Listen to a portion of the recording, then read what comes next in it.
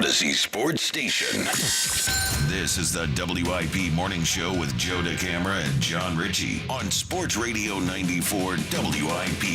What's going on, everyone? Joe DeCamara and John Ritchie. It is 94 WIP. Great to be with you, off and rolling.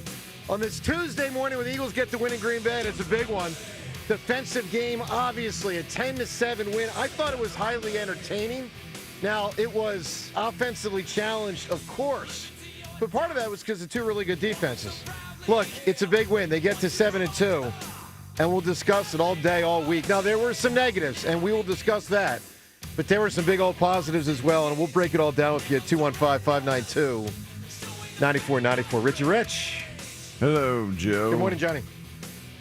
They should have punted. Yes, they should have. It was 4th and 6. Yes, okay. They should have. He talked after the game that he didn't want to kick the field goal because of the wind. He left it was out into that the part. wind. Yeah, I know. And the cold, yeah. I understand then. I understand. I didn't understand at the time. No, it was horrible. Because I thought, hey, kick a 52-yard field goal. But then, now all these hours later, I understood. But this is ridiculous. No, I don't understand. This was the wrong choice that he made when he chose to just throw the ball up. Was that an attempt to try to draw a pass interference call? You're saying the first half or the second half now? Second half still?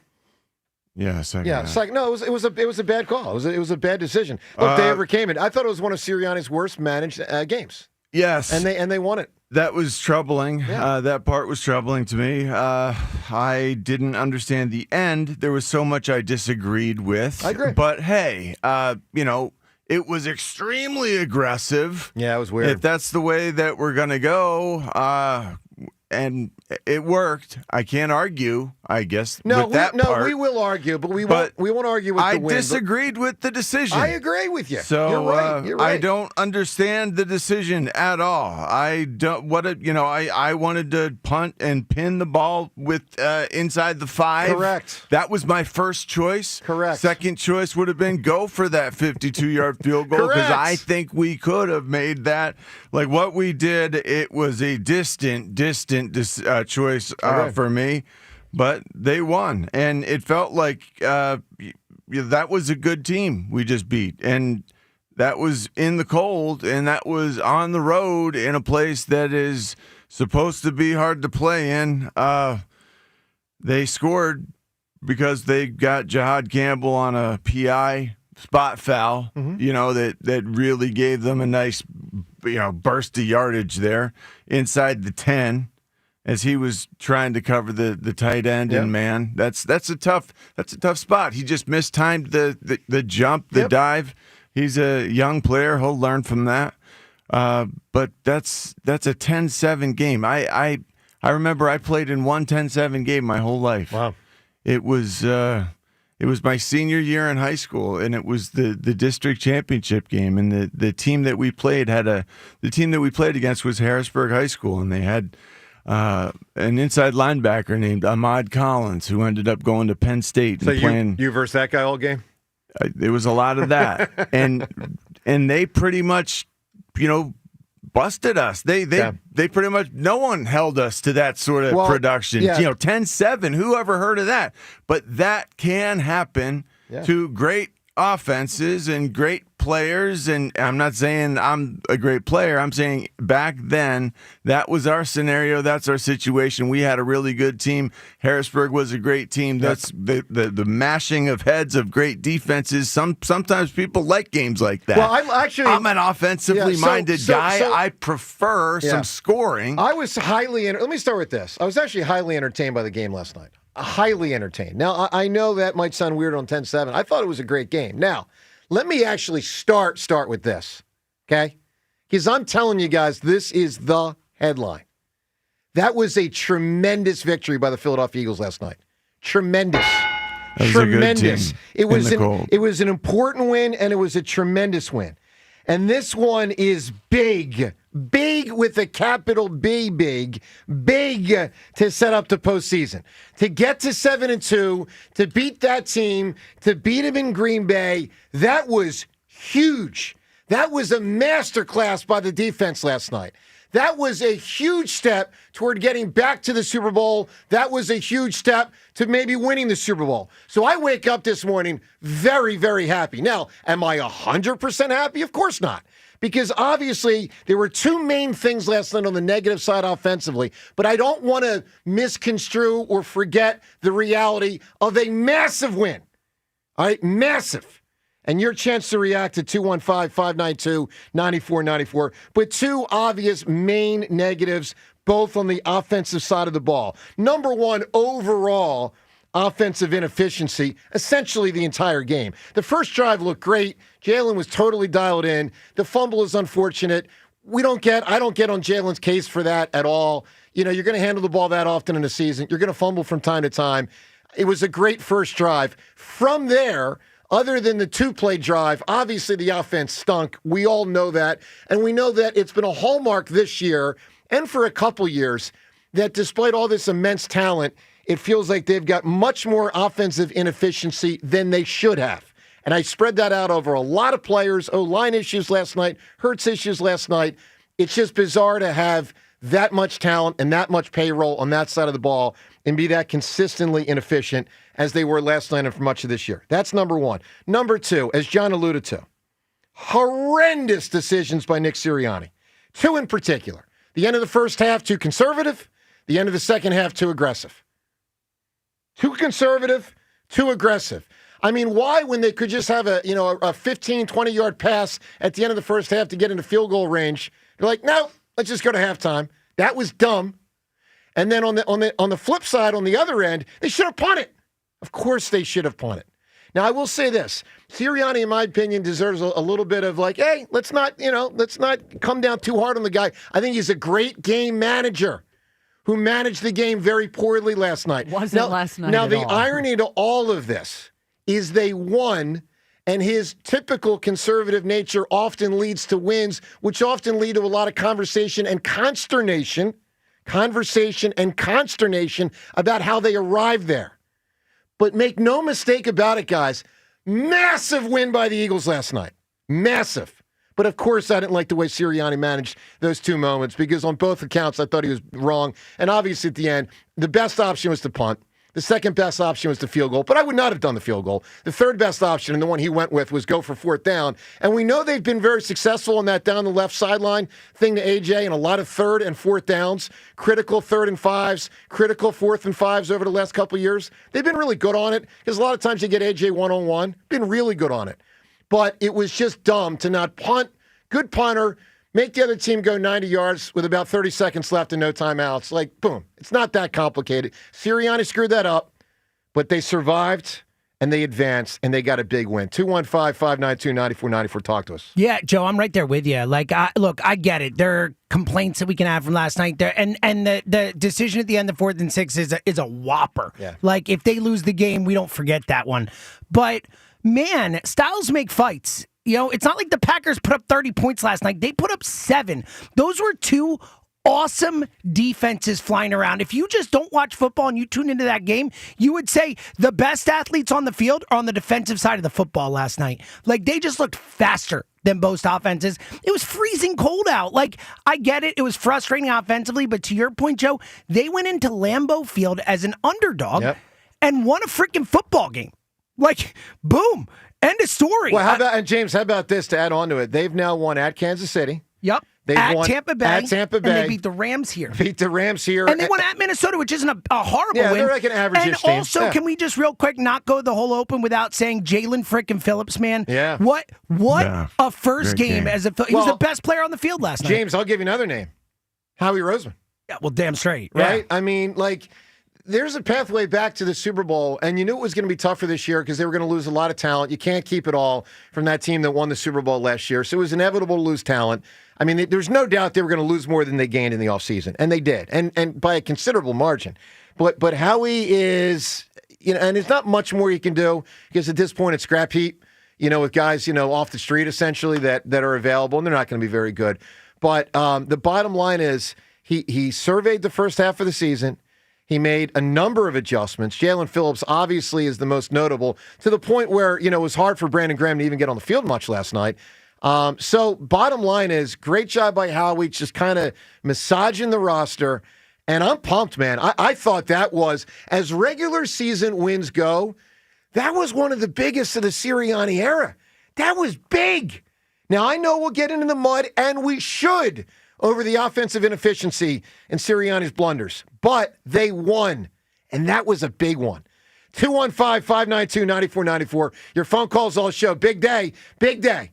Big day. Talk to us. What stood out to you from last night and this football team now at 7-2 after a Monday Night Football victory in Green Bay? Joe DeCamera and John Ritchie. It's 94 WIP. I love that Wild Fork Foods is turning up the flavor and savings. Also, the flavor and the savings with their 2 for less deal. Pick up their USDA choice Black Angus beef picanha, buy in pairs and save $1 per pound.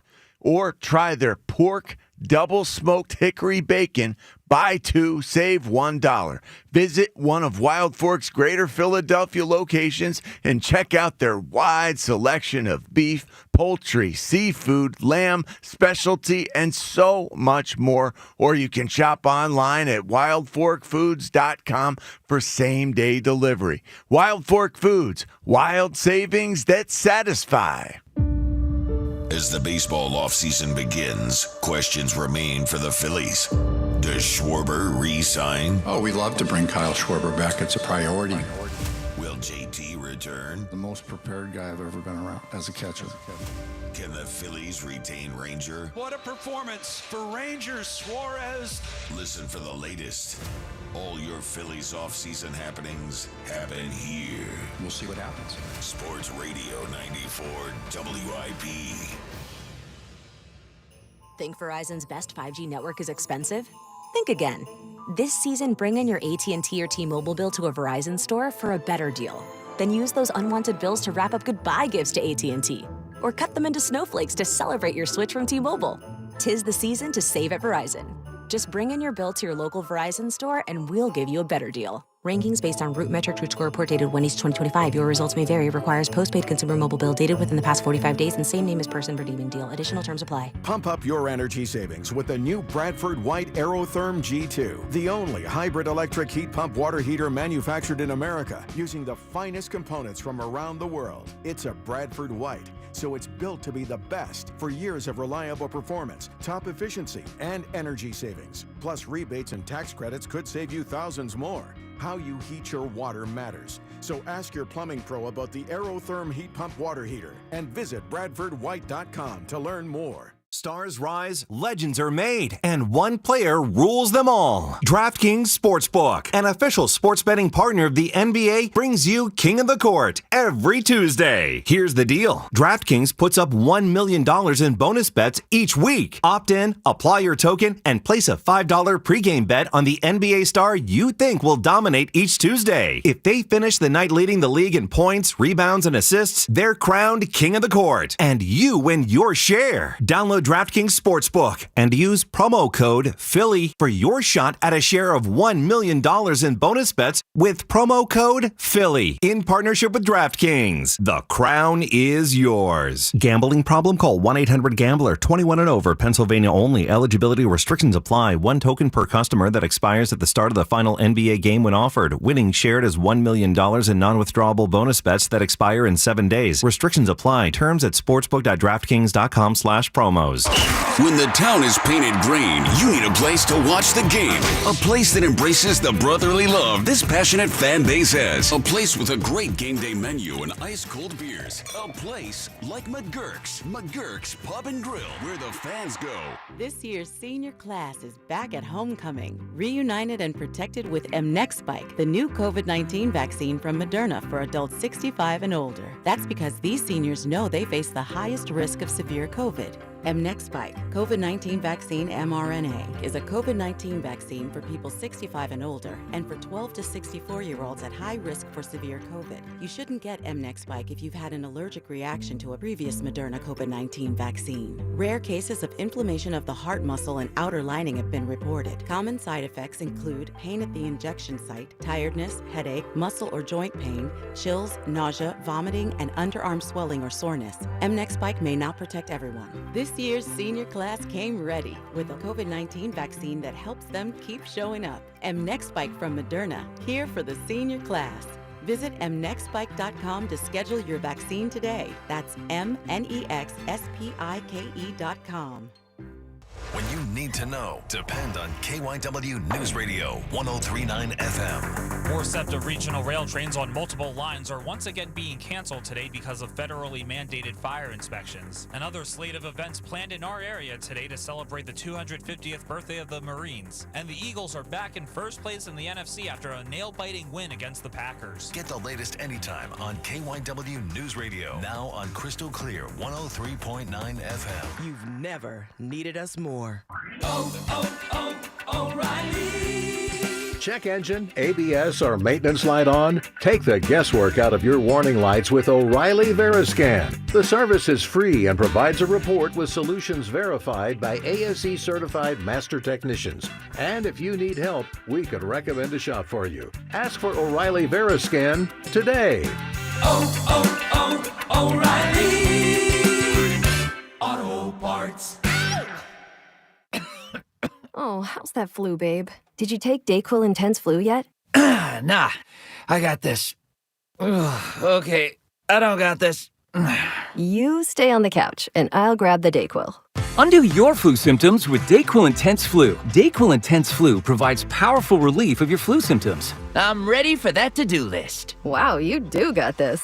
Dayquil Intense Flu. The daytime coughing, aching, fever, under your flu medicine. Use as directed. Keep out of reach of children. Today, partly sunny, windy, and colder. High 45. Weather brought to you by Staples. Have an easy holiday at Staples. Save on top tech and gaming gifts, shipping supplies and services to get your packages there safely. Even custom cards and wrapping paper. Staples. That was easy. Prescription products require completion of an online medication consultation with an independent healthcare provider through the LifeMD platform and are only available if prescribed. Subscription required. Individual results may vary. Additional restrictions apply at lifemd.com. Read all warnings before using GLP-1s. Side effects may include a risk of thyroid C-cell tumors. Do not use GLP-1s if you or your family have a history of thyroid cancer. Confused on where to start with weight loss medication? 95% of LifeMD patients said starting their weight loss journey was simple. Go to trylifemd.com now and see the best options with or without insurance for Wegovy, Zepbound, and more. Brian was approved for insurance coverage and lost 100 pounds. I love the fact that insurance covered almost everything because pharmaceutical prices are going through the roof. The first time I realized that LifeMD was working for me was when the hunger started going away. I never thought losing weight would be this easy. It's given me more energy. I would recommend LifeMD to anybody. Nearly 96% of patients said they would recommend the LifeMD program to anyone who wants to lose weight. Get started right now at trylifemd.com. That's TRYLIFEMD.com.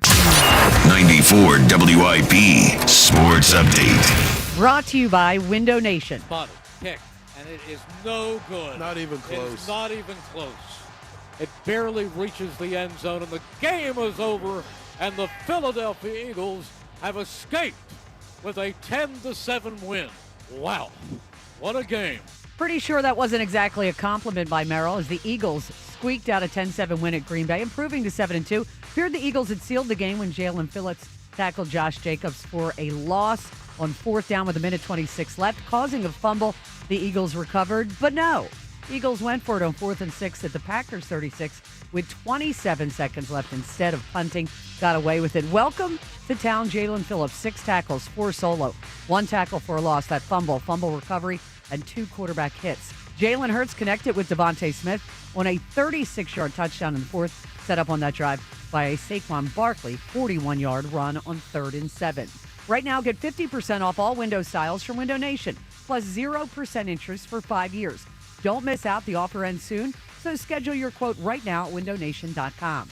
Partly sunny, windy, high 45. It's currently 32. You can hear every Eagles game on your streaming device. Just download the free Odyssey app or tell your smart speaker to play 94 WIP. Sports Update on 94 WIP.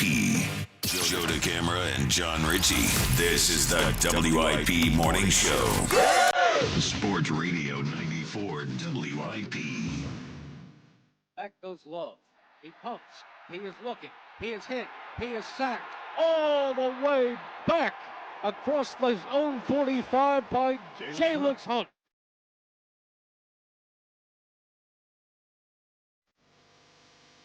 Well, all of a sudden, the Eagles look like they got a lot of options there at edge. Like a lot. I mean, Hunt played better. Obviously, the best was the new dude. You got Nolan Smith. You got BG. You got Campbell. You held options. You held an NFL team to 7 Yeah. points. That In is their home. that is an accomplishment. It really is. You held an NFL team that is considered to, have a pretty potent offense. Now they were hampered with injury at some of the key positions. course. The wide receiver spot and the tight end. But man, And the quarterback's it was decent, nice not to great, see. but decent, and the running back's very good, and they held him to 7. Well, that's the thing, and it felt like Josh Jacobs was about all they had that they could really depend upon. That's what they resorted to a lot of. But we should be proud of our pass rush because no longer did I worry who was playing opposite Quinyon Mitchell. No longer was that a concern because the timing was different, because the pass rush was just a little better. No question. It was, no question. yeah, I don't know if it was a. You could say it. felt You could say it. You felt it in every way. Yeah. You felt it on the field when you saw the push, but then you didn't consider the fact that those guys on the back end were put in peril in any way because it was fast. It was feeling. I felt good. Defense was great. Hey, this segment right now on WIP presented by Paramount Plus, streaming November 16th on Paramount Plus. It's the return of Landman from Taylor Sheridan, co-creator of Yellowstone, Academy Award winner Billy Bob Thornton. He's back, featuring Academy Award nominees Demi Moore, Andy Garcia, and Sam Elliott. Landman, new season, starts November 16th only on Paramount Plus. Let's get your reaction. 215-592-9494. What Sirianni said after the game, we're going to get to that. The full press conference coming up in about 20 minutes. Hassan in Strawberry Mansion kicks us off. Good morning, Hassan. Good morning, everybody. How you doing? Good, man. Doing great, Hassan. By my man Joe Buck, the trade father for the win. I'm sorry, say that again? I said Joe Buck named him the trade father, and I like it. The trade father. I got you. Yeah. Howie Roseman. Yeah, we should be win. very, very thankful for everything that Howie has done for us. Well, Hassan, everything he's given this team. Yeah, this is the kind of win, frankly, if I'm an owner of one of the other 31 teams, this is why I'm like, dude, if Howie ever becomes a free agent, I'd pay him. Like, if I'm going to pay a player $30 million, I'd pay Howie $50 million. 100. I'm serious. If Literally, James, if the dead objective serious. is to win, like, why doesn't he make You're a $50 terrible million? negotiator, I don't James. think you can. I don't think you can pay him enough. Seriously, I agree. it's You like the pay him LeBron enough. thing we always talk about in the NBA. If you could pay players more, guess what? LeBron is worth more. Back you know? then, yeah. back then. 7 You know what years I'm talking ago. about? Yeah, Yes, yeah. Jordan back in the day. Yeah, Yeah, of course. Howie is definitely priceless in my book. He should be here as long as he wants to be, in my opinion. He will be. As long as he wants to be, he will be. For sure. And I don't want to be honest, and it's not even because I had the Eagles plus 10 or anything like that. I like Nick going for it at the end. Nah, it was dumb. With that win, it wasn't in any other situation, I would say it was dumb. Green Bay hadn't moved the ball into scoring position all game. Well, that's even more like I get your point. You trust your defense, and you're saying I don't think Green Bay's offense is that potent. And in the end, that is how it turned out. But Hassan, make him go 90 yards in 35 seconds. I mean, really, it's not that complicated. I mean, a different world, you could get AJ to go 100%. He might catch that ball. You know what? I know that was discussed post game. I didn't notice that. It was a contested ball. It was tough. It's a low percentage I looked play. at it right there. It could have been a flag, and it could have been a touchdown if AJ gives 100%. Like, I need you to give 100%. Like, when you came down and noticed Saquon, like, in my opinion, on that play when Saquon went like 30 yards, the biggest thing of that was that AJ saw him open and turned around and gave him blocks. Yeah, that blocks, was my biggest takeaway right there. Like, okay, he's with us. He want to win. Like, a lot of diva receivers would have turned around and gave a little whiff block. But AJ went down, and that was like, okay, he ain't getting the ball. He's not getting no production, but he ain't out there pouting. Well, listen, that last play, I don't know. All right, Hassan, I've heard others say that. I didn't see it that way. And look, if he had run through the defender more, he certainly could have increased the probability for pass interference defensively. But I didn't think his effort was bad on the last play. All right, Rhea, your thoughts on the game. What do you make of it? I was willing to tweet for A.J. Brown after the game. Tweet for him? Yeah, tweet for him. Saying? I mean, I listen, the defense was great. Yeah. It was also an incredibly wounded Green Bay team. But, I mean, I loved what they got after Jordan Love. But, I mean, they lost Dobbs early, lost their center to a broken leg. But the defense was great. I'm not going to – but if I'm Vic Fangio, I am furious with what Nick Sirianni did at the end of that game. I mean, that was outrageous. But it wasn't just that. It was the minute that Jalen fumbled that ball, it was like, oh, we're not doing nothing for the rest of the game. You had a 3rd and 2 situation, which they threw it twice. You just need to pick up 2 yards. You have 3 running backs and a quarterback. Now, remind me, 3rd and 2 when? That was what was in the first half, James? I think it might have been the second half. Yeah. I was said they should just push twice in that spot. But it was a weird call there. It was, and they're lucky that LaFleur is terrible. That guy is he must be coaching for his job. I despise the play calling in that game, and I was that AJ had 2 targets up until that last one. Well, listen, if I'm AJ, I want out. Yeah. That's why I said I'm willing to tweet for him after yesterday's game, because it was just, you are not going to win in the playoffs with that kind of approach. So I think you can. Because I think to a large extent they did last year, conservative. Now, they played great offense in the last 2 games, but they didn't play great offense in the first 2 playoff games last year. So I think you can. And I think the situation dictated it more than normal. I would agree with that. Like, no offense moved the ball. It was freezing cold. Like, it's not an excuse. It's going to be cold in January. I get it, but it was just the situation of the game. Like, again, if the Packers couldn't move the ball, the Eagles couldn't move the ball. Yeah, it was just one of those nights. And here's the way I'd sum it up. And listen, I'm sure we're going to get into this a lot this week. And a lot this year, as we've gotten into it for the last, say, 4 years, since the Eagles have been, an elite team. Which maybe I think this week I'm ready to say they are again this year. I wasn't ready to say it last week. This is a big win. But the reality is they have as conservative a coach and as conservative a quarterback, I think, as we've ever seen in Philadelphia. Except for the last play. Except for the last play. Right. No, for sure. Except for the last play. And it's frustrating, right? It drives a lot of us nuts and a lot of twists and turns throughout the season. But they keep winning. So I feel like, John, it almost puts the fan in a bind. It's like, well, I'm frustrated. My team won. Like that's how I sum up the Eagles' experience over the last couple of years. It's bizarre, man. Now, I'm not letting Sirianni off the hook on some of these, so don't get me wrong. But they do find a way at the end to land the plane with a victory. Well, and it's very impressive. Something that relates to that he was talking about last night in his post game. He views a check down. He views a pass essentially the same as a run. Nick Sirianni. Okay. Last night, after the game, he was talking about, hey, we knew what we were going to get. It was going to be a too deep look, a weird too deep look. Yeah, run into it. So we were just going to end up checking down to a back, and essentially, to us, whether we hand it off to him or check it down to him, it amounts to the same thing. And this is the first time I started thinking about, okay, he really does look at it completely differently, for sure. And that does make sense, what he's saying there. We should not get so hung up with the run-pass balance thing. But I'll say this. If we're getting a guy the ball in space, that's the goal. But a lot of people would say a lot of people would say with AJ and Devontae, with Jalen as a quarterback, pass through that defense and get the 3rd and 8s, get the 3rd and 12s, and pierce the defense and complete it anyway.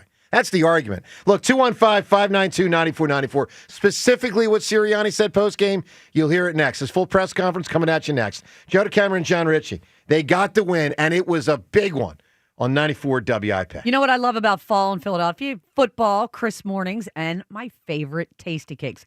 When the chill hits the air, it's time for those limited edition fall treats like salted caramel donuts. Who doesn't love salted caramel donuts? Or pumpkin pie. I grab a box for home. I grab one for the WIP studio and maybe one more for my son before they're gone. So go ahead, warm up with some spice crimpets and a hot chocolate. Make today tasty with Tasty Cake. And remember, Accept no substitutes.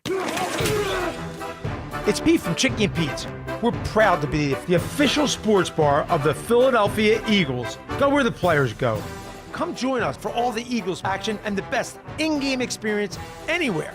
Ice cold draft beer, all of your Chickie and Pete's favorites, and of course, world-famous crab fries.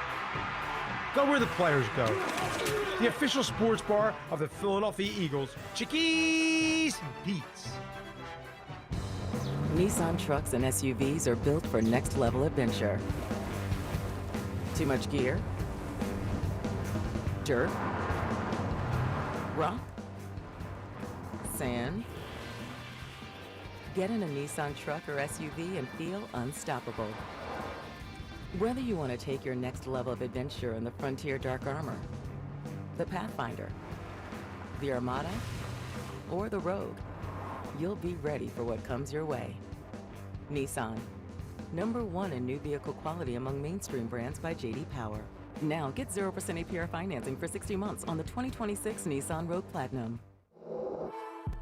Visit jdpower.com/awards for information based on 2025 model year 2026 Rogue from new dealer stock. 0 down payment, 60 months financing at $1,667 per month per thousand financed. Down payment may vary, subject to NMAC credit approval. Not all buyers qualify. Dealer contribution may affect actual price. See dealer for details. Ends 12/1/25. Hey Eagles fans, Crown Royal is a proud partner of the Philadelphia Eagles. And this season, it's not game day without the generous spirit of Crown Royal. Whether you're at the tailgate, in the stands, or watching from home, Crown Royal is the reason and the reward for coming together. Grab a glass with the Crown Royal rig at a stadium near you because they'll be sharing the generous spirit with fans across the country. Crown Royal, fueling game day with the generous spirit. Visit crownroyal.com/royal rig for more on the Crown Royal Rig Tour. Please drink responsibly. Game day is for noise and excitement. But renovating your home, that should be smooth, simple, and stress-free. Tillman Builders knows your home is your sanctuary. That's why their team isn't just skilled, they're polite, respectful, and actually enjoyable to have around. You want a team you can trust. And after just one meeting with Tillman Builders, you'll feel it. They guarantee it. Start your free estimate today at tbremodel.com. Remodeling without the chaos. Billy knows how to get game day ready. The jerseys, the wings, the oil change. Yeah, the oil change, because your car needs to perform too. At Meineke, we'll get your ride tuned up faster than a 2-minute drill. Brakes, tires, oil changes, exhaust, batteries, and more done right at the right price. Don't let car trouble bench you this season. Come to Meineke for all your car care needs. And right now, Meineke's offering a synthetic blend oil change for only $34.95 with free tire rotation. See your local Meineke dealer for details. Meineke, doing car care right. Oh, hey, welcome to gift wrapping. Whoa, Zoe Saldana. Hey, can you wrap these, please? Wow, iPhone 17s. You splurged. At T-Mobile, you can get 4 iPhone 17s on them. It's the perfect gift for everyone. I'm the worst. I only got my mom a robe. Well, it's better than socks. So I have to trade in my old phone, right? No, at T-Mobile, there's no trade-ins needed when you switch. Keep your old phone or give it as a gift. Incredible. In fact, wrap up my old phone, too. For my Aunt Rosa. Forget that. Aunt Liz will be jealous. Sounds like my family drama. Oh, I got it. I'll give it to my abuela. I'll take reindeer paper with, hey, where are you going? To T-Mobile. Thanks, Zoe. The holidays are better at T-Mobile. Get 4 iPhone 17s on us. No trade-in needed when you switch. Plus 4 lines for just $25 a line. With 24 monthly bill credits and 4 eligible port-ins on essentials for well-qualified customers. Auto pay plus taxes, fees, and $35 device connection charge. Credits end in balance due if you pay off early or cancel. Contact us. Finance agreement 256 gigabytes, $830 required. Visit T-Mobile.com. It's about time delivery worked on your schedule. Same day, next day, or scheduled in advance. However you plan it, the Home Depot delivers the whole job. From drywall to doors, plumbing to paint, we'll get it there when you need it. Because on the job site, timing is everything. You order, we deliver. It's that easy. The Home Depot Pro. It's about time. Okay, I have to tell you, I was just looking on eBay where I go for all kinds of things I love, and there it was. That hologram trading card. One of the rarest, the last one I needed for my set. Shiny like the designer handbag of my dreams. One of a kind. eBay had it, and now everyone's asking, ooh, where'd you get your windshield wipers? eBay has all the parts that fit my car. No more annoying, just beautiful. Millions of finds, each with a story. eBay. Things, people, love. The NBA season is here, and Fanatics Sportsbook is running all the right plays. Bet with Fanatics and earn up to 10% fan cash on your bets, win or lose. So even if your bet doesn't hit, you're still scoring fan cash, which you can use on NBA fits, tickets, and access to exclusive Fanatics events. Plus, with Fanatics Fair Play's first half injury protection, if your player goes out with an injury, your bet stays in play. Fair Play protects your bets all season, refunding your bet or keeping your parlay alive. Why risk it with other sports books when your player props are protected with the home of Fair Play? Fanatics Sportsbook. Winning hits different here. Must be 21 plus. Gambling problem? Call 1-800-GAMBLER or 1-800-522-4700. MD, visit mdgamblinghelp.org. Offer not available in all states. Terms apply. See Fanatics Sportsbook app. 94 WIP Sports Update. Brought to you by the Laborers District Council Lesson Fund. Eagles eked out a 10-7 win at Green Bay on a night the defense balled out while the offense had a lot of head-scratching play calls, holding a 3-point lead with 1:26 left. As you could hear on the broadcast, Mauro Ojimo called out the play that led to Jalen Phillips stuffing Josh Jacobs for a 5-yard loss and a fumble. It's Jacobs. Flag flies. Jacobs is brought down, and the ball was out. Jacobs, acknowledging postgame the Eagles did indeed call out the play, says the fumble happened because he tried to pitch it back to Jordan Love. Seemed like that play would seal the win, but the Eagles inexplicably went for it on 4th and 6 with 27 seconds left. Didn't convert, giving the Pack one last chance, a 64-yard field goal attempt that fell way short. The Laborers District Council of Philadelphia and vicinity are committed to providing the safest, most well-trained workforce for the construction industry. Laborers building a better future today. Partly sunny, windy, high 44. It's currently 32.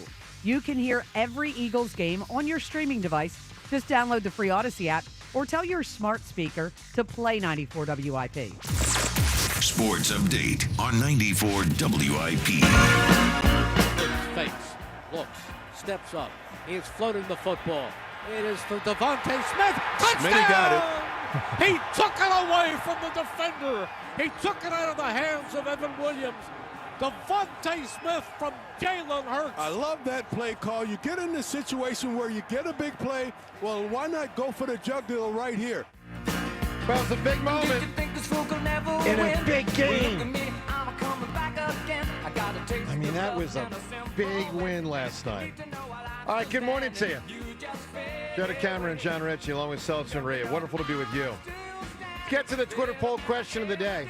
It's brought to us by Armin Chevrolet. Red Tag Bonus Cash is back at Armin Chevrolet. In stock now, the 3-row Chevy Traverse.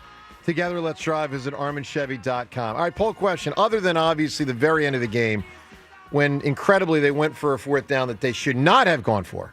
Other than that, do you think Nick Sirianni and Kevin Patullo were too conservative with their play calling last night in Green Bay? Yes or no? You can vote at Sports Radio WIP. How many times on can Twitter. I vote? I know. I hear you, Ray. I agree with you.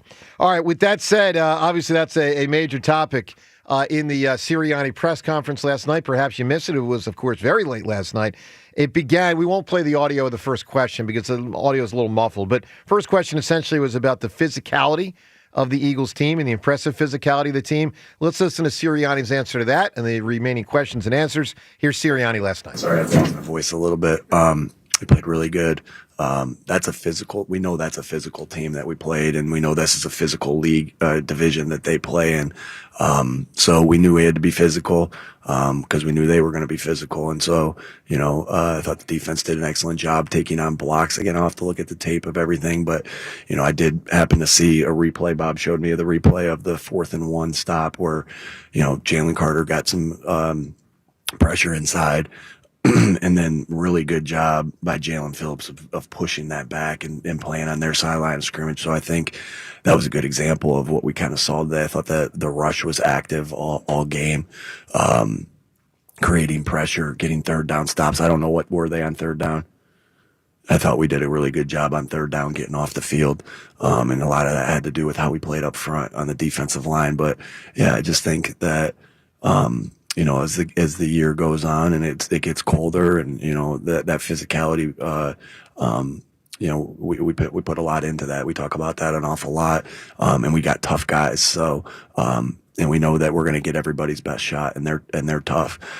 Again, so much respect. That was a dogfight, hard place to come in, to play. I got a lot of respect for Coach LaFleur and that football team.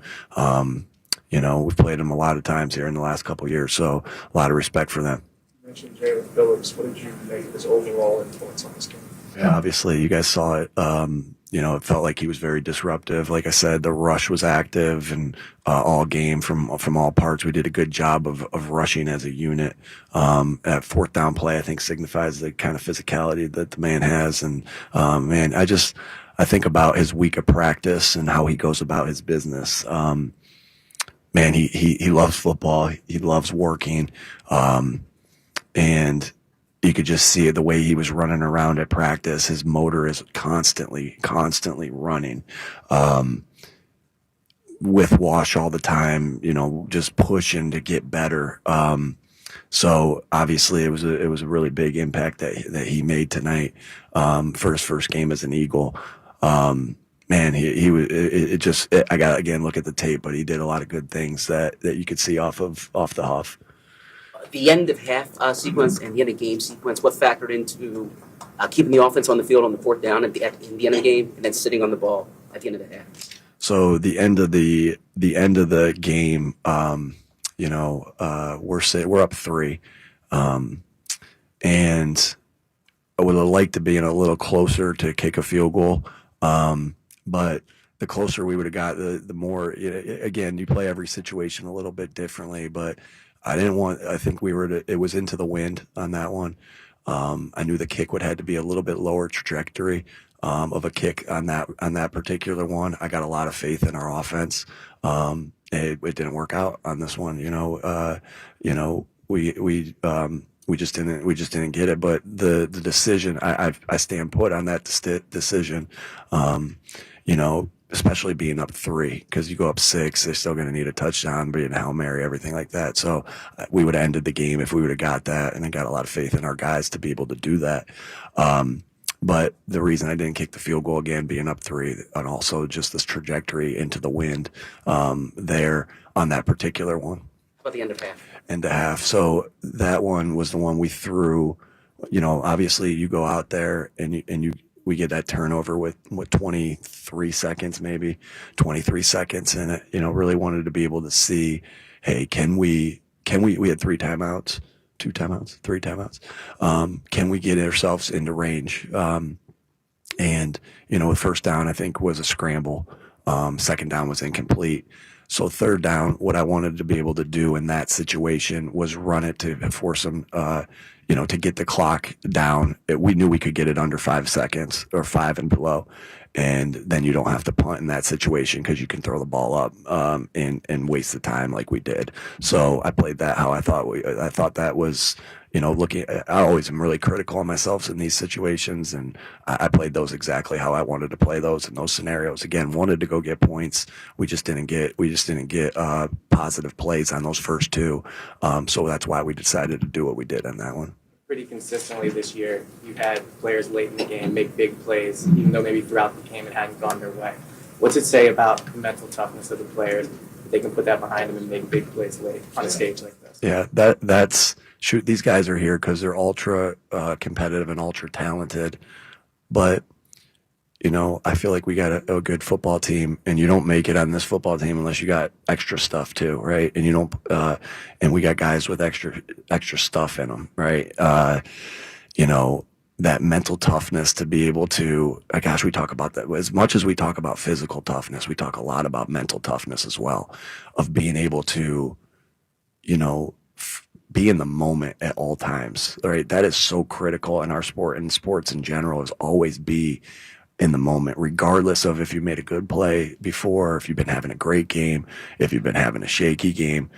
All that matters is the next play. We'll get everything else fixed as we continue to move forward. But to have guys like that and coaches like that can be in the moment when it's just, grimy and nasty. I mean, that's what I said in there. I'm like, hey, sometimes they're ugly. And Vic goes, I didn't think there was anything ugly about that. And then defense decided there wasn't. But, in a moment, like that's what I said to Saquon, we're up 3-0. And Jalen and Saquon make this great play, and AJ gets a block on the play. We really needed that in that moment. We really needed that. And it's like, hey, it could not be going your way. And then you just got to stay in the moment. And what a good example for our guys. That's how life is too, and I try to correlate those things as much as I possibly can to life, is because you're going to be up sometimes, you're going to be down sometimes, but it's about how you respond, and it's about how you be in the moment for that next one, because all that matters is that next play and learning from the past. What does it mean to have Jalen Phillips' size and range? Yeah, he's a big man. Again, I always like to joke when I meet people. Like, I think I met Scott Van Pelt today. He's a really tall guy. He's like, and I'm kind of tall too. And he says to me, he's like, oh, you're taller than I thought. And I said, well, I stand next to Jordan Mailata and Lane Johnson all the time. And now Jalen Phillips, he's huge. He's a huge guy. But I would say to your question, like, those guys come in all different shapes and sizes. You look at BG, he's stocky, but he can play that. He can play those blocks with that strength. So it's not necessarily, obviously in our league with the best of the best, it is like your attributes have to be good to be, especially at that defensive line to lock out. But it really comes down to your physicality and how you play those blocks. And I thought he did a really good job of playing those blocks. Obviously his size has a lot to do with it, but what has a lot even more to do with it is heart and his toughness and his physicality. There were a few 3rd and longs today where you guys ran the ball. I'm sure with each one there's different decision making, but generally, when it's 3rd and long and you run it, how do you balance like maybe a more conservative play call with let's give the talented players a chance? Sure, you got to look at the coverages they're playing back there too. A lot of respect for their defensive coordinator and that secondary that they have. They were doing a good job of disguising, playing a little bit of shell in those areas, so you could say, there's times to be able to do that. If you're getting one-on-ones, we didn't think we were getting one-on-ones right there. And then you can still search those and check it down. But, with some of the way they were giving us looks, we thought we could be able to split some of those things in the run game. Sometimes they work, sometimes they don't. I know those will always be questioned, but, I know the defense was playing good in those moments. That's not meaning that we're conceding, because we have a lot of faith in those run calls there. But I think when you're able to run the ball, and again, we didn't pick those up today, but, I think when you're able to run the ball in those areas, it makes some defense play a little bit more honest. But, they were playing a lot of shell behind us and a lot of funky cover twos that, we knew the ball would have been checked down, and it's just a different way to get to that. That was the decision we made right there. And, like we said, we'll go back and look at everything. With the toughness, you talked about that a lot. With Lane Johnson, you maybe get back on the field. What did he go through to get there? What did you? Man, he's a warrior. These guys put their bodies on the line, and I guess got so much respect for that. It just makes you, when you see guys doing that, makes you, we always think about like, man, you're going to do everything you can as a coach to help these guys, be successful. And then you get stuff like that where they're battling through, and everybody's battling through stuff at this particular point, but Lane goes through that and comes back in a critical time. And it just makes you want to fight, as a coach, it makes you want to fight for him even more. And I know that the players feel that too. So, when you get guys that are, I think back to the NFC Championship game last year, and Saquon saying to Cam when he came back in, like, man, way to fight for us. And Landon, being able to do that, like, way to fight. Like, all these guys are going through, and for Lane to do that, like, man, that just does this to a team even more. When guys are willing to sacrifice themselves for the good of the team. I mean, that's why this game's so awesome. Like, and why we got so many good guys on this team, because it just does this, especially when someone like Lane's doing that. In there, the offensive players were pretty critical. How do you look at that? I'm sorry? The offensive players were pretty critical of the performance overall. How do you look at at the offense is the whole game tonight? Yeah, sometimes it's going to look really pretty. Sometimes it's not always going to look pretty in this league. We found a way to win. We'll be very critical. We're going to enjoy that. Like, I think sometimes it's like, hey guys, like, we got to enjoy these wins. It's hard to come into this place against this team, well coached, good players, and win a game. So we have to enjoy this. But make no mistake about it. Like, every one of us is determined to get better and continuing to rise. And so I love that they feel that way. We feel that way. But we're going to enjoy this. I'm going to enjoy this because I know how I feel if I'm in the other end of it. And so I'm going to enjoy this. But, you know, you can ask any of those guys, like, when we get back in there on Monday, you know, obviously this week it'll be a little bit different.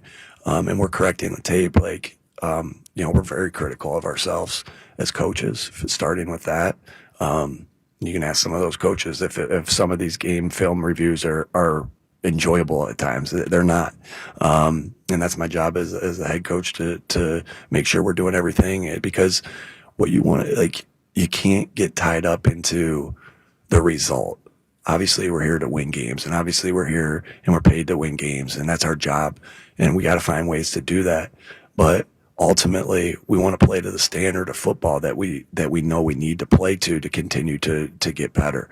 And so, like, when something, you know, obviously the defense had a great game, we got to get better from that and celebrate those things that we did well and correct the things we didn't do good. And then offensively, obviously, that's not, you know, we scored 10 points. Obviously, that's not enough points. Tonight it was, but it will be business as usual when we get back in there. We're happy with the result, but we don't get tied into it. We get tied into our standard. And that's what's so critical, to be able to paint the picture of what the standard looks like and then be relentless in holding everybody to that standard, including myself and all the coaches and all the players. End of game, fourth down, the actual play call itself. Traditionally, probably not a super high percentage play, but you guys have hit those. How do you balance that? Sure. In that moment? Yeah. Again, in that moment, you know, we made the decision to go for it in that one. Don't regret that at all. Wanted to be able to end the game. Played in, you know, it didn't work this time. Sometimes that happens, and you know, but I got a lot of faith in sending those guys back out there in those scenarios. You know, I had a very similar one, you know, that we're all high-fiving about against Cleveland last year, right? Very similar, that we went vertical on, and Jalen made a great play. Didn't work this time. Had a, you know, in a 4-minute mode, kind of similar-ish to the Minnesota game. So, you know, when they work, you know, we're high-fiving. When they don't work, you're going to go back and say, hey, was this the best thing that we should have done in this particular case? And we'll be hypercritical of ourselves there, but I know how much trust I have in Jalen, and I know how much trust I have in the guys that are out there, and you threw it to AJ in that particular case, and AJ and the offensive line and everybody that goes into that. And yeah, we'll look at it, but we've hit it before, and this time we didn't hit it, and the defense, you know, did a great job of ending the game without any points. All right, that's Nick Sirianni last night. Look, he's a great coach. I believe it. Great with a capital G, but he got very lucky last night. He had some whoppers of mistakes. And they, you know, primarily won the game because the defense won the game. I mean, that's why they won the football game last night. 215-592-9494. Your reaction to it. Let's get to Keith in Germantown. What's going on, Keith? Good morning. Good morning. What's up, Keith? It's a great morning, Keith. I want to say something. We hurt them. We hurt them real bad. This is the second time we beat Green Bay this year. And I just yeah, you're not wrong. Took me a second there, but you're this right. calendar year. Yeah, Yes, sir. yeah. That's true. And I think that By the way, Keith, third time because they won the tush push vote. Nice. There you go. So I think that we're in Jordan. We're in the quarterback of Green Bay Packers. I think that we're in his head. I don't think he's that good, Keith. He's decent. He's above average. I watch him play, and I don't think he's that good. Well, they believe he is, but when we seen him yesterday, I don't think he is. I think he got nervous a few times when he was playing us, and you could see he got nervous. Like he can't believe that, you know, we came at him that hard yesterday. You know, it just seemed like all the new players that are Howie went out to get. Well, Keith, look, it's notable that let's talk about the edge rushers. They had three guys that hadn't played the last month play. So it wasn't just Brandon Graham, who can't even get on the field much because you got all these other guys. You get Nolan Smith back, plus you get Jalen Phillips, who played the most of all of them. I'm talking about the edge rushers. So, yes, Keith, to your point, I mean, whether Jordan Love was, to use the word you said, nervous or just affected, I don't know if nervous is quite the right word, maybe, but he was obviously affected by pressure. And to the point Ria's made and made many times last week prior to the game, he didn't have a lot of his top receivers, so he was kind of in a tough spot. And, the Eagles' defense, with their talent and with Vic Fangio, they won the game. Unbelievable defensive performance. 215-592-9494. Coming up, the NovaCare Rehabilitation injury report. Lane Johnson will focus on that, a few other things. Plus the Merrill montage up ahead. How it sounded last night here on WIP. And your phone calls. It was a great win. I know there's a lot to complain about. I'm with you there. But I hope you're with me on this. That was a great, impressive, an important win by the Eagles last night. Phone calls all show. Joe DeCamera and John Ritchie. It's 94 WIP. It is time to start getting the house ready for Thanksgiving, but it is no fun when you can already feel that November cold air drafting by the dinner table. You can almost hear your heating bill getting ready to skyrocket. I just had Window Nation out to my home to fix a window just in time to beat the cold weather. Be like Rhea. Call Window Nation. Be like me, too, and put an end to those drafts for good. I'm so happy we did this at my house for my kids' bedrooms. Plus, Window Nation was just ranked #1 by Forbes, and their installation crews can replace your windows in one day. And right now, their end-of-year sale is so huge. Save 50% off all window styles. 50% off with one-day installation. That is already incredible. But Window Nation likes to pair their offers with great financing. That's the best part. You could get 0% financing for 5 years. Get a warmer home now and an affordable payment plan for the long run, too. This offer ends soon, so schedule your fast free estimate right now. Call 866-90-NATION or visit windownation.com. Imagine being the wizard of your own home. With Xfinity, intelligent self-healing Wi-Fi fixes problems like magic. It boostifies speeds to your devices when you need it most, and makes your favorite Wicked content sparklify on every screen. All while a spell of protection helps keep your family safe online. When you're out in Oz, Xfinity Mobile joins Wi-Fi and 5G to keep your phone connected from here to the Emerald City. If you had the most intelligent Wi-Fi from Xfinity, everything would work together for good. And now you can cast a spell to stop time and keep your internet bill steady for 5 whole years. With the Xfinity 5-year price guarantee. No contracts or commitments with amazifying equipment included. Xfinity, imagine that. And see Wicked for good, only in theaters November 21st. Restrictions apply, select plans only. Xfinity Mobile requires Xfinity Internet. It's football season. Make Surfside your tailgate must-have. Made with real vodka, only 100 calories, and 0 bubbles. Easy to sip and enjoy. It's not a seltzer, it's Surfside. Ask for it wherever you tailgate. Must be 21. Please drink responsibly. It's Black Friday at Spring Dance Hot Tubs, happening now through December 1st. Unwrap relaxation with up to $5,000 off hot tubs, plus a free Smart Water IQ system. Buy today and have your new hot tub delivered by Christmas. Heat up the holidays with up to $1,500 off saunas, or chill out and save $1,500 on cold plunges. And don't miss $1,000 off Smart Top hot tub covers with any new hot tub purchase. Hurry, all deals end December 1st. Visit Spring Dance Hot Tubs today and make your holidays warmer, brighter, and better than ever. Spring Dance Hot Tubs, where relaxation begins. The Hess truck's back and it's better than ever. Roaring engines this year. Hess race cars are here. The Hess stock car racers are loaded with lights, sounds, and a powerful racing motor. Only at HessToyTruck.com. Free shipping and batteries included. Okay, I have to tell you. I was just looking on eBay, where I go for all kinds of things I love, and there it was. That hologram trading card.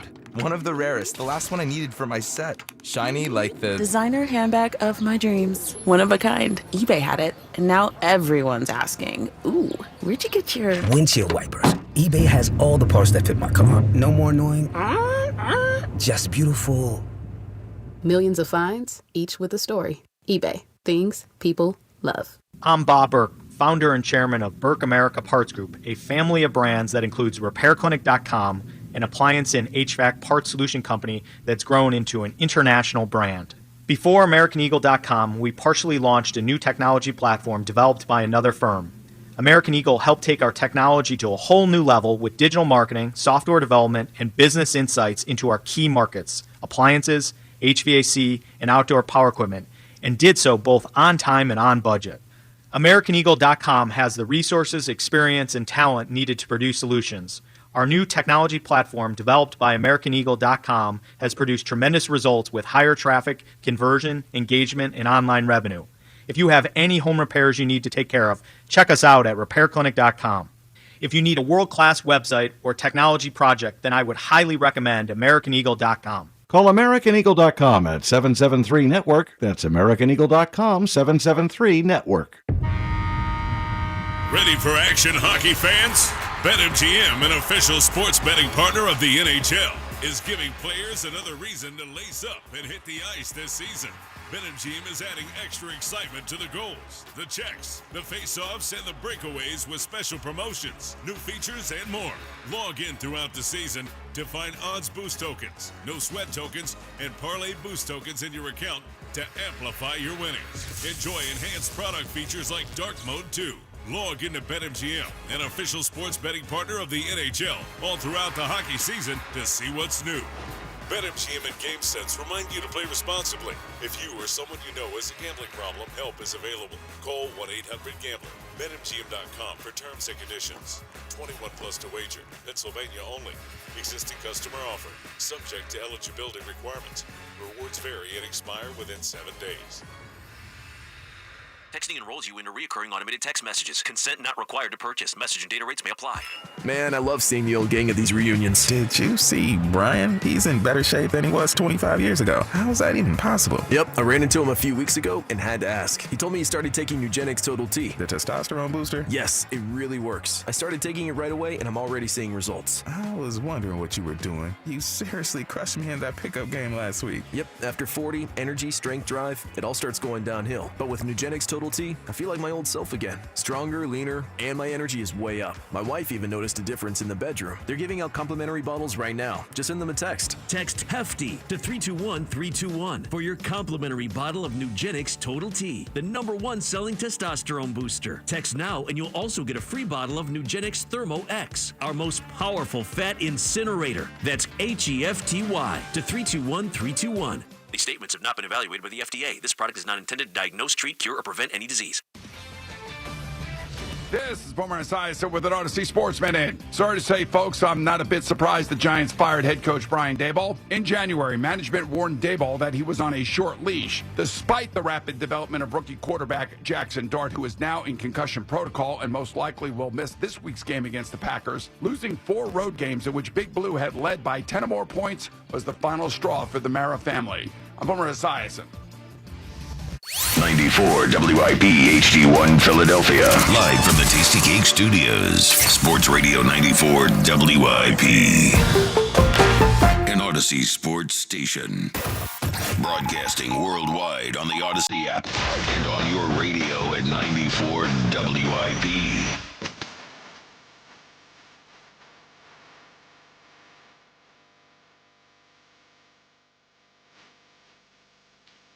Well, a really big win by the Eagles last night. Wasn't exactly perfect, to say the least, but they got it, and it was big. Now, injury during the game, Lane Johnson. He came back in, but it was a concern, obviously, could linger. For more on this injury, let's do the NovaCare Rehabilitation Injury Report and talk to Dr. Alfonso Arevalo, an orthopedic surgeon at Delaware Orthopedic Specialists in Newark, Metro, North Wilmington, and Stanton, Delaware. Doc, it's wonderful to have you on the program. It's also good to know Lane Johnson was back in there last night. Good morning, Doc. Good morning. Thanks for having me on. No, it's our pleasure. So, I know you specialize in sports medicine and orthopedic treatment for the hip, the knee, and the shoulder. Let's talk about the ankle. Let's talk about Lane Johnson. What did you make of it as you saw the replay of what occurred and then the reality that he came back into the game? What do you think that means? Of course, Eagles have another game now in 5 days. What do you think that means for 5 days? What do you think that means for the rest of the year? Yeah, I think when you look at the injury film, it looks to me like he had some element of an ankle sprain, whether that's a low ankle sprain or a high ankle sprain. He does have history with that ankle, having surgery back in 2020. And so that was my initial concern when I first saw the play. How does that complicate things, Doc? The tightrope surgery that he had on his left ankle in 2020. Yeah, the tightrope surgery is a very successful surgery, and so I imagine he was evaluated at the half. They got probably some X-rays to ensure that device is still working, and so I think it's encouraging to see him back out there on the sideline, and then playing on that final drive. Yeah, a device is in his ankle that they had to make sure was still working. Yeah, so the tightrope mechanism is essentially two pieces of metal, one on the fibula bone, which is the bone on the outside, and one on the tibia on the inside. And there's special suture that holds that ligament kind of in place, and so that the ankle remains stable. You know what is, John, what's notable? And I think all Eagles fans will remember this when we talk about the ankle from 5 years ago, which lingered for a couple years. In Lane's now, 12-year career or 13, whatever it is, that's the worst he's ever played. Like that year or two, that was because he's been a stalwart the whole time, but he had a down year or two in there. He shut it down with a couple games left. He did, yeah. But he struggled. Yeah. That was the only time in his career I would say Lane Johnson struggled.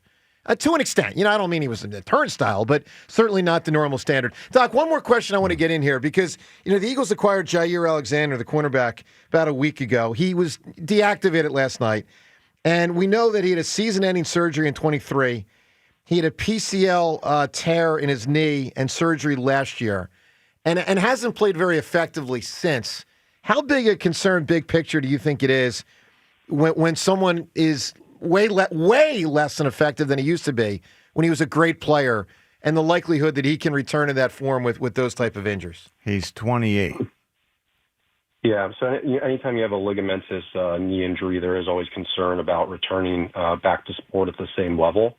With an isolated PCL injury, I would be optimistic that he could return. The issue that you sometimes have with that is it can start to cause degenerative changes in the knee. And so I think an arthritis in the future may be something that would limit him. Wow. So the PCL, that's considered trickier. From what I understand, when mine was torn, they just left it because it was the better option than trying to repair it. Does that make sense in today's medical world, Doc? Yeah, in today's medical world, grade 1 or grade 2 isolated PCL tears are typically treated without surgery. When you have a grade 3 PCL injury that's isolated, or involved with other ligaments, that's when you start to think about, surgical treatment, especially in high-end athletes. Very good. Well, for more information on Dr. Alfonso Arevalo, for more information on his practice, get yourself to DellOrtho.com. That's Dell. That's like Delaware, right, Doc? DellOrtho.com? Yep. Very good. Yep. All right, DellOrtho.com. Doc, we love having you on the program. Appreciate it very much. Thanks, sir. All right. Thanks a lot, guys. Good stuff. Of course, another injury last night for the Eagles was Darius Cooper with, he slipped and he injured his shoulder. And then notable that Cam Jurgens, of course, did not play. That field was terrible. Field was terrible. Felt like we were back in Brazil. Exactly. Brazil? I thought we were back in the Super Bowl. Exactly. Well, I was The saying hell with Brazil. because we were playing the Packers. No, I know, but I mean, yes. it's like comparing a June Phillies game to Game 6 of the World Series or something. No, they had the one Saquon. Well, again, slip. this wasn't a playoff game. It was a regular season game. I think it's a better comp. Fair enough. I'm just saying, when I think slips, I think Super Bowl. All right, montage. Let's hear it. Maryland Mike on the call last night in Green Bay. Big win. Let's hear how it sounded. We're gonna need a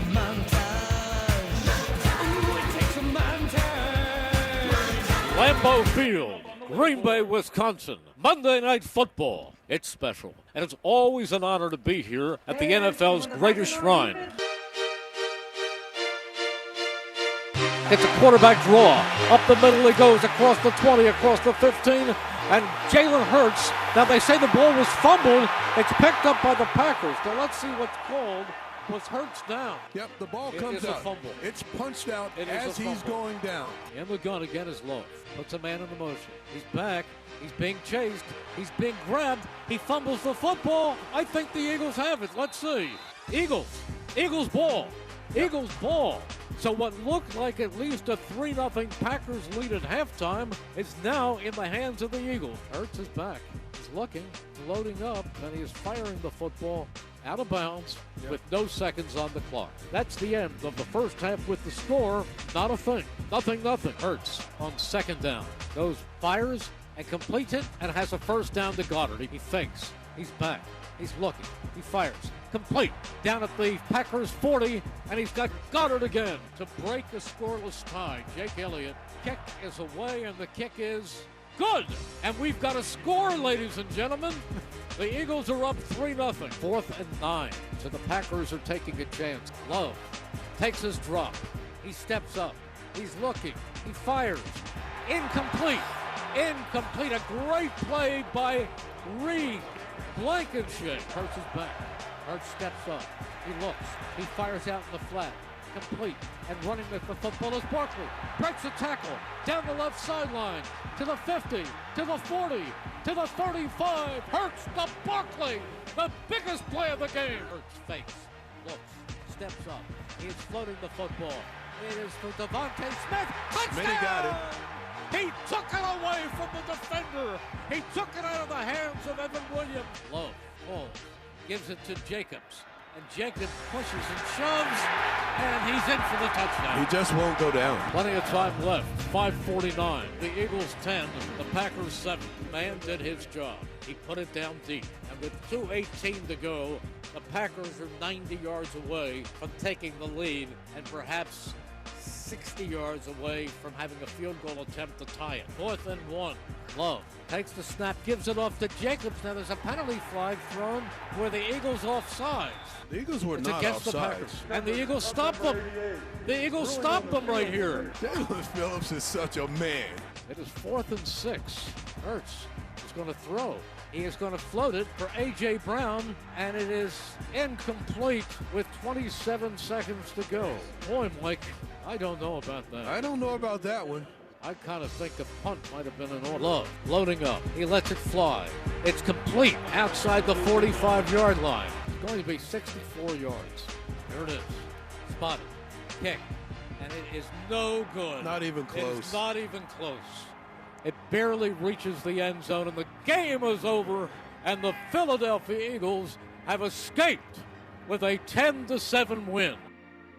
Well, sometimes sports is about survive in advance. NCAA tournament speaks to that, and certainly last night was an example. But don't get it twisted. I mean, just because it was that sort of survive in advance outcome doesn't mean it wasn't a great win. I mean, John, I wake up totally freaking pumped up, man. I mean, the reality is if the Eagles had lost that game, they wouldn't be the 1 seed. They wouldn't be the 2 seed. They'd still be a division winner at the end of this year. Tiebreakers over it would've made it hard. every big NFC team that we've matched up against. It would have made it so much harder. Those will matter. Yeah, this was big. That's a good team. That's a good team in their place. Yeah. The cold was affecting play.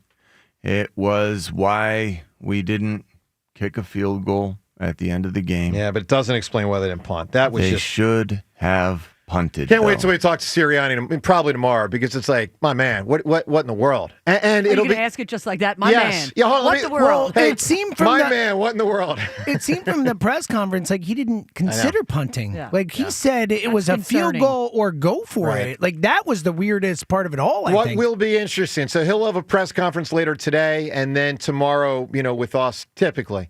It'll be interesting to see if he amends his thought process. Sometimes coaches do, sometimes they don't. So it'll be interesting to see if he says upon reflection, yeah, I got away with that one. We'll find out how he handles it. 215-592-9494. With that said, big win. Coming up a lot, your phone calls. The Bat of the Bone Award. What Brandon Graham said after the game. Happy, of course, to be back with the Eagles. 7:55, the Diddy. Ray Diddinger joins the show. Plus, what do I got here? Ticket name, because we're giving away tickets to the Eagles-Lions game. That is a lot. Yes. Yes, it is. Listen at 8 o'clock for your cue, because you can win the Eagles-Lions tickets this week on our show. It's all up ahead. Phone calls next on 94 WIP. Hey, pet parents, greatest time of the year is here, not only because of football, because it's just a little chilly enough out, a lot chilly this morning. You can put your dog in his favorite jacket or sweater, which you can get at Dogs and Cats Rule. You can also, for the ultimate Philadelphia sports fan, Their stores are stocked with officially licensed NFL jerseys, collars, leads, harnesses, bandanas, and toys, so they can kind of just watch the game with you while you're in your jersey and they're in their jersey, and that's always fun at Dogs and Cats Rule. They got the brand new Saquon Barkley jerseys. They also have #1 Jalen Hurts while supplies last. The lead dog at Dogs and Cats Rule, George Parante, wants to let you know their stores are stocked with the healthiest, freshest foods available on the planet. So whether it's freeze-dried, gently cooked, raw, dehydrated, air-dried, and, of course, premium kibble and cans, Dogs and Cats Rule, they have it all. They also have 7 convenient neighborhood locations for Dogs and Cats Rules. In New Jersey, Princeton and Pennington. In Pennsylvania, Newtown, Doylestown, Maple Glen, New Hope, and Bluebell. For more information, you can reach them online at dogsandcatsrule.pet. That's Dogs and Cats Rule. Shop small, shop local, shop family. The NFL plays on Sports Radio 94 WIP. Thursday night, it's an AFC East matchup as the Patriots host the Jets. Coverage starts at 7:30. Your home for the Eagles and the NFL on Westwood One. Hey, now we roll. Sports Radio 94 WIP. At Uline, they know firsthand the road to success is an uphill climb. Uline started in the family basement, and through hard work is now North America's most trusted shipping and industrial supplier. They get what it means to have the support of reliable, hardworking partners. So they keep 41,000 items ready to ship. Whether your company is still in a basement office or expanding cross-country, Uline will be there on your road to success. Visit uline.com. Stars rise, legends are made, and one player rules them all. DraftKings Sportsbook, an official sports betting partner of the NBA, brings you King of the Court every Tuesday. Here's the deal. DraftKings puts up $1 million in bonus bets each week. Opt in, apply your token, and place a $5 pregame bet on the NBA star you think will dominate each Tuesday. If they finish the night leading the league in points, rebounds, and assists, they're crowned King of the Court, and you win your share. Download DraftKings Sportsbook and use promo code Philly for your shot at a share of $1 million in bonus bets with promo code Philly in partnership with DraftKings. The crown is yours. Gambling problem? Call 1-800-GAMBLER. 21 and over. Pennsylvania only. Eligibility restrictions apply. 1 token per customer that expires at the start of the final NBA game when offered. Winning shared as $1 million in non-withdrawable bonus bets that expire in 7 days. Restrictions apply. Terms at sportsbook.draftkings.com/promos. All right, it's the Robin from Robin Ford, Delco's #1 Ford destination for over 6 decades. November is typically the beginning of migration season, and Robin Ford has the flight plan to migrate you into a new Ford. Sammy from Springfield, what's packing? I've been eyeing a new F-150, but I'm not trying to get plucked on price. Say less. At Robin Ford, you can migrate into a brand new Ford F-150 with 0% financing up to 72 months. There's no stopping the Robin. Call me now at 866-THE-ROBIN. Up next, Michelle from Newtown Square. Would love a new SUV, but maybe after holidays, will there be good deals? Need some extra cash for the holidays. I hate to say it, but maybe kill 2 birds with 1 stone during Robin Ford's Black Friday sales event going on now. Grab a new PS5 or Nintendo Switch 2 with every new vehicle purchased. No matter where you are, you're closer than you think to a better buying experience at Robin Ford. Online at robinford.com. Robin Ford, where cars and trucks are sold cheap, cheap. Offers valid on select models, subject to credit approval and can change at any time. Excludes taxes, title, license, and dealer fees. Offers end December 3rd, 2025. See dealer for more. When you need to know, depend on KYW News Radio 103.9 FM. More SEPTA regional rail trains on multiple lines are once again being canceled today because of federally mandated fire inspections. Another slate of events planned in our area today to celebrate the 250th birthday of the Marines. And the Eagles are back in first place in the NFC after a nail-biting win against the Packers. Get the latest anytime on KYW News Radio. Now on Crystal Clear 103.9 FM. You've never needed us more. Hungry? Then listen up. For a limited time at Royal Farms, grab hold of a 4-piece mixed world-famous chicken box with Western fries and a warm buttermilk biscuit, all for just $10.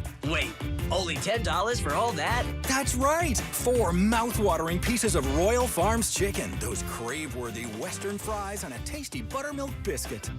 That's a full-on feast for just $10. Don't wait. Get your chicken box meal deal today. Only at Royal Farms. Real fresh, real fast. This is the story of the one.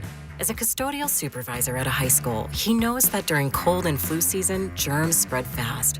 It's why he partners with Grainger to stay fully stocked on the products and supplies he needs, from tissues to disinfectants to floor scrubbers. All so that he can help students, staff, and teachers stay healthy and focused. Call 1-800-GRAINGER, click Grainger.com, or just stop by. Grainger, for the ones who get it done. You think you understand how this business works, but you don't. Landman, TV's biggest phenomenon, returns to Paramount Plus. From Taylor Sheridan, co-creator of Yellowstone, starring Billy Bob Thornton. You have to know the rules of the game and bend them, and you really have to know them to break them. Demi Moore, I want success. Get it for me. Andy Garcia, Ali Larder, and Sam Elliott. You don't even know the game you're playing, do you? Landman, new season, streaming November 16th, only on Paramount Plus.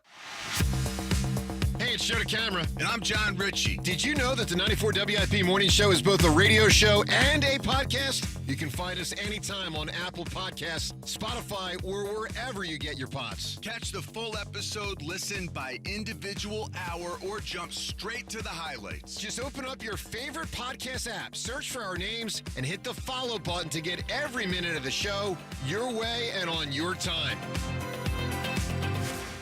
At Horizon Heating and Cooling, we know the holidays bring joy, laughter, and lots of people messing with the thermostat. Uncle Steve visiting from out west wants the heat cranked way up, and all the roughhousing little cousins want it Arctic.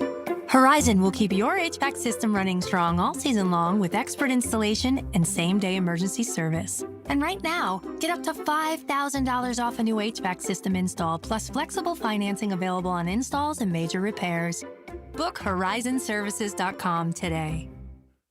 In Pennsylvania, no one wins bigger in workers' comp than Pond Lehocky Giordano. Led by Sam Pond and Jerry Lehocky, this powerhouse law firm is built on grit and real-life experience. Sam's not just a lawyer. He's a union kid from Northeast Philly. He's known for his grit, staying true to his roots, his courtroom fire, and fighting like hell to win. This film has recovered billions for injured workers and people like you.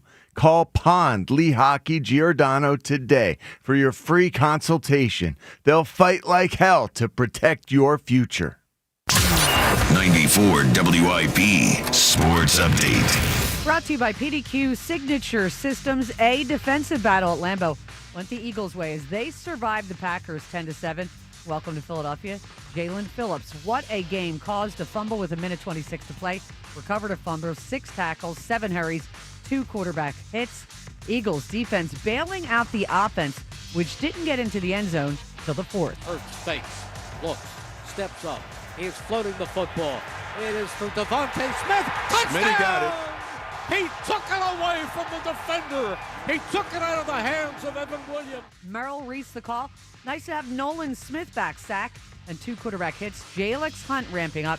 He had a sack and 2 tackles for a loss. We will talk to Ray Didinger about the game at 7:55 live here on 94 WIP.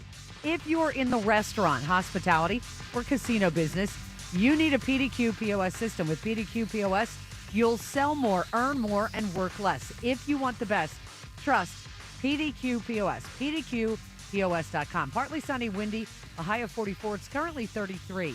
You can hear every Eagles game on your streaming device. Just download the free Odyssey app or tell your smart speaker to play 94 WIP. Sports Update on 94 WIP. Starting your day with the This is the morning show with Joe DeCamera and John Ritchie. Sports Radio 94 WIP. Hurts is back. Hurts steps up. He looks. He fires out in the flat. Complete. And running with the football is Barkley. Breaks a tackle. Down the left sideline. To the 50. To the 40. To the 35. Hurts to Barkley. The biggest play of the game. Well, there weren't many, explosive offensive plays last night. I guess the Eagles had 2. That and the next one. I mean, even the other drives when they moved it at times, like the first drive, I can't think of the explosive types. Big You win. missed There Calcaterra. weren't They had a really, chance at 'cause- that. Calcaterra one was the one they missed over the middle. For sure. That for first sure. drive was 16 plays. There wasn't anything that No, explosive on no, it. it really wasn't. It was great to have Brandon Graham back out there last night. I want to play some BG audio for you of him after the game. But first, let me just tell you how they broke it down with the edge rushers, because we were interested in who's going to play, how much, who's not going to play, who's going to get cut. So first off, no edge rusher got cut. Excuse me. Let me take that back. Patrick Johnson got cut. So Patrick Johnson gets cut before the game, but placed on the practice squad. All right, so he goes back to that for like the 70 millionth time of his career. Poor guy. All right. Ojulari injured reserve. We had known that for the last, couple weeks. Uche activated last night, but did not play defensively. Got a couple special team snaps, but he's obviously the odd guy out for now, just on that front. Now, here's who played on the edge, because we're going to get to Brandon Graham, who only played 10 snaps last night out of 68 snaps. By the way, that's not a surprise. And Just 3 special teams. Yeah, a couple times out there in special teams. But BG played 10 of the 68 defensive plays. Now, it always gets a little funky because the Eagles split time at linebacker between Nakobe Dean, who plays about 2/3 of the game, and Jihad Campbell plays about 1/3 of the game, inside linebacker. So then you got to say, all right, well, what did Campbell get on the edge? If I have the math right, I think Campbell played about 10 snaps on the edge. So here's how the edge worked out. Jalen Phillips played by far the most. He played 53 snaps. Again, this is out of 68 defensive plays. So Jalen Phillips, who was awesome last night, 53 snaps. Jalix Hunt played 43 snaps. Nolan Smith played 19 on the edge. And then Brandon Graham was 10, and Jihad Campbell, I think, was about 10. Because you got to figure out when does Jihad Campbell replace Nakobe. So that's sort of the rotation. That's how they did it. But again, odd guy out, Patrick Johnson cut, Ojulari injured reserve, Uche activated but not active, if you will. Let's get to Brandon Graham after the game. Happy, of course. I mean, when isn't he? Brandon Graham last night. Your first game back post-retirement, and it's at Lambeau Field. Any emotions running out of the tunnel or anything? Oh, yeah, it felt good. I mean, I played here a bunch of times. I don't know my record, but it should be a winning. It should be on the winning side of it. But it just felt good just being back, first game back in Lambeau, and then, got the win. And now, Detroit Lions coming to town. And so all my family coming in. They are big Lions fans, so that's going to be a fun one too. So hopefully now getting a little experience in this one, I can get some more in the next one. But I was just hyped to just see the guys go out there and make plays. All right, that's BJ. That audio, of course, courtesy of NBC Sports Philadelphia. Ashlyn Sullivan on the scene last night covering the Birds for NBC Sports Philly. Of course, one of our own here at WIP as well. All right, Bad of the Bone Award shortly. No Jaws today. Typically, Jaws with us 7:25 Tuesdays. Jaws will be with us tomorrow. Ray Diddy today, Seth today, Jaws tomorrow. To the phones we go. Eagles Shirley right now. Big win, Shirley. Good morning, family. Good morning, Joe. Ray. Good morning. Good morning, John. Hey. What's up, Shirley? Eagles Shirley. Yeah, listen. You know what? Taking nothing away from the opponents, the Packers. They played. Our Eagles played. And we expected more. Of course, we wanted more. But let me tell you something. Watching both defensive plays yesterday, it just took me back to the years of when, the defense was the more dominant, than our offense. And that game was so good. I mean, for me, I was excited just seeing both sides just going at it. Of course, you're like, okay, it's going to come down to the quarterbacks. Eventually, somebody got to score and somebody got to lose. But it's not going to be the Philadelphia Eagles. I don't know when it's going to happen, but it got to happen. But it was so good. I really enjoyed that game. Shirley, I agree with you 1,000,000%. I thought it was highly entertaining. Some people disagree with me. I thought it was great. And by the way, the game it reminded me of in Eagles history, and I'm sure there's some from further back. But if you remember in 2001, the Eagles had a knockdown drag-out with the Giants in the Meadowlands, and they won 10-9. And that was a huge win because it was the first time the Eagles had beaten the Giants in a long time. Now, that was a late Eagles touchdown, McNabb to Thrash, fourth quarter. That was a comeback in the 0-1. Huh. That was a big win. And this one felt very similar. It didn't have the go-ahead touchdown at the very end, but it was very similar Not 10-9, 10-7. I loved it last night, Shirley. Yeah, I did. And when Green Bay was making their plays, I'm like, okay, I see y'all out there, but y'all ain't going to win. I'm talking so much trash like they can hear me. But it was so good. You missed that. I mean, we so used to, I'm going to be honest, the Eagles got us spoiled. We used to, over the years, we used to big explosive plays. We used to 30-something, this, that, and the other. But I don't know when was the last time I watched two great football teams just go out there and just be on the field from a defensive side, stand and say, you know what, we're going to win this game for our quarterback. We're going to win this game for our team. And we like, no, we're going to win this. So it was so good to see that. And I know at the end of the day, you know, we wanted to have more scores. And I know, you know, the play calling, you know what, it's a lot that can be fixed and adjusted and all that good stuff. But I want to say this. These days on Monday night games, y'all know what I was doing while I was trying to wait for the game? I was watching movies. I'm like, I'm going to sleep. I'm like, I can't. They just got off a bye, and it felt like it was another bye. Yeah. Well, game. Shirley, you know what the good news is? Remember how this was a long wait for this one, 15 days? Now we only got 5 days to the next one. Shirley, good hearing from you always. Eagles get right back at it, and now the pathway really is there to get to 8-2. I mean, you got the harder of the two out of the way. Now it's the Eagles-Lions here. Don't get me wrong. Eagles could lose it. You're right. Lions are legit game. But you got the harder one out of the way, and you got the W. Eagles are an early favorite, believe it or not. They should be. Yeah. They're home and they're better. And look, I know it's a short week for the Eagles, but it's back-to-back road games for the Lions, so it mitigates it a bit. And you guys know my theory. The Eagles are entering that Patriots-Chiefs zone when all else fails. Just pick the Eagles. I mean, I said that last night. I said that yesterday morning. Like, I'm picking the Eagles. Why? Because when it looks like a toss-up, and last night looked like a toss-up, the Eagles do what the Brady teams did and the Mahomes teams just win, typically. All right, Bad of the Bone Award. When they win, we celebrate and hand out game balls. It's kind of a badass award called the Bad of the Bone Award.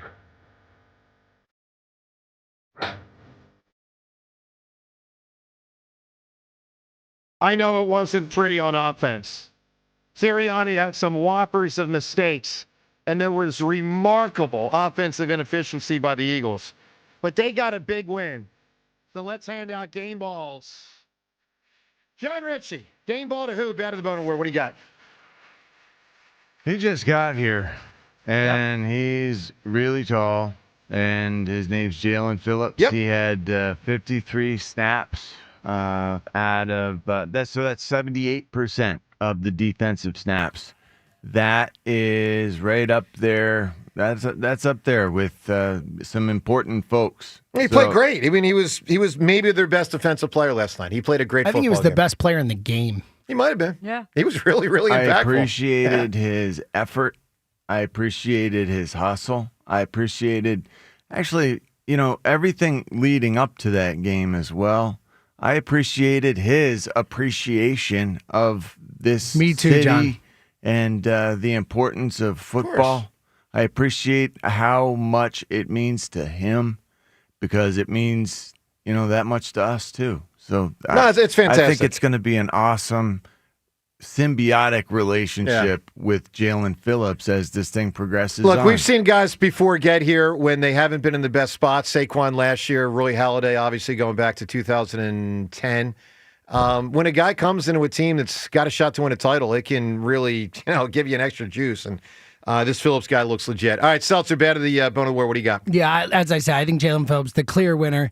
Obviously, number 2 is Nick Sirianni. I'm just kidding. Just kidding, guys. I was about to come through the glass at you. Look, I think James, ready for this? Yeah. I was going to make the same joke.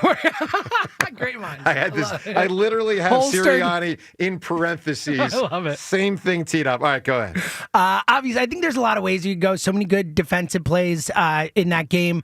I will go with the fact that we have an all-pro cornerback. Like a number 1 stud, put him on whoever you want, and he's going to lock him down type player. And he's physical. He gets into it. He has this ability for a second-year guy to go right up to the line with everything, with how much contact he has. With even when he's jawing on the sidelines, it's like he does it right before they're going to throw a penalty. He's out. Like, this kid Quinyon Mitchell. He's awesome. Is so awesome. He is a thrill to have, honestly, a thrill to have on my team. And I thought he was lights out again last night. Yeah, I'll say this. Last year I thought Jalen Carter was the best defensive player. This year I think Quinyon Mitchell has been.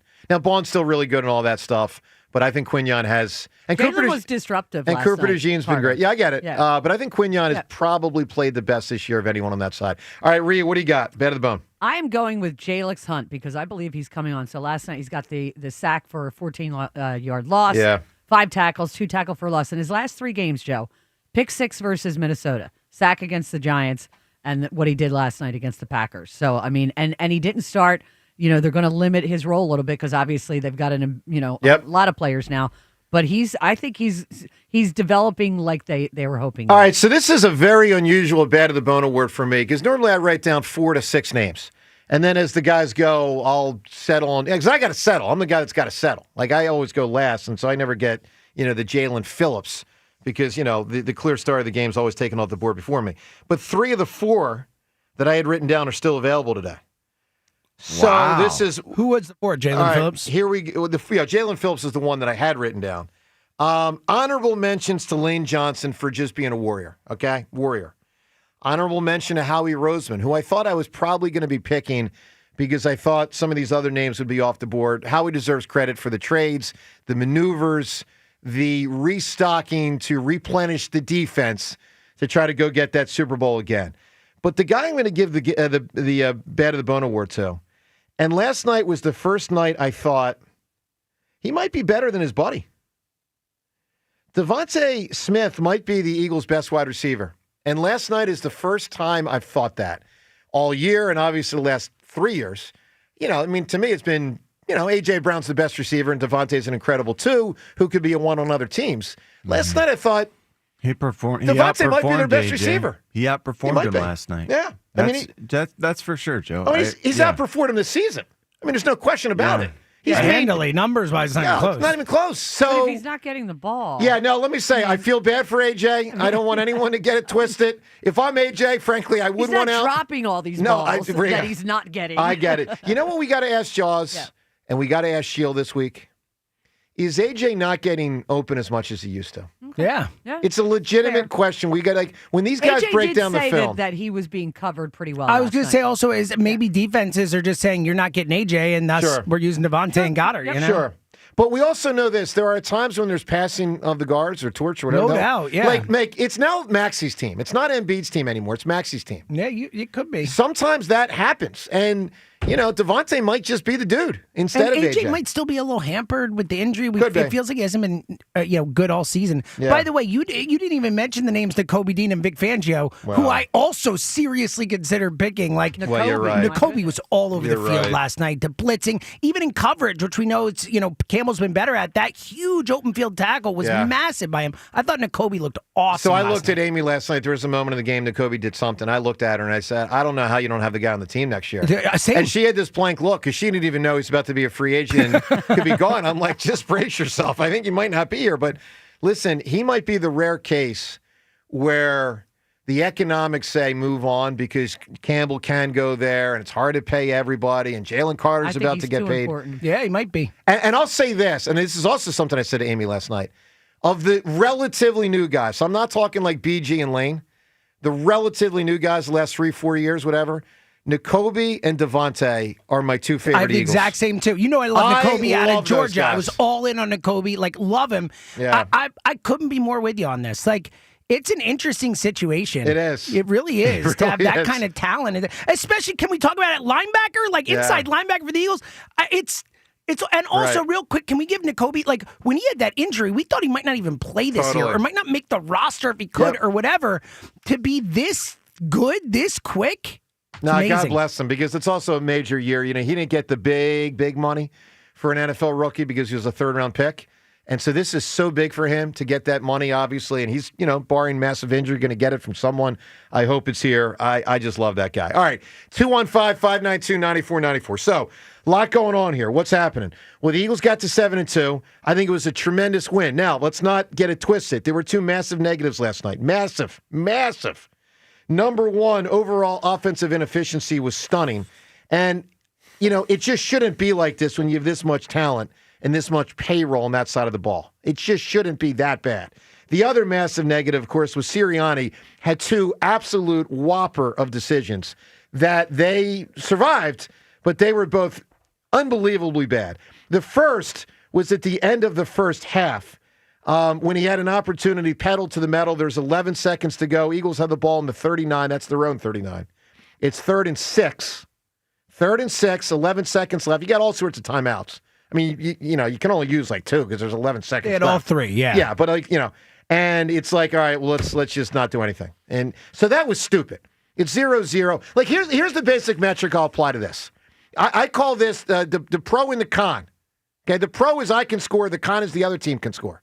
Now, ladies and gentlemen of the jury, as you drive to work today, consider this reality. Which team has a better chance to score? The Eagles have the ball in the 39. There's 11 seconds left. Green Bay could get it back on a turnover or a punt.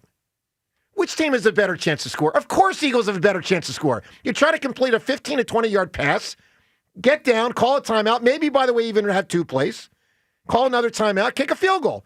Tough field goal, long field goal. Eagles had a better chance to score. That was done by Nick. The other done by Nick, and it was way dumber. It was way dumber. Almost cost him, like it could have gone overtime. Because the implications were way bigger. To be that aggressive after ironically being so conservative for much of the game, to be that aggressive, to not punt the ball on 4th down. And here are the circumstances. I wrote it down. Let me just remind you. End of the game, it was 4th and 6 from the Green Bay 35. There were 33 seconds left in the game. So that's and Green Bay had no timeouts. It's a 52-yard Really field 3. goal. They now snap it back 8 yards. But it was cold and windy for the field goal. So here's the way I break it down. And real quick, if you do the field goal, they get it 7 yards closer. They snap it 8 yards back, not 7 now. They changed that a few years back. So are you sure? Really? That's Yeah, I didn't know that. Check it out. You'll see. I think it varies. You can Maybe think all you want, it varies but a little. It's closer to 8 than 7. But look, next game. Bottom line is you got 3 options: punt, go for 4th down, or kick the field goal. To me, the clear winner of that should have been punt. Because if I punt the ball, trust my punter, get it down around the 10, even if it's to the 20. But let's just say you get it to the 10. Other team's going to have to go a long way with no timeouts against a great defense with about 26, 27 seconds. That was a stupid decision by Sirianni. They survived it, but that was stupid. But don't miss the headline. I would have gone. Yeah, but the headline is the Eagles got a great win. I mean, great. They won in Green Bay. They won because of their defense. They won because Howie Roseman made a trade. If Howie doesn't make that trade, they might not win that game. So great job by the defense and a great team win, albeit with the offense looking brutal last night. 215-592-9494. Patrick in Tabernacle right now. Patrick, good morning. Morning, everybody. How we doing? Pumped up, man. Doing great, yeah, Patrick. Yeah, hear that for sure. But Joe, I'm listening to you just categorize this as like such a great win. You think it wasn't? No. I think it was anytime we win on the road in Green Bay, let me just say this, Joe. I don't know how to reconcile what I saw offensively.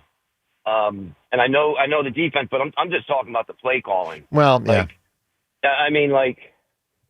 And I'm just thinking like I'm feeling like I'm a victim of my own self because it's just like, whatever year that was, they kept winning, and then we crash. And I'm like, I'm not saying we're doing that, but taking such a big step backwards offensively, just with the play calling. Like, well, dude, so we had.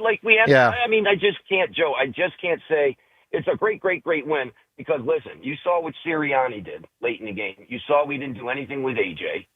They had no receivers, Joe. Who did they have out there? Well, yeah, they had no receivers. The other they team. had no Christian receivers. Watson. We held them to 7 points. Whoa. Just all I'm saying is like, just pump that brake a little bit. No, Joe. I'm not going to, Patrick. saying- I'm actually not. Listen, I'll get into the mud on all the issues this week, including right now. I mean, of course I have concerns about the offensive inefficiency. But I got to tell you, man, like to get to 7-2 and have wins in their back pocket. Against really solid NFC At Green teams. Bay, at For Tampa sure. Bay, at Kansas City, and home versus the Rams. I guarantee you, and there's no other team that has as impressive a 4-pack of wins. with I you. don't even need to look at the other schedules. That's huge. What I'm saying is, for me, I have my foot I'm covering the break on the offensive side and say, John Ritchie, man, I know you didn't like what you saw being called last night. There is no way, as an offensive guy, you were okay with what you were seeing. And I know, listen, they got a good defense, but that doesn't mean you just go soft on all these third downs and come on, man. No, listen, I think we got away with one. Well, they did get away with one in that regard. I think we got away with one. I and wanted that's all to I'm score saying. a lot more. I wanted to produce a lot more on offense. But, Nick Sirianni said something after the game that I really did find interesting when he was describing, against the defense that they're running, we knew that if it was going to be a pass, we were going to end up having to check it down to the back anyway. And if that's going to be the route we're going to have to take, why not give the back the ball the way we want to give them the ball, because we can arrange the blockers in a way that we prefer. I thought that was interesting and actually like the path of least resistance type thinking that allows us to win. Well, it does. That's an accurate statement at the end, but it also typically leads to a punt. If you run on 3rd and whatever, 3rd and 10, 3rd and 12, 3rd and 8, whatever, you're typically going to punt. Now, listen, it's also I trust my defense. You know what would be cool? A screen pass. Ooh. Right? I mean, at least try something like that. I get it. I understand being conservative in these situations because they've won so much with it. But when you draw on almost every single 3rd and 10, 3rd and 11, 3rd and 8, whatever, that in itself is super duper predictable. You don't run a play to not get yards. You don't just give it away. At least try something, a safe play, that Goddard play that they kept working with. Do something. Yeah, no, okay. Look, I get your point. Twitter poll question, by the way, speaks to this. Twitter poll question brought to us by Armin Chevrolet. Red Tag bonus cash is back at Armin Chevrolet, in stock now. The 2026 Trailblazer, starting at only $24,495. Together, let's drive to Armin Chevrolet. Poll question, other than, of course, at the very, very end when he was outrageously aggressive going for 4th and 6, do you think Nick Sirianni and Kevin Patullo were too conservative with their play calling last night in Green Bay, yes or no? You can vote at Sports Radio WIP on Twitter. Of course, the irony to all this, Eagles won, as they almost always do, and they typically win with a conservative nature. But last night was like the all-timer. All right, let's get to 2 pieces of audio with Sirianni. Reminder: Ray Didinger joins us at 7:55 today. Mixing in a lot of calls. Also, another reminder: 8:00 today, we give you a ticket name. So a ticket name today at 8:00 so that you can win the tickets. And this is a big game, too, coming up. Eagles-Lions in 5 days at the Link. I would say the biggest home game left of the season is coming up. Yes, I would agree with that, except for that NFC Championship game. My bad. I put regular. I should have said, you're right, though. Regardless, they're going to have a home playoff game minimum, so it should have said regular season. So here's how the contest works. Hopefully you know if you've been listening to our show through the last couple of years. We're going to give you a name today at 8:00, tomorrow, Thursday, and Friday at 8. 4 names. And with those 4 names, you can win tickets to the Eagles-Lions game on Friday at 8:00. And, of course, courtesy of our great partner, NovaCare Rehabilitation, the power of physical therapy. All right, so I'm pumped up with the win, big time pumped up. But it's not to say the offense wasn't brutal. It was, and it's not to say some of Sirianni's decisions weren't brutal. They were. 2 big ones. The end of the first half. Here are the circumstances as we get ready to play the audio of what he said postgame. So he doesn't go pedal to the metal. It's 3rd and 6, end of the first half. There's 11 seconds left. 3rd and 6 from the Eagles' 39. Here's what Nick Sirianni said about that. And a half. So that one was the one we threw. Obviously you go out there and we get that turnover with 23 seconds, maybe 23 seconds. And really wanted to be able to see, hey, we had 3 timeouts, 2 timeouts, 3 timeouts. Can we get ourselves into range? And, the first down, I think, was a scramble. Second down was incomplete. So 3rd down, what I wanted to be able to do in that situation was run it to force them, to get the clock down. We knew we could get it under 5 seconds or 5 and below. And then you don't have to punt in that situation because you can throw the ball up and waste the time like we did. So I played that how I thought that was, I always am really critical of myself in these situations, and I played those exactly how I wanted to play those in those scenarios. Again, wanted to go get points. We just didn't get positive plays on those first 2. So that's why we decided to do what we did on that one. All right, John, that one, I didn't need to sit next to you last night to know you'd be out of your mind with that one. That one was Not as bad as the fourth quarter one, but John, that one was terrible.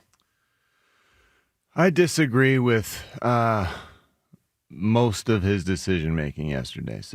But again, the bottom line is you can't argue the results. I am just flabbergasted at some of this stuff. I understand the stuff. The one that really troubled me was airing the ball out for what seemed like an attempt at PI. The end of the game. Was that an attempt at PI? Well, it's not just PI. So the Eagles have done that a lot. Statistically speaking, it's not just that's is part that of it. what No, you're I think trying it's AJ to? one-on-one. It's AJ one-on-one. It's AJ one-on-one. They've done it a ton of times the last couple of years. Did AJ know that he was supposed to be participating to the best of his ability on that play? Some people think he didn't. Do you think he didn't run through it enough? I think it looked to me like he assumed that the way that he was coming back through the defender was going to get the call. I think it was. I viewed it otherwise. I thought it was like the defender just had the inside track. It just wasn't. It just didn't work. I think it was incredibly dumb. But I didn't see it as one of those things where AJ dogged it, or could he have maybe at the very end tried to go through the guy to draw a PI? Maybe. Well, but it's such a low percentage he did. play. He sort of did, but it didn't seem like he did it very hard. He did sort of come back. He could have drawn a massive flag, in my opinion. Well, it's possible, but the big thing to me isn't that. It was think so dumb. he gave up to some degree on the play. Fair it enough. could have been a lot more decisive the way that he played it. I've heard others say that. I didn't see it that way, but maybe you guys are right. Here's what I know: the decision to go for 4th and 6 was stupid. So here are the circumstances, and then we're going to play the Sirianni audio. 4th and 6 from the Green Bay 35. 33 seconds left in the game. Green Bay's got no timeouts left. So obviously the Eagles can go for 4th and 6, they can kick a field goal, or they can punt. All of us thought they should have punted. I actually thought it was really, really, really, really, really clear that they should punt. Sirianni elected to go for it. Obviously, that put the game back in jeopardy. Listen to what Sirianni said postgame. The end of the game, we're up 3. And I would have liked to be in a little closer to kick a field goal. But the closer we would have got, the more, again, you play every situation a little bit differently, but I think it was into the wind on that one. I knew the kick would have to be a little bit lower trajectory, of a kick on that particular one. I got a lot of faith in our offense. It didn't work out on this one. We just didn't get it. But the decision, I stand put on that decision. Especially being up 3, because you go up 6, they're still going to need a touchdown, being a Hail Mary, everything like that. So we would have ended the game if we would have got that, and I got a lot of faith in our guys to be able to do that. But the reason I didn't kick the field goal again, being up 3, and also just this trajectory into the wind there on that particular one. James, as you pointed out, it's bizarre he didn't mention the punt possibility. Yeah, it's just weird. It seems like he didn't even think of it. Yeah. He was like, my only... And look, I get it. The vast majority of a football game, 4th down from the other team's 35-yard line, yeah, I don't want you thinking about punt. I agree with you. 98% of the time, 99% of the time, this is the rare situation. Yeah. Take the 5-yard penalty, pooch it, and they got 20-something seconds from their own 20 at the worst, 15, with no 10, timeouts. with no timeouts. Yeah, Rhea, I thought this it was so bonkers. simple. It was bonkers, right? It was insane. And what he said in there, I just don't believe it. Twice he said, I have faith in our offense. No, you don't. Not the way you called most of that game last night. You do not have faith. You got super conservative after Jalen fumbled the ball. Well, what was so bizarre was that it was so outrageously aggressive after being so outrageously conservative. Yeah, in the worst He's conservative spot. for 59 freaking minutes. Yeah. And then in the crucible of the game, he goes more aggressive than, If they had lost that game, that would have been totally on him. Have been ugly. Here's what drives me nuts about him and Kevin. And listen, it's his offense. Kevin's the offensive coordinator, but it's like they're master carpenters, and they've got these beautiful tools in a toolbox, and they just don't open them up. It's there's some of that. There's a lot of that with AJ. A ton with AJ. I know. Look, with all that said, I got to tell you guys, I'm super pumped up. I think it was a major victory by the Eagles last night. Major. To beat that team, Green Bay, who's clearly a good team, in their house, Monday Night Football, playoff. Like, the Eagles are going to win the division any which way. They lose last night, they win the division. They win last night, they win the division. It has no division implications. It has massive home field implications for the second and third round. Massive. So I am and super also, freaking look, you're pumped going to up. see games like that in January. This team's tough, man. They are tough. They fight. They're physical. Yeah. Even when it's freezing cold, they might Right. not be able to execute at the highest level Yeah. like they always do, but they're going to smash you in the mouth, Now, man. with that said, you do want to see them be more efficient Of offensively. course. And the one thing they had all season last year that they haven't had this year is the run the ball thing. Last night, some Saquon, but generally speaking, not Yeah, running they it should have well. ended the game just running it not last passing night. it That's what the Eagles last year would have done. I think what happened in that game yesterday was the field was because at points I was getting annoyed with Saquon. Like, he doesn't have it, but you saw what he had it on the 41-yarder. But that field was terrible. But it was. But I'll give you this headline also, and it's 2 years in a row. The Eagles' defense is significantly better than the Eagles' offense, even though the Eagles' offense gets paid a significant amount more. And changed in 15 days. It just and the defense is a lot better than it was, 2-3 weeks ago. The defense in bye weeks, man. All right, so all of this on the table. We'll talk to Ray Dittinger in just the next couple of minutes. By the way, this segment here on WIP, Elliot, who normally is with us right around this time on Tuesdays, Elliot's going to be with us later in the week. This segment brought to us by Colonial Hyundai. Shop online 24/7 at colonialhyundai.com. Colonial Hyundai, the fast, easier, better way to buy a Hyundai. Let's talk to Sean in South Jersey. Sean, good morning. Good morning, guys. How you guys doing? Doing well, Sean. Victory Tuesday today. Big one, man. Very big victory. Defense won that game. Do we know defense wins games? That was a great play by the defense. I wanted to see more Brandon Graham, but I'm glad that Jalen Phillips was carrying us through. Well, he was huge, man. They really might not have won the game without him. We'll never know.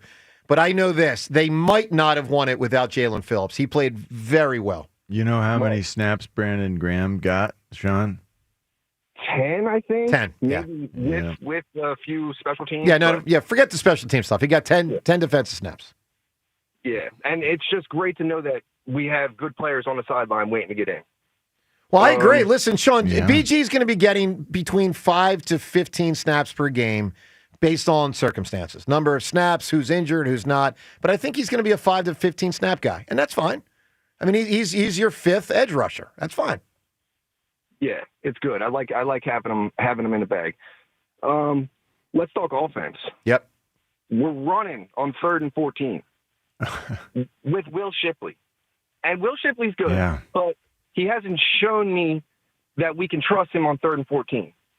Look, Sean, you're not going to like hearing this. A lot of people aren't going to like hearing it. I'll say it. Sirianni still doesn't fully trust Jalen. You might not like me saying that, but there's truth there. Now, there's also he doesn't fully trust the offensive line. Let's be clear about that.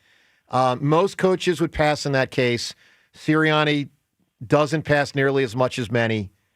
They do win despite an incredibly conservative nature. I know it aggravates a lot of us. I'm amazed that A.J. Brown hasn't, publicly demanded a trade. They play with fire with that, right? They do play with fire with that, but they also do win. I mean, they do. That's true. That's true. That's why we're sitting here Victory Tuesday, which is all true, but then we're running on 3rd and 14, but why are we passing on 2nd and 2? 3rd and 2. No, I'm okay with that. Look, when they passed on 2nd down at the end of the game last night, and Sean, good call. That's actually something. If you study Sirianni in the last 5 years, when there's a 4-minute drill or a 2-minute drill, when I say 2-minute drill, I'm saying 4-minute offense, 2-minute offense. You try to get the clock wound down and get it to 0 and win the game. He often throws on 1st or 2nd down conservative nature passes, where it's designed for Jalen to either keep it and run it or have a nice little dump off to A.J., Devontae, or Goddard. Just didn't work in that case. But I'm okay with that because a lot of times it works. Defenses crowd the box. You get a little 6-7 yard pass, keep the chains moving, and run out the clock. In a game where you're struggling to score, I know. to me, it was move those chains along. That where he threw it on 3rd and 2, I was freaking out. James will tell you, I was texting him, freaking out. All right, let's get to, before the Diddy, and Ray Dittinger is going to join us in a moment, let's get to the Merrill montage, how it sounded last night. By the way, Rhea, you heard this audio, but take note this time of how quick the first half of the montage is. Okay. Because it's 0-0 going to the break. There. Needless to say, there weren't exactly many, offensive highlights featured. Here's the montage, Merrill and Mike last night.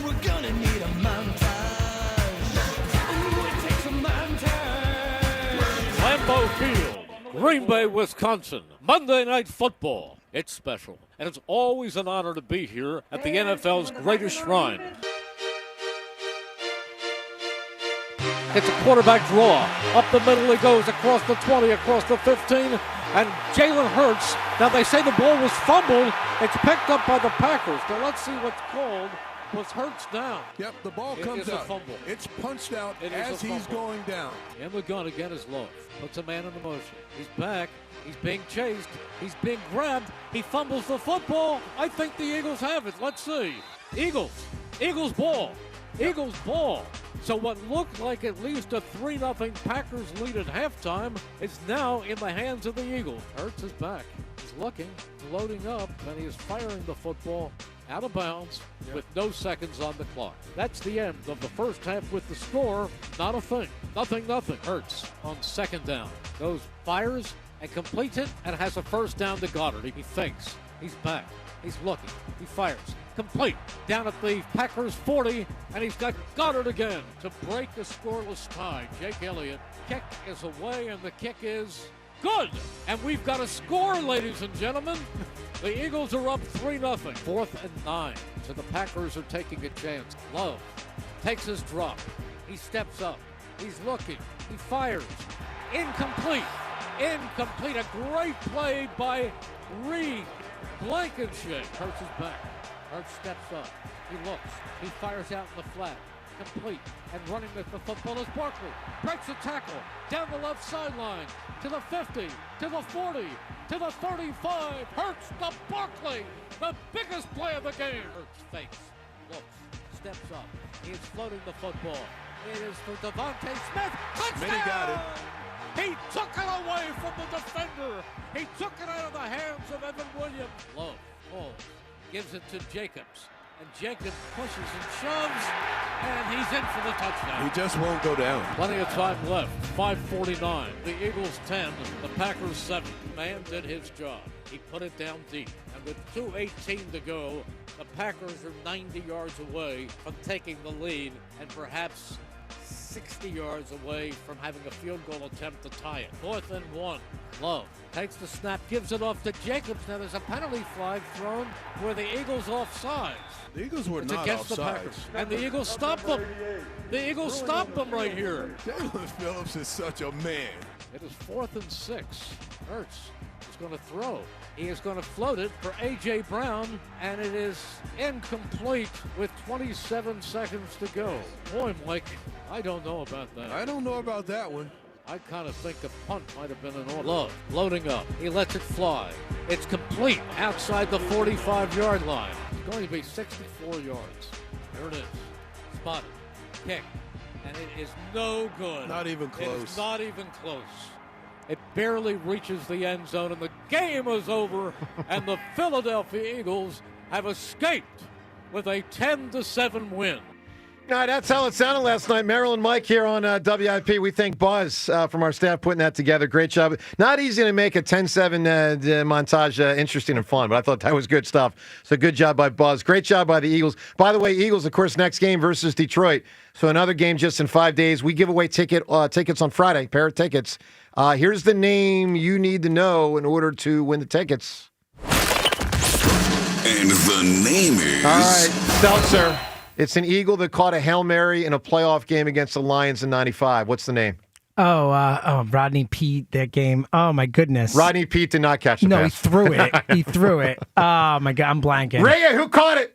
God, they scored like 45 points. Yeah, they scored 50-something They scored points. 170 Was it points that day. 56 or something? Rob Carpenter. Rob Carpenter. Oh, my God. Rob Carpenter. All right, so know the name Rob Carpenter. Friday at 8 o'clock. With that name, you can win tickets to the Eagles-Lions game. Courtesy of NovaCare Rehabilitation, the power of physical therapy. So listen tomorrow, Thursday, and Friday. We'll give you 3 more names, 4 total as part of the contest. You can win the tickets. All right, let's talk to the Diddy, Ray Didinger. Normally joining us on Monday. Ray, we appreciate the change to Tuesday. Good morning, sir.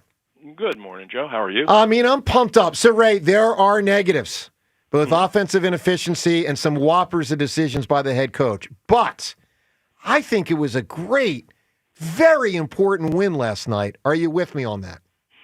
Yeah, I am. Listen, this team is now this year. I mean, they've beaten Kansas City in Arrowhead, they've beaten Tampa down in Tampa, and they've beaten Green Bay out in Lambeau. I mean, those are That's not easy to win those 3 games on the road.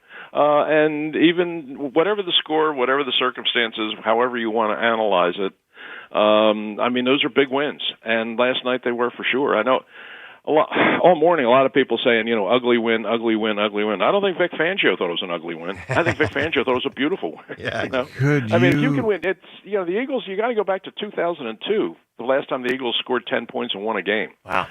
So it doesn't happen that often, but it happened last night, and it's sitting at 7-2. They're in a pretty good spot.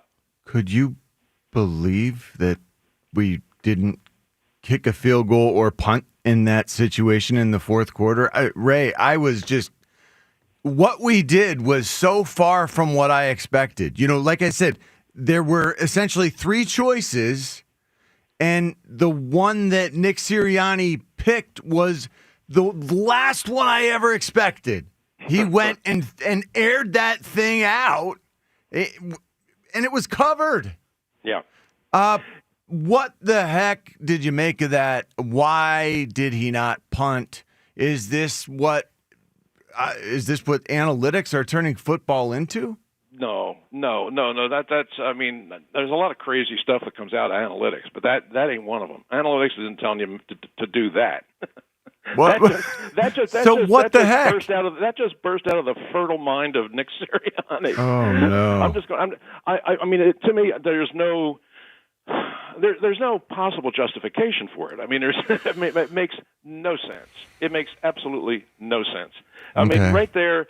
So we feel the same way. I'm confused. I feel confused. Well, it was just a dumb decision. Ray, what'll be interesting is if he amends it the next time he talks publicly. Last night he stood by it after the game, but I mean, to me, common sense says it was stupid, just flat stupid. Yeah, well, what was it Voltaire said? Common sense isn't that common. I mean, that's. I think that was a case of that. I mean, that was to me. There is no decision. I mean, you punt it, and you make them drive the long field against a defense they haven't been able to beat all night. I mean, that's what you do. Totally. I mean, you don't throw a go route in that situation and hand them the ball at the 37-yard line. That's. I mean, I don't. Look, I don't care how many times Nick tries to explain this, and I don't care how many different ways he tries to explain this. It was a dumb decision. Totally. And they got away with it, and they get out of there with a big win. But I mean, that was a decision that was just jaw dropping. I mean, you heard both Merrill and Mike at the moment, in real time, both saying, "I don't know about this." I mean, anybody with an ounce of common sense was thinking the same thing, but they get away with it and they win. Good for them. So, Ray, let's talk about the offense and the inefficiency. So, and it's not just last night. It's been a lot this year. You got coaches with play calling. You got quarterback. You got offensive line. You got running back. You got tight end. You got wide receivers. Where does the blame primarily go? And who else gets secondary and third level blame for why this offense is so much less than the defense, even though the offense gets paid so many more bucks than the defense?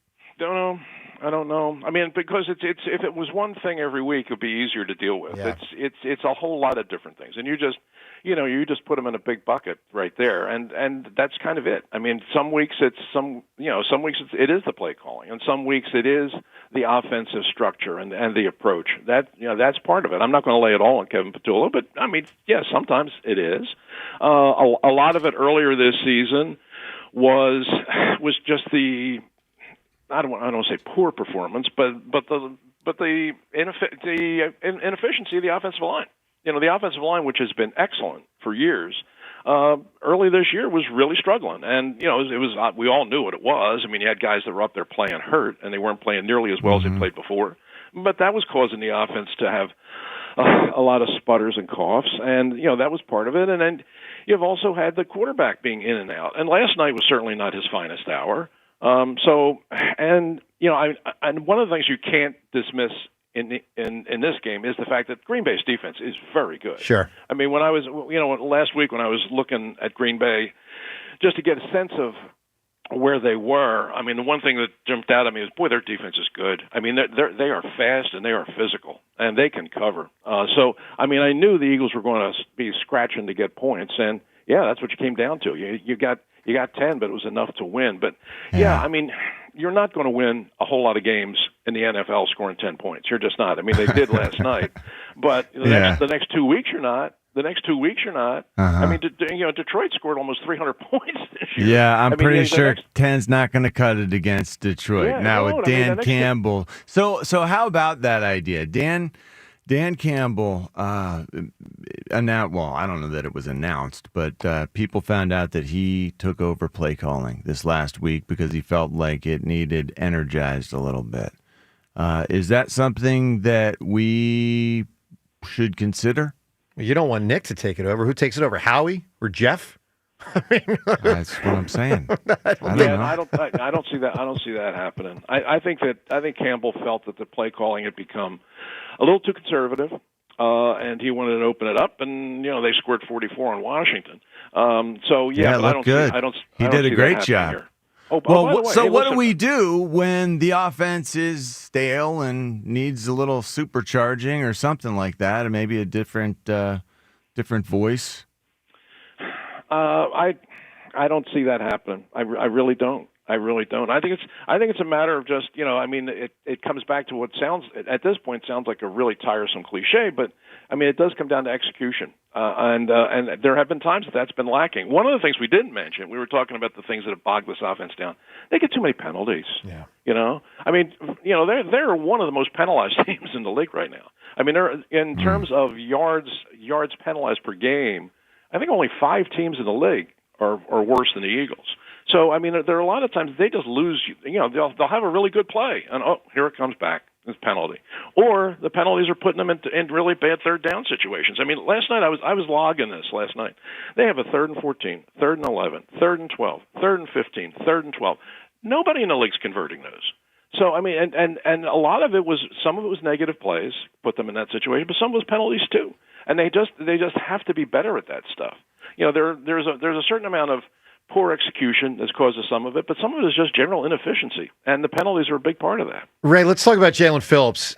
Football doesn't typically lend itself to major difference makers at the trade deadline. You get filler guys for sure, but baseball, you get more of that, major difference maker. Cliff Lee, 2009, those types. This guy, to me, looks like an enormous upgrade. What did you make of how he played and what it means for the rest of the season? Oh, yeah. Well, he is. I mean, he was a first-round draft pick. He was an 18th pick in the draft, and has played.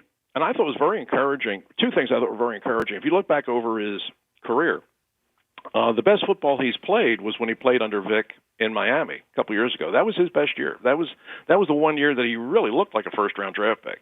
So I thought the idea of reuniting him with Vic Fangio was a good thing. And the other part of it is that I think he's in a team. He's gotten away from a team that's going absolutely nowhere, and he's come to a team that has a realistic chance of going to the Super Bowl. And you can see, man, he is energized. Yeah. One of the things I really liked about him as a player coming here is for a big guy. He is really quick. Light He is really feet. quick.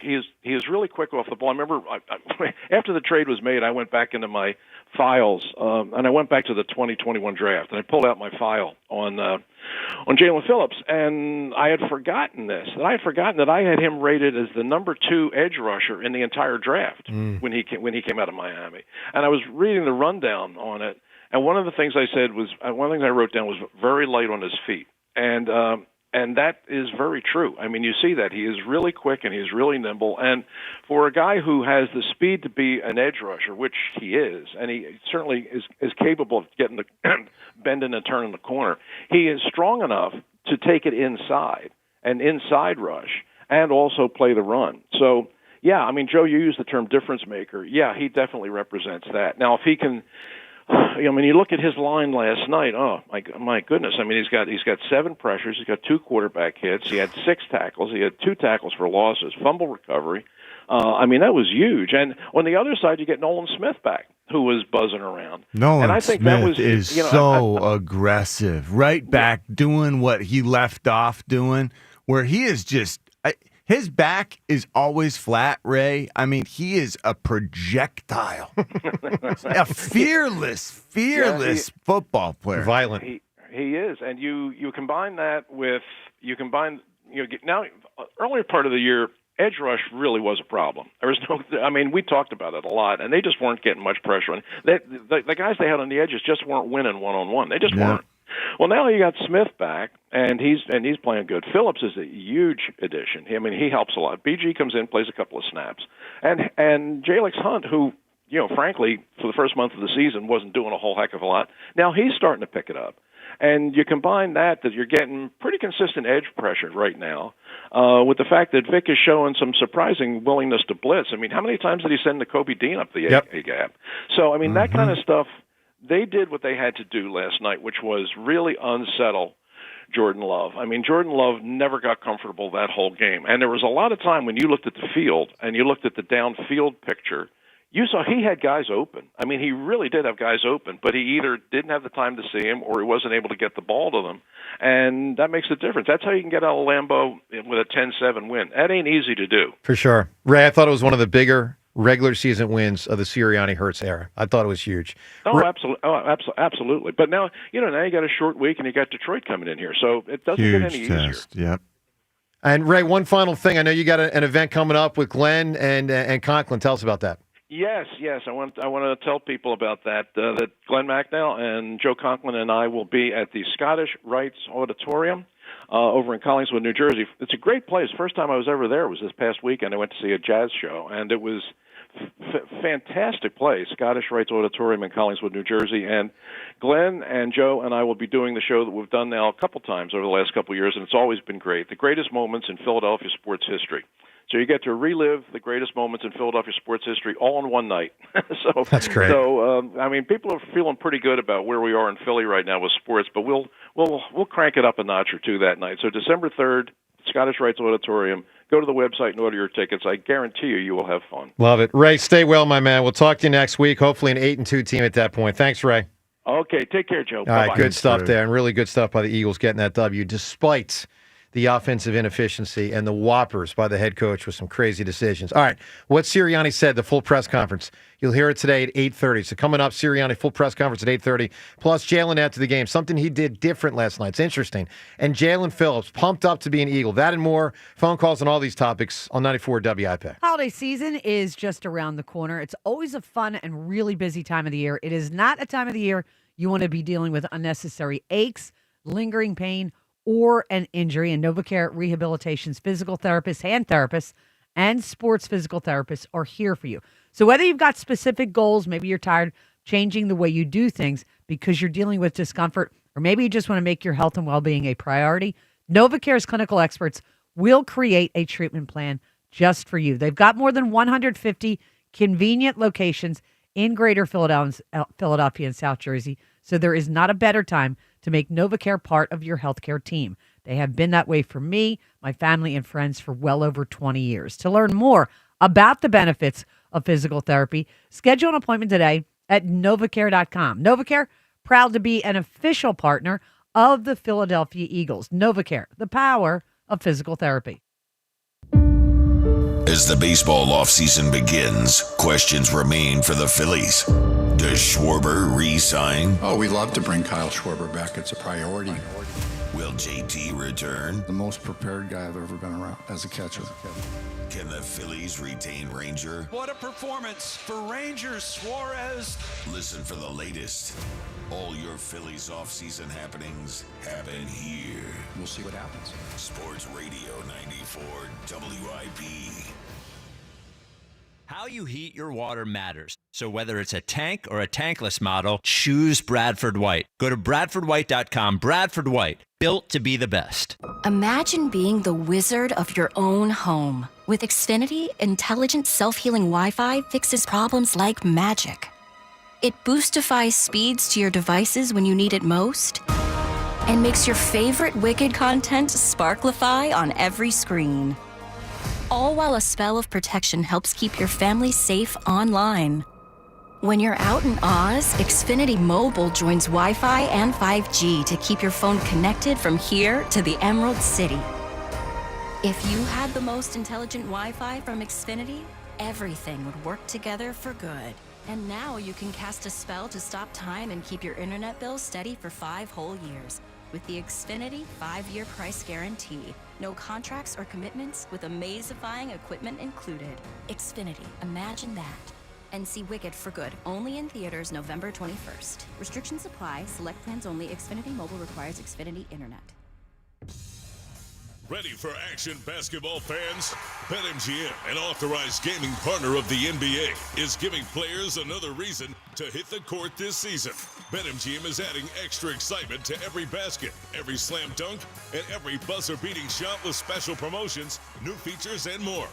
Log in throughout the season to find odds boost tokens, no sweat tokens, and same-game parlay boost tokens in your account to amplify your winnings. Enjoy enhanced product features like Dark Mode 2. Log into BetMGM, an authorized gaming partner of the NBA, all throughout the basketball season to see what's new. BetMGM and GameSense remind you to play responsibly. If you or someone you know has a gambling problem, help is available. Call 1-800-GAMBLER. BetMGM.com for terms and conditions. 21 plus to wager. Pennsylvania only. Existing customer offer. Subject to eligibility requirements. Rewards vary and expire in 7 days. See Joe Conklin with the City Rhythm Orchestra and Philly Sports Put to Music at Cardinal O'Hara High School in Springfield, Saturday, November 22nd. For tickets, go to joeconklin.com. JoeConklin.com! Wawa's got better than ever ways to craft your iced coffee or latte. Pick your milk, flavors, and toppings created by you, handcrafted by Wawa.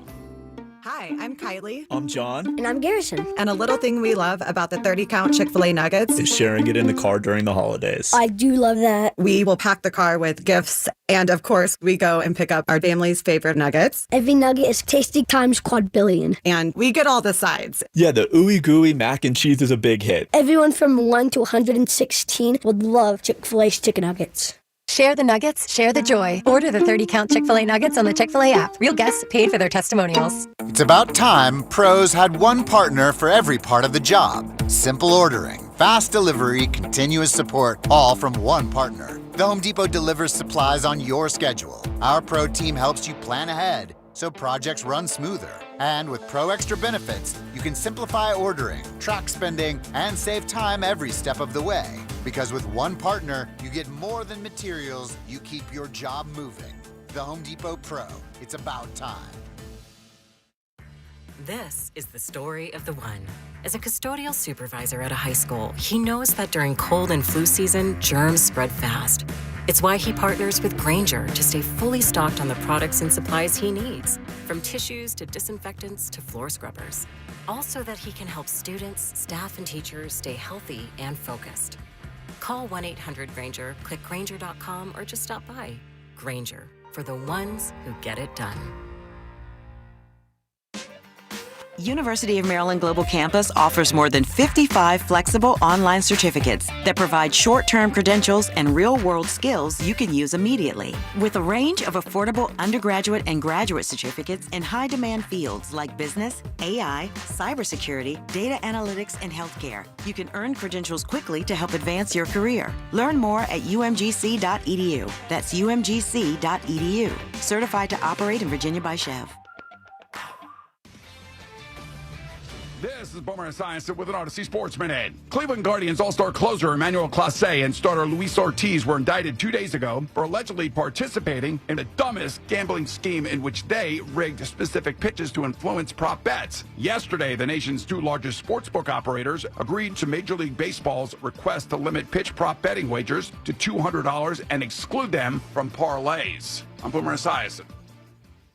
If you've spent time building the right roster and earning the fans, then you need the best technology to back it all up. Get rid of those flimsy tablets and slow computers. Step up to the game changer and point-of-sale solutions for restaurants and bars, PDQ POS. Imagine a seamless and lightning-fast checkout experience for your customers that saves you money by cutting out those costly fees. Their state-of-the-art technology ensures that transactions are swift, secure, and hassle-free. But that's not all. PDQ Signature Systems is not just a POS system, it's a complete business management solution. Keep track of your inventory, easily manage your staff, and use real-time analytics to optimize your sales. Their user-friendly interface makes it simple for anyone to navigate. Join the thousands of companies that have already made the switch and upgrade to PDQ Signature Systems. Whether you have one restaurant or hundreds, needs,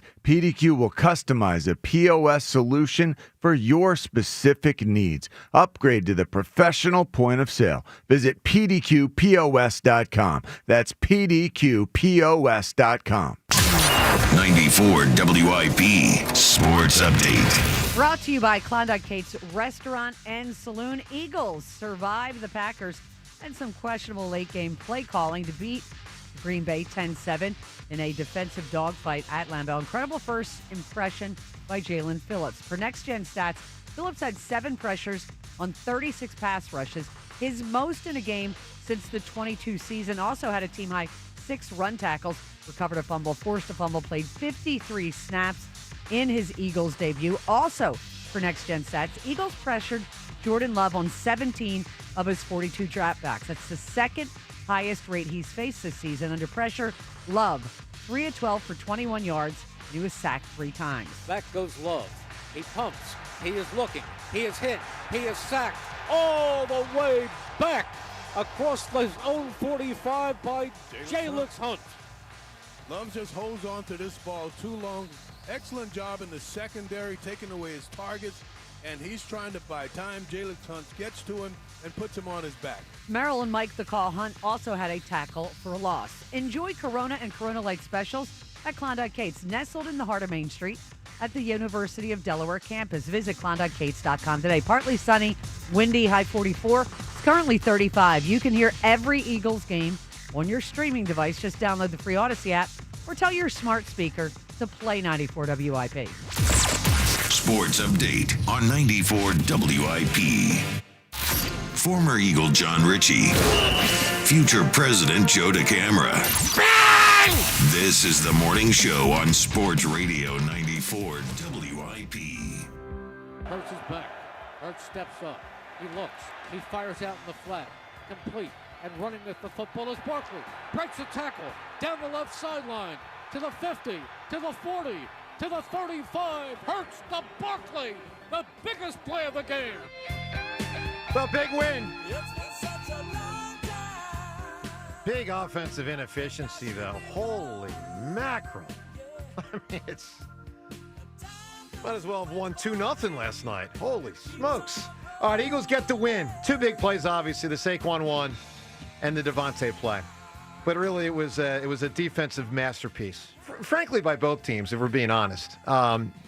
But the Eagles a little bit more. And Jalen Phillips was a big part of it. By the way, Nick Sirianni's full press conference from last night, we're going to air that in 10 minutes. So, common sense tells us most people went to bed after the game last night, didn't stay up, wait that extra, 45 minutes or so for Sirianni's presser. So we're going to fall asleep after that. Well, Wish they were up there. It was Rhea, so hard pounding. I didn't say I went straight to sleep. No. I said I know most people eventually get to sleep without seeing it. So we will air the Sirianni press conference about the offensive inefficiency, about the decisions at the end of both halves, but also about the big win. So what Sirianni said, you'll hear it coming up in 10 minutes. I enjoyed the pettiness of the Eagles defense. Doing what? You know how the celebration they had, they did the tush push. Yeah. I couldn't have loved it more. All right, so Jalen Phillips now part of the defense and a big part. Let's listen to what edge rusher Jalen Phillips said post-game. Very happy to be an Eagle. I just felt super grateful. It was the first time in a while that I've gotten a little emotional before a game. Just, obviously this stage and, coming here is my first time at Lambeau, walking out through that tunnel. It doesn't get better than that. So, yeah, I'm definitely grateful. Felt amazing energy from the guys. It was just an air of confidence, and everybody played together. We had a great game. Honestly, it was super gritty.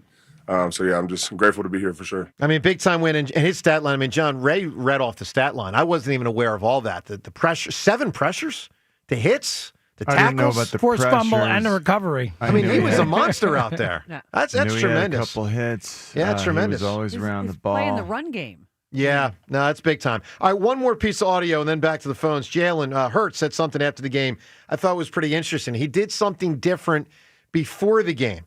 If you remember his first game ever in, when he would get a snap or two here and there. But when he really replaced Carson was out there in 2020. Listen to Jalen after the game. You mentioned you wanted to leave here this time with a win, but obviously this was kind of where your career started in some sense. You threw your first touchdown pass. Was there any nostalgia, after this game, maybe during the game, at some point, kind of just reflecting. I know you're not huge on reflecting because you're in the process of your career, but if you understand what I'm saying, just kind of, do you have any thoughts? I did something different that I never really done before, is go out before the game and assess the stadium and get a feel for the environment and the weather a bit. And I felt like that was warranted given where we're playing at.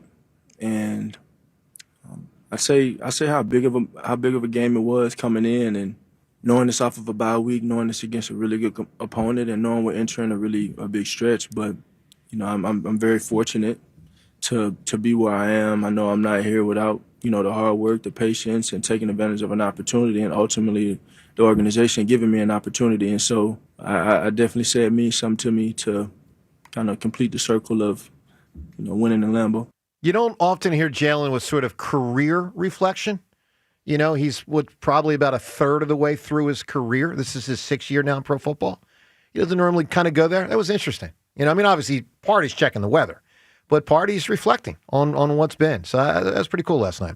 All right, big win by the Eagles. We'll hear from Sirianni in about the next 10 minutes, what he said post-game. Mike right now. Mike, good morning. Good morning, all. 7-2 is 7-2, baby. It's a pathway to 8-2, Mike. How about that? 8-2. Especially when you got all the tiebreakers with every single NFC team there is, it seems like. Yeah, this thing could come down to the Eagles and Seattle, of all teams. Which is the only one of those top ones they're not facing. Good. Yeah. And Mike, part of where this is so big, even if you don't get the 1 seed, and we'll say, but this so dramatically improves the chances that you host in the divisional round. You lose last night. You could have a 2-3 matchup where the Eagles are the 3 going to Green Bay in January, mid-January. So this was a big win last night, man. I agree. This is one of those games where when it's over, you have like a range of emotion because, again, there's definitely a lot to pick at here and be negative. The play calling down the stretch was mind-boggling. But then again, when you take a step back, you take a breather, you're like, hold on a second. We just walked into Lambeau. Yep. Off a bye, it was freezing, and we won the game. Now, again, maybe they're shorthanded. I don't care about that. Like, what I saw, again, I'm trying to just look at the positives here. Our defense is gelling. Is it the Phillips effect? Quite honestly, I think it's the Nakobe Dean effect, because ever since he's come back, the energy has just been different. And, again, we got one of the top corners in the league as long as he can stay safe, he can stay healthy. Like, the defense is gelling, and the defense is doing what they did last year. They just became this suffocating entity that people just couldn't score on. And the offense, again, it's still mind-boggling with all the firepower, but again, like if the defense can just keep doing what they're doing, the offense will find a way, and then the offense just doesn't give up the ball. Jalen's smart. Fine, he had the fumble. Don't care. It happens once in a while. Yeah. Like, I see the same thing what happened last year, where it just kind of comes together as the season rolls on. Listen, we beat Detroit this weekend. Like, who in their right mind is going to say this team is not elite? Like, the team is going to be the team is. Yeah, I'm ready. I'm ready to say that, Mike. I wasn't last week. I'm ready to say the Eagles are elite. Now, don't get it twisted. This offense could cost them in the playoffs. Because it absolutely frickin' should be better. It's borderline preposterous that they're this inefficient with this much talent and this much payroll in the offense. It's ridiculous. I mean, that's a whole other conversation. But the team is elite. Mike, good call, man. Really good call. Ken and Cinnamon. Ken, good morning. Good morning, Prince. How are you today? Doing well, Ken. I'm actually Ken in Aruba this morning. So there you go. Wow. A couple things. Congratulations. Yeah. Jalen Hunt, and I've been saying this for a few weeks. I've been noticing it for a few weeks. He's really starting to get it. Like, he's disruptive all game long. I mean, he really is. And that the size and the length and the speed with him, I am so looking forward to some of the ways that Vic can get creative with his new toys. He's got Nolan back. Obviously, Jalen Phillips is huge. I'm looking for some really creative stuff from him with some of the different rush packages he shows. And the previous caller was right. Nakobe Dean has really been a changing force on this defense, and he played lights out last night. He really played. Nakobe's a stud. He's just a great player. He's a great part of Philadelphia sports, man. I just love that guy. he's so instinctive because he looks like a 4-3 guy out there, and he's not. But he's so instinctive, and his football IQ is so high that it makes up for any kind of lack of foot speed that he has. But I texted James this morning, told him it was perfect Eagles game for WIP because the Eagles won, and there's a lot to complain about. So listen, there's no question that they specialize in winning. Whether you call it ugly or bizarre or with issues to discuss. I mean, they do. I mean, and here it is again. They're not boring. They're not boring. And I'll say I was entertained by the game. I know a lot of people found it boring in that it was low scoring. I thought it was.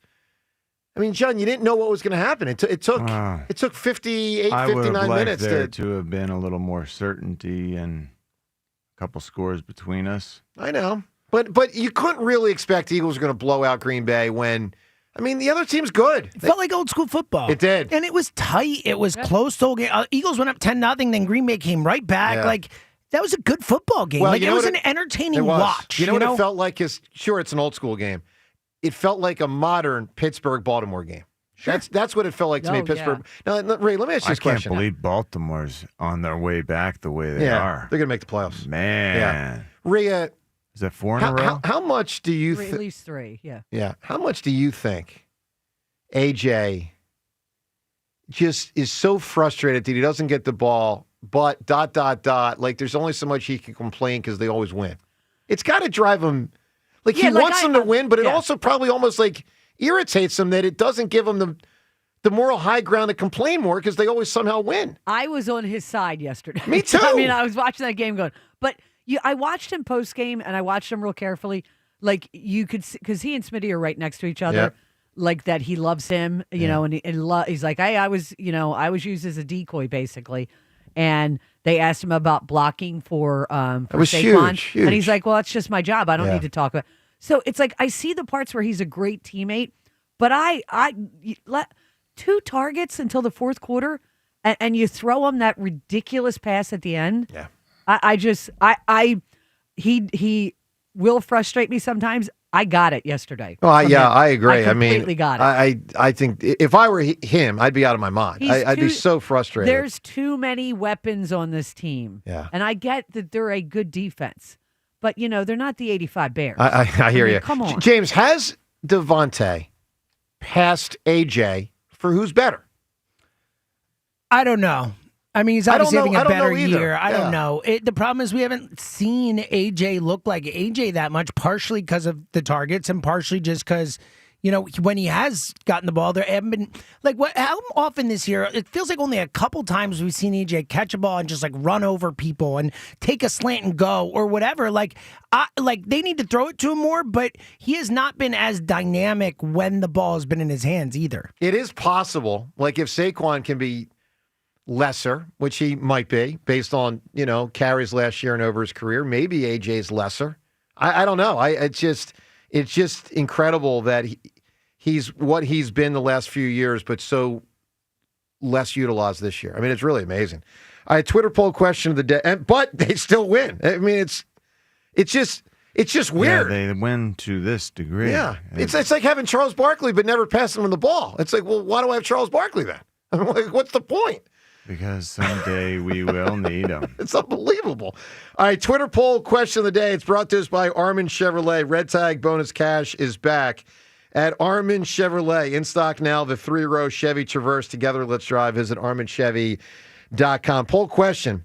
Other than the very, very end, when Sirianni was out of his skull aggressive with going for it on 4th down when he should have punted. Other than that one, do you think Sirianni and Kevin Patullo were too conservative with the play calling last night in Green Bay? A, yes, B, no. You can vote at Sports Radio WIP on Twitter. Let's listen to Sirianni. He addressed, the conservative nature, the one point, the way too aggressive nature, but a big old win in Green Bay. He addressed it late last night. I'm guessing many of you missed the press conference because it happened so late after the game. It starts, we're not going to air the question because the question is a little hard to hear. It starts with him being asked about the physicality of the game. Here's what he said. Sorry, I've lost my voice a little bit. We played really good. We know that's a physical team that we played, and we know this is a physical league division that they play in. So we knew we had to be physical because we knew they were going to be physical. And so, I thought the defense did an excellent job taking on blocks. Again, I'll have to look at the tape of everything, but, I did happen to see a replay. Bob showed me the replay of the 4th and 1 stop where, Jalen Carter got some pressure inside.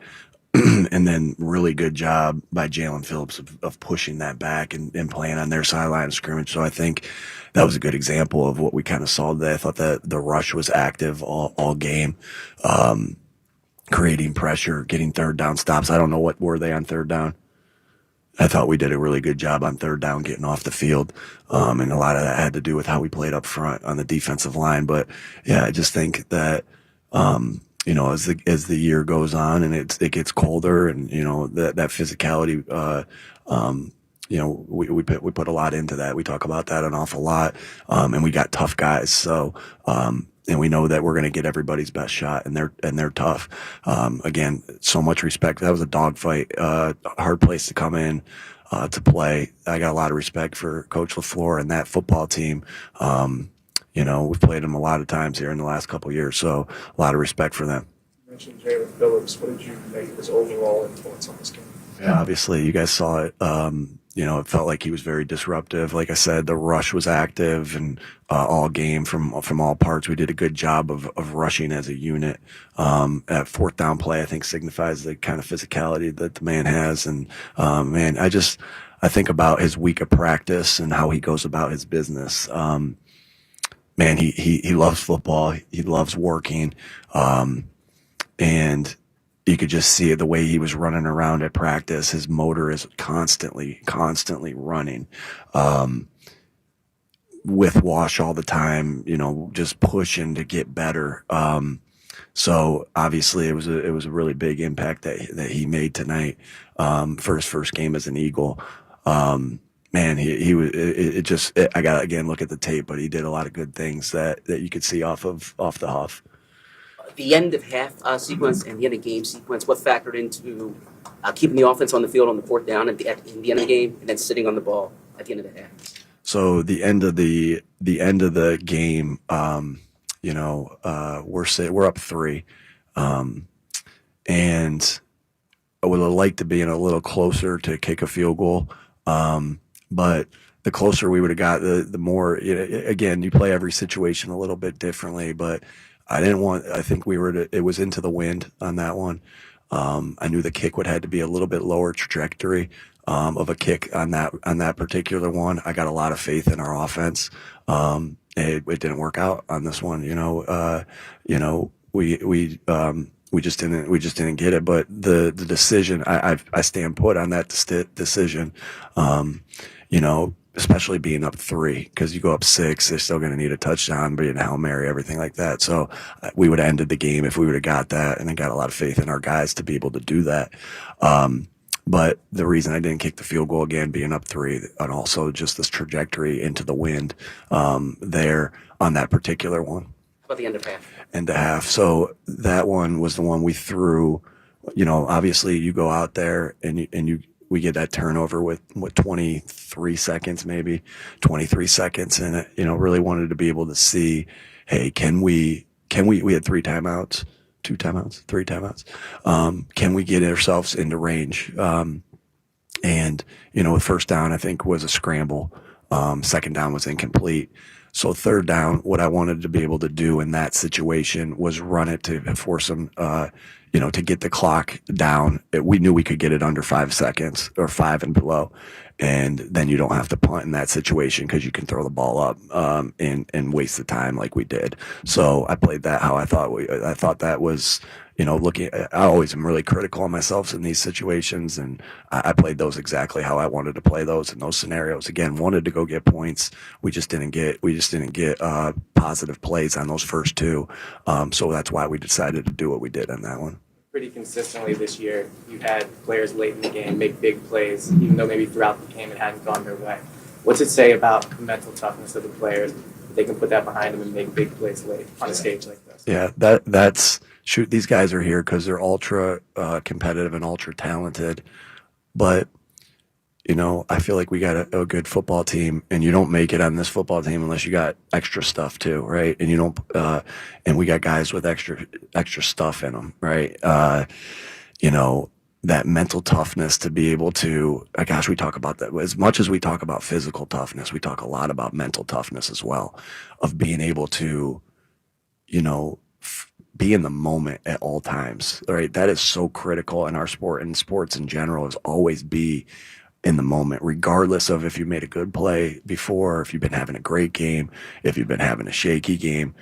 All that matters is the next play. We'll get everything else fixed as we continue to move forward. But to have guys like that and coaches like that can be in the moment when it's just grimy and nasty. That's what I said in there. I'm like, hey, sometimes they're ugly. And Vic goes, I didn't think there was anything ugly about that. And then defense decided there wasn't. But, in a moment, like, that's what I said to Saquon. We're up 3-0. And Jalen and Saquon make this great play, and AJ gets a block on the play. We really needed that in that moment. We really needed that. And it's like, hey, it could not be going your way. And then you just got to stay in the moment. And what a good example for our guys. That's how life is too, and I try to correlate those things as much as I possibly can to life, is because you're going to be up sometimes, you're going to be down sometimes, but it's about how you respond, and it's about how you be in the moment for that next one, because all that matters is that next play and learning from the past. What does it mean to have Jalen Phillips' size in your hand? Yeah, he's a big man. Again, I always like to joke when I meet people. Like, I think I met Scott Van Pelt today. He's a really tall guy. He's like, and I'm kind of tall too. And he says to me, he's like, oh, you're taller than I thought. And I said, well, I stand next to Jordan Mailata and Lane Johnson all the time. And now Jalen Phillips, he's huge. He's a huge guy. But I would say to your question, like, those guys come in all different shapes and sizes.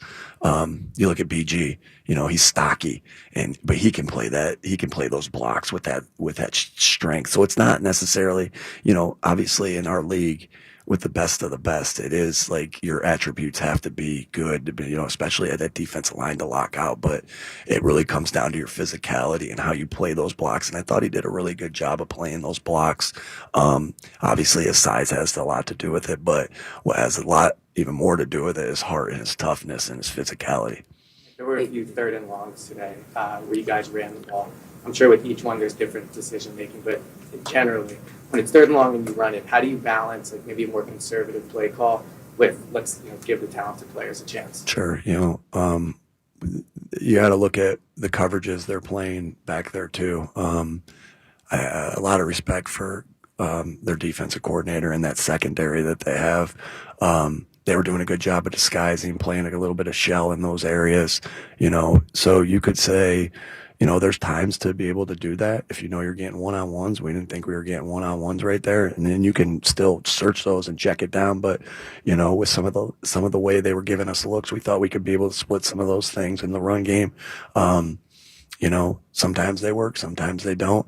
I know those will always be questioned, but, I know the defense was playing good in those moments. That's not meaning that we're conceding, because we have a lot of faith in those run calls there. But I think when you're able to run the ball, and again, we didn't pick those up today, but, I think when you're able to run the ball in those areas, it makes the defense play a little bit more honest. But, they were playing a lot of shell behind us and a lot of funky cover twos that, we knew the ball would have been checked down, and it's just a different way to get to that. That was the decision we made right there. And, like we said, we'll go back and look at everything. With the toughness, you talked about that a lot. With Lane Johnson, maybe get back on the field. What did he go through to get there? What did you? Man, he's a warrior. These guys put their bodies on the line, and I guess got so much respect for that. It just makes you, when you see guys doing that, makes you, we always think about, like, man, you're going to do everything you can as a coach to help these guys, be successful. And then you get stuff like that where they're battling through, and everybody's battling through stuff at this particular point, but Lane goes through that and comes back in a critical time. And it just makes you want to fight, as a coach, it makes you want to fight for him even more. And I know that the players feel that too. So, when you get guys that are, I think back to the NFC Championship game last year, and Saquon saying to Cam when he came back in, like, man, way to fight for us. And Landon, being able to do that, like, way to fight. Like, all these guys are going through, and for Lane to do that, like, man, that just does this to a team even more. When guys are willing to sacrifice themselves for the good of the team. I mean, that's why this game's so awesome. Like, and why we got so many good guys on this team, because it just does this, especially when someone like Lane's doing that. There, the offensive players were pretty critical. How do you look at that? I'm sorry. The offensive players were pretty critical of the performance overall. How do you look at at the offense is the whole game tonight? Yeah, sometimes it's going to look really pretty. Sometimes it's not always going to look pretty in this league. We found a way to win.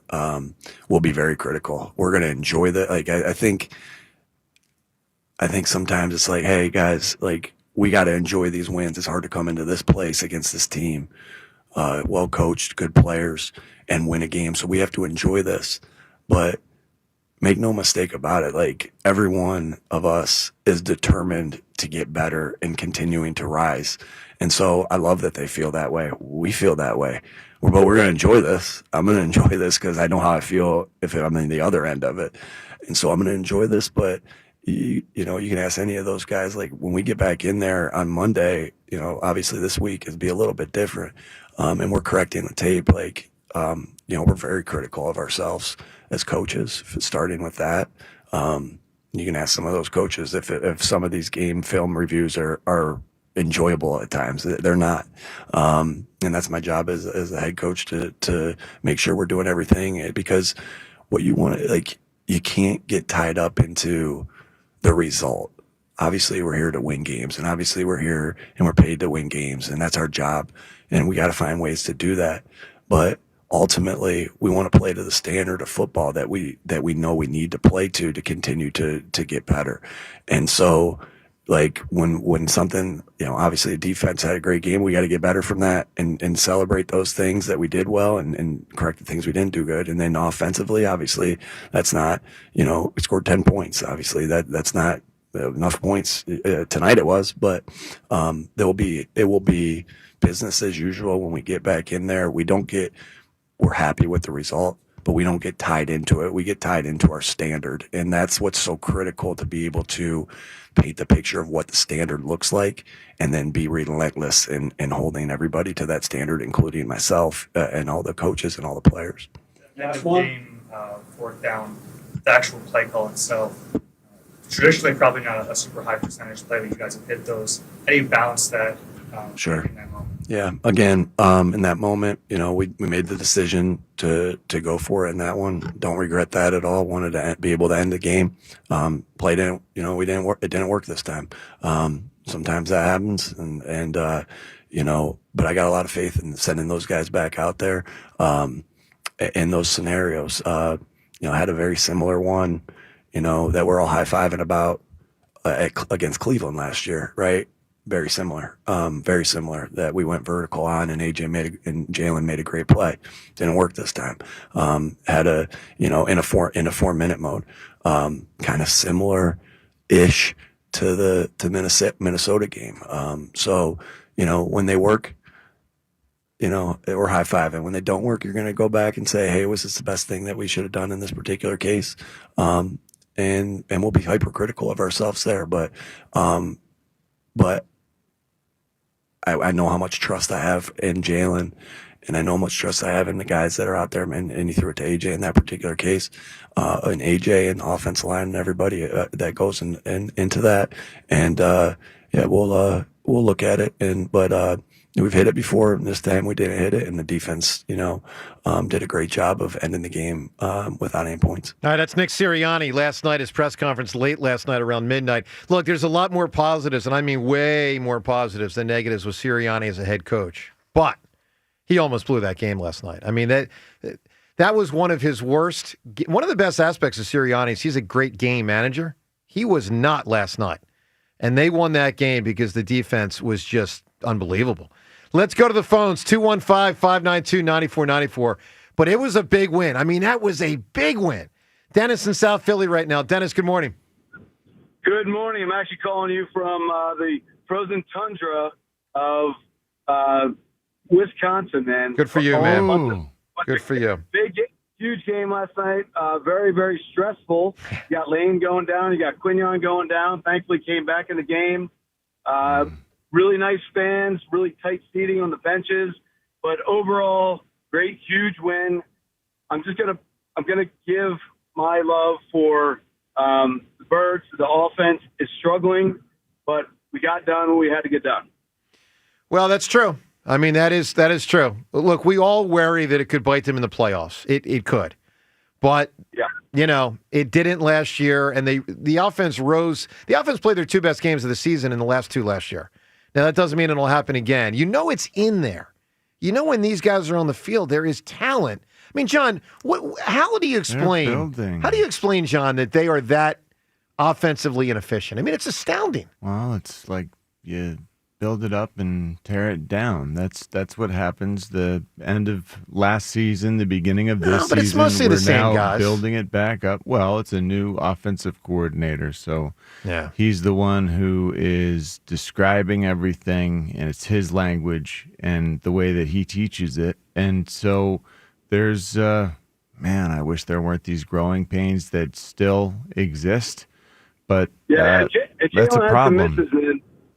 Jalen had some big misses. I got to say, some guys Yes. were free. You're right. It was not an accurate day. And he for doesn't Jalen. typically do that. I No. think accuracy is one of his good strengths, but last night he did have some misfires. This felt like it felt like his worst game that I can remember in a long time. Dennis, I got to tell you, I'm a little disappointed in you. Sirianni coached the game and lost his voice. You were at the game, didn't lose your voice. What the heck, man?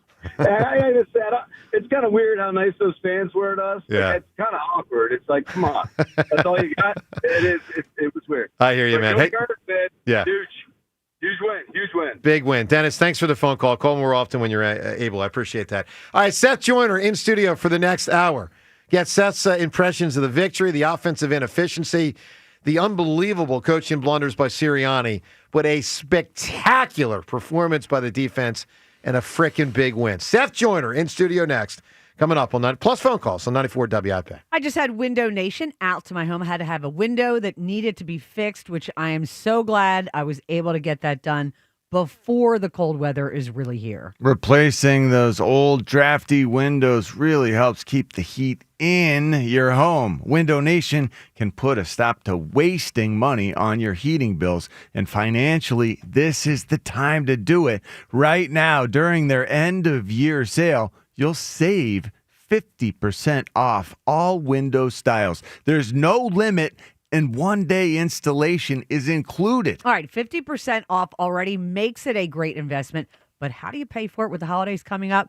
Because that's pretty much what stops most people. Not with Window Nation. You can get your beautiful new windows installed now and could get 0% financing for 5 years. Stop wasting money on heating bills. This offer ends soon. Call 866-90-NATION or book your free estimate at windownation.com. Imagine the perfect chicken tender. Crispy, juicy, for lack of a better word, tendery. Now imagine these perfect tenders at Wendy's. 'Cause they are. Wendy's new chicken tenders are here with delicious new dipping sauces like Wendy's Signature, Creamy Ranch, and Honey Barbecue. And they're so good, we even changed our name from Wendy's to Tendies. I believe that's what the kids call manifesting.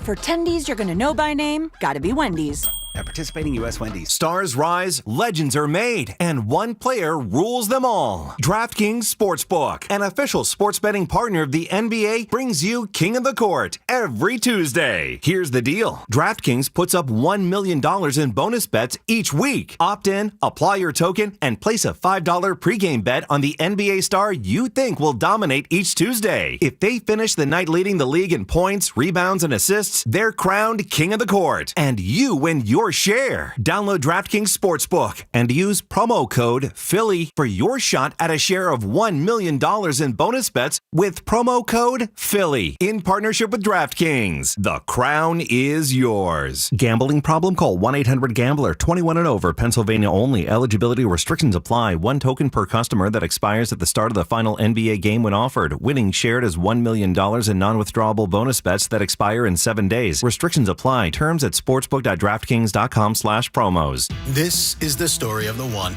As a maintenance supervisor at a manufacturing facility, he knows keeping the line up and running is a top priority. That's why he chooses Grainger. Because when a drive belt gets damaged, Grainger makes it easy to find the exact specs for the replacement product he needs. And next day delivery helps ensure he'll have everything in place and running like clockwork. Call 1-800-GRAINGER, click Grainger.com, or just stop by. Grainger, for the ones who get it done. Well, good morning, kiddo. I love that you're home from college. I've missed you. Still taking your Nature-Made vitamins? Every day.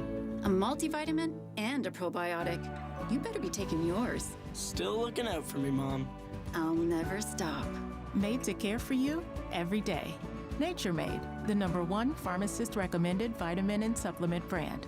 Find us in the vitamin aisle, based on a survey of pharmacists who recommend branded vitamins and supplements. If you've been diagnosed with moderate to severe plaque psoriasis, this is what it sounds like to be 1,000,000 miles away. Imagine being 1,000,000 miles away. Tremfya guselkumab, taken by injection, is a prescription medicine for adults with moderate to severe plaque psoriasis who may benefit from taking injections or pills or phototherapy. With Tremfya, clearer skin is possible. In clinical trials, at least 70% of patients saw at least 90% clearer skin at 16 weeks. Results may vary. Tremfya is also indicated for adults with active psoriatic arthritis. Serious allergic reactions and increased risk of infections and liver problems may occur. Before treatment, your doctor should check you for infections and tuberculosis. Tell your doctor if you have an infection, flu-like symptoms, or if you need a vaccine. Ask your doctor about Tremfya. Call 1-800-526-7736 or visit Tremfya.com. Hey Philly, did you know natural gas is the most reliable and efficient way to heat our homes, cook our food, and dry our clothes affordably? And with PGW, the benefits of natural gas keep on coming. PGW has programs and offers that can make life easier no matter where in Philly you live. From spreading your bill evenly across the year to boosting your home's energy efficiency with rebates, and from year-round payment assistance programs to servicing appliances, PGW's got you covered. Check us out at pgworks.com. The holidays are back at Starbucks, so share the season with a peppermint mocha. Starbucks signature espresso, velvety mocha, and cool peppermint notes, topped with whipped cream and dark chocolate curls. Together is the best place to be at Starbucks. This is the story of the one. As a maintenance supervisor at a manufacturing facility, he knows keeping the line up and running is a top priority. That's why he chooses Grainger. Because when a drive belt gets damaged, Grainger makes it easy to find the exact specs for the replacement product he needs. And next day delivery helps ensure he'll have everything in place and running like clockwork. Call 1-800-GRAINGER, click Grainger.com, or just stop by. Grainger, for the ones who get it done. It's the season to come together over your holiday favorites at Starbucks. Warm up with a creamy caramel brulee latte. Get festive with an iced gingerbread chai. Or share a velvety peppermint mocha. Together is the best place to be at Starbucks. This is Boomer Esiason with an Odyssey Sports Minute. Today's birthday shout-out goes to AZ Fudd. The 23-year-old most outstanding player of last season's Women's Final Four has returned to help UConn defend its national championship and attempt to win it all without Paige Beckers. So far, so good. Fudd and Sarah Strong combined for 85 points in UConn's opening victories over Louisville and Florida State. I'm Boomer Esiason. Hey, Jetta Camera here. Isn't it time to invest in yourself? I certainly say it is. So how about you start with PI Dental Center? With their decades of experience in complex dental treatment, and I've been a patient at PI Dental now for 2 decades. My mom a patient there for 3 decades with Dr. Glenn Wolfinger and Dr. Robert Slough, both sensational with what they do, both board-certified prosthodontists. They specialize in the restoration and the replacement of teeth. PI Dental Center are also the originators of the Teeth in a Day. That's a revolutionary treatment that deliver fixed teeth and implants placed for a dramatic transformation in a mere 1 day. If you're in good shape with your teeth, awesome. So am I. And I get to PI Dental Center for year-to-year maintenance. Want to stay in that category my whole life. But if you got a big old problem, get to PI Dental Center to solve that, because that stinks, but they can fix you. Start with their website, pidentalcenter.com. Let them fix you up. At pidentalcenter.com, you can request your new patient evaluation. 94 WIP Sports Update. Brought to you by the Philadelphia International Airport. Eagles escaped Green Bay with a 10-7 win, improving to 7-2, third straight win. Defense terrific, especially their newest member, Jalen Phillips. 6 tackles, 4 solo, 1 tackle for a loss, forced fumble recovery, and 2 quarterback hits. Phillips stuffed Josh Jacobs for a loss and fumble with a minute and a half left, seemingly sealing the game. However, no, the Eagles went for it on 4th and 6 at the Packers' 36. 27 seconds left instead of punting. Such a questionable play call. It had Ray Didinger quoting an 18th century philosopher. Yeah, well, what was it Voltaire said? Common sense isn't that common. You know, I mean, that's. I think that was a case of that. I mean, that was to me. There is no decision. I mean, you punt it, and you make them drive the long field against a defense they haven't been able to beat all night. I mean, that's what you do. Totally. I mean, you don't throw a go route in that situation and hand them the ball at the 37-yard line. Eagles did get away with it, though. Only trip to the end zone, Jalen Hurts connecting with Devontae Smith on a 36-yard touchdown in the 4th. Philadelphia International Airport's new premier valet parking service, managed by the Philadelphia Parking Authority, reserved now at phl.org. Partly sunny, windy, high 44. It's currently 37. You can hear every Eagles game on your streaming device. Just download the free Odyssey app or tell your smart speaker to play 94 WIP. Sports update on 94 WIP. 94 WIP HD1 Philadelphia. Live from the Tasty Cake Studios. Sports Radio 94 WIP. An Odyssey sports station. I'll be there in a hurry. Fakes, looks, steps up. He is floating the football. It is for Devontae Smith. Touchdown! Smitty got it. He took it away from the defender. He took it out of the hands of Evan Williams. Devontae Smith from Jalen Hurts. I love that play call. You get in the situation where you get a big play. Well, why not go for the jug deal right here? Always count on me, darling, from that day on. Well, if you ask me, looked like a game from 1991 when Seth Joyner was the star. Eagles 10, other team 7. Seth Joyner in studio with us for the next hour. Brought to us by Bradford White Water Heaters. How you heat your water matters. So whether it's a tank or tankless model, choose Bradford White. Visit BradfordWhite.com. Look, they do win ugly, but they do win often, and it was a big win last night. Seth, good morning, buddy. What's going on, gentlemen? Quite a bit, my man. So, I mean, Seth, a lot of ways to go. Offensive inefficiency, coaching blunders. But let's just start with the defense. I mean, that's your bread and butter. I mean, as a very proud alum, you got to be extra very proud this morning, man. Well, listen, Howie did it again. You know, you go and make the trade and the guy pays dividends right out the gate. And that is remarkable. You know, to be able to go to Green Bay in that environment under those circumstances and play as well as they played. It was just a phenomenal performance. I mean, if you think about it, 90 total yards in the first half. 90 yards in the first half. And 99 rather.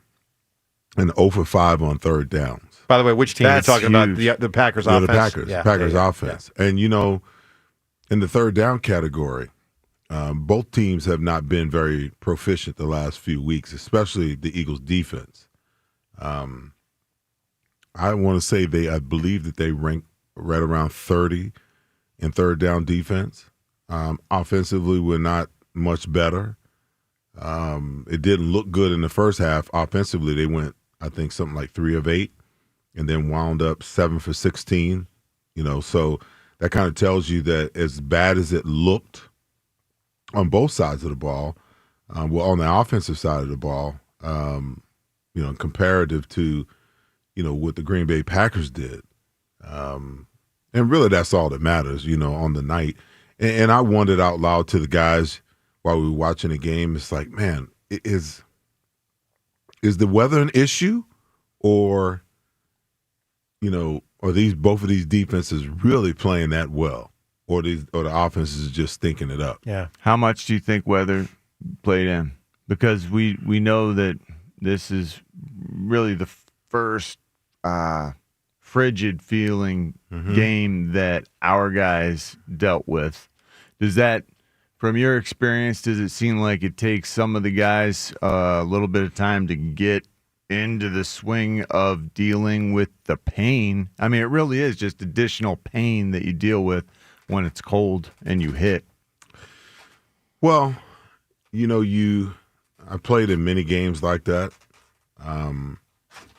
What I do know though is, when you're kicking somebody's behind, it's not nearly as cold as, Oh, no. Because I was up there when we played, in year 12 for me, and we were playing the Cowboys. And, we were beating the brakes off of them like in the third quarter, like 44 to something. Sure. And, Emmett walks by, elbows. He was like, "Man, it's sure cold out here." I'm like, "Yeah, but we got our foot in y'all's behind us." It didn't really matter, how cold it was. But, the game was pretty even for the entirety of the night. It was a great game. I mean, it was a classic NFL football game. I mean, I loved it, Seth. I mean, obviously, I loved that the Eagles pulled it out, but I thought it was entertaining. Seth, let me ask you this, though. We're going to get to the phone calls with Seth this hour coming up shortly. This is not a 1 week question. This is sort of a whole season question. Why is the offense so inefficient? And I'm going to basically ask you the same question I asked Ray earlier. You got the combination of coaches, Sirianni, Petula. You got quarterback, you got running back, you got wide receivers, tight end, and offensive line. And I know all of them have a part of it. But, why is it this remarkably inefficient? I was super, super disappointed the first, 5-6 weeks of the season. And then I thought I saw glimpses of tremendous promise over the last 2 wins. And last night kind of felt like a regression, if you will, for me, because the creativity wasn't there. You began to see a little bit of it, John, in those 2 games they won before the bye. Blocking scheme-wise, they were doing some unconventional things. Blocking scheme-wise, they just simply weren't working. And I seen them do it again last night. You think it starts with coaching? Is that what you're getting at? You think the primary thing is the coaching? No, I think that, I think in a lot of ways, Joe, I believe sometimes coaches when you have as much time as they had 2 weeks off, that sometimes you can get in your own way by trying to be creative enough to make the adjustments to the adjustments before you have to make the adjustments. There's a situation where, and I blew it up, I drew it up on my whiteboard during my podcast one Tuesday night, where the center had a 2 technique away from him, the defensive end, the linebacker, and then the safety walked down late. And everybody overreached one guy to make sure that, in other words, the numbers were pretty bad to that side. And you ask your center to reach a guy that's 2 gaps over. And before he could even get there, the guy's in the backfield hitting Saquon. Yeah, there was a play last night just like that. That's where I'm going. Yeah. It's the same exact play. When you don't have the numbers, I think sometimes that, coaches think that, we can reach that guy, or even though we don't have the numbers, we can still make something happen. No. There's a reason why there's only 11 guys on the field, because on one side of the field, you're going to be stronger than you are on the other. You're going to have the numbers. And I think the Eagles right now are not doing the best job of getting to the line of scrimmage, identifying the situation, understanding that, we don't have the numbers to this side, and we need to check the play and go the other way with it. But that's sort of what Sirianni was talking about last night. Hey, we know that when they're running too deep, we're just going to check it down to the backs anyway. We might as well get into run plays where we like the angles that we have on the blocking scheme. So we might as well run it when it's 3rd and umpteen. But it's also not going to work that often. It's just not. You're not going to convert on 3rd and 12 that often when you run. But for the first time, I really do. I get what he's saying. I mean, I think he explained it in a way that it's acceptable to me. Seth, let me ask what was the question? Because it sounds like, there was some kind of, Look, he also might be lying. Let's just say that. I mean, here's what he doesn't want to say. I don't want to be too aggressive. I think my quarterback's conservative, and so I don't want to lean into being too aggressive with him because it's not his style. Like talking about it's part of it. Not throwing it, but draw plays on 3rd and long. Are they too conservative, Seth? Let's just get to that, and then I want to get to calls. Are the Eagles coaches / quarterback too conservative on offense? Yes or no? Well, I think sometimes they can be too conservative on both sides of the ball. Like after the Eagles scored the touchdown, that 11 play, 75 yards. I love Vic Fangio. That was way too conservative for me. Way too conservative. You have the lead. That's the time, to put some pressure on the quarterback, get into some run blitzes, and try to set them behind. Especially I believe that there were two, at least one 3rd down situation, 3rd and long situation, where Adoree Jackson's 12 yards off the ball, man, and the wide receiver runs a 12-yard out route. It's like, what are you could just conceding on 3rd down? Are you just going to give him the first down? But that's and I know that sometimes I know he said that, hey, it's on our cornerbacks, to get up or get off. Well, come on, man, just do the simple freaking math. If it's 8 yards and you're 12 yards off, and when the ball is snapped, you're going to start backpedaling. Sure. That means that the quarterback and the wide receiver knows that they can have that first down right now. By the way, James, I didn't expect Fangio to catch shrapnel. Last thing I expected. He was catching shrapnel in my kitchen last night. I can tell you that. That was weak. Well, thank you, Rhea. Yeah, it was very Thank you, because when I tweeted it last night, dude, they held the Green Bay Packers to 7 points. What are you talking about, the defense and Fangio? Well, they had come on. no receivers. Their center had a broken leg. The only receiver they had went out with a chest thing. Well, and Christian Watson was back. I didn't expect him to be back, and he is a pretty good receiver. They had Romeo Doubs. But listen, which is more than I thought. He got hurt early though. Christian was late. He got hurt in the third. It was later. Okay. Christian Watson is not a very physical wide receiver. No, and but he's fast, and he's huge. I watched Cooper DeJean get 2 illegal contacts or holding penalties, and I'm like, the guy's just running the route. He's not trying to fight you off. Knock him on his ass and be done with him. Yeah. Well, they'd probably. That's what I'm going to do. That's what I'm going to do to Fritz in basketball. Let's go to the phones. I agree with you. Just brought that. Are they Jack Fritz him? here? Yeah. All right. Let's get to Jordan in Princeton. Seth with us for the full hour. Good morning, Jordan.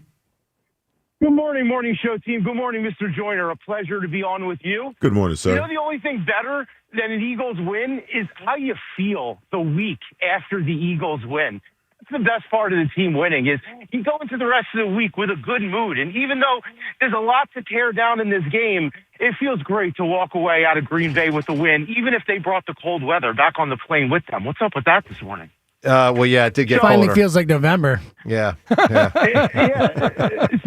I got two highly entertaining points in the game. Number one, Jalix Hunt almost took out a referee with an uppercut punch, celebrating his sack. I don't know who caught that.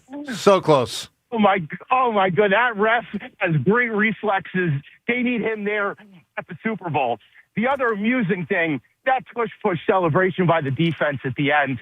I like that we didn't ram it down their throats. People were saying, let's start with the push. That was it. You hold it until the end, you secure your victory, and then you shove it in their face. No, I agree. Listen, Jordan, I agree with that. I will say I think it was a bad night for the push, though, again, because you got both teams jumping off sides, and it's not called. Now, I know they called the one, but both teams got away with them. The officials are the problem. They couldn't even. I agree, they couldn't Rhea. officiate the quarterback sneak properly. Rhea, I mean, it's the officials. I know. now. I agree. Yeah. I do agree with that, but it might cost the push its existence because a lot of people see that game. They see it not officiated properly. I agree with you. The ref, whether there's freaking 10 people in the offense and defensive line lined up or freaking 16, the ref should be able to look down the line, see the ball, see the players, and see if someone got in the neutral zone early. It's not that. It's really said, why can't they freaking see either side, but normally offense, if a guard moves? Like, why can't they see it? It's unbelievable. Well, I don't understand why they can't see it either. It's crazy. And Someone tweeted last night. This is great. Someone tweeted last night. The referees are now treating offsides by the guards in offense like traveling in baskbasketball. It doesn't exist. You want to hear something funny? It just doesn't exist. So I was watching the Sixers game a couple of nights ago with my brother, and he looks at the referee. He's like, "Man, that referee is jacked." I'm like, "Listen." He's like, "Why is he sweating so much?" I'm like, "He's running as much as the players are running." I said, "That's the difference between the NBA referees and the NFL referees. The NBA referees are in shape. They run and they work." I said, "Have you seen the NFL referees? You know, I've never seen so many misplaced balls on after the down. You know how the side judge comes in and marks the ball? Oh, yeah. I'm like, what is he looking at? That ball is at least a yard and a half further because they don't move up when the running back is running or while the wide receiver is running. They just kind of look and guesstimate where the mark is, and that causes a lot of teams, you know, a lot of yards. I'm like, and what the NFL needs to do is go get you some young referees that can run and move around and put them out there. Can we get these senior citizen referees off the field? And maybe better vision. I don't know. Maybe better That's what I've been vision. saying for home plate umps. I've been saying the same thing. It's the same idea. Better vision. Like, yeah, that's super important. They've got the wisdom of experience. They've got the age and you know, they've been there. They've done that. They've studied. Wisdom does not come with age, John. I know a lot of old fools. Okay, that's true. I just I got to tell you guys, like, I don't. There are times last night with the tush push. There are times through the years where you don't see that the guy moves early. Last night, there were 3 or 4. It was so obvious. Anyway, all right, let's listen to Merrill and Mike. How it sounded here on WIP. Big win by the Birds, 10-7. Listen to the montage from last night. We're gonna need a montage. Ooh, it takes a montage. Lambeau Field, Green Bay, Wisconsin. Monday Night Football. It's special, and it's always an honor to be here at the NFL's greatest shrine. It's a quarterback draw. Up the middle he goes, across the 20, across the 15, and Jalen Hurts. Now, they say the ball was fumbled. It's picked up by the Packers. Now, let's see what's called. Was Hurts down? Yep, the ball comes out. out. A fumble. It's punched out It as he's going down. In the gun again is Love. Puts a man into motion. He's back. He's being chased. He's being grabbed. He fumbles the football. I think the Eagles have it. Let's see. Eagles ball. Eagles ball. So what looked like at least a 3-0 Packers lead at halftime is now in the hands of the Eagles. Hurts is back. He's looking, loading up, and he is firing the football out of bounds with no seconds on the clock. That's the end of the first half with the score.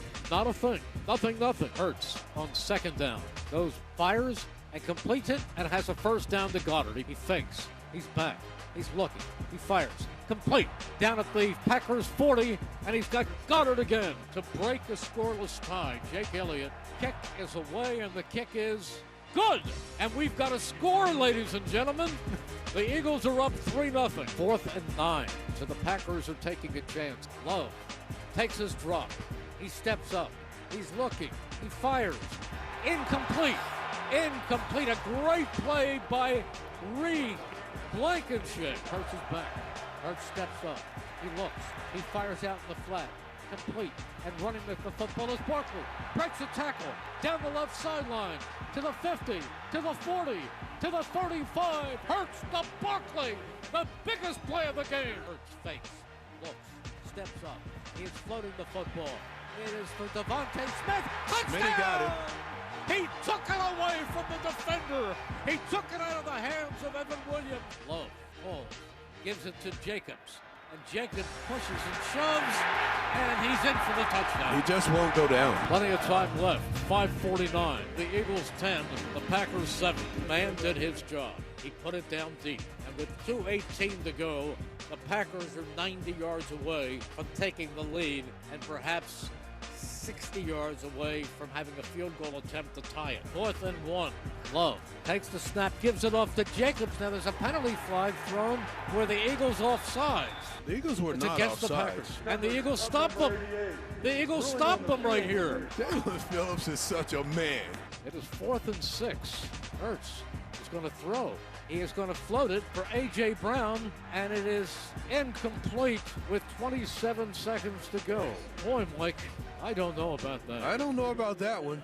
I kind of think a punt might have been in order. Love, loading up. He lets it fly. It's complete outside the 45-yard line. It's going to be 64 yards. Here it is. Spotted. Kick. And it is no good. Not even close. It's not even close. It barely reaches the end zone, and the game is over, and the Philadelphia Eagles have escaped with a 10-7 win. All right, Eagles montage. Merrill and Mike obviously on the call. We appreciate Buzz putting that together for us. Seth, you noticed something and talked about this postgame on your show. I want to get to this because I missed it in the moment, and you might have noticed something really important. When the Eagles did not convert on the 4th and 6 with about 30 seconds to go, you noticed that Sirianni twice on the sideline said, why? Mhm. Why? 2 or 3 times. So that was right after the call was made on 4th down, I thought. Yeah, right. I'm saying right after the 4th and 6th Yeah. incompletion. Seth, do you think Jalen wasn't? Do you think that was to try to draw them off sides, not snap it, to get 4th and 6 to be 4th and 1? Do you think Sirianni was saying to Petullo, why did you dial up that play? Do you think Sirianni was saying, why did Jalen throw it to that guy instead of a shorter guy? Like, what's your theory on why was said twice or 3 times? Because he listen, he might be about to cover something up publicly because Sirianni obviously does the cover job quite effectively. But it is notably said why a couple times. What's your theory? The video's on today, right? Yeah, the videos of us right now Yeah, on YouTube. yeah. You're on YouTube, buddy. You're making a very interesting look on your face. Yeah, you think something because happened. you know, Rhea, we had this conversation. During the post-game show at the end. The one thing about the head coach is when you see him with his headsets on, he has access to all conversations and everybody everywhere. There's an offensive button, there's a defensive button, and obviously there's an overall button where, you know, the special teams is involved.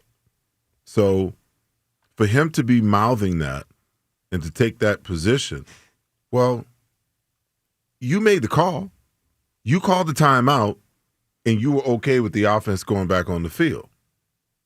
So I thought they were going to go out, run the play clock down, take a 5-yard penalty, and then punt the ball.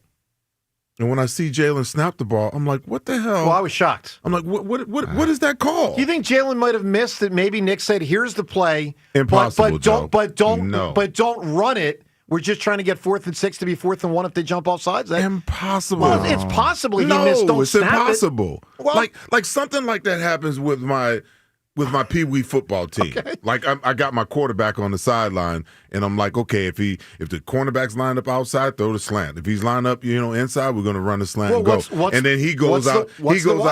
He goes out and does the exact opposite of what we just talked about 10 seconds ago. That doesn't happen in professional football. What do you think the why was for? Who's it to? Listen, I'm not so sure when you look at that situation. I'll just say this without stirring the pot too much. The analytics department has a lot of power within that organization. Wow. I'm going to leave it at that, and I'm going to let y'all stew on that one. Analytics couldn't have possibly supported that decision. I don't buy that. Okay. I don't buy that Sirianni was told. You're on the 30. Russ, You're on the 30. upon You are on the 36-yard line. It took 35. him the show that the post-game show was halfway over before he came to the podium last night. We were waiting. It was very late. I know it was. So come on. Discussions were happening? There was a whole lot of discussions going on, Rhea, James, what's your theory? about the decision making, because that wasn't the only one. When they had the ball before they punt it, they run it on first down, and then they throw it 2 times with 2 minutes and something seconds left. Okay, and you have the opportunity to run the ball twice, force them to use their 2 timeouts. So by the time you punt to them, they have no timeouts left. But you throw the ball 2 times in a row, incomplete. Not only do you let them continue to have their two timeouts, but they get the 2-minute warning. So basically, they got 3 timeouts. and you're down by 3 points.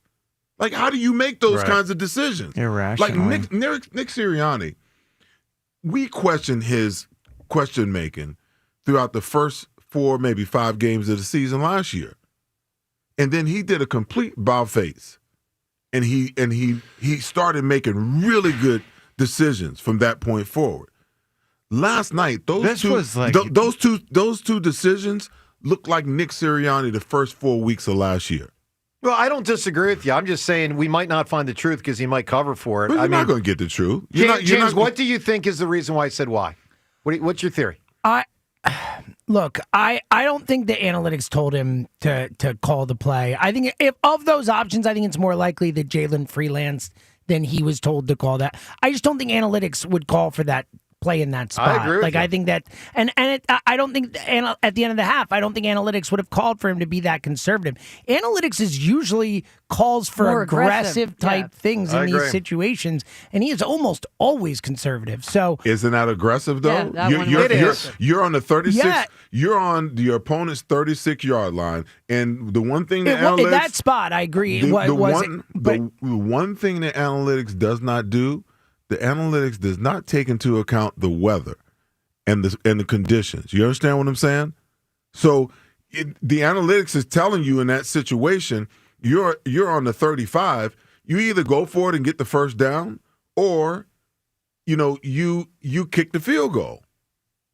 Yeah, One or the other. But in that situation, what I'm saying is that when you're that close, when you're on your opponent's 36-yard line, you're looking at a 52-yard field goal. So the analytics is not, when you take into consideration the weather, okay, the analytics is saying go for it.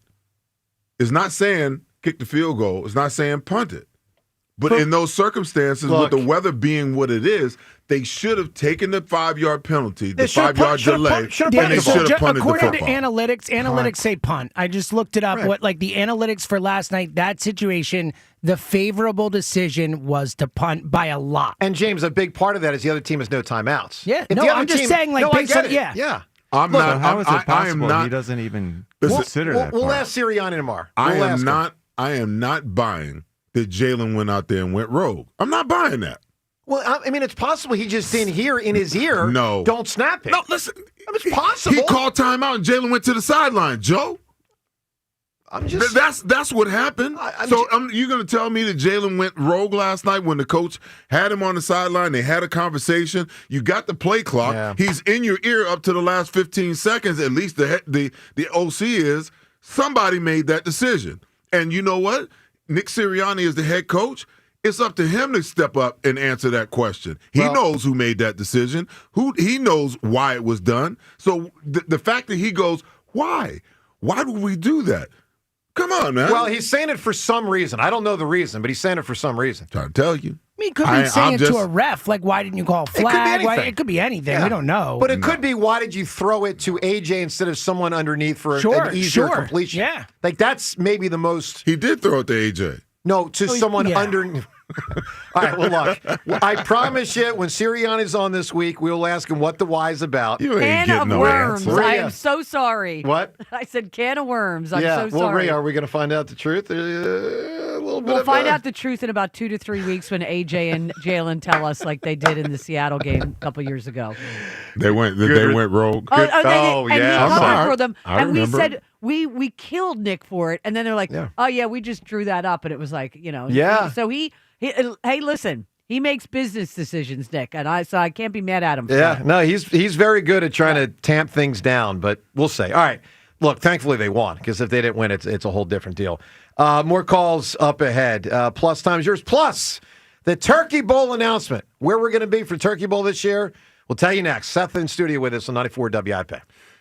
When I went to the Benari Jewelers showroom and I met the wonderful staff, I could tell right away that they were just knowledgeable, they were trustworthy, and they were taking the time to pull back the curtain and teach me to buy a diamond like the diamond dealers do. They're stocked with hand-selected diamonds direct from the world's premier diamond cutters and the most sought-after bridal designers. Tacori, A. Jaffe, Benchmark, and more. You won't find all these at just any jeweler. They have one-of-a-kind rings that you can't get at a mega corporate box jewelry store. Thousands of handcrafted engagement rings to choose from, or get one custom designed. I'm building my wedding ring right now with Yoni and Jacob. And here's something you won't see anywhere else. An industry-leading 110% diamond upgrade guarantee. That means your diamond will never lose value when you're ready to upgrade. Best of all, Benari is a direct diamond importer, so you can get the diamond she deserves and the ring she wants and still stay under budget. When ordinary won't do, everything at Benari is extraordinary. Benari Jewelers, Exton and Newtown Square, and online at BenariJewelers.com. Brad Evans here to help you beat the books with the BetMGM Network. In an underrated rivalry, the Bluegrass States, Kentucky and Louisville are set to clash at the Yum Center. Mark Pope's club is a top 3 squad featuring glass-waxing veteran bigs, plus depth and an unrelenting defense. Catching 3.5 points on the road can mean Big Blue Nation to score the cover versus Pat Kelsey's Cardinals. Hashtag Team Huevos. Bet smarter, beat the books. Download the BetMGM app today. Hey, I'm Mike Slater. My dad passed away at the age of 63. It's out of nowhere. Had a stroke. Super hard, obviously, for the whole family, but my dad had life insurance. This is why I have life insurance for my family, for my wife and 4 kids. And the best place to get life insurance is ethos.com, because you can do it in 10 minutes. And there's no medical exam and no blood test, just a few health questions. Get life insurance in 10 minutes so your family is protected. Ethos, ETHOS, ethos.com/play. Ready for action, hockey fans? BetMGM, an official sports betting partner of the NHL, is giving players another reason to lace up and hit the ice this season. BetMGM is adding extra excitement to the goals, the checks, the face-offs, and the breakaways with special promotions, new features, and more. Log in throughout the season to find odds boost tokens, no sweat tokens, and parlay boost tokens in your account to amplify your winnings. Enjoy enhanced product features like Dark Mode 2. Log into BetMGM, an official sports betting partner of the NHL, all throughout the hockey season to see what's new. BetMGM and GameSense remind you to play responsibly. If you or someone you know has a gambling problem, help is available. Call 1-800-GAMBLER. BetMGM.com for terms and conditions. 21 plus to wager. Pennsylvania only. Existing customer offer. Subject to eligibility requirements. Rewards vary and expire within 7 days. What if you could have reliable and intelligent Wi-Fi? And get this, what if you could keep it at the same price for 5 years? That's the Xfinity 5-year price guarantee. 5 years of Wi-Fi that boosts speeds to the devices that need them most. That finds and fixes problems before you even notice them. Like super intelligent Wi-Fi with a 6th sense. And that keeps you gaming in the fast lane, even when the whole family's banking on bandwidth. All your devices working in perfect harmony for 5 whole years. And here's the best part. No annual contracts, no hidden fees, and our best equipment included. Hey, let's face it, a lot can change in 5 years. Kids grow taller, dreams grow bigger. But your Wi-Fi? It would stay reliable and the price would stay put. The Xfinity 5-year price guarantee. Lock in your price and unlock the possibilities. Xfinity. Imagine that. Select plans only. Restrictions apply. Lock in amazing fall deals for your new roof with Home Genius Exteriors. Get 50% off roofing materials, plus 0% APR and no payments till 2027. And for a limited time, get free attic insulation. Call Home Genius Exteriors now at 855-U-R-GENIUS to schedule your free roof and attic inspection. That's 855, the letter U, the letter R, Genius. Home Genius Exteriors, the genius choice in roofing. See website for details. First Trust Bank is the official bank of the Philadelphia Eagles. we give your businesses an edge. Literally. Woo, this Brandon Graham, baby. Just started working with businesses. I know y'all out here grinding and need that edge. We help Philadelphia companies overcome challenges. So contact First Trust Bank. You know I like that contact. Right. And we help them reach their potential. Baby, that's an edge right there. You know it. First Trust Bank, the official bank of the Philadelphia Eagles. Go Birds. Some people just know you can save money on car insurance by checking Allstate first. Like you know to check the weather first, before wearing face paint to the game. Bro, your Go Cats is dripping into your nachos. Oh, and now paint is in my eyes. Interception! Did you see that? No. Yeah, checking first is smart. So check Allstate first and see what you could save. You're in good hands with Allstate. Potential savings vary, including based on how you buy, subject to terms, conditions, and availability. Allstate North American Insurance Company and affiliates, Northbrook, Illinois.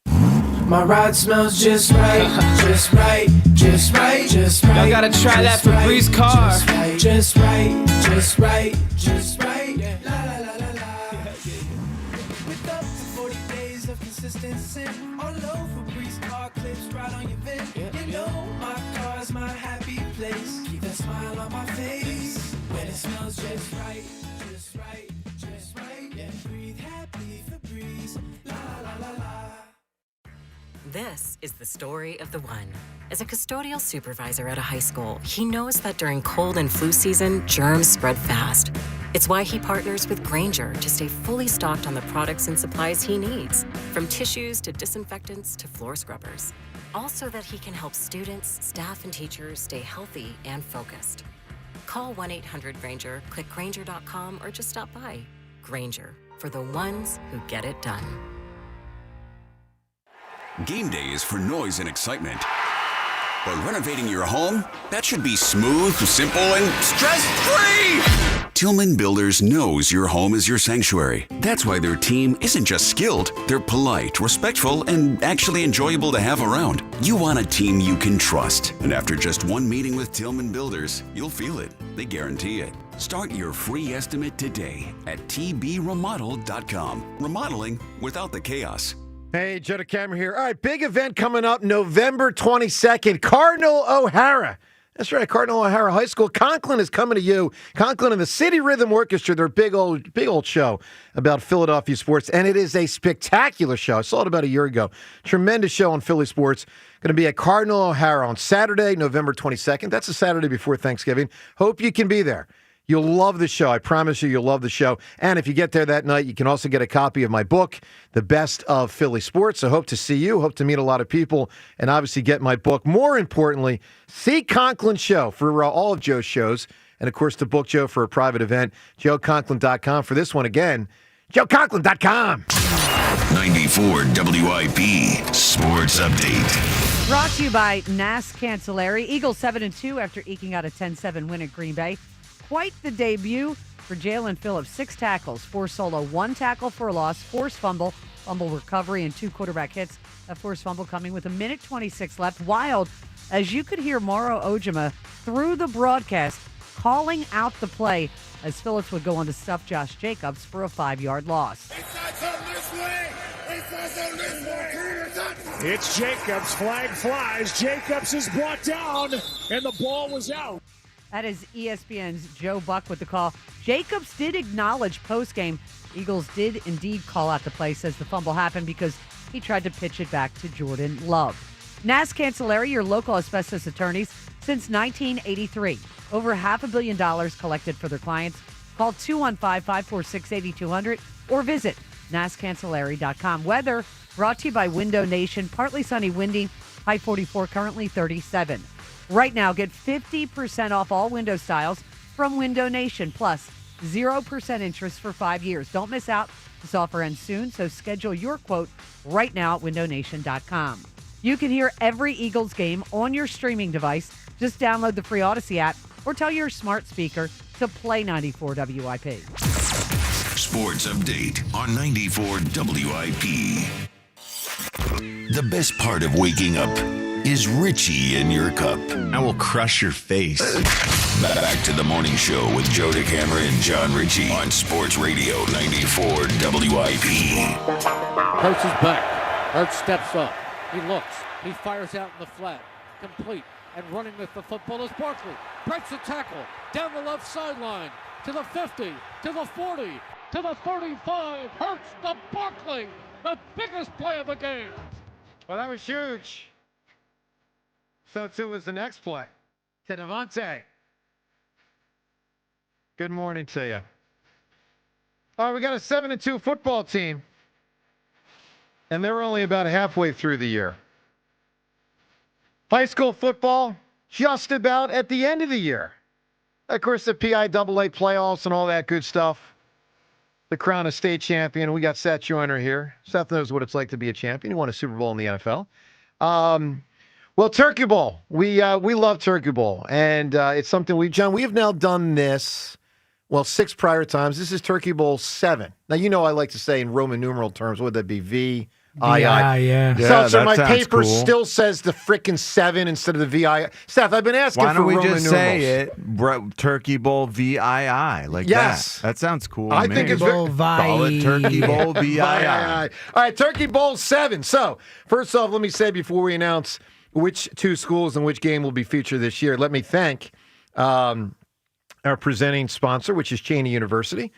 Back with us for another year. Cheney University, empowering minds, cultivating leaders, and shaping futures. Cheney, we appreciate you for sure. Also, our supporting sponsors, Bradford White Water Heaters, Roto-Rooter, and Verizon. We thank all of you as well. So, the voting's been over about the last month and a half. And, of course, we had a couple games up for the consideration, the voting. Now, I don't know the final tally. But I do know this, throughout the voting process, it was a blowout. It was a knockout. As one game with 2 schools far, far exceeded the votes of the other games and the other schools. Let's roll the drum roll. Congratulations. The winning schools, Turkey Bowl 7, VII. We're coming to you. Audubon High School and Haddon Township High School. Congratulations. You, boys and girls, will have Turkey Bowl 7 at your school, and this will specifically be at Haddon Heights School. Haddon Heights High School. And, John, this year, the day before Thanksgiving. If you remember, we said it doesn't necessarily just have to be Thanksgiving Day on the Thursday. Okay. This one will be a Wednesday night game. At Haddon Heights. At Haddon High Heights, School. a 6 p.m. game. Wednesday night, Yes. 6 p.m. 6 p.m. Wow. We will be there with bells We on. will be there. So we seem to be specializing in going across the river to Jersey. Yeah, after not going for a while, now it's our thing. Right. Yep. A couple in a row, I believe. Anyway, congratulations. All jokes aside, congrats to Haddon Heights. Congrats to Audubon. We look forward to featuring your game, your students, your school. Because, we'll talk a lot of football and talk about the game, but we'll talk about the schools. By the way, each school, the athletic departments, both schools are going to be awarded a $3,000, I don't know what you call it, prize for their athletic departments that we as a radio station are very, very happy and proud to present to you. So each school is going to get $3,000 to use for the athletic department. Again, it's Audubon and Haddon Heights. Excuse me, Audubon and Haddon Township. We were at Haddon Heights last year, or 2 years ago. last year, 2 years ago, I think, because that was when who was the Eagles player, number 7? Son Reddick. Yeah, you're right. It was 2 Yeah. years ago. So So Haddon- it's 3 straight in Jersey. I think so. Wow. Haddon Whoa. Township and Audubon were coming your way, and looking forward to it. By the way, again, thank you to Cheney University, empowering minds, cultivating leaders, and shaping futures. One quick thing I got to throw in, because, Seth, we were trying to figure out the why of Sirianni's why, and we will ask him tomorrow if he's on the show, I think tomorrow. Let me give you another why, different topic entirely. And someone smarter than me try to figure this out. Why in a 6-month NBA, okay, you go from like mid-October to mid-April with the regular season, 6 regular season months. Why are the Sixers and Celtics about to play for the 3rd time in 3 weeks? It is weird. Isn't You it? get to play. Listen, this is the Sixers and Celtics. Seth, you only get 4 of these a season. Sixers, Celtics, 4 a year. Why are freaking 3 of them in the first 3 weeks? How dumb is that? That's what tonight is. Another Sixers Celtics game. Wait a minute. Stupid. So they're in their division, right? Yeah, but you only play them 4 times. Really, only 4? 4 times in 82 games. Uh-huh. Isn't that wild?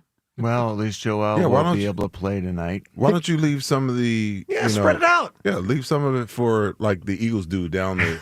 right. The NFL, I should say. Yeah. They try to leave some of those divisional games towards the end to make it a little more interesting. Here's my thing, and this goes for any good teams. Celtics are typically good. They're not great this year. They don't Tatum, but it's a benchmark moment. Hey, what does my team have against your team? How do I size up against you? So you want to kind of spread that out every month and a half or so. What do we got now versus what do you got now? How does that project to April, May, and June, if you get that far? Just really stupid, frankly, stupid, to use a word. It's not a Sixers problem. It's not a Celtics problem. It's an NBA problem. Why in the world do they schedule them 3 times in the first 3 weeks? Stupid. Let's go to the phones. But anyway, congratulations once again, Haddon Township and Audubon High School. We're proud to feature Turkey Bowl 7 coming your way on VII. That's right, VII coming your way on November 26th. That's the Wednesday night before Thanksgiving. Chuck in Mount Airy. Chuck, good morning. Yeah, good morning. Morning, team. The great Chef Joyner, how you doing? What's going on, Chuck? Did you guys see the trip yesterday? Did anybody bring that up? The trip on Saquon Barkley, Michael Parsons? Yeah, sure. Bad job by the ref missing it.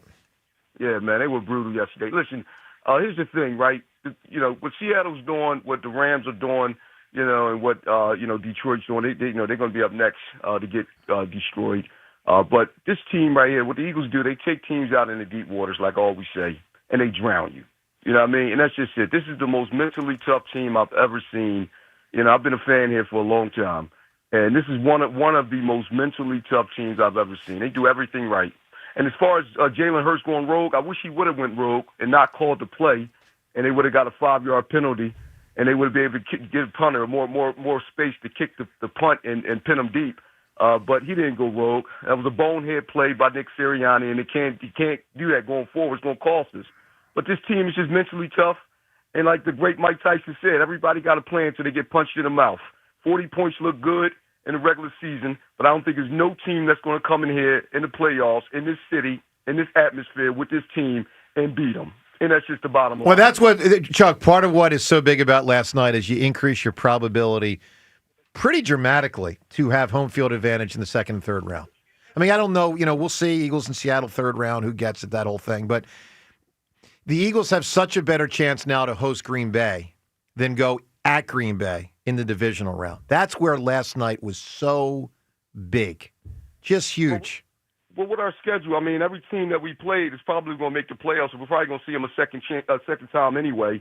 But the thing about it is the Rams, the Green Bay Packers, they continue to lose to the Philadelphia Eagles because the mental fortitude, there's no other team in this league that's as mentally tough as this team. No, and listen, that's just it. Chuck, they don't care about the circumstances. They don't care about the weather. They will play you on concrete. And that's what I believe. This team is just mentally tough, and they will take you out in the deep waters and drown any team. And I don't believe in Sam Darnold nor Jared Goff. This team's going back to the Super Bowl. Got a real shot, Chuck. Great call. They got a real shot. One more thing on last night being huge. Give you a whole different reason. The defense might be great again. Seth, it wasn't for a good stretch this year. They lost a lot of parts. They lost a lot of pieces from last year. We knew they were going to take a hit. They did. But it's now looking like the parts are here maybe to become great again. Well, listen, if so, I didn't sleep last night because after I got done with post game at like 1:30, 2 o'clock, I had to write my TV show, which I got to leave here and go tape. So, and one of the questions, Dave Spadero's coming on with me tomorrow. One of the questions for Dave is, with the advancement of this defense and the way that they're playing, how does it compare, and can they get to the level of last year's defense before it's all said and done? Yeah. Because in a lot of ways, listen, I you guys talk about the shrapnel at Vic Fangio. Listen, I love the guy. I absolutely love the guy. And I think that, before this season is over, we're going to be, even more prouder than this defense than we are, with the job that they did last night and how they've advanced. You know what people don't realize? Like Jordan Love had 28 yards rushing on 5 scrambles last night. The rest of the way, I think the Green Bay Packers has something like 74, 75 yards rushing. So if you take those scrambles off the board, because those aren't, they should be counted somehow, some way as as passing plays because the intent was to throw the football. It wasn't for the quarterback to take off, right. So you kind of skew the defense's numbers. Do you realize the Eagles, since Nakobe Dean has been back, is only yielding right around 77, 78 yards per game against the run? After giving up a ton before that. No, but they were averaging 121 yards per game. I know. Hold out for one moment because we got a ton to get to. Okay. But I hear you. I agree. Defense has picked up big time since he got in there. Twitter poll question brought to us by Armin Chevrolet. Do you think Sirianni and Patullo too conservative with their play calling last night in Green Bay? 91% say yes, they are. That's something certainly we'll talk a lot about this week. With that said, let's do what we do every day at this time. The time is yours. Can't wait. Unlike everyone else, we actually check our voicemail. Tell us what you want to say. The time is yours. Time's yours. All right, time's yours. Thank you, Andy. And time's yours is brought to us by Xfinity, the sponsor of WIP's Xfinity Sports Lounge, your home field advantage from Xfinity. Watch all your favorite teams all in one place. Xfinity, imagine that. Let's hit it with time's yours. Down with Green Bay. Grease that stupid cheese off their head. First in the NFC. Go on! Yeah, big one for sure. Somebody's head needs to be on the chopping block after that performance offensively last night. Where's A.J. Brown and where's Hurts with a three-step drop and bang? Where's that at? All right, let me ask. I mean, come on, man. Enough is enough with that. Seth, yours. Because we're light on time. Let me ask you a question. Just give me a name, not a reason. Who is better, A.J. or Devontae? I can't answer that, Joe. Fair enough. Sorry. The Eagles didn't win that game. The Packers lost that game. The Eagles were playing not to lose.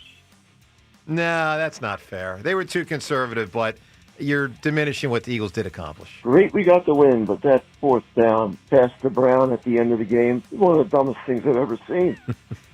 Dude, I thought it was a whopper. One more. Let's go. Hey, John, Bigfoot here. Just to let you know that I am real and I'm doing well. The only thing more mysterious to me is why the hell the Eagles would pass a fourth down instead of kicking a damn field goal. But they still won. So go Birds! Not even the field goal, the punt. Rhea, what's your theory on the why? Confused. Why do you think the why was said? Who do you think Sirianni was talking about? It was either Patullo or Jalen. It Has was to one be. of the two. I mean, to me, it was a heat of the moment immediately when it happened. And they had done it before, Seth, hadn't they? Mm-hmm. They had done it where they tried to draw them off sides and they didn't. So it's one of the two. Yeah. I just don't think that you can't meme that when you just had the conversation with your quarterback and your OC on the sideline and then be like, well, why? Punt the damn ball, man. I love that face. And in the words of Nancy Kerrigan, why? And in the words of Joe DeCamera, with that, we shut it down. The time's yours line. Leave Joe and John a message of your thoughts, compliments, and complaints. Call 215-238-4500. Seth, we got about 30 seconds left. Why is it hard for you to answer the A.J. Devontae thing? What's going on there? I made up my mind that I'm done talking about A.J. if it doesn't come down to how we talk about his play on the field. You don't want to cause a controversy. No, Okay. I'm not. It's a no-win situation because I made the statement last night that I think that, we've kind of crossed the bridge, and D. Gunn said, no way, because AJ is just not wired that way. I'd be unhappy if I'm AJ. I'd be unhappy. No, listen, I'm right there with him today because there's no way you cannot throw AJ Brown 2 targets for 2 catches and 13 yards in 60 minutes of football. That is coaching negligence because no other player in the National Football League that's a 1A type of wide receiver would tolerate that. Gets treated like that. You get in the lab and creatively find a way. I don't care if you got to take AJ from the X and put him in the slot and move Jahan Dotson to the X. You figure out a way to move him and get him involved and get him the football. And like that caller on the Time's Yours, what the hell happened to the slant the last couple of weeks? I know. All right. I'm going to advocate for AJ to play cornerback. I think he's got a better chance to intercept a pass from the other team than to catch a pass on his own team. Everyone, have a wonderful day. Look, I think it was a big win, guys. All jokes aside, I think it was a really freaking huge big win. Right? Huge win, but guess what?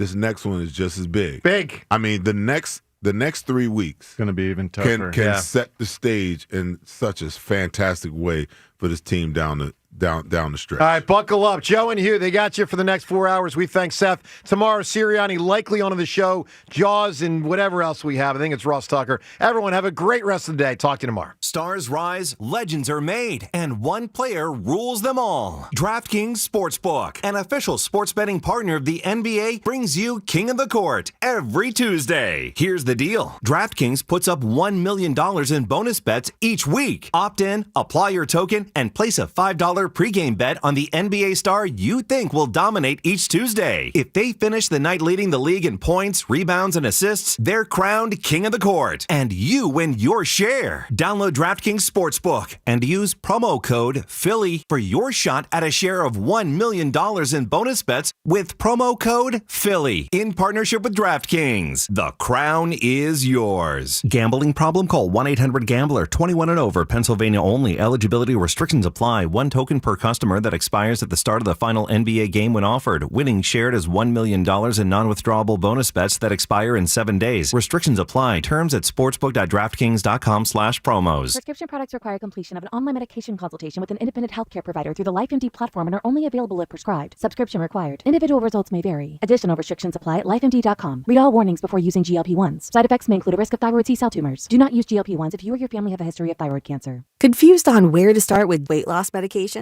95% of LifeMD patients said starting their weight loss journey was simple. Go to trylifemd.com now and see the best options with or without insurance for Wegovy, Zepbound, and more. Brian was approved for insurance coverage and lost 100 pounds. I love the fact that insurance covered almost everything because pharmaceutical prices are going through the roof. The first time I realized that LifeMD was working for me was when the hunger started going away. I never thought losing weight would be this easy. It's given me more energy. I would recommend LifeMD to anybody. Nearly 96% of patients said they would recommend the LifeMD program to anyone who wants to lose weight. Get started right now at trylifemd.com. That's TRYLIFEMD.com.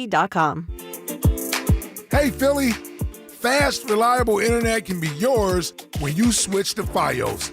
For a limited time, combine Fios home internet and one line of mobile for just $69.99 a month. Get unlimited welcome for $50 a month with auto pay plus taxes and fees when you bring in your phone. And add Fios 300 Mbps for $19.99 a month with auto pay, mobile plus home discount, and bonus discount. Visit your greater Philly area Verizon store today to get this limited time offer and switch to their reliable 100% fiber optic network. For eligible new Fios internet and mobile customers, both the $15 monthly discounts for Fios and Bring Your Phone applied over 36 months. Mobile and home discount enrollment required. $99 Fios setup charge applies. For unlimited welcome, unlimited 5G and 4G LTE may be temporarily slower than other traffic in times of congestion. Domestic data roaming at 2G speeds.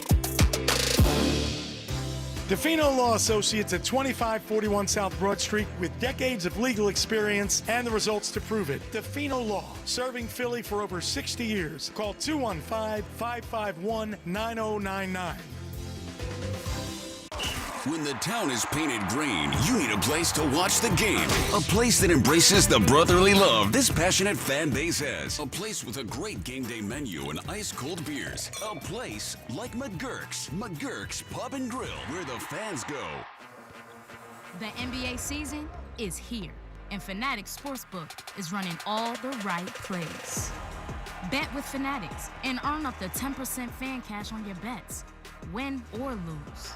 So even if your bet doesn't hit, you're still scoring fan cash, which you can use on NBA fits, tickets, and access to exclusive Fanatics events. Plus, with Fanatics Fair Play's first half injury protection, if your player goes out with an injury, your bet stays in play. Fair Play protects your bets all season, refunding your bet or keeping your parlay alive. Why risk it with other sportsbooks when your player props are protected with the home of Fair Play? Fanatics Sportsbook. Winning hits different here. Must be 21 plus. Gambling problem? Call 1-800-GAMBLER or 1-800-522-4700. MD, visit mdgamblinghelp.org. Offer not available in all states. Terms apply. See Fanatics Sportsbook app.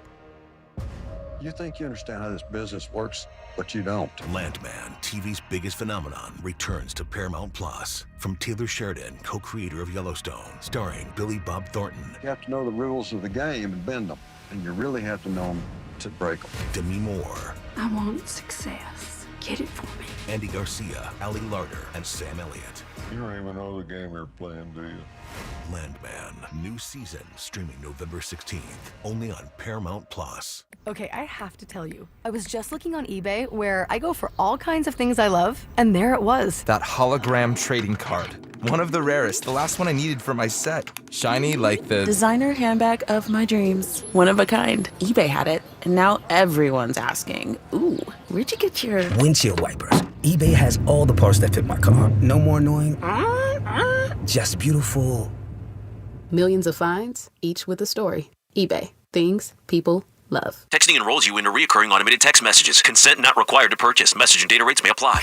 Man, I love seeing the old gang at these reunions. Did you see Brian? He's in better shape than he was 25 years ago. How is that even possible? Yep, I ran into him a few weeks ago and had to ask. He told me he started taking Nugenix Total T. The testosterone booster? Yes, it really works. I started taking it right away and I'm already seeing results. I was wondering what you were doing. You seriously crushed me in that pickup game last week. Yep, after 40, energy, strength, drive, it all starts going downhill. But with Nugenix Total T, I feel like my old self again. Stronger, leaner, and my energy is way up. My wife even noticed a difference in the bedroom. They're giving out complimentary bottles right now. Just send them a text. Text HEFTY to 321-321 for your complimentary bottle of Nugenix Total T, the #1 selling testosterone booster. Text now and you'll also get a free bottle of Nugenix Thermo X, our most powerful fat incinerator. That's HEFTY to 321-321. These statements have not been evaluated by the FDA. This product is not intended to diagnose, treat, cure, or prevent any disease. This is Boomer Esiason with an Odyssey Sports Minute. After Chicago's come-from-behind victory over the Giants, rookie head coach Ben Johnson publicly criticized his own play calling. I want those guys to understand I take a lot of ownership in what we put on tape, as do they, Johnson said. We're all in the same boat. Top-down accountability does build trust, folks, and helps explain Chicago's resurgent, surprising 6-3 start. I'm Boomer Esiason. 94 WIP HD1 Philadelphia. Live from the Tasty Cake Studios. An Odyssey sports station. This is Hugh Douglas and Joe Giglio on Sports Radio 94 WIP.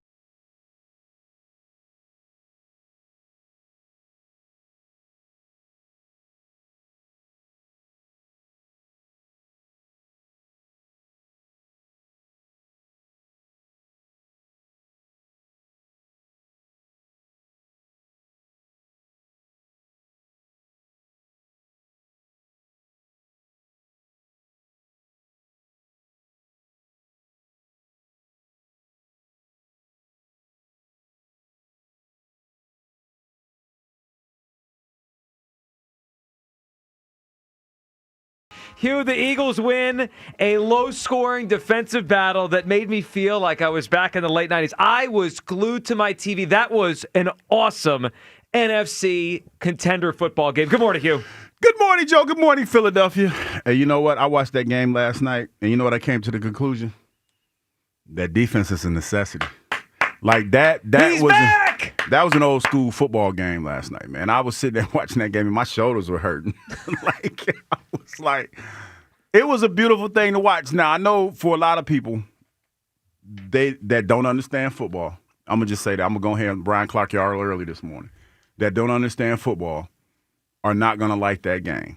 Especially, and it's not even a Ryan Clark, because I've talked to some of my contemporaries already, and they didn't like the fact because of the star power that was on the field, they didn't really score a lot of points. But I saw some stellar defense being played, man. I could hear those shoulder pads popping from my television, like sitting in my front room. And I was like, that's old school football right there. That was 10-yard fight. Y'all remember the game? Y'all probably don't remember. Y'all too young for that. But for all the old heads out there, 10-yard fight was before Madden. And that was the game where you didn't do a whole lot. You just ran the football. That's what that was last night. The running game wasn't paying huge dividends early, but they stayed with it. That was tough sledding. That was That was some old school football last night. That was some black and blue division football last night. It was awesome. I loved every. I was, you know what, Hugh, you mentioned Ryan Clark, but you know what last night was for? Last night was for football guys. If you love the game of football, there are 10-7 games sometimes are boring. That was not a boring football game. I couldn't. We saw one last week, and that was horrible. You're right. 10-7 to start Week 10, Thursday Night Football. 10-7 to end Week 10. It was, and it's not just because the Eagles won. That's obviously made us all excited at the end and for the game. But I loved that football game last night. The defense was outstanding last night. Jalen Phillips. Howie Roseman may have landed a true difference maker at the NFL trade deadline. He was all over the place, He was awesome. I mean, he was their best edge rusher. He was setting the edge. He was making run stops, forcing fumbles, recovering fumbles. He was everywhere last night. I love the way he played. Quinyon Mitchell, the defensive line. That was for the first time, maybe all year, the Giants came a couple weeks ago, but against a talented offense, that reminded you a little bit of last year's Eagles defense. Smothering on top of things, smarter than the other team. Ojomo calling out the play at the end. Awesome. Look, the offense last night, Hugh, was obviously not very good. Now, that was the best defense they saw all year. That Packers defense could play. That Packers defense was stout. Yes. I'll tell you what I saw last night, Joe. Now, a lot of it didn't come together like you wanted it to. But I feel like Jalen was more decisive. Even if it was not accurate, he was more decisive in some of the things that he wanted to do. Now, he took some chances with the football that he doesn't normally take, like throwing across his body and throwing some high. He threw some dangerous plays. He threw some dangerous throws. But they were able to get the win. He got the ball out of his hands a lot quicker. That's what you want to see. There was growth last night. Even though it might not show up in the stat sheet, there was growth last night. And like I said, that defense was a necessity last night. That was a physical confrontation. Yep. They played physical. They matched the Green Bay Packers physical. That was more physical than I thought that game was going to be. You know what it was? It was one of those nights where it was so tight, so close. Every little game, every little play mattered. And there's something have a knack for making big plays in big moments that the other team doesn't make. Look, I don't think Jalen Hurts played a very good game last night. It wasn't horrendous. He didn't lose the game. He didn't play his best game. We've seen his best games this year. That wasn't one of them. That's fair. But that throw to Devontae is a big-time throw, right? That touchdown pass and that whole drive is a big-time drive. The play by Saquon. Again, Saquon last night's, you look at his numbers, it's pretty pedestrian. Less than 3 yards a carry. But that catch in the flat and the swing past you and then the spin move he made, that's where you watch and you're like, you know what? The Eagles just have more special players than most teams. And those guys seem to make a play to win a game. Man, listen. Last night, pads were cracking. Like I said, that was old school football. It was fun to watch because Saquon knew a couple of those holes that weren't there. Yep. He just had to burrow. He just dropped his head and he just took what he could get. And he muscled his way through. Same thing with the Green Bay Packers running back. It was some real hardcore running last night. Hardcore. I used the right word or the right phrase, black and blue. It was an awesome game. The Eagles came to play last night, and in the grand scheme of things, it's a huge victory. They put up the graphic before the game on the chances to be the number 1 seed, which really, if we want to get back to the Super Bowl, we're on the road again, we want to go to Santa Clara. Hugh, the number 1 seed is the way to do it, right? Home field advantage, one less playoff game. It's a huge advantage. And the Eagles' chances jumped from 13% to 31% to get that number 1 seed by winning last night. It's not over, nothing's clinched. They got a long way to go, but that was a difference-making game for the Philadelphia Eagles. So the good last night was how much fun it was. The good was the defense. The good was the clutch plays by the offense. We're going to get to the other side in a second. 215-592-9494. Your reaction to hop in here. And we do want to say before we get all caught up in the reaction, Hugh, it is Veterans Day, so we want to wish our best to all the veterans out there. Salute to those who serve, man. Absolutely. Well said. Much appreciated. It absolutely is. We thank everyone out there who has been part of the armed forces and has served. All right, Hugh. So the game last night, we're aligned. I mean, I had so much fun watching that game. It brought me back.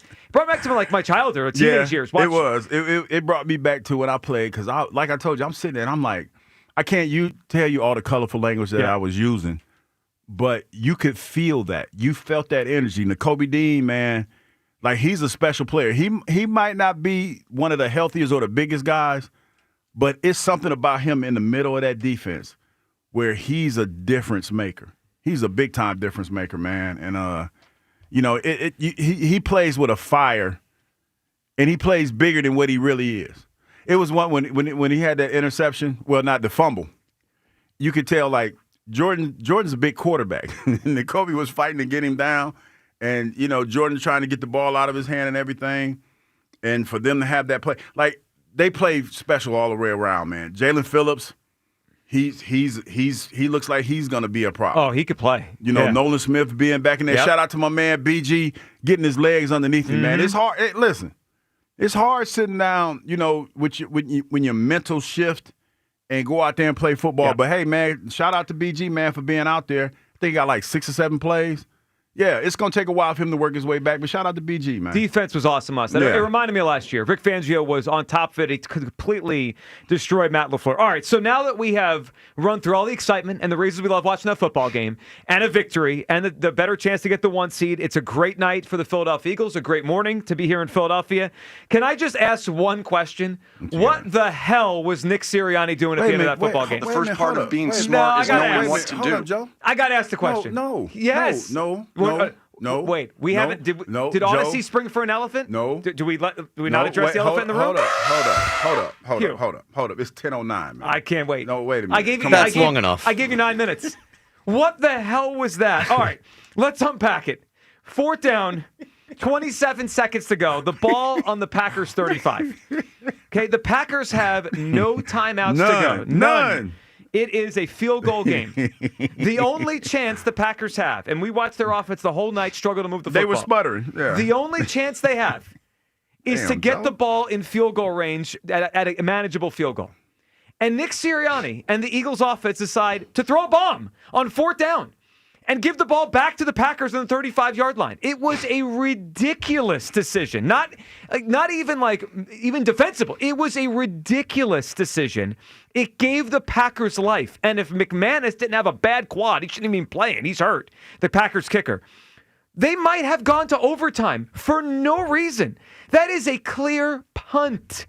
It is a clear punt. And even if the ball goes in the end zone, and I know that's a weird part of the field where a touchback is probably likely. I mean, you could take the delay a game, give the Braden man a little more space, but whatever. Even if it goes in the end zone, you are taking 15 yards and making them have to go 15 extra yards with no timeouts. Hugh, it was one of the most ridiculous endgame decisions I have ever seen a coach make. There was no reason for it. Hugh, what were you thinking as you watched that? Because I sat there by myself, late at night in my house. I'm looking around. I'm like, what the hell are you doing? What the hell is going on? Now, I will say this. In the moment when it happened, I was like Troy. I was perplexed. Because I'm thinking, okay, 20-something seconds left on the clock. Yeah. Is you want to kick, like if you kick it, the worst could happen to go in the end zone, they get on the 20. Right, so they still have to march down the field. Yes, and that would be 15 yards. You'd pin them back further. Yes. Right, no timeouts. You're 27 seconds, 2, maybe 3 plays, maybe, but you're still not in field goal range. I was thinking, okay, your defense is playing well. And I'm like, because I'm trying to, workshop it. Defense is playing well. You got a lot of confidence in your defense, but that's a lot. That's a big ask. That's a big old ask at the end of the game for them to put them in that situation. I didn't understand it. Well, no one did. And then it got worse when I heard the explanation after the game. Can we hear Nick Sirianni after the game talking about that decision? Again, in that moment, we made the decision to go for it in that one. Don't regret that at all. Wanted to be able to end the game. Play didn't, we didn't work. It didn't work this time. Sometimes that happens, and but I got a lot of faith in sending those guys back out there in those scenarios. I had a very similar one, that we're all high-fiving about against Cleveland last year, right? Very similar, that we went vertical on and Jalen made a great play. Didn't work this time. Had in a 4-minute mode, kind of similar-ish to the Minnesota game. So, when they work, we're high-fiving. When they don't work, you're going to go back and say, hey, was this the best thing that we should have done in this particular case? And we'll be hypercritical of ourselves there. All right, let me quickly take everyone through what he's referencing there, because he tried to explain this away, and I'm like, what are you talking about? I don't remember those situations.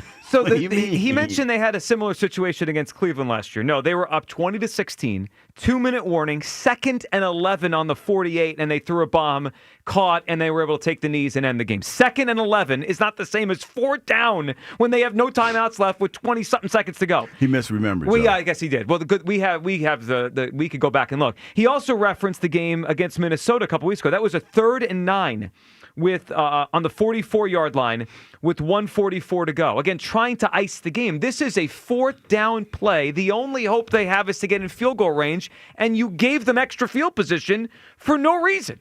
I mean, that was a ridiculous thought. Ray Didinger said it very well this morning on the morning show as he reacted to the win and that decision by Nick Sirianni. What was it Voltaire said? Common sense isn't that common? I mean, I think that was a case of that. I mean, there is no decision. You punt it, and you make them drive the long field against a defense they haven't been able to beat all night. I mean, that's what you do. Totally. I mean, I don't. Look, I don't care how many times Nick tries to explain this, and I don't care how many different ways he tries to explain this. It was a dumb decision. I mean, completely well said by Ray Didinger. He could try to give me 50 games he's coached where he's had similar situations. 1, I don't even think it's true. 2, no, it was ridiculous. Your reaction to everything last night, 215-592-9494. Was it an enjoyable win? It was for me. It was for Hugh. I'm glad to have Hugh Douglas back. It's been years since this guy appreciated defense. He now does. And your take... I appreciated that last night. That was fun to watch. Isn't it nice to be back? That was fun to watch. It was fun to watch Jalen Phillips go out there and do his thing. It was fun to watch Nakobe Dean play that old school linebacker. Nakobe, if you listen, he just looks so like he looks like Mighty Mouse or somebody, but because he's out there, he's not the biggest guy, but he's creating havoc. He's a player. And it was great to see, man. That was some old school football last night. The Pads was singing last night, and it was cold. It is nice to have a football player back on the show. We missed you. All right, I'm glad that Hugh gets to stay in the Eagles Hall of Fame. I know. We can start giving him his sacks back. You know what? We should present him maybe I tell you. We'll wrap them like for a Christmas gift. Yeah. We'll give you your sacks back. That was fun to watch, man. That's what football's about. Yes. Like, all that high scoring and all the other good stuff. Nah. That's the kind of football games I like to watch. Until there were 27 seconds left and we decided to go for the 4th down. then I don't know what the hell that was. All right, 215-592-9494 for your reaction at all, including the Sirianni decision to go for the 4th down. Kyle, what are you feeling this morning as the Eagles get to 7-2? So I also really enjoyed the game. And I went into yesterday saying, I said it was a must-win. Get the win by whatever means necessary. So I didn't need it to look pretty. That wasn't a style point spot right there. You had a desperate Packers team, who is good, by the way. While overrated, they are still a tough, a good football team. That defense probably going to end up being the best defense that we see all season long. I agree. You're on the road, and what's historically a tough place to play. It's Lambeau Field. It's prime time. It's cold. That's a huge win. I don't care what the score is. Holding the Packers to 7 points was awesome. And granted, the offense shot themselves in the foot a lot of times. I didn't think Hurts had his best game. Sirianni didn't have his best game. Kevin Patullo didn't have his best game. But, man, you take it. A win is a win. And I almost, I love watching football games where when my defense is on the field, I'm excited because I expect them to make a play. And Jalen Phillips, man, it really feels like how he did it again with the Jalen Phillips thing. Yep. That dude plays with his hair on fire.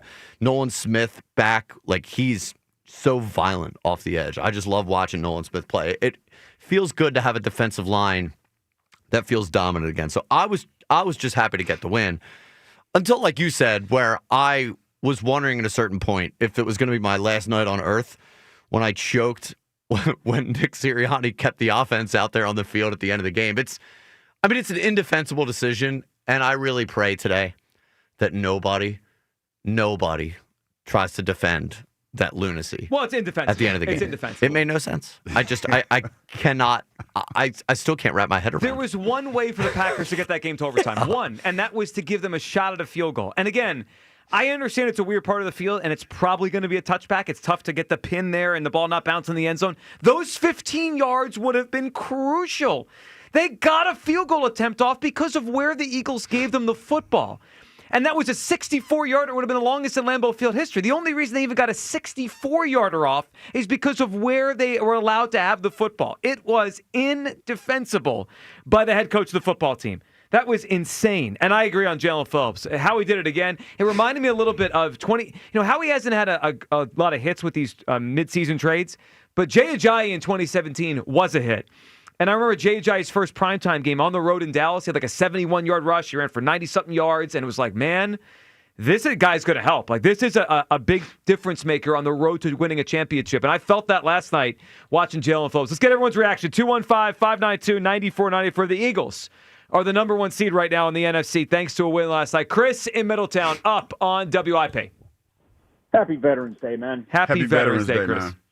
Yeah, first of all, let's start with that. I want to give a shout-out, wish all my brother and sister veterans out there happy day. Enjoy your day. I'll be heading up, having lunch at school with my daughter this afternoon. So let's start there. But let me move. Second shout-out here. Guys, this is how you be a good father. You and Joe, there's a guy that's usually at a lot of the events with me, the Klondike Kates and Chesapeake Inn. His name's Brett. Well, Brett, like a good dad, took his son out to Lambeau Field last night and got to watch that slugfest, old-school defensive game. So shout out to Brett and Brogan that were out there for the game representing the Birds. But, guys, your topic here, I loved watching the game, as if you can't already tell. Hugh, all of us fellow graybeardsmen, we understand that this is really football. Like, when you get out there in an old-school backyard brawl, man versus man, just punch another man in the mouth until somebody falls, that's football, man. That's what we all love. And whoever didn't like that last night, you know what? You're soft. I don't have time for you. You don't appreciate anything. So, but it took me back, guys. I had a flashback. One of my most memorable games as a child, 1984, I was 7 years old, and I watched the Eagles slugfest against the Cardinals. And there was a great Eagle that was a rookie that played in that game, and it forever cemented my fanhood in him and the Eagles, and that was Reggie White. So the other topic here, man, the cold weather definitely affected some game decisions last night because Coach Nick, he needs to go see the Wizard, okay, because his brain – is frozen like a solid block of ice after that game, like an iceberg. So go see the Wizard to get a new brain, Nick, because that was just stupid. But, guys, I'm going to close it out with this because I am super, super fired up because he's back, baby. He's back. We got our Eagles Hall of Famer back in studio, back in the city, back in Philadelphia. This one is for you, Hugh. D-O-U-G-L-A-S. Mr. Douglas, Mr. Defense is back. Hall of Fame, Hugh. Let's go, Hugh. Thank you, Chris. Good stuff, Chris. H. Douglas. You couldn't wait. You Douglas.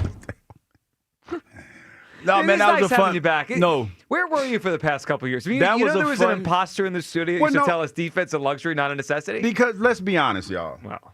How many times have we seen games like that in the last 10 years?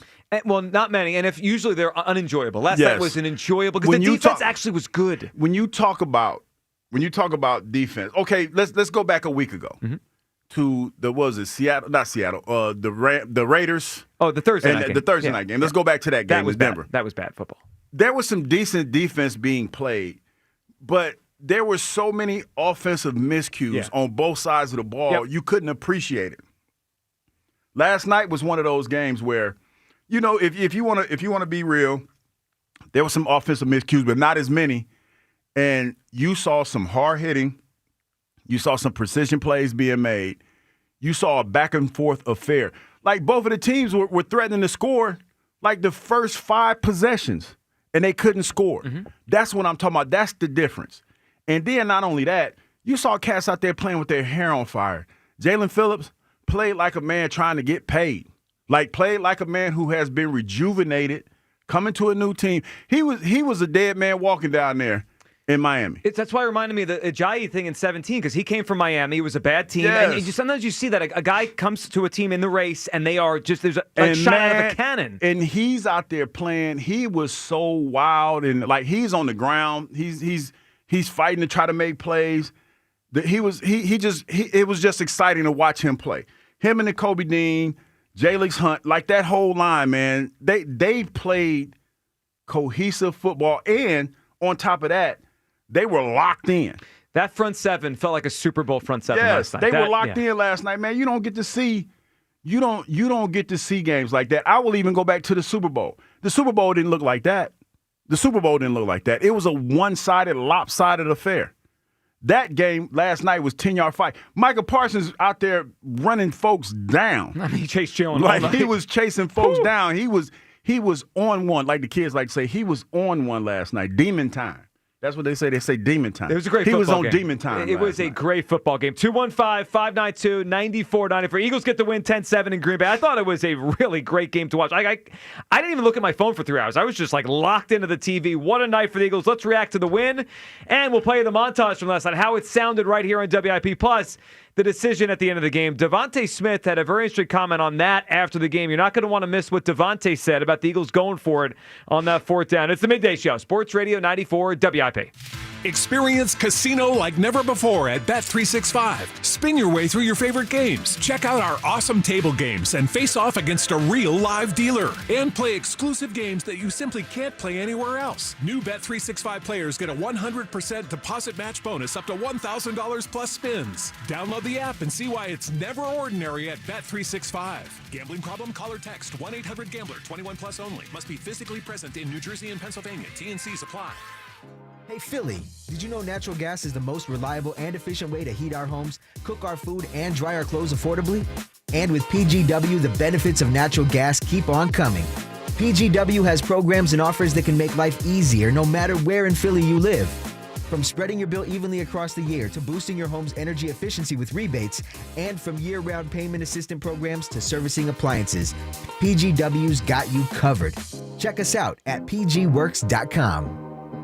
Hershey Park Christmas Candy Lane is back for another year of holly, jolly, and happy. Stroll under tree-lined paths and wonder at over 5 million twinkling lights. Wow! Grab a hot chocolate and warm up while watching the all-new Holiday Spectacular. Extra whipped cream, please. Enjoy epic rides and coasters and visit Santa and all 9 of his live reindeer. Hey, Rudolph, look over here and say, sweet.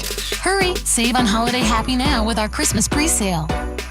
Fellas, I've been thinking. Ike, tell us what's on your mind. Yeah, Ike, you look very serious. This is serious. We aren't here just to entertain people, fellas. We need to help. We need to provide real value. I completely agree. Is this going to be more work? Hey, I think we can help people by solving their problems. And, like it or not, a lot of people have some problems downstairs. You mean like in the basement? Yeah, I had this flooding issue once, and we got all this... No. I mean below the belt, in the bedroom. Oh, we can help them there. You're right, Blue Chew. You're damn right, Blue Chew. Chewable tablets that will help you downstairs. Help you downstairs? So she wants to go upstairs. Am I right? You nailed it. Go to BlueChew.com. Use the code 94 for your first month for free. No doctor's appointments, no long lines at the pharmacy. And no more issues below the belt. That's for damn sure, Ike. Just go to BlueChew.com. Use code 94 at checkout for your first month free, and then... chew it and do. Game day is for noise and excitement. But renovating your home? That should be smooth, simple, and stress-free! Tillman Builders knows your home is your sanctuary. That's why their team isn't just skilled, they're polite, respectful, and actually enjoyable to have around. You want a team you can trust. And after just one meeting with Tillman Builders, you'll feel it. They guarantee it. Start your free estimate today at tbremodel.com. Remodeling without the chaos. Ready for action, basketball fans? BetMGM, an authorized gaming partner of the NBA, is giving players another reason to hit the court this season. BetMGM is adding extra excitement to every basket, every slam dunk, and every buzzer-beating shot with special promotions, new features, and more. Log in throughout the season to find odds boost tokens, no sweat tokens, and same-game parlay boost tokens in your account to amplify your winnings. Enjoy enhanced product features like Dark Mode 2. Log into BetMGM, an authorized gaming partner of the NBA, all throughout the basketball season to see what's new. BetMGM and GameSense remind you to play responsibly. If you or someone you know has a gambling problem, help is available. Call 1-800-GAMBLER. BetMGM.com for terms and conditions. 21 plus to wager. Pennsylvania only. Existing customer offer. Subject to eligibility requirements. Rewards vary and expire in 7 days. This is the story of the one. As a maintenance supervisor at a manufacturing facility, he knows keeping the line up and running is a top priority. That's why he chooses Grainger. Because when a drive belt gets damaged, Grainger makes it easy to find the exact specs for the replacement product he needs. And next-day delivery helps ensure he'll have everything in place and running like clockwork. Call 1-800-GRAINGER, click Grainger.com, or just stop by. Grainger, for the ones who get it done.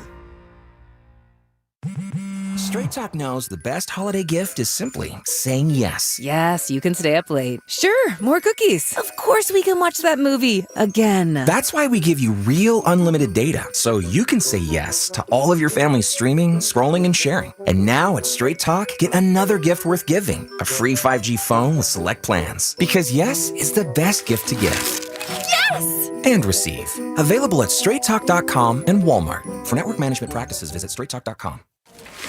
Oh, hey, welcome to gift wrapping. Whoa, Zoe Saldana. Hey, can you wrap these, please? Wow, iPhone 17s. You splurged. At T-Mobile, you can get 4 iPhone 17s on them. It's the perfect gift for everyone. I'm the worst. I only got my mom a robe. Well, it's better than socks. So I have to trade in my old phone, right? No, at T-Mobile, there's no trade-ins needed when you switch. Keep your old phone or give it as a gift. Incredible. In fact, wrap up my old phone, too. For my Aunt Rosa. Forget that. Aunt Liz will be jealous. Sounds like my family. Drama. Oh, I got it. I'll give it to my abuela. I'll take reindeer paper with, hey, where are you going? To T-Mobile. Thanks, Zoe. The holidays are better at T-Mobile. Get 4 iPhone 17s on us. No trade-in needed when you switch. Plus 4 lines for just $25 a line. With 24 monthly bill credits and 4 eligible port-ins on essentials for well-qualified customers. Auto pay plus taxes, fees, and $35 device connection charge. Credits end in balance due if you pay off early or cancel. Contact us. Finance agreement 256 gigabytes, $830 required. Visit T-Mobile.com. What's up? It's Draymond Green. I'm back for my 14th NBA season, and my podcast, The Draymond Green Show, is back too. This season, I'm breaking down games, reacting to the biggest NBA stories, and sitting down with teammates, rivals, and culture shapers. And trust me, I'm not holding back, on the court or on the mic. 2 new episodes every week. New segments, big conversations, real basketball talk for the real hoop heads. Listen to and follow The Draymond Green Show wherever you get your podcasts. We're back. We're better. Let's get it. Back to Hugh Douglas and Joe Giglio. Sports Radio 94 WIP. Spotted, kicked, and it is no good. Not even close. It's not even close.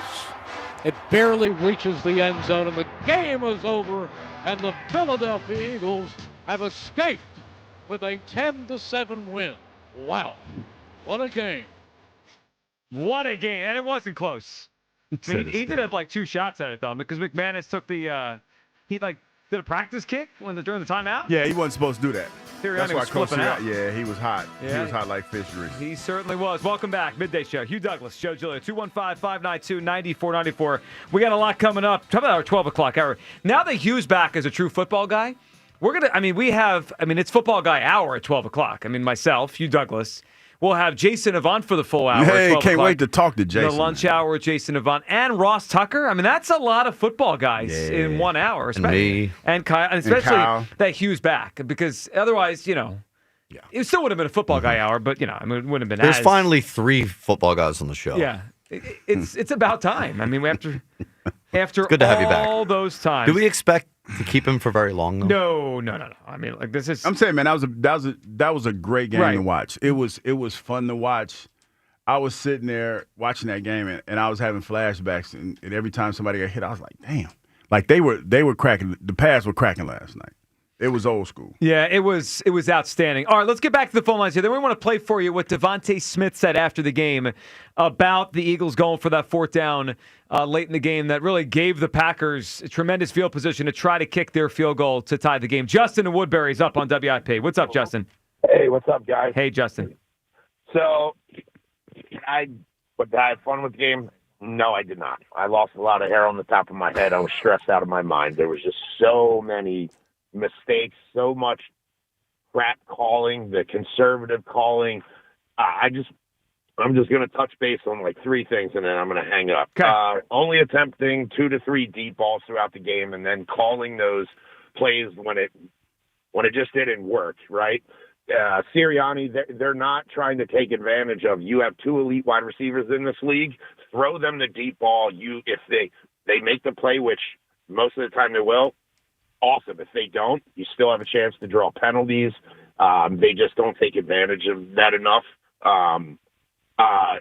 one other thing nobody talks about, Michael Parsons' blatant tripping call. Yeah, they missed that. Yeah, they it was missed a that. clear trip. Yeah, it absolutely was. Yep. Yeah. If they replay it on the TV, the commentators, it's to let you know, like, hey, guess what? This guy just did this. They didn't call it. That was a pivotal, point of the game. I get Sirianni's call to not kick the field goal was stupid, and everybody's talking about it. But everybody forgets that the second to last drive, they had the Packers being forced to burn all 3 of their timeouts and the 2-minute warning. They run the ball on first down, get the Packers to blow a timeout, and then they throw the damn ball 2 times in a row and kill no clock. And then, thank God, Josh Jacobs, I believe was when he fumbled. If he didn't, who knows how that drive would end. We were talking about that, man. Justin, you're right about that. So that second to last drive, they ran like a sprint out with Hurts on the second down. It was 2nd and 8. And I think they thought they could get an easy, quick completion inbounds to Goddard and the clock would run, and maybe they'd get the first down. Maybe they'd get 5 or 6 and get it to a manageable third down. But Parsons flew in so fast that Hurts basically I think he had a running start. Yeah, Hurts just had to throw the ball away, and it turned out to be a ridiculous play call because, like you said, they didn't burn any clock there.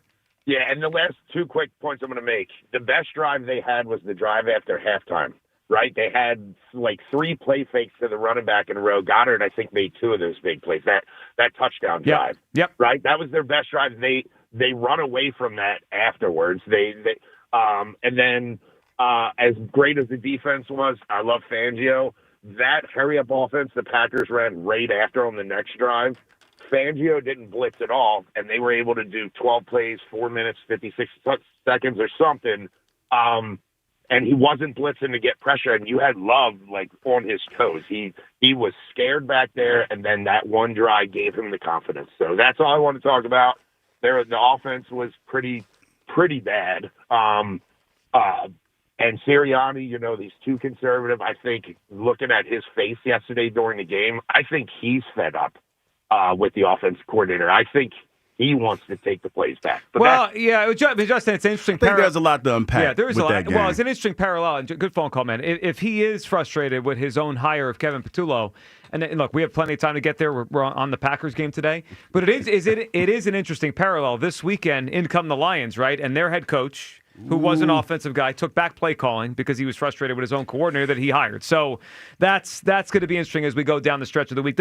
Look, the offense wasn't good last night. I do think it is fair to point out they played a really good defense. It's not the forget best that. defense they've seen all year. They played a stout defense that was stout against the run, and they still were able to do some things against them. Next 3 games, they're going to play the Lions, who are solid, but not like the Packers on defense. The Cowboys, who are terrible on defense, and the Bears, who are average at best on defense. Mm-hmm. If the offense looks like this, then we've got real concern heading into December. I expect them to score more points the next few weeks. I agree. Sometimes you got to tip your hat to the other team, kind of like the Phillies and the Dodgers. No. Sometimes you just run into a really good pitching staff. Why are we doing that? Yeah. Eagles played a good defense. But they won, though. See, the biggest difference is they won. No, they did, but the offense looked awful. The offense was awful. Yeah. Well, we made fewer mistakes than the Packers. Yes. Just like the Phillies made more mistakes than the Dodgers. The bigger picture is the offense has not looked great the entire season, guys, except for one game. Right? We've had spurts, right? The passing game looked good for a few weeks there in the middle of October. The run game had the one big game against the Giants. Last night, although it was only 10 points, it was more of what the offense has kind of been all year. Choppy. They can't get everything going at once. I mean, that's what the offense has been most of the season. All right, let's can we hear from Devontae Smith after the game? So Devontae Smith, he was on Scott Van Pelt last night after the game. As we assign blame for the ridiculous, and I just keep saying the word ridiculous because it's the only word I come up with that is just sums it up. A ridiculous decision by the Eagles to go for that 4th down and not put the football away. Let's hear how Devontae summed up the decision to go for the 4th down. You've got the ball in your hand. It's 4th down, and I get it taking a shot because maybe you get a PI and maybe 11 comes down with it, or if they look to you, maybe you do. But we were kind of surprised that you guys made the snap in that situation. Were you? No, not really, man. We got all the trust in those guys, man. Whatever 1 and 11 want to do, if that's what they call, that's what they want to do. We rolling with it. Yeah, you heard him. Whatever they want to do. Excuse me. Whatever they want to do. What am I supposed to? Hold on a second. Let's unpack that for a second. What are we unpacking? Well, who made the decision to go for Wait it? a minute. Are we recklessly speculating? Well, yeah. I like to recklessly speculate. speculate. So is it that reckless when Devontae just said it? Let's unpack it. When what 1 and 11 want to do, obviously he's talking about the quarterback and the other receiver. AJ. 1 and 11. 1 and 11. Yeah, 1 and 11. Mm-hmm. What they want to do, you we said do. The other. Oh, you said. Oh, I got it. I was like the other receiver. Well, he didn't say 1 and 6. He said 1 and 11. What 1 and 11 want to do, we do. Hugh, it's time to recklessly speculate here. Recklessly. Well, I have a bit. I'm going to ask you to recklessly speculate, and then I have a little bit of evidence that was brought up in the morning show that I just went back and watched myself. Do you think that was a Nick Sirianni call, or did Jalen and AJ decide, let's take a shot? Well, first of all, before I answer this question, Kyle needs to apologize to me. To you? Yes. No. Kyle? You. Excuse me? No. Yes. You're in our good graces today. Kyle Don't needs to ruin it. apologize Don't ruin because he gave me a lot of grief. Yeah. When I said weeks ago. Yeah. When I said weeks ago. So we're still on the nonsense that the quarterback took over when I an said entire half worth of play calling. When I said weeks ago, I said this weeks ago. I said this weeks ago. No. No, you didn't. Yes, I did. No, you didn't. Yes, I did. No, hold on. Yes, I did. No. I said quarterback's audible all the time. That was not what we were talking about. You were doing so well this morning, Hugh. I mean, you were doing so well. Kyle, are you apologizing? No. Absolutely not. There's nothing to apologize for. But like I said, like I tried to tell y'all changing weeks ago. One play isn't taking over play calling at halftime. Like I tried to tell y'all weeks ago. Did Hurts and AJ go rogue on the 4th down? It looks like it, don't it? Holy hell. Remember in Seattle a few years ago, they did the same thing. And it was an interception that night. We got away with it last night. Wait a minute, but what evidence do you have that might suggest that they went rogue? So I heard Seth Joyner at the end of the morning show say that he saw on the screen, when after the 4th down was incomplete, he saw the camera panned to Sirianni, and you could see him mouthing, why? So I didn't catch that in the moment. I need to see that. But I went back and watched it. I pulled up my DVR on my phone. And you can clearly see that they show the. Ooh, send me that. I will. They show the pass from Hurts down the sideline, right? Incomplete. And they pan to the sideline, and Sirianni starts walking away, like turning his back, and he's going, why? So here's my thing. Sounds like a glimpse into my living room. Yes. But can I ask a question? Very simple one. Who's in charge?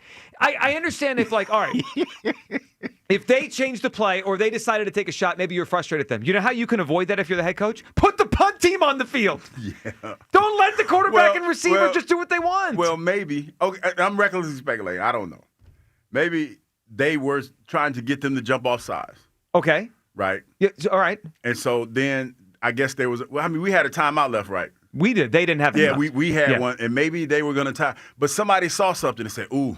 We're killing with this one. We're going to kill him with this one. You know how it goes, Joe. You know, you lay that outfit out, you're like, ooh, I'm going to kill him with this one. And then it didn't happen. And next time, what are you doing? 27 seconds left on the clock. Like, smart money tells you that you should just punt it away. Of course. You know what's funny? And we were in the meeting this morning, and we were trying to figure out when has that happened again. And it just dawned on me. I remember I was watching the game with Gilly the kid, and Gilly was like, they were playing the Commodores. It was 2023. Yes. Yeah. And Gilly asked me, he said, okay, Hugh, it was at the end of the game. And I said, the game is won or whatever.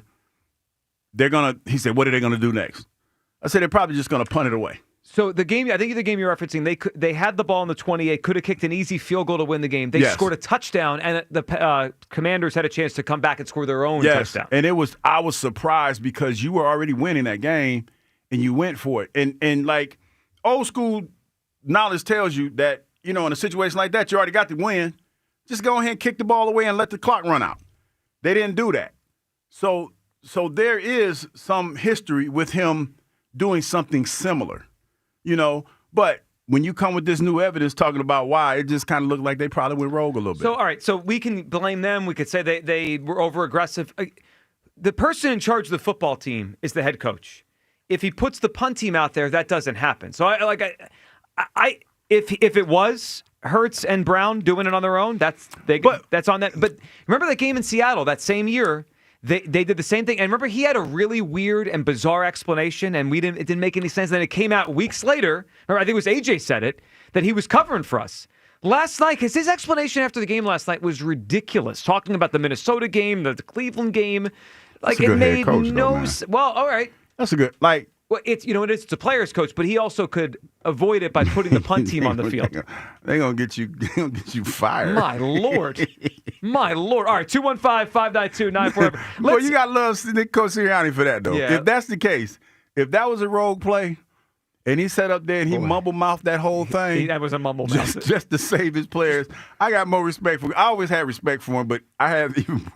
Okay, maybe next time just put the punt team on the field and avoid all this. What did AJ say after that? It was Sirianni makes himself look like a fool for us. Yeah. That's well, that kind of validates it right But there. also, don't even put your offense on the field. Yes.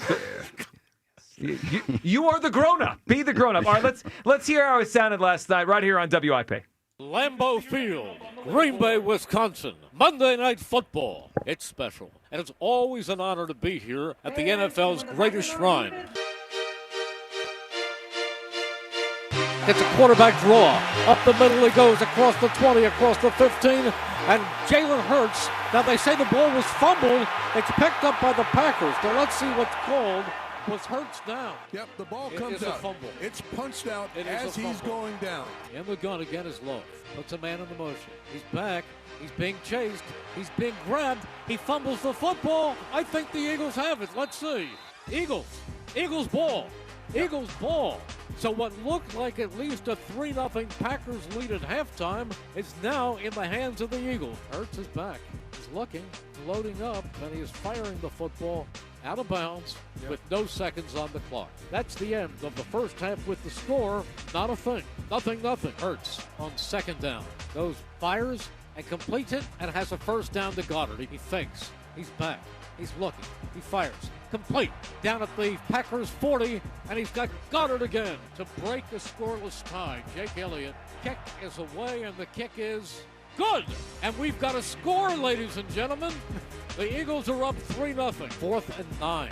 So the Packers are taking a chance. Love takes his drop. He steps up. He's looking. He fires. Incomplete. A great play by Reed Blankenship. Hurts his back. Hurts steps up. He looks. He fires out in the flat. Complete. And running with the football is Barkley. Breaks a tackle. Down the left sideline. To the 50. To the 40. To the 35. Hurts to Barkley. The biggest play of the game. Hurts fakes. Looks. Steps up. He is floating the football. It is for Devontae Smith. Touchdown! Smith got it. He took it away from the defender. He took it out of the hands of Evan Williams. Low. Falls. Gives it to Jacobs. And Jacobs pushes and shoves. And he's in for the touchdown. He just won't go down. Plenty of time left. 5:49. The Eagles 10, the Packers 7. The man did his job. He put it down deep. And with 2:18 to go, the Packers are 90 yards away from taking the lead and perhaps 60 yards away from having a field goal attempt to tie it. 4th and 1. Love takes the snap, gives it off to Jacobs. Now there's a penalty flag thrown where the Eagles offsides. The Eagles were It's not against the offsides. Packers. And the Eagles stopped them. The Eagles stopped them right here. Jalen Phillips is such a man. It is 4th and 6. Hurts is going to throw. He is going to float it for A.J. Brown, and it is incomplete with 27 seconds to go. Boy, Mike, I don't know about that. I don't know about that one. I kind of think a punt might have been an order. Love loading up. He lets it fly. It's complete outside the 45-yard line. It's going to be 64 yards. There it is. Spotted. Kick. And it is no good. Not even It close. is not even close. It barely reaches the end zone, and the game is over, and the Philadelphia Eagles have escaped with a 10-7 win. What a night. What a performance. The Eagles defense, top tier. I mean, that was a Super Bowl performance from the front seven last night, shutting down the Green Bay Packers. Saquon making a huge play. Devontae, I mean, guys, there is a new number one wide receiver on this football team. His name is Devontae Smith. A lot to unpack. 215-592-9494. Well, no, hold on a second. That was 2 years ago. You can't sit on a take for 2 years and then say I was right the whole time. Sure you can. No, Why not? No, you can. No. Sometimes it just takes time. No. Yep. What you were is wrong for 2 years until it changed. I mean, that's all. No, that it has changed. That's changed. why, I can't wait to talk to Jason Avant because I want to see how he watched the game. Yes. You know, we had a chance to talk to him last week, Joe, and he has a unique perspective when he watches football. And last night, I kind of watched it from his perspective. So I have questions. I got questions. One thing I want to ask Jason, we're all mad at Sirianni, Hurts, AJ, whatever, for the decision on the 4th down. Did you think AJ fought for that football? Because it didn't look to me like he fought for that that's football. Why, what the hell? Recklessly speculating. I'm going to wait until Jason gets here. I'm not trying to put Jason in a bad spot and try to get him to throw folks under the bus. I just want to see if he saw it that way. Yeah, I didn't see it. I didn't see him fight for the ball. Stephen Egg Harbor's up. What's up, Steve? Yeah, what's up? I'll tell you, you guys watched the game. Must have been great watching it. But I'll tell you what, just listening to it on the radio like I did last night at work, it's just amazing listening to the game, too. Yeah, I think you get even more nervous not being able to see what's going on and listening to Merle and Mike, announce the game. I mean, it was incredible. Our defense is just unbelievable, it looks like, again. And I'll tell you what, everybody's talking about the number 1 seed, which would be great and everything, but I'll take health because the way our team, our defense particularly, is playing, I think we can go anywhere and win at anybody's stadium. I just want to go into the playoffs healthy, and I like our chances. Well, Steve, I agree with that. I mean, I'd like to have as many home games as possible. And Steve, man, we appreciate the phone call. But I agree. I mean, they went to Green Bay and they won last night, right? And now they get Detroit here at home. Look, they went to Los Angeles last year and won. Now, this group, this team with Sirianni and Hurts hasn't won road playoff games. Both their runs to the Super Bowl have come at home. So, we want home playoff games. But I agree. I mean, they have a lot of character on this team. They can go win road games. Sean in Florida is up on WIP. Hey, Sean. Guys, I'm Joe, I'm done with it, bro. Done with what? I'm done with it. Yesterday I was watching that game. I was so angry. Sean. Yeah, can you guys hear me? We got you. Sean. What are you done with it particularly? Sean. Listen, man, I'm sorry. Calm down, Sean. Hold on, let him cook. I gotta say it, bro. Jalen Hurts. I'm done with it. Here's the thing, bro. For a guy that is so mature, right? Like, we know who this guy is off the field. Mm-hmm. How can you be so immature on the field? Tell me, you guys got to explain this to me. Hugh, Joe, explain Wait a minute. Okay, Sean, what are we talking about? I'm going to let you cook, but what are we talking about? You got 2 wideouts, man. You got A.J. Brown. Like, I'm watching this in real time. I know how close A.J. Brown and Jalen Hurts were together when A.J. Brown first got traded here. For you, this dude is purposely not passing them the ball. I know this for a fact. See, Sean, I know this to be true. Sean, Yeah. This is what I need. He's cooking. He is cooking. You're cooking, but this is what I need you to do. Because when is Jason Avant coming on? 12 o'clock. He's coming on at 12. You need to tune in at 12 because I think, like, I watched some of the stuff. I saw some of the stuff that you saw, but there was a lot of times where, if we're being fair, AJ didn't get separation. Now I need to. But here, no, you're not gonna get away with that, Hugh. No, listen to what I'm. Has never been a receiver. Wait a minute, Sean. Yeah. Now, what I'm saying is this: you're right, and I've seen AJ go up and muscle people out for the football. How come he do it on the last play? Yeah.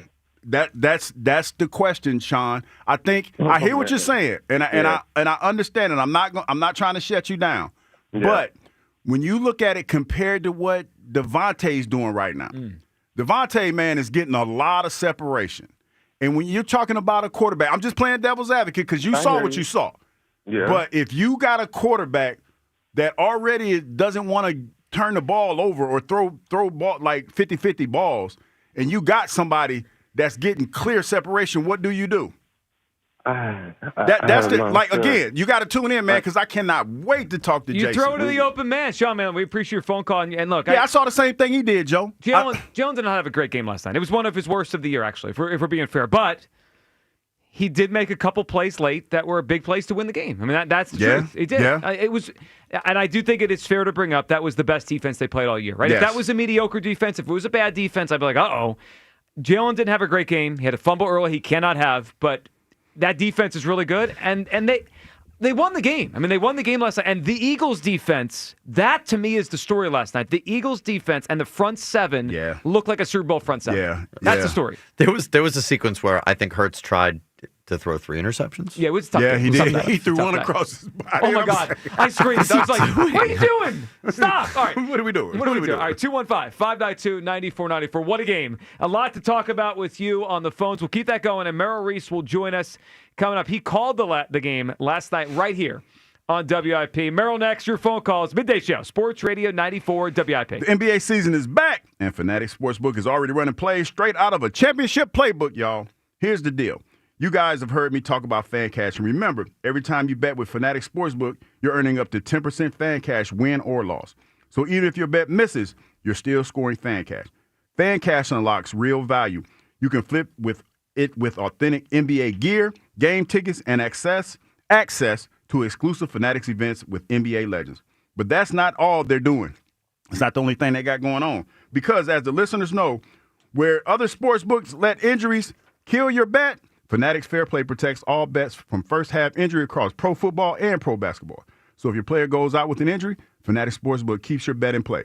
Make the switch and get more plays to win with Fanatics Sportsbook. Winning hits different over here. Must be 21 plus. Gambling problem? Call 1-800-GAMBLER.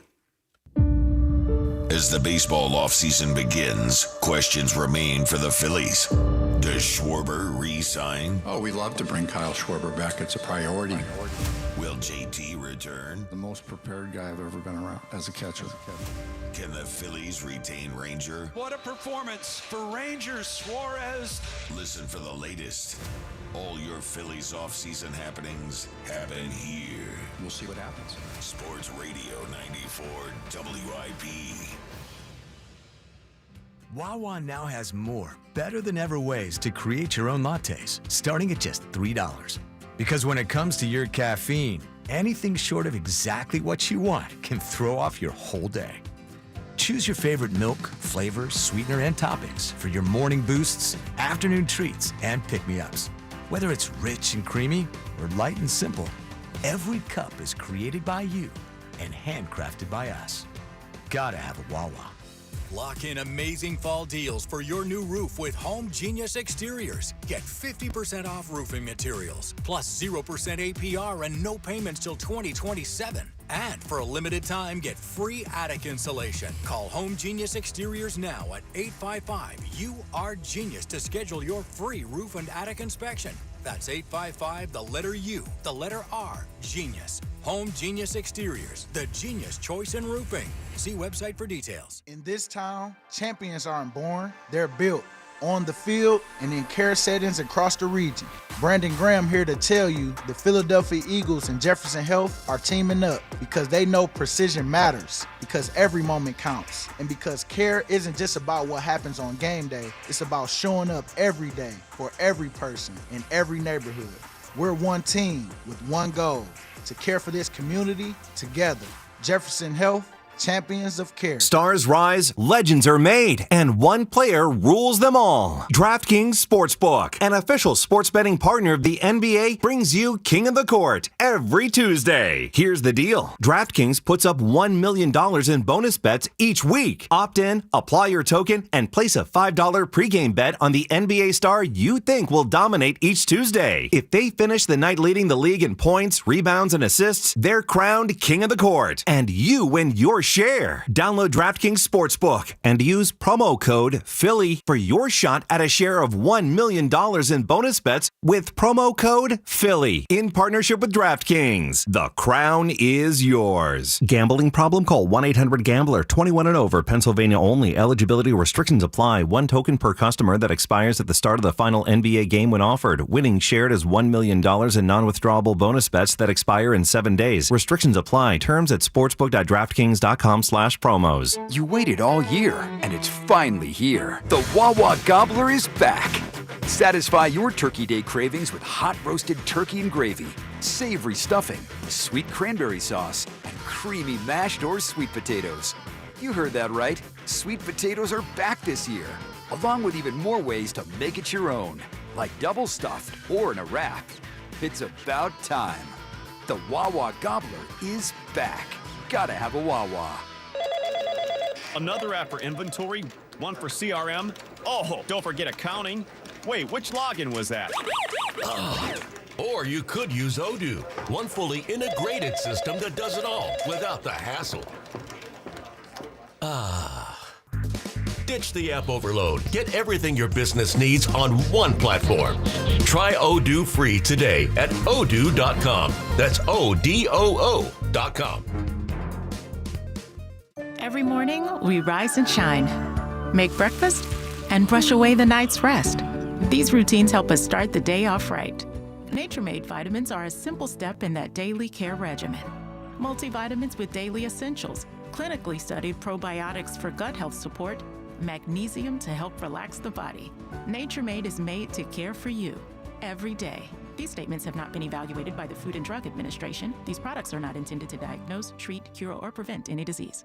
Now that I'm a dad, I can't stop thinking about what would happen to my kids if something happened to me, like losing the house or not affording college. Yeah, that used to keep me up at night too. It's why I finally got life insurance from Ethos. It's 100% online. No medical exams, just a few health questions. I got $2 million in coverage for around $2 a day. I never realized it was that simple. Get your free quote at ethos.com/game. That's ethos.com/game. Rates may vary. Bill monthly. Sample rate 10-year term life policy for a 35-year-old healthy non-smoking male. This is the story of the one. As a custodial supervisor at a high school, he knows that during cold and flu season, germs spread fast. It's why he partners with Grainger to stay fully stocked on the products and supplies he needs, from tissues to disinfectants to floor scrubbers. All so that he can help students, staff, and teachers stay healthy and focused. Call 1-800-GRAINGER, click Grainger.com, or just stop by. Grainger, for the ones who get it done. This is Maggie Gray with an Odyssey Sports Minute. The New York Giants have fired Brian Daboll after a 2-8 start, another stumble in the long, messy search to replace the glory days of Tom Coughlin and Eli Manning. Injuries, blown leads, and internal chaos sank Daboll's tenure and leaves New York searching yet again for a coach who can bring stability and restore the franchise's lost identity. I'm Maggie Gray. 94 WIP HD1 Philadelphia. Powered by the Tasty Cake Studio. This is Sports Radio 94 WIP. An Odyssey Sports Station. Access Sports Radio 94 WIP and podcast content together with the free Odyssey app.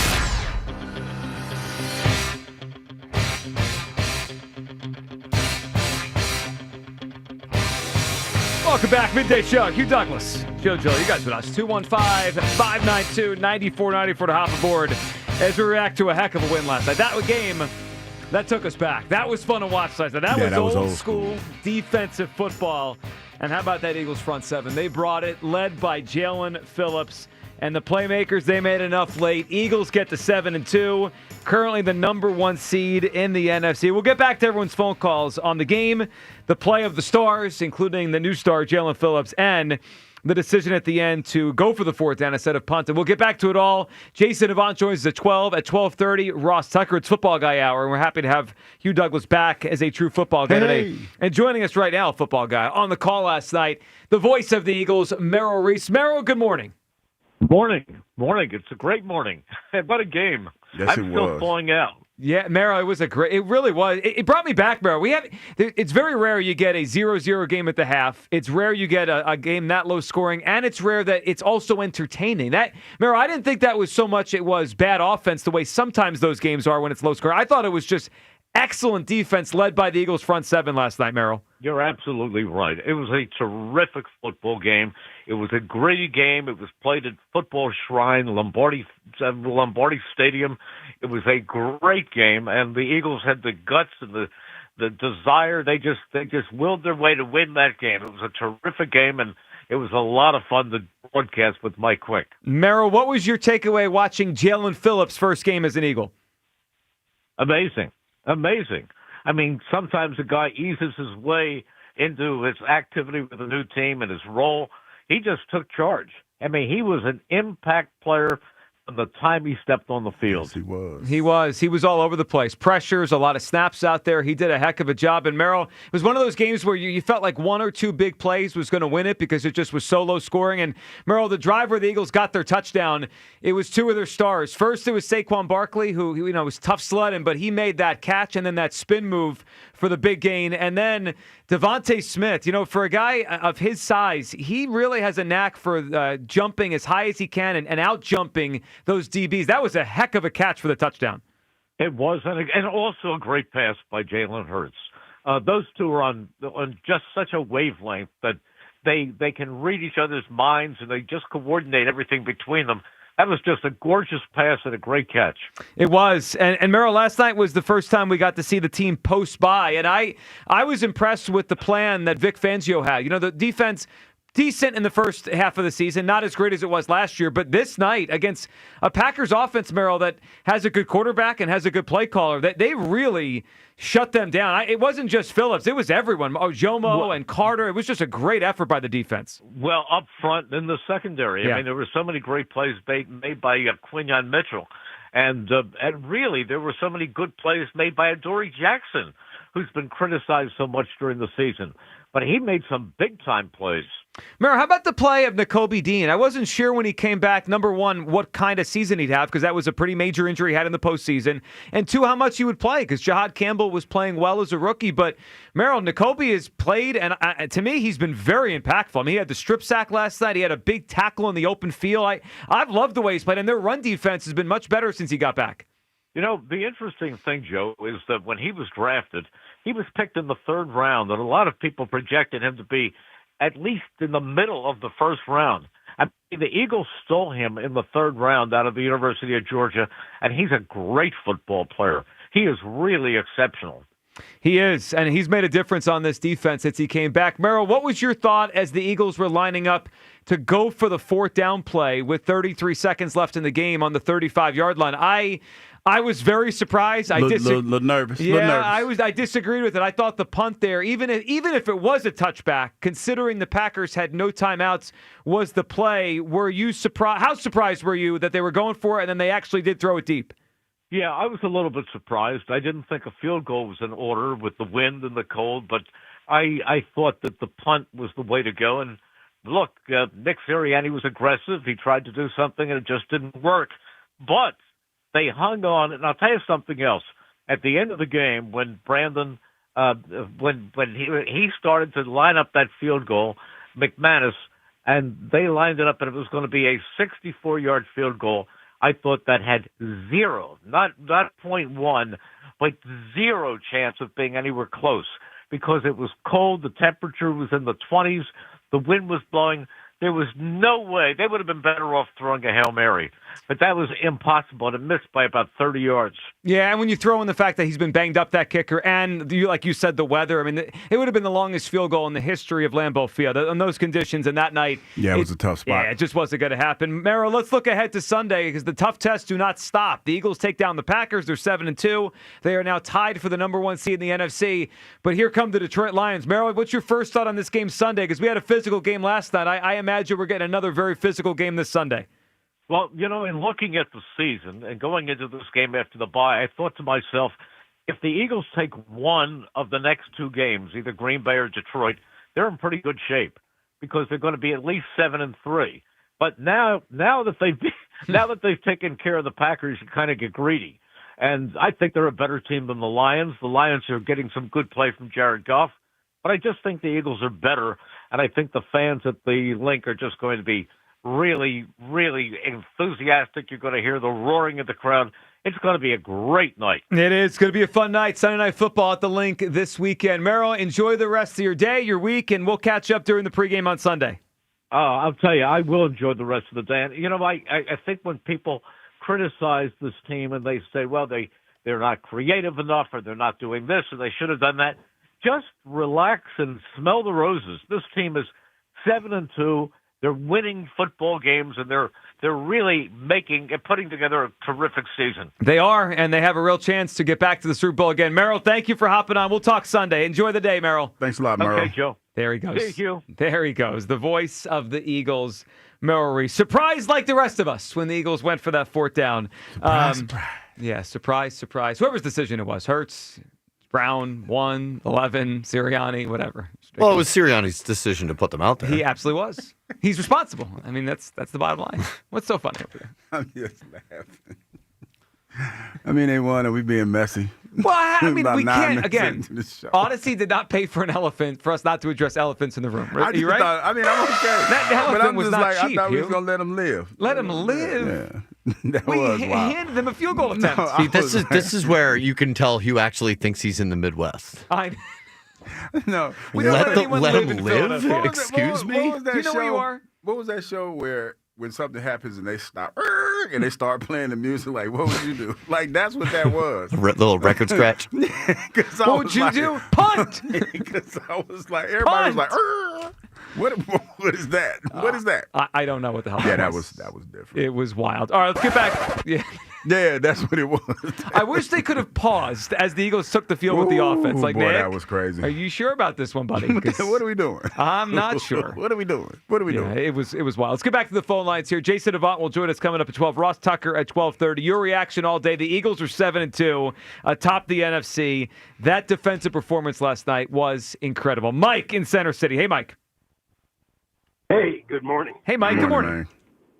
Good morning. Hey, all that you say is true. Defense was great. But I think this game proved to me beyond doubt that Jalen is a top 5 quarterback. He outplayed Mr. Love. You heard him. Well, he did outplay Jordan Love. That was such a high bar to clear. Yeah, speak on it. No, everybody's all impressed by, you hear a lot of good things. I mean, he's considered a top quarterback, right? But I really go ahead. Yeah. I don't think Love is anywhere close to top 5. But whatever. It's okay. But at the same, I think when both defenses were great, and when it really came down to making a play, I thought Jalen Hurts made the play, and to me that puts him as a top quarterback. Can I ask don't what think there play? should be any... Now, I think Jalen's had some good games this year. Last night was not one of them, from my opinion. What plays did he make last night? You mean like the Devontae touchdown? Well, there was that. He made some other great throws to Devontae. Even just, I know he had a fumble, but that was a great play. It was a fumble. It was a turnover in the red zone, Mike. I mean, what are we talking about? Great play. No, I understand. These things are going to happen, but I mean, did he have a better game than Josh Allen? Sure, Josh Allen had a bad game. Yeah. I just of all the games last night to be the night to praise Hurts, they won because their defense last night, right? I mean, isn't that why they won last night?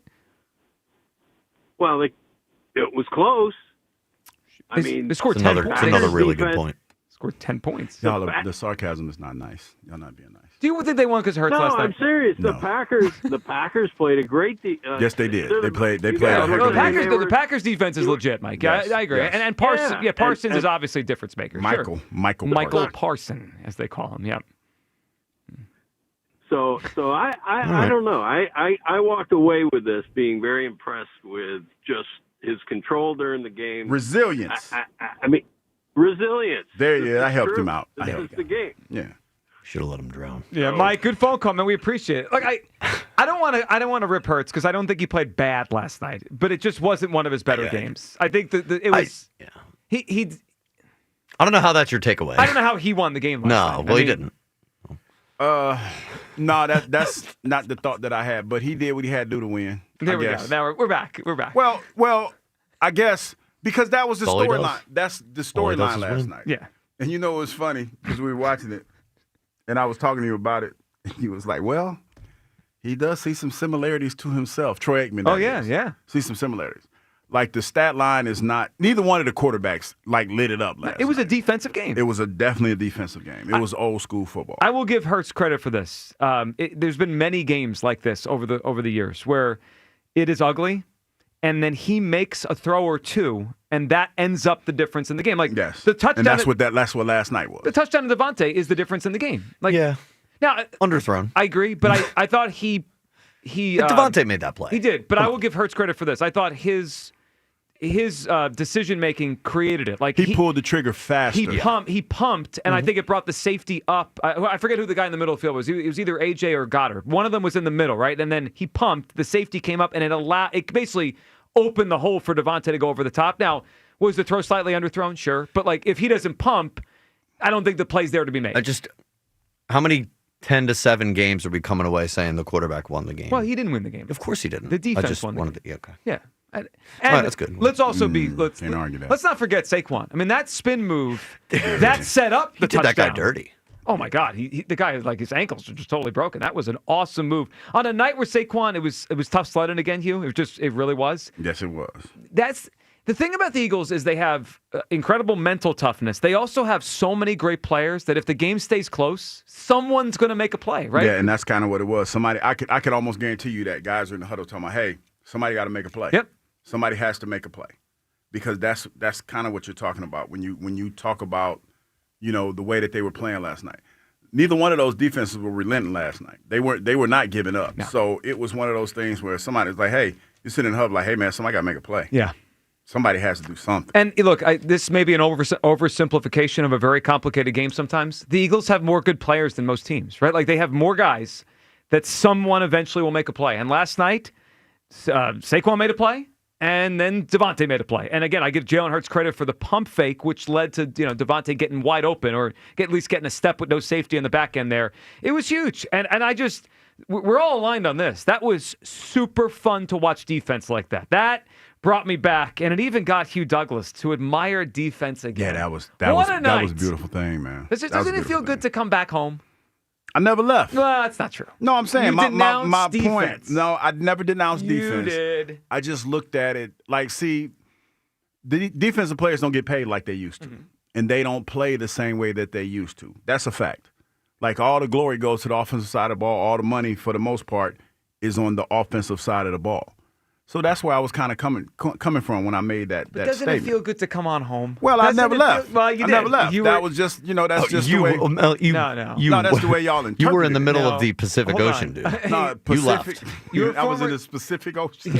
You were in No. an ocean. I was in the Pacific Ocean. One of the Pacific You're Oceans. in outer space. One of your former teammates, a defender, he was, you could hear it in Ike's voice. He knew that you. No, he but lost he knew. But see, Ike. That's because Ike didn't understand. No, where I was he- coming from. he- When I No, tried I to think he was explain just. I think he understood. Was just thoroughly disappointed. I just tried to explain it to him, and he wasn't trying. Well, to hear because there wasn't really. He wasn't trying to hear what I was saying. This He is wasn't picking up. what I was 2 straight years that the best part of the team in the biggest games is the defense. I mean, Man, I tell you, eventually, the light comes to. That was a hell of a game last night. And I know people look at it different. Everybody's going to look at it differently, and not saying that Jalen played great. That's not what I'm saying. He did not play great. He did not, but he missed throws. He missed the one to Yes, he Calcaterra did. over the middle. Yeah, we can, question about guys. We can get it out of the way. I think we have to be grown-ups enough Was to say, like a few weeks ago when he played against Minnesota, and I thought it was the best throwing game of his career. Yeah. Yeah. We can say that, and then we can say course. last night he didn't play very well, but they won. This But was him and Sirianni's worst regular season offensive performance ever. I don't know about that because It was. I feel like statistically. Okay, statistically, I'll give you that. But I feel like there was some good that came out of that game last night. Jalen got the ball out of his hands fairly quickly. Early in that game, we saw some screen plays. We saw some decisive throws, even if they didn't connect. We saw him come up and make a decision and throw the football. I think there's stuff that, like, that's how you have. I know fans don't look at it like that, but you have to look at some things to build off of. Sure. Well, I just thought he was like uncharacteristically, I'll say, fairly inaccurate last night. Okay. Yeah. Well, Yeah, you know, 'cause- He was inaccurate. Some of that may have been the and he's cold. usually very accurate. I wonder if the cold played into his Maybe- accuracy. Because he maybe, was very inaccurate but- early. Or later, I should say. But it could also be the fact that he was doing something that he doesn't do. He was making decisions quick. Like, those were some quick decisions. Like, when you talk about what Jalen's been the last couple weeks and what we saw last night, he was trying to get the ball out of his hands quick because he knew that pass rush was going to be on top I of also it. think he deserves credit for taking 0 sacks last night. On a Yeah. night there was a lot of pressure on him. His legs, he ran for 27 yards. A lot of that was on the run he fumbled, but I just thought his legs avoided sacks. Definitely. Yeah, I mean, Parsons was chasing him all night. Yeah. He got away most of the But time. he missed, like, man, the one to Calcaterra that was bad. probably should have been a touchdown. It was bad. He sailed that. He was wide open. He, like I said, he tried to throw 3 interceptions on the same drive when he threw the ball behind Dallas Goedert multiple times. Well, the one across his body was wild. Like it was like I said, uncharacteristically, to be fair to him, but he was inaccurate. Yeah, it was. What are we going to call it? A C game? I don't Yeah, think it was an F. I wouldn't give it an F. No. He only turned the ball over once. Yep. He didn't take a sack, so those are good things. He didn't throw up all over himself. No. But he has a higher standard than that. Sure. Again, they won the game last night because of their defense, and 2 of their stars made the plays that none of the Packers could make. I mean, the Packers didn't make any star plays. It was just basically 3 yards in a cloud of the dust with Jacobs the whole night. That's how they got their touchdown. Anthony's at Southwest Philly. What's up, Anthony? Fellas, what's going on? Happy victory Tuesday. Happy Victory Tuesday, Anthony. What a night, Yeah, Anthony. What are you man. feeling? Listen. I had to jump in here, and I'm glad y'all got to me quickly. I think Jalen Hurts is the reason we won that game last night. And here's the reason I say that. I think people don't take into account enough, name me another quarterback that has had the deal with the number of offensive coordinators that Jalen Hurts has had to deal with. And then when you have a Bentley of an offense with the number of guys that we have on this offense, you hand the keys over to a guy who's never called plays in his life at this level. And we're just expecting that not to play a part at all in, the issues with the offense. This guy has found a way year after year, no matter who is on the sideline with him, to say, okay, I may not win every game for us, but I'm not going to lose games for us. I'll take a guy like that because he doesn't care about the ego part that comes with being the guy. He doesn't care about being Josh Allen. He doesn't care about being Lamar Jackson. Give me ways that I can win games, and that's what I'll do. If I'm not the guy sitting at the podium at the end of the game being, characterized as the hero, I'm fine with that. This guy wins games. He found a way to win a football game last night, and that's all you can ask of Jalen Hurts. So for us to try and talk about this is what he did wrong. Listen, Josh Allen, who everybody loves, got his offensive coordinator fired a couple years ago because he threw an interception 7 or 8 games in a row. Didn't Jalen do that to Brian Johnson? No, he didn't get Brian Johnson. I mean, Anthony, it was the exact same thing. He threw a bunch of interceptions. It was a bunch of interceptions, and then Brian Johnson got fired. Anthony, can I ask you a question real quick? You know what the difference is? That you like Jalen and not Josh Allen? Anthony. No, I mean, I think that's the difference. Anthony, can I ask you a question real quick? Yeah. Because I hear what you're saying, and I understand. But my question to you is this. When does that stop being an excuse? Because Jalen's 6 years in, and there's examples of other quarterbacks who've been through the same thing that have thrived in this. And another question I want to ask you. Just because Jalen has had multiple coordinators, I don't think it's unfair to criticize his play from last night, even though he did win the game, because he did make some throws that if the defenders would have been in better position, they were some dangerous throws. So my question to you is this. Right. When is it okay to criticize Jalen? Here's the thing, I'm not saying that it's not okay to criticize him. Mm-hmm. I'm saying that to your first question, you said there's been other quarterbacks that have been in this position. Mm-hmm. I don't know of another quarterback. I've been an Eagles fan since 95. 1995, I became an Eagles fan. Mm-hmm. Since I've been watching football, I can't point to another quarterback who has dealt with more and dealt with what Jalen Hurts has dealt with in terms of change every year and won at the level that he did. Again, and you're right, he's thrived at that. I'm gonna let you cook, but he's thrived. Like I could see if it was a hindrance to Jalen, but he's thrived in those. So you can finish. I just want to say so that. Anthony, I agree with you, and I can't think of another quarterback either that had it quite like this. I do think this particular year is not a great time to use that as a reason. I mean, they kept Patullo, who is the pass game coordinator, for continuity. It's not like this is a brand new offense. This is just a different person calling the plays. They purposely tried to keep someone that has been in the building on last year's staff for continuity. And Anthony, I thought he played well the whole month of October. I just didn't think last night was a great Jalen game. Listen, I'm not saying it was a great game, but I'm saying that's like you guys sitting in your building right now, and you have a guy that says, okay, you tell every day, okay, give me what the script is going to be for today. And he does that for some years. That's completely different than a guy now becoming you, where he's sitting in front of the microphone and he's, talking to the fans every day. That's not the same Sure, job. Anthony, I agree with that. I think there's different ways to talk about the same thing. Anthony, good phone call. I don't think Jalen was bad last night. I also think he's played many better games this year. It was one of his worst ones this season. I think it's fair to say he played against the best defense they saw all year. It was super cold. All those things were fair.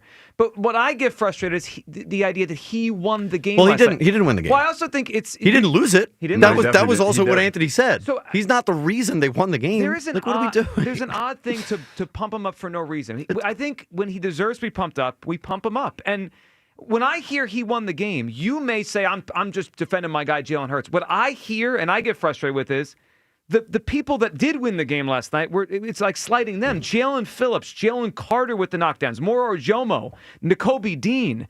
They won the football game. They stepped up and they balled out. They won the game. I'm very grateful for the way that Jalen played last night in terms of not losing the game. And he was better than Love. That was what we needed that night. It got us to win. And like I said, I didn't need style points. I didn't go into the game saying I need the passing offense to look great. Like I didn't need any of that. It's okay. It's okay. That was what we needed from him last night. That's what we got. We don't need to pretend it was something it wasn't. Well, that's what we do here. And I feel like, for me personally, I felt like he did some good things. He got the ball out of his hands quicker. Didn't take a sack. He did not take a sack. Yep. And the offense evolved. It just, like, I think the thing that we don't want to see is the fact that was a damn good defense. That was a damn good defensive effort by both defenses last night. And it was tough sledding. Now, I think that the biggest difference is we've seen a lot of games like that Jalen has had. Like that, low scoring, low numbers, and all that other stuff.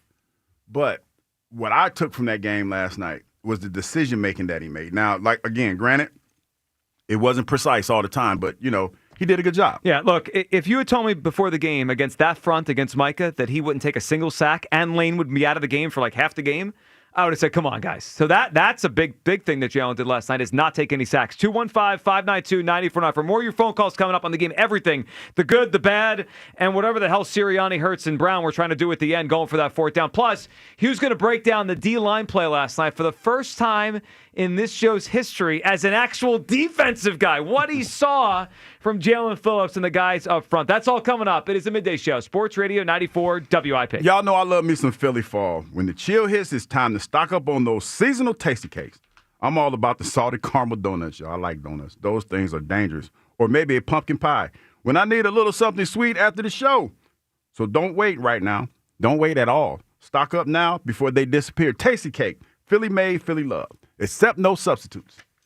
Online medication consultation with an independent healthcare provider through the LifeMD platform and are prescribed. Subscription required. Individual results may vary. Additional restrictions apply at lifemd.com. Read all warnings before using GLP-1s. Side effects may include a risk of thyroid C-cell tumors. Do not use GLP-1s if you or your family have a history of thyroid cancer. Confused on where to start with weight loss medication? 95% of LifeMD patients said starting their weight loss journey was simple. Go to trylifemd.com now and see the best options with or without insurance for Wegovy, Zepbound, and more. Brian was approved for insurance coverage and lost 100 pounds. I love the fact that insurance covered almost everything because pharmaceutical prices are going through the roof. The first time I realized that LifeMD was working for me was when the hunger started going away. I never thought losing weight would be this easy. It's given me more energy. I would recommend LifeMD to anybody. Nearly 96% of patients said they would recommend the LifeMD program to anyone who wants to lose weight. Get started right now at trylifemd.com. That's TRYLIFEMD.com.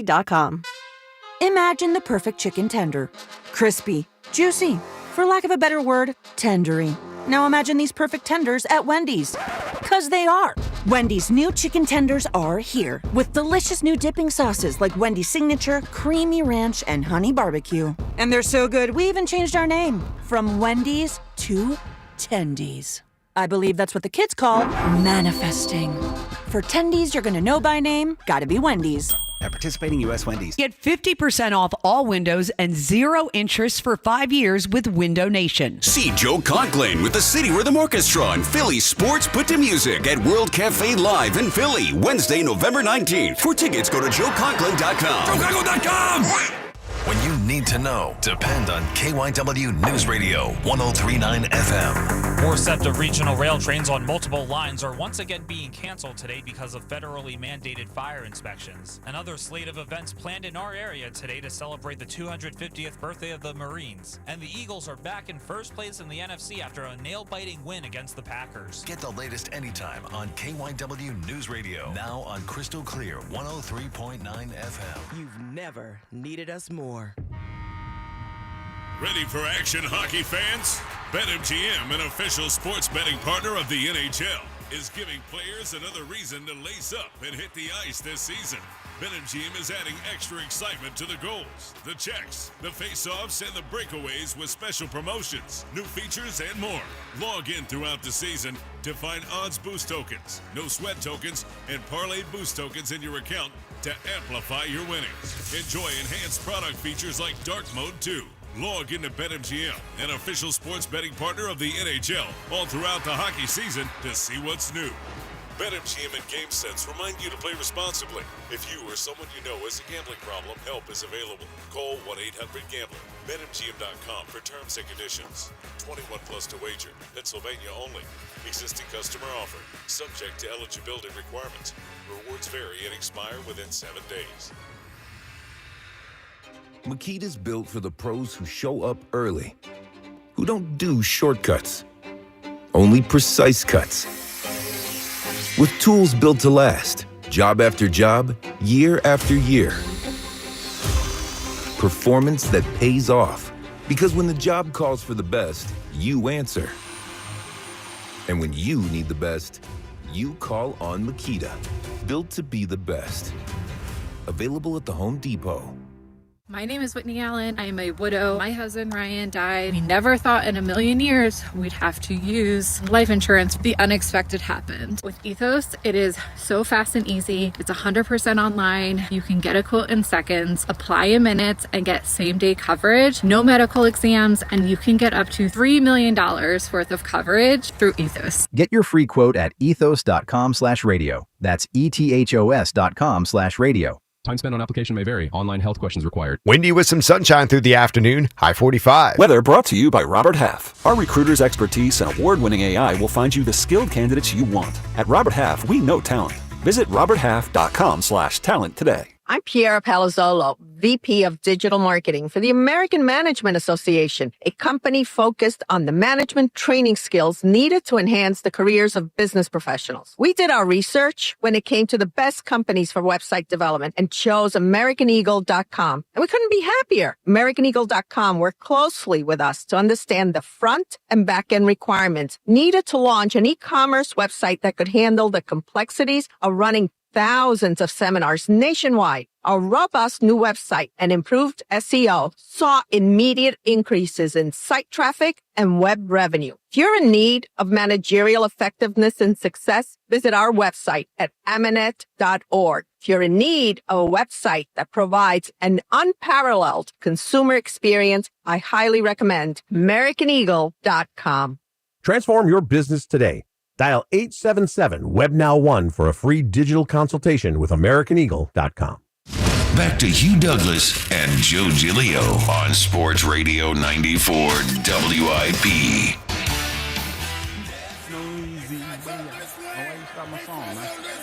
There's no shortcut home. It's Jacobs. Flag flies. Jacobs is brought down, and the ball was out. We were trying to listen to something there. There's no easy way out. You don't hear me sing. I don't wanna people tune in to hear me sing this. I don't know if that's true. Just like they didn't tune in for us to let Elton John play for 40 seconds yesterday. That was on me. I apologize for that one. I do like Elton, though. Maybe can we hear it one more time since Hugh was singing over it? Moro Jomo calling out the Packers play on 4th and 1. It's not on this way. It's not on this way. It's Jacobs. Flag flies. Jacobs is brought down, and the ball was out. That's what you talk about, a defense that's locked in, man. Inside I love that. zone this way. Is that what he was saying? Yeah. Because everybody watches film together, right? And certain tendencies indicate to you what potentially could happen, especially when you talk about formation. Now, I know I famously tell the story about when Trot was telling me, hey, man, if you just listen, I'll tell you where the ball's going. That's exactly what that is. Like guys watching film, trying to get everything that they possibly can. You know, but here's the thing when it comes to stuff like that. You can know tendencies, but you got to be able to stop it. You know, you can famously hear stories about Ray Lewis when they would say Ray would call out the play. Sure. Ray watched film a lot. Trot watched film a lot. That's what good linebackers do. That's what good ball players do.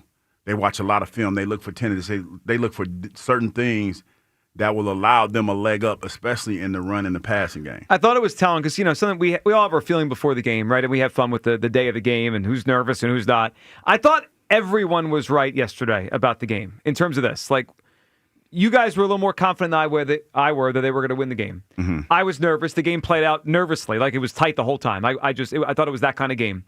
But one thing we all agreed on was late in the game, we just trust the Eagles more than the Packers, right? Like, I trust Jalen more than I trust Jordan Love. Some people get bunghole-itis, man. They get tight. And I just think that team has a softness to them. And like, the Eagles are better buttoned-up organization. Like, wasn't it that play? Like, 4th and 1, game on the line. I know that they got an extra chance because Sirianni, whatever the hell that was. But, like, that was basically the game right there. 4th and 1, game on the line, and the Eagles know the Packers play. And instead of them just executing at you or changing the play, they just ran right into the Eagles. Like, ran into the teeth of the defense. And then they fumbled the ball and the whole thing. It was like a perfect microcosm of why the Packers can't beat the Eagles. It's not like these games are blowouts. They just can't beat them. Yeah, and then at that point, it's a man whoop a man. Yeah. Because you know the play coming. You know, it's similar to the tush push in the sense that you know it's coming. And there's nothing you can do to stop it. That's the most demoralizing thing you could do. That's why I said you only do the tush push when it's needed. Because when you do it like that, in their mind, they're like, damn, here comes that play that we can't do nothing against. Here's another fresh set of downs that they're about to get because they're about to get the first down. It's like inevitable. So that's why I say that's more demoralizing than doing it 10 times a game or 50, whatever you want to do. But, yeah, that's more demoralizing. All right, now that you are officially back as a defensive guy, it's great to have you back. How about we do a little Big Q breakdown of what you saw with the guys up front? Let's start with Jalen Phillips. What'd you say? Oh, man, just locked in. Like, he came in, and he was a force off the corner. Now, I know he didn't get a sack, but you talk about his overall presence out there on the as a pass rusher, his presence was felt because a lot of those times Jordan Love had to step up in the pocket. He was a little antsy, he had happy feet. There was one throw that he threw to the sideline. It was a pretty good throw, but he couldn't set his feet, and he couldn't complete the pass. Yep. That's what I saw last night. I just saw relentless defensive line play. Nakobe Dean was out there doing his thing. Having Nolan Smith back in the lineup was great. And like I said, shout out to my man BG. I know he didn't do a whole lot last night, man, but to be out there, and still living his dream, he's going to get up to speed, and he's going to be fine. But, yeah. Shout out to that defensive line, man. They were locked in. Moro Jomo, all those guys, you could tell they watched a lot of film last night. Look, last week we talked about Howie a lot and the moves he didn't make in the offseason. Yeah. They were right about Ojomo. He was ready. Now, Milton Williams is having a heck of a year for the Patriots. It looks like Milton was also worth a lot of money that they didn't want to pay. But they were right that Ojomo could play. I mean, he's a disruptor out there. He's been very good. I thought Jalen Carter last night played better than he had in a while. He had a bunch of pass knockdowns. And then Hugh, looking at the snap counts last night, what stood out to me is first game as an Eagle, they threw Phillips in there. He was out there 78% of the snaps. Like, because he was he's out there, the guy now. He was out there making it happen.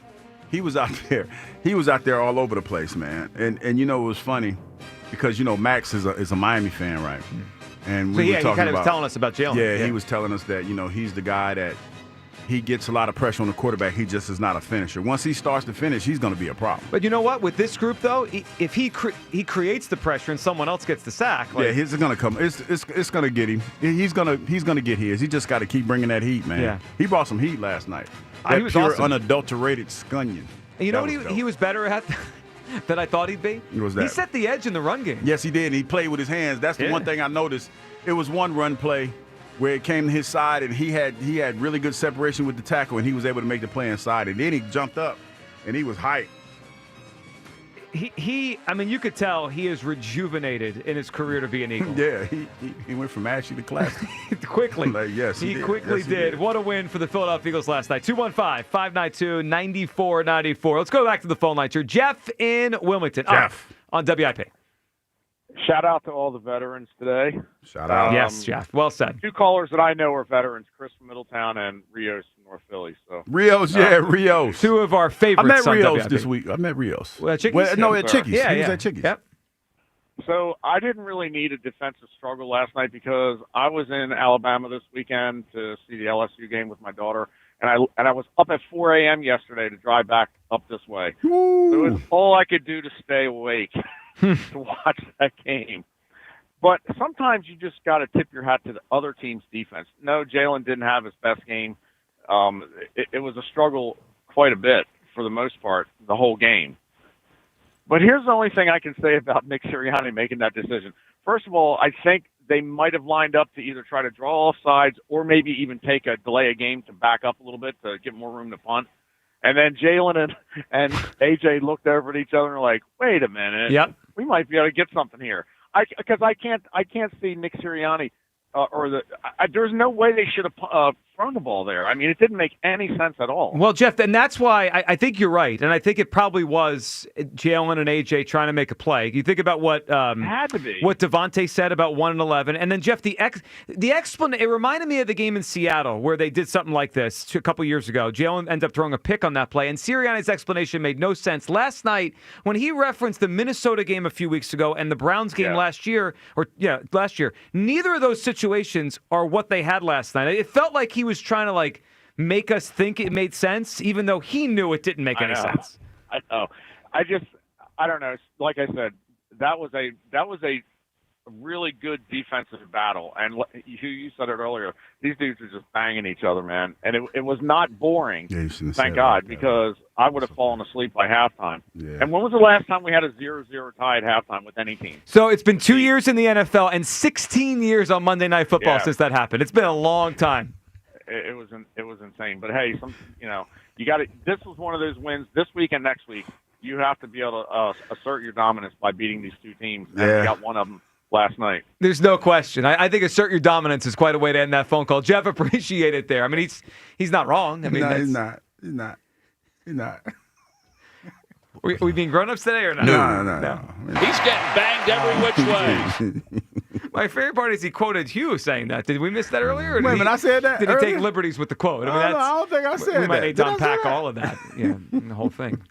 We were banging for 3 days straight, and then every other day after that. Is that from earlier today, or is that just no? That's it. That's just drop. Another gem from Hugh over here. Yeah, that's in the drop box. What the hell was he talking about? He's talking about guys out there banging. That's all he said. Yeah. Mm-hmm.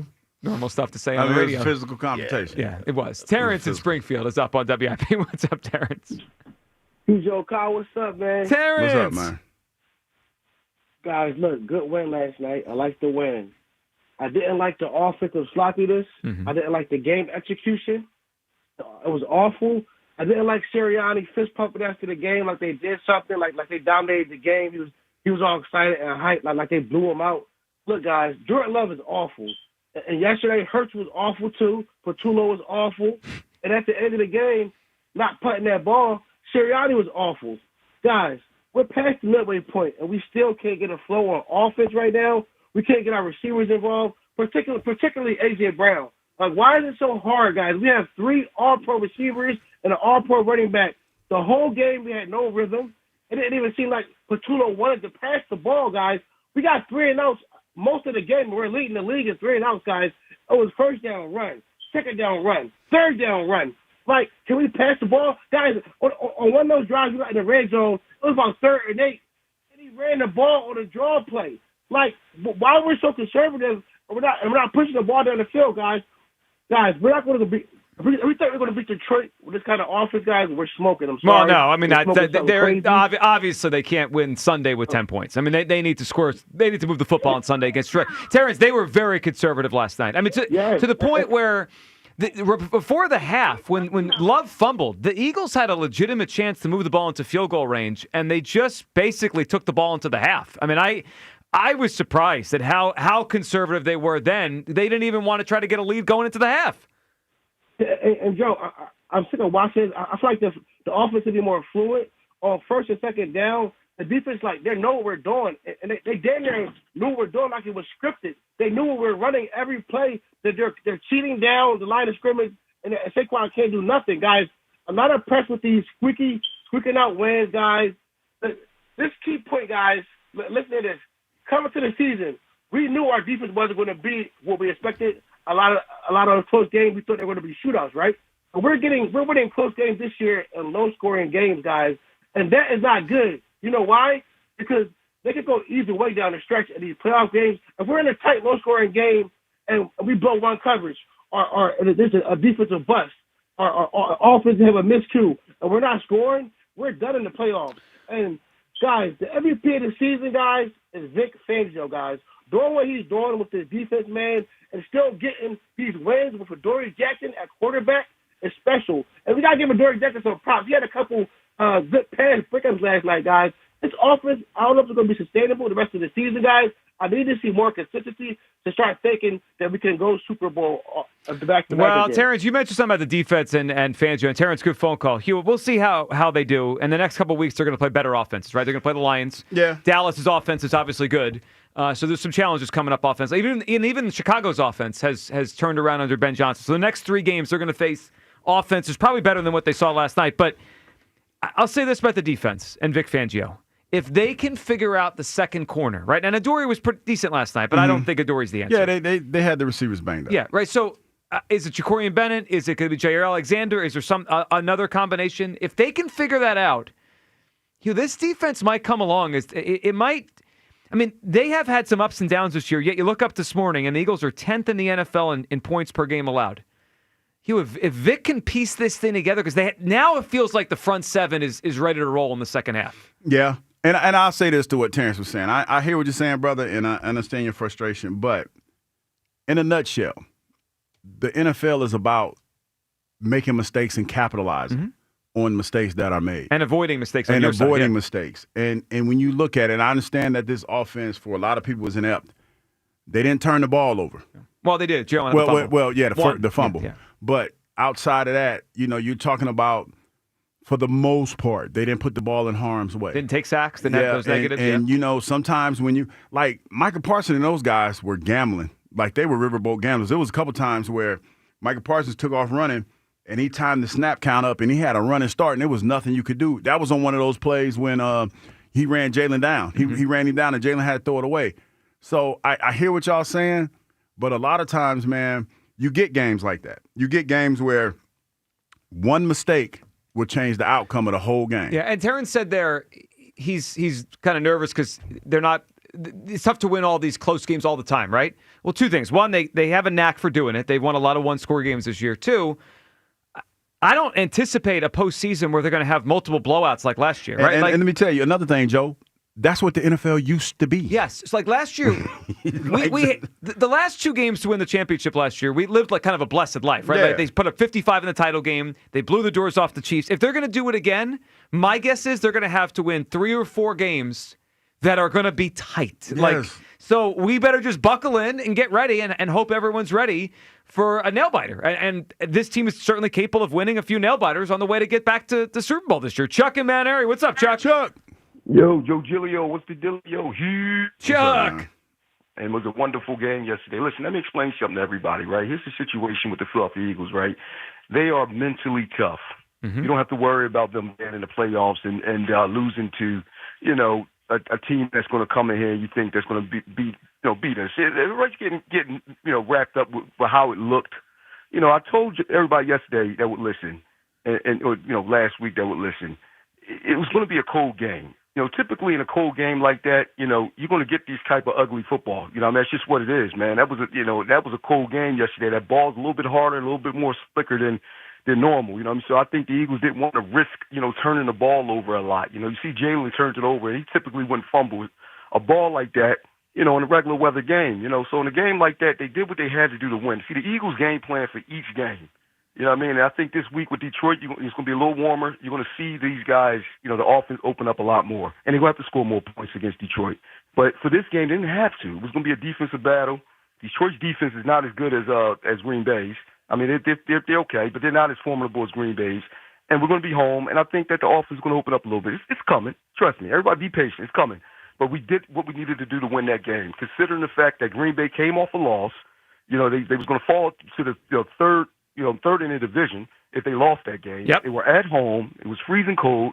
To come out there and to get a W, whether it's 3 points or 1 point, that's what matters in this situation, especially when it comes to November and December football. This game was essentially a playoff game yesterday, and we came out on top, and it set us up to be the number 1 seed, in the postseason. That was a huge game yesterday, and I just think people aren't taking that into account. Now, I want to say something real quick about the defense.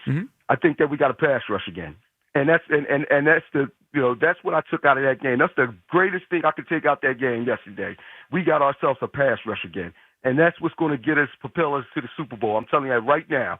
And the thing about it is, Quinyon Mitchell, pay that guy right now. He sticks on you like saran wrap on a hot summer day. I love that guy. Chuck, he has an ability to he does what the great corners do, which he doesn't get penalized, but he's always right there. Like he's kind of on your hip, but he doesn't. He's smart enough to take his hand off before the penalty comes.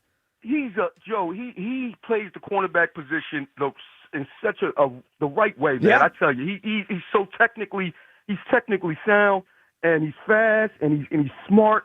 BG's out there playing, setting the edge, and he had a play where he didn't collapse on the inside. He didn't just collapse on the inside. He actually it was one play. I think he turned to Jacobs inside, and they made the tackle. So I mean, these guys are locked in. Jalen Phillips looks like a winner. Listen, I'm just ecstatic that we got a pass rush. Jalen Carter, he demands all types of attention. And that goes up on the stat sheet, but he demands so much attention where everybody else can get off, man.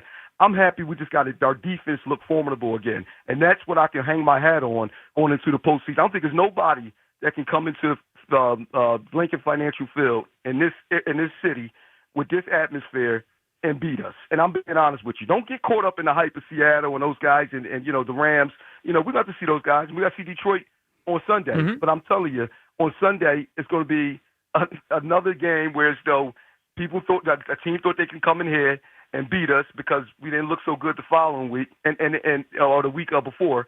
And they're going to realize that once they actually on the field with the Philadelphia Eagles, you got to be mentally tough, you got to be physically tough, and you got to be able to withstand, the punches. And I don't think there's a team that can come in here and do that.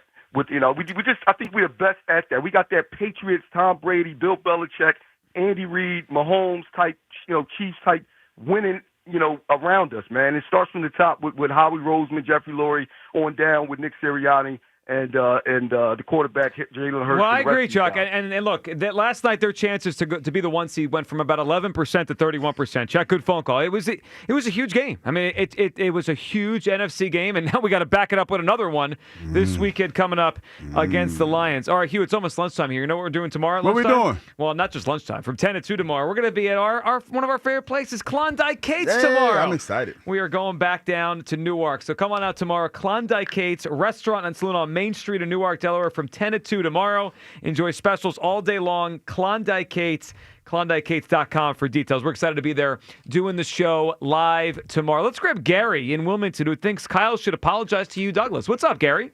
Yeah, let me tell you something. This is my favorite show on WIP. Only because I know you guys believe everything you say. I don't agree with half of what you say, but I honestly believe that you believe everything you say. Well, I believe I'm crazy. Gary, you read me correctly. Gary, what are you feeling here on the game, and why should Kyle apologize to you? Okay. Well, first of all, whoever got Jason on the air today, I love him. I owe him dinner. I don't care what it costs, I owe him dinner. Now, a couple of weeks ago, a little while back, Hugh believed after the game that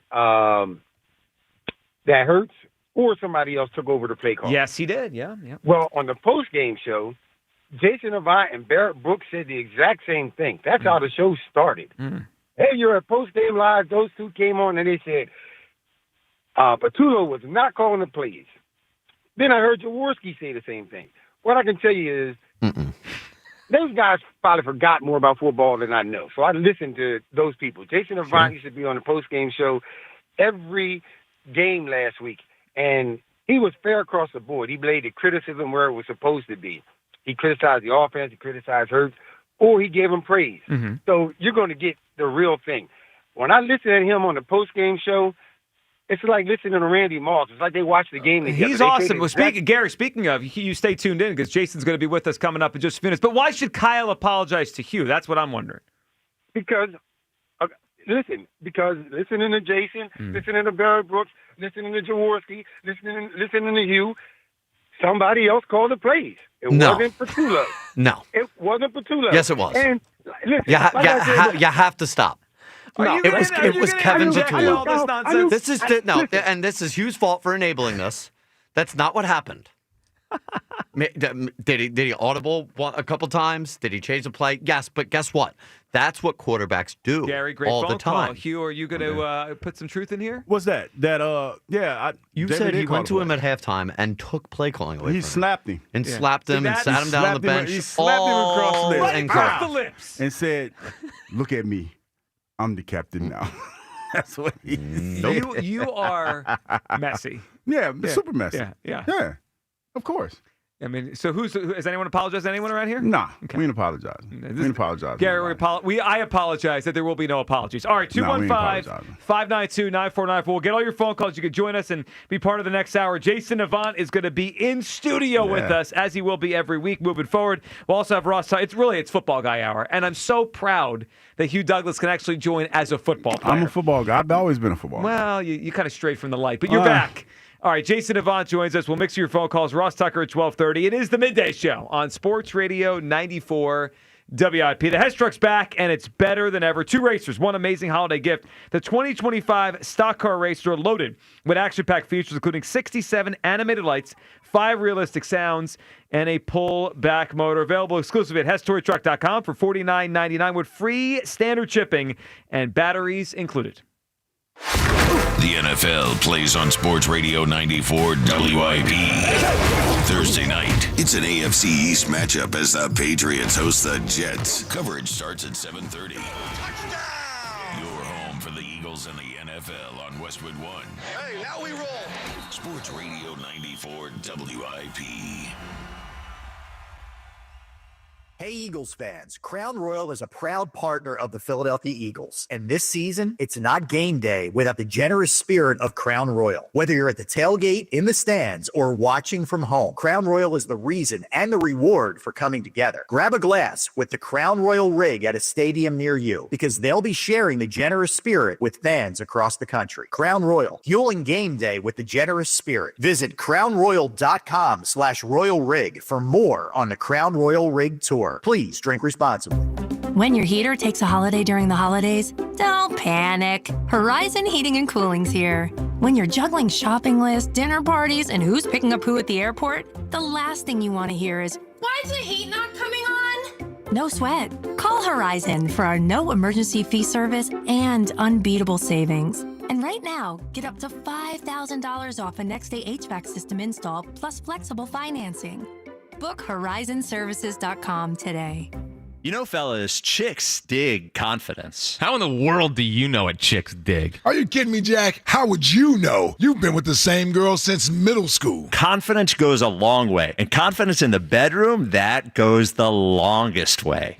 And nothing's going to make you more confident than Blue Chew. Blue Chew makes chewable tablets that get you performing like an all-star in the bedroom. And because you know you'll perform, you'll be more confident. And like we said, the more confident you are, the more likely you're going to need one of those chewables. And you don't even need to make a doctor's appointment or wait in line at the pharmacy to get it. That's right. And for the first month, you don't even need to pay. Just go to BlueChew.com, use code 94 at checkout, and your first month is free. All you do is pay for the shipping, and they'll take care of everything else on the website. And then they ship your tablets in a discreet and hard package. That's my line. Hold up. Go to BlueChew.com, use code 94 at checkout, and then you can chew it and do it.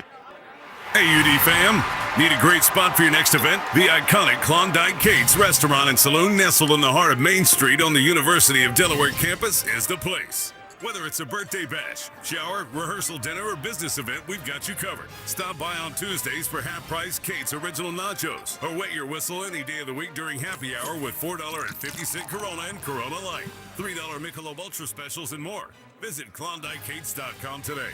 Stars rise, legends are made, and one player rules them all. DraftKings Sportsbook, an official sports betting partner of the NBA, brings you King of the Court every Tuesday. Here's the deal. DraftKings puts up $1 million in bonus bets each week. Opt in, apply your token, and place a $5 pregame bet on the NBA star you think will dominate each Tuesday. If they finish the night leading the league in points, rebounds, and assists, they're crowned King of the Court, and you win your share. Download Download DraftKings Sportsbook and use promo code Philly for your shot at a share of $1 million in bonus bets with promo code Philly in partnership with DraftKings. The crown is yours. Gambling problem? Call 1-800-GAMBLER. 21 and over. Pennsylvania only. Eligibility restrictions apply. One token per customer that expires at the start of the final NBA game when offered. Winning shared as $1 million in non-withdrawable bonus bets that expire in 7 days. Restrictions apply. Terms at sportsbook.draftkings.com/promos. In the year 2021, all pet food sold comprised of 94% dry kibble. And now, 5 years later, only 61% continues to be kibble. And everything else is alternative fresh diets. At the Dogs and Cats Rule stores, we've been the leader of fresh premium foods from the beginning. Whether it be raw, gently cooked, air-dried, dehydrated, freeze-dried, and of course that previously mentioned kibble, Dogs and Cats Rule has the largest selection of cutting-edge products of any of the neighborhood pet stores. That's Dogs and Cats Rule. Shop small, shop local, shop family.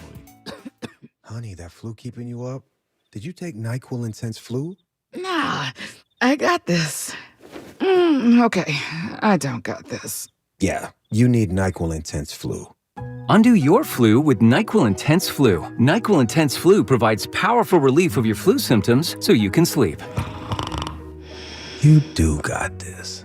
NyQuil Intense Flu. The nighttime sniffling, aching fever. Best sleep with the flu medicine. Use as directed. Keep out of reach of children. This is an important notice to all U.S. taxpayers. The IRS is giving away billions of dollars in tax savings through a federal program called the Fresh Start Initiative to aid delinquent taxpayers. This initiative was established for anyone facing financial hardship and unable to pay their back taxes. Qualifying and enrolling in this program will stop all collections, settle your delinquent tax problem, and even reduce what you owe by thousands of dollars. Call the hotline at People's Tax Relief to see if you qualify and get this free information by dialing 800-922-1284. If you have unfiled tax returns or cannot afford to pay your personal or business back taxes, you can now get the help you need. One simple phone call can resolve your tax problem and save you thousands of dollars. To see if you qualify and to get this important free information, call 800-922-1284. 800-922-1284. 800-922-1284. Must qualify for enrollment. Results vary. Consult with your tax professional prior to enrollment.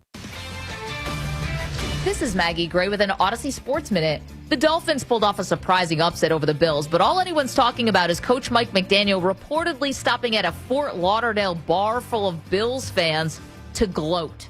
While some might call it playful, to me it's unprofessional. Flashing a win in front of the other team's supporters instead of showing respect for the opponent is just another example of the bizarre behavior from the Dolphins coach. I'm Maggie Gray. 94 WIP HD1 Philadelphia. Live from the Tasty Cake Studio. Sports Radio 94 WIP. An Odyssey Sports Station. Pause. Rewind. Or go to any part of your favorite WIP show with Odyssey Rewind. Only on the Odyssey app. Welcome back to the Midday Show. Hugh Douglas, Joe Gill, you guys with us. 215-592-9494 on a Victory Tuesday. Eagles 10, Packers 7. As the Eagles get out of Lambeau, what a heck of a defensive performance. Let's talk about it all, including the other side of the football as well, with our guy Jason Avant. The Lunch Hour with Jason Avant, sponsored by Walnut Street Smiles and Chestnut Dental Studio, part of the Doodat Dental Group, official dentist of the Philadelphia Eagles. Jason, what's up, man? How are you? I'm doing great. Great to see you guys. Do that dental in the building. Here we go. That's right. and it's a good day. So I'm curious, how did you view that game last night? So Hugh, a defensive guy that has sworn off defense for 2 years, he saw the light last night. I felt that was like a defensive struggle, man. It was like that old school football. But game. Did you, as an offensive guy, did you view it that way? Or you're like, come on, 10-7. Like, how did you view the game last night? Man, I call it the paint dry game from offensive perspective. I'm looking at it, but I was excited for the defense because they were able to get stops. You saw Jalen Phillips do his thing, and the defensive line be productive, especially the defensive ends. I know Hugh can, attest to that. They had 13 tackles, they had 2 sacks, they had 3 TFLs, they had a fumble recovery. That's the most productive that the defensive end position has been all season. So I was excited about that. But again, offensively, I'm like, dang, this is horrible to watch at times. Just paint dry. I was asleep at halftime. All right, so let's unpack the offense. Now they did enough to win. They got the big touchdown to Devontae, but it was choppy. A lot of 3 and outs. Was that last night, from your perspective, man, that Green Bay defense is good and Micah was getting a lot of pressure? Or was it more, hey, the Eagles, they left some things out on the field. Like, why were they held down so much? It's a combination of both. You knew that the pass rush for the Packers were going to be good with Micah Parsons and also Rashawn Gary, Deontay Wyatt. Those guys are good. But I thought there was a lot of meat left on the bone. And after the first 15, I don't know what it is. After the first 15, the play calling goes down drastically for most of the games this year. And we begin to get in this methodic, predictable play calling, session, or I guess. So on first downs, we are more than likely to run the ball on that down rather than be an aggressive on first down. But Jalen missed a lot of throws and a lot of open guys in that moment. Now, he protected the football outside of his fumble, and the team played conservative football where they didn't make a bunch of mistakes, but there was a bunch of guys running free that Jalen didn't get the ball to, and you got to ask yourself, why is that? So I thought that was the gist of the offense. Not much variety in the run game after that first 15, and they were very predictable. I was kind of curious. I was anxious to talk to you this morning because I was watching the game since our last talk, and you were, just trying to watch it like you watched the game. Mm-hmm. And a caller called in this morning, and he was upset with Jalen because he felt like there was a lot of times that A.J. Brown was open and Jalen didn't see him. There was a lot of times when I was watching, it felt like, from my purview, that he didn't get the kind of separation that Smitty got. Did you see it the same way, Jason? Well, I look at it from this perspective. I don't see it, from that perspective. Like, there's times as a receiver, your chances of getting the ball. Mm-hmm. And then the time that AJ, may have looked like he didn't come off the ball, he probably knew to his side that he had no chance or what have you. Mm-hmm. But on the plays that I saw, Jalen on a scramble left, Deontay Wyatt knocked him out of bounds. A.J. Brown was running right across the field on a shallow cross that would have went for about 30, 35 yards. That's one play. The one where Carrington Valentine almost picked the ball and he gave like the little, gesture that I was this close to Jahan Dotson. A.J. Brown beat his man silly, Keyshawn Nixon on the other side of the field on an in-breaking route, right? So you look at those things and you're like, dude, why isn't the ball getting out? So I would agree with the caller in that Jalen at times predetermines his reads and or is confused. Receiver tracking. Right? Yeah, so at times, right? Just think about this play. And this is the concept sometimes where A.J. Brown and Devontae Smith can get frustrated. Think about the Giants game a couple weeks ago with Jahan Dotson, his spectacular catch. Mm-hmm. That was a great catch by Jahan Dotson. On the opposite side of the field, Devontae Smith made his man fall down and was open by 30 yards. Why the hell are you looking at Jahan Dotson if all things are equal? I'm going to my playmakers, and that's where A.J. Brown and Devontae Smith can be frustrated because when the game is equal, you should go to your playmakers rather than looking at Jahan Dotson or whoever else. Well, the playmakers made a couple plays to set them up. They only scored one touchdown last night. It was the Saquon catch and run with the spin move, and then it was Devontae's catch in the end zone.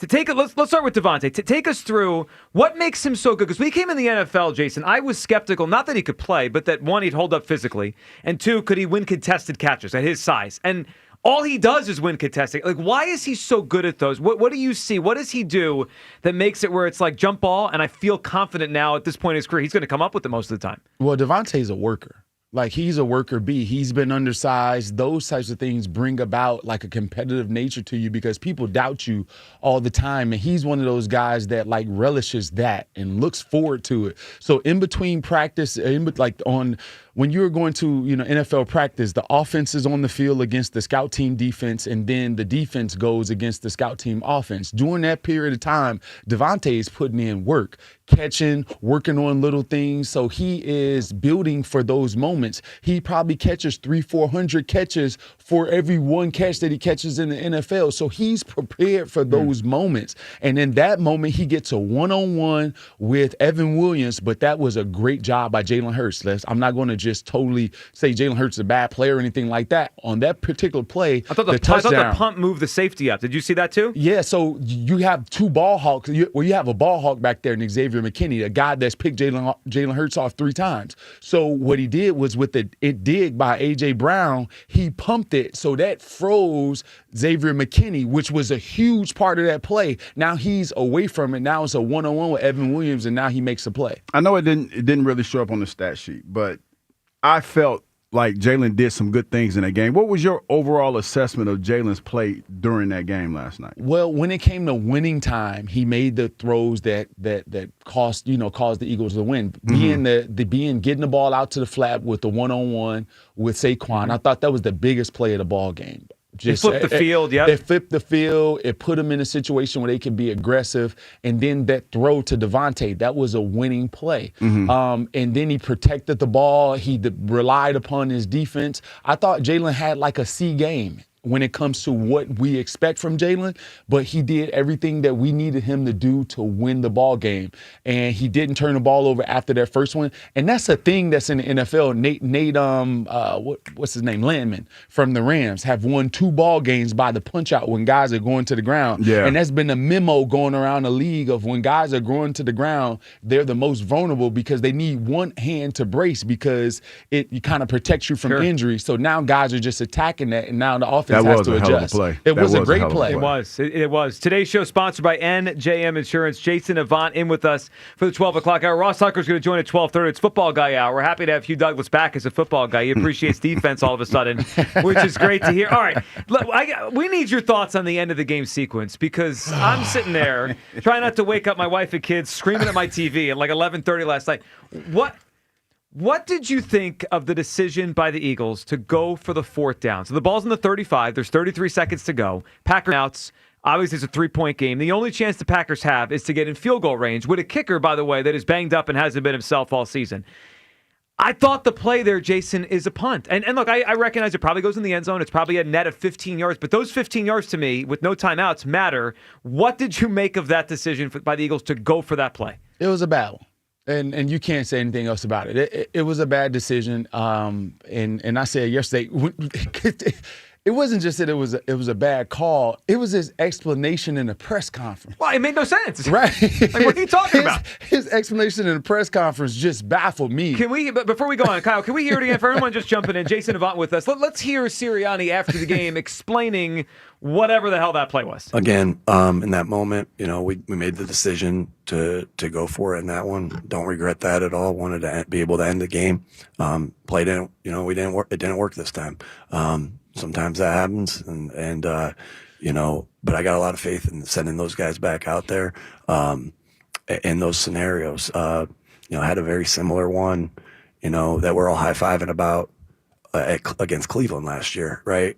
Very similar, that we went vertical on, and Jalen made a great play. Didn't work this time. Had a in a 4-minute mode, kind of similar-ish to the Minnesota game. So when they work, we're high-fiving. When they don't work, you're going to go back and say, hey, was this the best thing that we should have done in this particular case? And we'll be hypercritical of ourselves there. By the way, before you respond, Jason, I looked up the 2 plays he was talking about. One was after the 2-minute warning, a 2nd and 11 against Cleveland. And then the one against Minnesota a few weeks ago was a 3rd and 9 with 1:45 to go. I mean, those are not the same things. No, it's not the same things at all. And punt still hasn't registered in his brain. He was responding to why he didn't kick the field goal. No one was talking about a field goal. Yeah. Punt didn't register in his brain at all. And I was thinking to myself, I'm like, dude, that's a horrible call because you stopped the clock on 3rd down with the pass, right? So you allowed them to keep a timeout. And like you said, you need to get that ball down a little bit further. Back in the day, the quarterbacks used to have some athleticism. They could do a little pooch punt down into the end zone. I don't know if you remember that. Yeah, I remember that. Because they just like a real quick punt to get it, to bury him down there. Yeah, because there's no going back, right? So that could have been a great, play call. But to me, that didn't make sense at all. And when you think about it, just how many times in the game where there was a 3rd and 11, 3rd and 12, 3rd and 13, where we did the cowards draw and just gave it up. So why all of a sudden be aggressive in that moment? Yeah, it doesn't like line up. It doesn't line up. That dog don't. All right, do you? And I know you're not going to know the answer to this because you're not there in the huddle, you're on the sideline. Do you think that there's a possibility that Jalen and AJ changed that play? Like, we were trying to workshop, did they send them out there to see if they could get the Packers to jump, and then if not, take the delay game and then give the punter a little more room, and maybe Jalen and AJ saw something and said, let's just try to do this? Like, is that plausible, or is that clearly you would think a coaching thing where he says, no, we're running the play? No, I think that was the play call. Okay. Because remember, even though a player can go out there and change the call, they are usually panning right to the coach when the play's being called and right after the play. And it's very, very hard to control and contain your emotion if the players went off schedule and called their own play. I'm pretty sure we would have saw some visible frustration by Nick and or offensive coordinator. There was. Right after the play, there is a why from Sirianni. Oh, was as there? he walked away. So they pan incomplete. They pan to Sirianni. He starts walking away, and you see a why. Now, Was I don't it know. wide toward Kevin Petula? I don't know. That's a good question. Who's the wide towards? I'm not sure. 215-592-9400. Let's take a phone call here. Jason Avant with us, Football Guy Hour. Let's go to Christopher in Reading. Want to talk about that fourth down decision? Hey, Christopher. Hey, how you doing? Good, Christopher. What's up? Wow, there's Christopher hanging up and leave. That's all right. Jake, you want to say, hey, what's up? Jake in Baltimore. What's up, Jake? Jake? How's it going, guys? Good Jake. afternoon. What's up, buddy? So first and foremost, the big congratulations goes to YouTube and ESPN for making sure we didn't all have to sit through that last night. Like, brutal. They had the right of it. Yeah, they did. I mean, good foresight on their call, I guess. That fourth down call, I got to tell you. So here's the thing, right? Like you, it was late at night, and I'm sitting here, and they run it out there the first time, and they have to take the timeout, right? I think we forget that part because they actually took a timeout before they went out there and ran it again. So we took our second timeout. They go back out there, and I think surely there's no way they're hiking this ball, right? Like they're going to try to draw somebody off sides, or at the very least, if they do snap it, it's going to be a handoff. It's something, right? You're not gonna toss it down the field. I think my biggest issue with it was I don't want to curse, so insert choice word, are we choosing that time in this game to suddenly decide we want to throw the football? Well, that's Jason's point. Like, they had a bunch of cowards draws, right? 3rd and 11. I mean, before halftime, they didn't even try to score points, right? Like, they were very conservative. They went into the half. Yeah, it doesn't line up, Jake. Like, the idea of getting super aggressive there to not give the football back, but being conservative earlier, it doesn't make any sense. It doesn't. Now, I do want to stress that. So, I know this is going to be a little bit of a backtrack, but on the Devontae Smith touchdown, the play immediately preceding that, A.J. Brown actually picked up a really strong block that gave Saquon a few extra yards, and I do think it's worth it, just pointing out, because all I've heard is how he doesn't want to be here, and I mean, that man picked up a block, and those yards did help, but I don't think they could change the play. I actually think if Jalen gets the ball further down the field, for the record, A.J. might catch it, but I think it's a cold weather game. I think you have to know at that point that, like, yeah, the defense is playing great, but punt the freaking ball. It feels simple. It really does. Jake, man, good phone call. Yeah, it's a low percentage throw. That's the least completed football in the National Football League. Fades and goes. That catching percentage on that throw is like the least completed pass. So, yeah, those guys do it well. Another thing, too, coaching point on that, I don't think it should have been thrown. But if A.J., knowing that the ball is short and inside, if you go back to the ball and you're more aggressive to it, you'll get a SGA, Shea Gilgeous-Alexander, kind of a flop into a PI. But and then the game is over. Then the game is over. It wasn't the most aggressive approach toward the ball in that situation. Is it somewhat of a trust issue with AJ now? Because a lot of times when you watch it, it's like it looks like he just doesn't trust him like he used to. I don't know. I think it's a relationship issue.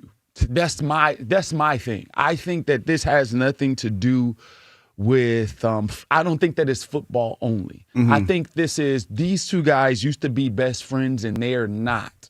And I think that it's a hard situation to deal with. That's me speculating. Recklessly. I don't think recklessly speculating, right? Mm-hmm. So that's my thing. That's what we do on this show. You fit right in. Yeah, I think that has something to do with not necessarily football. So how I know you don't know this answer, but say for instance, Jason, you had an issue with your quarterback. Yeah. How do you go about as a receiver knowing that your livelihood is tied to getting the ball? How do you go about trying to repair that? Well, if you're mature, you got to die to your pride because you have to understand that he has the upper hand. And because the quarterback is going to stay around longer than the receiver. Mm-hmm. And that's just the nature of the beast. Yeah. That's with Donovan or T.O. That's with any quarterback receiver situation. The receiver is the one that will be the one that falls on the sword, right? Mm-hmm. So you have to die to your pride and you have to be willing to go in and humble yourself and have a conversation because at the end of the day, if you want multiple Super Bowls. You want to win. You want to go to the Hall of Fame. You're going to win him over more with sugar than you are with, vinegar, salt, whatever. Yeah, I know what you're saying. Exactly. So I think that's the approach, is to go to a man, have that conversation with you and him, and maybe they have multiple times, and maybe that's why AJ feels like he has no other avenue but to, show visible signs of frustration. Today's show, of course it does, sponsored by NJM Insurance. While some insurance companies use gimmicks to get your attention, NJM would rather focus on putting their policyholders first. No jingles or mascots, just great insurance. Visit NJM.com to learn more. Christopher in Reading back up here on WIP. What's up, Christopher? Okay, let's try this again. All Sorry right, about that. let's do it. No, you're good. You're okay. good. It's like the Now, Eagles going for the fourth down. Doesn't mean it's over. Just make a stop. Yeah. My thing's not going to be popular, but just give me a second. I thought it all through. Okay. I'd have a play where we run it back for the safety, run a bunch of time off the clock. Now, Kyle didn't let me cook on it. Wait. But You mean before the fourth down, like when they were on the Yeah, Packers at the 35? fourth down. Instead of the fourth down play, we use the fourth down and we use a fast. Now I know it doesn't work if we get tackled before we get in the end zone. They have the ball and they're going to score. You said to run But- backwards towards our own end zone. That's insane. That's what- and you run straight to the end zone, then No. you run around the end Well, zone hold on. and kill as much time as you can. But time He's out. talking about like just run back and run the clock out. Yeah, but there's There was 30 30 seconds left. That's Okay, a hold lot on. of But running. Christopher, And Michael Parsons fast. Christopher, if you get caught, obviously you set them up for the field goal. And even if you make it for the safety, then it's now a 1-point game. You have to punt it back to them. difference? They could win the game with a field goal after all that nonsense. What's the difference between 1 point and 3 points, though? If you run a bunch of time off the clock, and you don't. Well, who are we putting you don't back run there? around the field. You don't That's run what I'm around the saying. field. You run straight to the end But zone. here's the thing that I think you're missing. Okay. Michael Parsons was the absolute fastest guy on the He field. would catch anyone we put back Like there. you think he'd catch Barkley running straight to the end Yes. zone? How long do you think Especially that's if he's blocked. Wait. How long do you think that's going to take? I like that Jason's entertaining the foolishness. I Yeah, like yeah. this. So, Yeah, 'cause that's the thing. serious. If Okay. if he runs straight back to the end zone, how long do you think that's going to take? What am I thinking? I'm thinking it's going to take 5 seconds. I know. Not So a lot. so you what's got the like 25 difference? I understand What's what you're saying, the Jason. yeah? So what's the difference between a drop back that's going to take 2 or 3 seconds, right? And then you Okay. throw the ball down the field to AJ Brown. It's going to equal about the same thing that you're saying. I thought about that, and like I said, you run straight to the end zone, but you don't take the safety right away. You run around the end zone. Oh, so you're You trying to can gain extra 4 seconds. Yes, that's exactly. That's a well, lot. more Okay. than Like 4. that- I think in total you could eat up 15 seconds off that clock. Oh, so maybe. No, I don't know about that, maybe, dog. but Christopher, if once they get caught, you've now made it a 10-9 game. You have to Right. then punt the ball back. So if they can throw Yeah. one pass to get in field goal range, they could win the game with the field goal instead of tie it. Like, But when you- isn't it all risk reward? Like, what is the reward here? Okay, so the way I play it out in my head is everything's a risk reward. If you make the play that You they heard did him. How he and they played out didn't get the his head, man. reception, it was no good. If you punt the ball, there's always a chance that Mike is going to break the line and block you know what? it. You know what that's else? true. There could have been a block punt. Somebody's going to run it back. He's got Chris, you're Go ahead. fired from your fantasy football league president. Yeah, if you're the president, you're fired. I wasn't. Are you on Sirianni's analytics staff? Is It's this a what's different in kind his of ears? fantasy Nah. football. Yeah. I was thinking when the phone hung up, it should have just probably stayed hung up. Thank you. Thanks a lot, Jim. I love you though, Chris. That was a great call. Though. Christopher, we appreciate it, Probably buddy. should have stayed hung up. See, you know whose fault this is? This is Sirianni's fault because they went for the play and now we're workshopping maybe just a 65-yard safety. That's a better idea, Mike.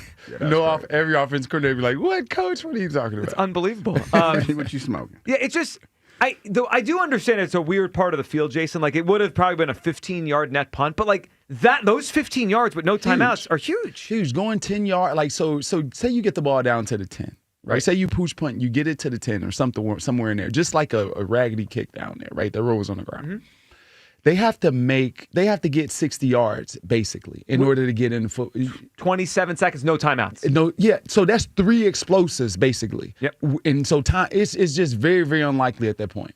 You know, I would have loved to have been a fly on the wall with Vic Fangio when they What threw the ball. did you do? You what are you doing? What are you doing to me? Yeah. I mean, because they gave them life. Now, I know McManus is banged up, and that was in that weather, 64 yards was probably never going to happen, but they gave them life last night for no reason. You know who else gives them life or gives the Eagles? Well, the Eagles kind of the Packers receivers. They stunk. They stink every time I see them live. There's a reason they moved Bo Melton to the other side of the football. The ball hit him in the chest. It's one of those things where that's the kryptonite to their team. When it's off target at all, and Jordan Love needs a play to be made, he basically has to run down the field and hand those dudes the ball. Yeah, they're a talented team, but not. There's a reason why they're below the top of the NFC. They're a bunch of Willie Gaults, super fast with no hands. I love that. All right, 215-592-9494. That's how you hop in. You could join the Football Guy Hour. On the other side, another football guy will join us. Ross Tucker will call, and he'll hang out with Jason and Hugh and I for the next few minutes. 215-592-9494. It's the Midday Show, Sports Radio 94 WIP. You know, we've been cooking up game day recipes all season long. Now it's time to take Hatfield Recipe Essential Sweet Italian Sausage to the Thanksgiving table, people. Elevate your stuffing game with this savory dish that steals the spotlights. Or you can whip up a breakfast casserole so good that your family's going to be full all day long until it's time to eat dinner. Find Recipe Essential Sweet Italian Sausage at your local supermarket. For locations, visit simplyhatfield.com. Hatfield, better care, better port. As the baseball offseason begins, questions remain for the Phillies. Does Schwarber re-sign? Oh, we'd love to bring Kyle Schwarber back. It's a priority. Will JT return? The most prepared guy I've ever been around as a catcher. Can the Phillies retain Ranger? What a performance for Rangers, Suarez. Listen for the latest. All your Phillies offseason happenings happen here. We'll see what happens. Sports Radio 94 WIP. Billy knows how to get game day ready. The jerseys, the wings, the oil change. Yeah, the oil change, because your car needs to perform too. At Meineke, we'll get your ride tuned up faster than a 2-minute drill. Brakes, tires, oil changes, exhaust, batteries, and more done right at the right price. Don't let car trouble bench you this season. Come to Meineke for all your car care needs. And right now, Meineke's offering a synthetic blend oil change for only $34.95 with free tire rotation. See your local Meineke dealer for details. Meineke, doing car care right. Let's live more. Sail into huge savings during Norwegian Cruise Line's Black Friday sale. Starting now, get 50% off all cruises. Plus, enjoy our free at sea package with unlimited premium beverages, world-class specialty dining, and much more, all included with your cruise. Visit ncl.com, call your travel advisor, or 1-888-NCL-CRUISE. Offer ends soon. Norwegian Cruise Line. Ships registry the Bahamas and USA. Restrictions apply. Imagine being the wizard of your own home. With Xfinity, intelligent self-healing Wi-Fi fixes problems like magic. It boostifies speeds to your devices when you need it most, and makes your favorite Wicked content sparklify on every screen. All while a spell of protection helps keep your family safe online. When you're out in Oz, Xfinity Mobile joins Wi-Fi and 5G to keep your phone connected from here to the Emerald City. If you had the most intelligent Wi-Fi from Xfinity, everything would work together for good. And now you can cast a spell to stop time and keep your internet bill steady for 5 whole years. With the Xfinity 5-year price guarantee. No contracts or commitments with amazifying equipment included. Xfinity, imagine that. And see Wicked for good, only in theaters November 21st. Restrictions apply, select plans only. Xfinity Mobile requires Xfinity Internet.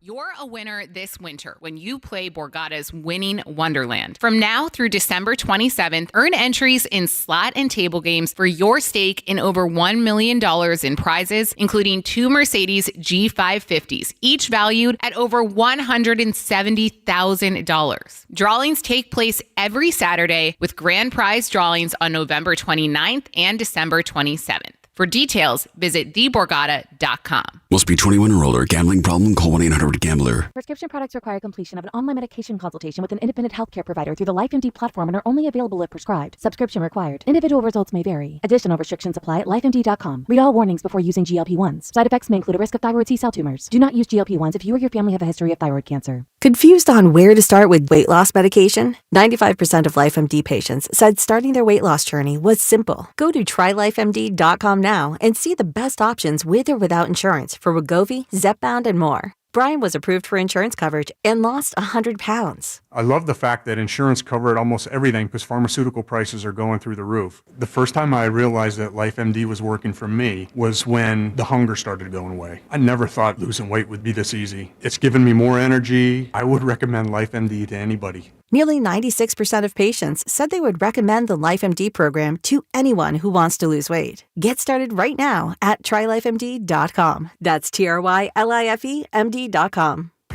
This is the story of the one. As a custodial supervisor at a high school, he knows that during cold and flu season, germs spread fast.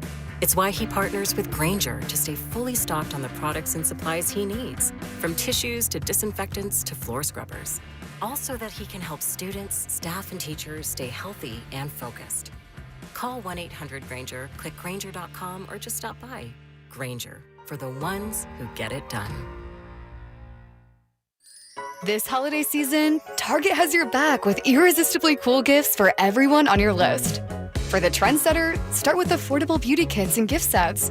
Need something the whole fam will love? Grab snuggly matching fits in every size and style. And for the thrill seekers, don't forget the hottest toys and tech of the season. Target's got you covered with the best deals for endless fun. Shop in store or online. And step into the holidays with Target. Restrictions apply.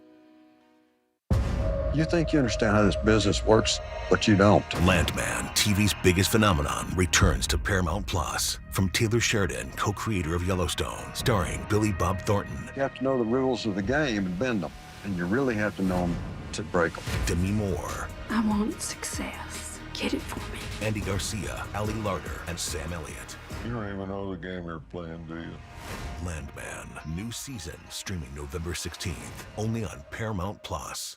Hey, it's Brian Balding here. At the Home Depot, Makita tools are built for the pros who show up early, who don't do shortcuts, only precise cuts, who know the job's only done when it's done right. With tools built to last, job after job, year after year, performance that pays off. When the job calls for the best, call on Makita. Built to be the best.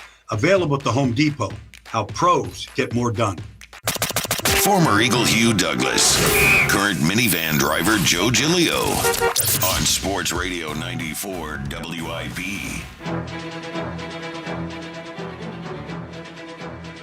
Welcome back. It is the Midday Show. Hugh Douglas. That was old school football last night, man. Well, that was old school football. And this is the Football Guy Hour. We got Jason Avant with us. Hugh Douglas is back. It's been so long since you were a football guy. Doesn't it feel right to be a football guy again, Hugh? I've always been a football guy. Well, you denounced defense for so long. We knew we lost you. Not He's really. back. And joining us now to complete the Football Guy Hour is our guy, Ross Tucker. The Ross Report on social media at Ross Tucker NFL. Ross, how you doing?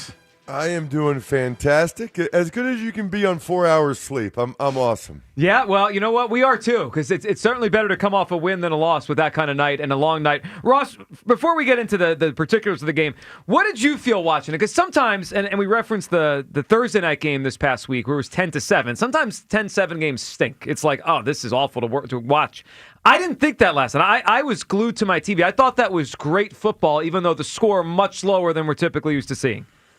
Yeah, you know, it's funny. So I was there last night. I called the game with Kevin Harlan for Westwood One on the national radio side. And the way I described it is, you know, obviously it's extremely low scoring. So how much of that was bad offense? How much of that was good defense? I'm going to say it was like 2/3, maybe 3/4 good defense. And then a quarter or a third bad offense. I didn't think either Hurts nor Jordan Love were particularly sharp. You know, the teams kept having either penalties or mental errors on the offenses that would cost them, and they couldn't sustain drives. But I also saw two young, fast, very athletic defenses, guys flying around. I mean, the Packers linebackers, Edgerrin Cooper, Quay Walker, Micah Parsons looks like the Terminator when he's trying to chase these guys down from behind. And then, you know, for the Eagles, obviously, Quinyon Mitchell's just an incredible football player. And I got to tell you, Jalen Phillips, he might have been the best player on the field last night. Yeah, he was balling. He was setting the edge like a you-know-what. And then he was awesome as a rusher as well. I was not sure what he still had in him after those two devastating injuries the last 2 years. I'm not sure, guys, they win that game last night without him. And if that's the case, the dude might have already been worth the third-round pick. I mean, I think they'd probably give up a third-round pick for a critical win, and I don't know. I mean, maybe they still do, but he made a bunch of plays that certainly helped the Eagles tremendously in that game. Yeah, he was super impactful, and he played a ton of snaps. I mean, he was out there for like 78% of snaps. He started the game. Yeah, and basically never came off the field, which is wild in his first game. Ross, overall, the front seven, that was the best I've seen them play since last year. I mean, Phillips a huge part of it, but I mean, even Moro Jomo. I mean, we played the audio earlier, him calling out that final play, or one of the final plays for the Packers, the 4th and 1, where he knew it was inside zone. How about the play of the overall front seven? It felt like, to me, it reminded me of last year where they got contributions from everybody up front. Well, yes, but first of all, that is one of the issues with running the ball out of the shotgun, like the Eagles do a lot, but especially if you're not going to huddle. There's a very, very, very small menu of runs. So it's 4th and 1. The Packers are in the hurry up. They get up on the ball, but Love doesn't get under center for a potential quarterback sneak or a number of different runs. He stays in the gun.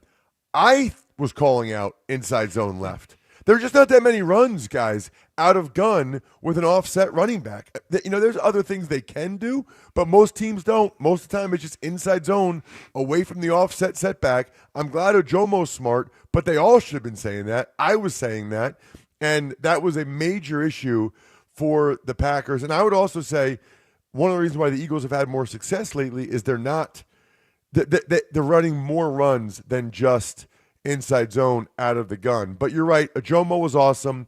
Jalen Carter batted down a couple of passes. BG made a play already. And I think Jalix Hunt made a few plays. The difference now is that it feels like they can come at you in waves. They did have Campbell on the edge a few times. I'm not sure how much we're going to see that. He gave up a really explosive run because he let the receiver crack down on him. Heath cracked on him when he was the edge defender. That's on Jihad. I'm not sure Jihad is there yet as a run defender that they're going to trust him to continue to give him a lot of snaps off the edge with all these other guys they have right now. Ross, we spent a lot of time today getting excited about the win, the defense, the old school feel. We also spent time on that last 4th down decision by the Eagles. What did you make of the decision to go for it there, the throw by Hurts deep to AJ in the moment when you're on the call, and then now that you've had some time and 4 hours of sleep to unpack it, what in the world was that last night? You know what's interesting about it, Joe? I think your viewpoint of things is changed a little bit if you're not watching the telecast. Like, evidently, it sounds like Aikman was very strong, that he thought they should have punted it. I'm in my own world, right? I got a headset on. I'm with Kevin Harlan. I said this is a very interesting scenario. There's 3 options. You can kick the field goal, 53-yarder, go up by 6, force the Packers to have to kick, score a touchdown. You can try to punt it, but you're already at the 36-yard line. Maybe you take the delay game, but the Packers can also elect to decline that. You can go for it. You know what I said in the moment? And I'm like so proud of myself. I said, or you could go with a little quick kick here. How amazing would that have been if Hurts dropped back 2 yards? Yeah, Jason Avant said the same thing like 5 minutes ago. You guys are on the exact same page. That is so funny. And did a pooch punt because nobody was back. So here's what I would tell you guys. A couple things. Number one, I want you to think about Nick Sirianni's entire tenure. How many times on Monday or Tuesday has the topic of conversation been a clock management or game management error by Sirianni? Very, very little.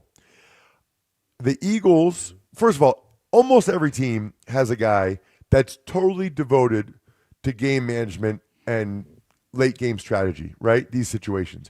I know the guy for the Eagles. I know who does it. And I talked to the guys. I talked to him, and I talked to the guys for other teams. This was not a no-brainer. I don't care what Troy said. I like Troy. This was not a no-brainer that you just punt it. If you just punt it, you're conceding that they get it. And by the way, if you punt it in the end zone, it's 16 yards that you get, and how much time do you take off the clock? I was okay with the decision to go for it. I probably would lean towards just having a little quick punt and trying to pin them inside the 20, but I'm okay with their decision to go for it and try to end it. The biggest thing I was talking about after the play, and I'm very curious to hear what Jason has to say, if A.J. Brown comes back for the ball, it's pass interference. But Valentine didn't get his head around at all. I don't understand why A.J. did not come back through Valentine's body to try to make a catch. It would have been an easy pass interference. So here's how I'm looking at it, guys. You throw that ball to A.J. Number one, he can catch it. Number two, you can get pass interference. Number three, if Valentine intercepts it, that's even better. That's great. I mean, that's fine too.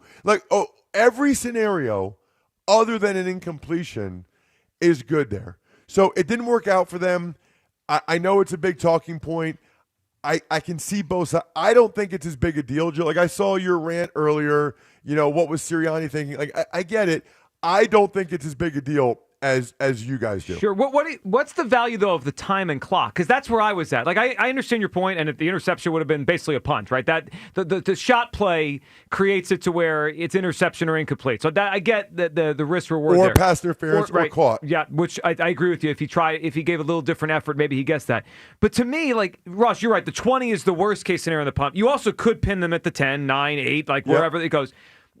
To me, the 20 versus the 36, that's another play. One play, probably one pass play, and they don't have any timeouts, and the only shot they have is a long field goal. Is there value to even? I know 16 yards isn't much typically, but in that case, it felt like a lot to me. Right. So here's the calculation. Okay, and let's just say it is 16 yards. By the way, throwing it deep to AJ like they did take a few more seconds off the clock. The other thing I thought was interesting, I don't know how much you guys have talked about this, looking at Sirianni's reaction on the sideline, I'm not sure that ball was supposed to go to AJ. I'm not sure that that's what he wanted to have happen there. I thought I saw a why, and I thought I saw frustration from Nick. I saw the same thing, Russ. I saw it. Right, so I don't know. That also seems to me like one of those where it's okay, if it's wide open, throw it. If not, see what else you have, or maybe even tuck it away and run. But just the way you're laying out the scenario, Joe, the calculation is a 0% chance that you end the game, you have the ball, game over, but a 100% chance that the other team does get the ball at the 20-yard line versus whatever percentage chance that the Eagles somehow convert with a catch, pass interference, or even an interception by Valentine at the 3-yard line. Any of those things is a better scenario, but in two of those scenarios, the game is over and the Packers never get a chance. They never get the ball. And I understand the 16 yards is better, but we've seen what the Kansas City Chiefs did to the Buffalo Bills in the playoff game with 13 seconds left. So is 16 yards worth a 0% chance that you can end the game with the ball? Yeah, it would have been for me, but it wasn't for Sirianni, and it were. I mean, look, they won the game, which is the most important thing. Ross, let's end with this: the game Sunday, which is now, it's going to soon be on our minds. We're still celebrating last night, but the Lions are coming in here, so it's one big game to another. Your first thought on this matchup, and it has a little intrigue now, a different intrigue, because it sounds like Dan Campbell took over play calling on Sunday in Detroit. He did, and they were much, much more effective than they had been, the couple games prior to that. Lions have a good team. The Commanders are really, really bad. I think the Commanders have lost 4 games in a row by 20 points. So the Commanders are kind of done. So it's hard to put too much stock into that. But you do know that this is the NFC Championship game rematch that the Lions felt like they never got. I do think the Eagles are the better team, but it's a short week. The Lions feel like they've been building up to this a little bit after last week. I said before last week, Joe, I thought the Eagles would probably end up splitting these 2 games, but if they won them both, man, that would be huge for their number 1 overall seed hopes. So I think it's going to be very similar. Now, I think there'll be more points than 10-7, but I do think it'll be a field goal game that can go either way. The Eagles feel like they've got a really high percentage of victories in these close games, which is a credit to Jalen Hurts and Nick Sirianni. I always think late in close games, I mean, there's sort of a championship culture thing there too, but a lot of that is on the head coach making the right choices, although none of you guys seem to think he made any of the right ones, and the quarterback making the right decisions late in the game like Hurts typically does. It's going to be a fun one. Eagles-Lions Sunday Night Football. Ross, we appreciate you hopping on, and enjoy this week. We'll talk next week. All right, now I got to listen because I got to hear what Jason says about A.J. Brown not coming back for the ball and drawing the pass interference. I made that point earlier. We had the same mindset. He should have come back to the ball and drawn the pass interference because it was inside. So if he goes back aggressively, but that was A.J.'s body language most of the game. All right, let me, you know what I'm going to do when I hang up? I'm going to text Rod Lakin. Maybe it should be the Ross and Jason Avant show. Well, listen, we're the ones coming up with we're the ones saying the right things. We're sharing a brain. We're the ones that know what we're talking about. But no disrespect, though, Ross, but you're not that entertaining, though, dog. You're not entertaining. Ross, appreciate it, man. We'll talk next week. All right, see you guys. There Have a good one. Ross Tucker there with us, as he is every week on Tuesdays. All right, well, Jason. What are you talking about? What? Talking about taking over. Oh, you got your back up? You worried here? Yeah. No, boy, you almost made me say something. I sleep good at night. No, here we go. All right, let's get Jason's thought on the game this Sunday, the Lions. We have famous Detroit Douglas in here who's terrified of the Lions. Is he right? Should he be? What do you think of this game Sunday? Well, it'll be a tough game, but I don't think you should be afraid of the Lions because the Eagles do a thing that they always play down at times. But if the Lions come out and score 30, the Eagles are going to be in 30 points. So that's just the team that we have. I think they play and matches the other team's energy at times, but I don't think we should be afraid at all. The Lions are struggling with their play calling. They just this past game went over 25 points. They've been down when it comes to scoring points, so they're not getting their receivers the ball. Jameson Williams have come out being frustrated just like A.J. Brown has. So this is not the same Lions team as last year with Ben Johnson. Also, they have problems defensively. The Lions have problems holding offensive down. So I think we can throw the ball at any time on this team, and I think it's a much different challenge with Carrington Valentine out there, a guy that's going to be hard to throw against, and then the guys like Terrion Arnold and other guys that are playing. Yeah, they're ranked 12th against the pass. They're giving up like 200 and something yards Detroit? a game. Yeah, against the pass, and I think they're like, 10th? Wrote this down. They're 10th against the run. Yeah, you got all your Lions numbers. Well, no, I'm saying they're good. Because I was doing the comparing and yeah. contrasting the defenses. Yeah. Packers defense is much better. Well, it is, and I agree, Jason. It's going to be more of a high-scoring game. What concerns you the most with them? Is it the running game with Gibbs and Montgomery, or that passing? I mean, look, I know Goff has no ability to move; like he's got to be on his spot. But when he's on his spot and he's on time, they throw the ball as well as anybody. Yeah, explosive plays. So and that's the thing that kind of concerns me more, because when you have Gibbs, that's an explosive play waiting to happen. Home run hitter. You have their tight end, that's an explosive play ready to happen. Jameson Williams is an explosive play ready to happen. Amon-Ra St. Brown. So you have a bunch of guys that can manufacture explosives, and that's what the Eagles, when they're good, just like last night in the Packers, they can't operate without explosive plays. You saw their offense without Tucker Kraft. That's the intermediate and short game, passing game person for them. And without that long ball, without that explosive play, they're kind of, not the same team. And I think Detroit is similar in that sense. They can run the ball better, but you got to limit their explosives. And I think that's what I'm worried about more than anything. Yeah, that's kind of like when I look at this game and I look at the way that they run the ball, that is my biggest concern, because you're talking about two running backs that can score. Like, when they touch the rock, they're taking it to the house. So, you look at that. Defense has played better, though. I was surprised yesterday. And then you talk about the short week with this physical. Mm-hmm. Like, that was a physical game last night. Yeah. That was physical. So now it's up to coach them and those guys to get those guys ready to go. It's 3 straight weeks since Nakobe Dean has been back that we haven't allowed a 100-yard rusher. So that's saying a lot about right? him. So about him and his importance to this run defense. So our defense have been like, we were giving up 100 yards every game until he got back. And so since he's been back, I thought they've limited, the opposing team's run offense. All right, big picture question, but I can't not think about it as you say that. So Nakobe Dean is a free agent after this season. He's had injury issues in his career. They have Zach Bond under contract. They just drafted Jahad Campbell in the first round. What do you think about Nakobe's future here? Because I agree with you. I think he's right now just a better run stopper, and I think he's just further along in his career than Jahad Campbell. But they invested in Jahad with a first-round pick. They invested in Nakobe Dean with a contract. Do you think Nakobe's on this team next year? Well, I don't know. And I don't know the inner workings of his contract. Right. He is a free agent after the season. Is he a complete free agent or can he get a tender? They all came in together, right? No, I think he's a free agent because he was a third-round pick. This is his fourth year in the league. This is his fourth year. So he's not under the same thing as Jordan. So the chances that he's back is very low. Yeah, I agree. It's hard to imagine they pay a second linebacker after just drafting one in the first round. Yeah, and Jahad Campbell is the future.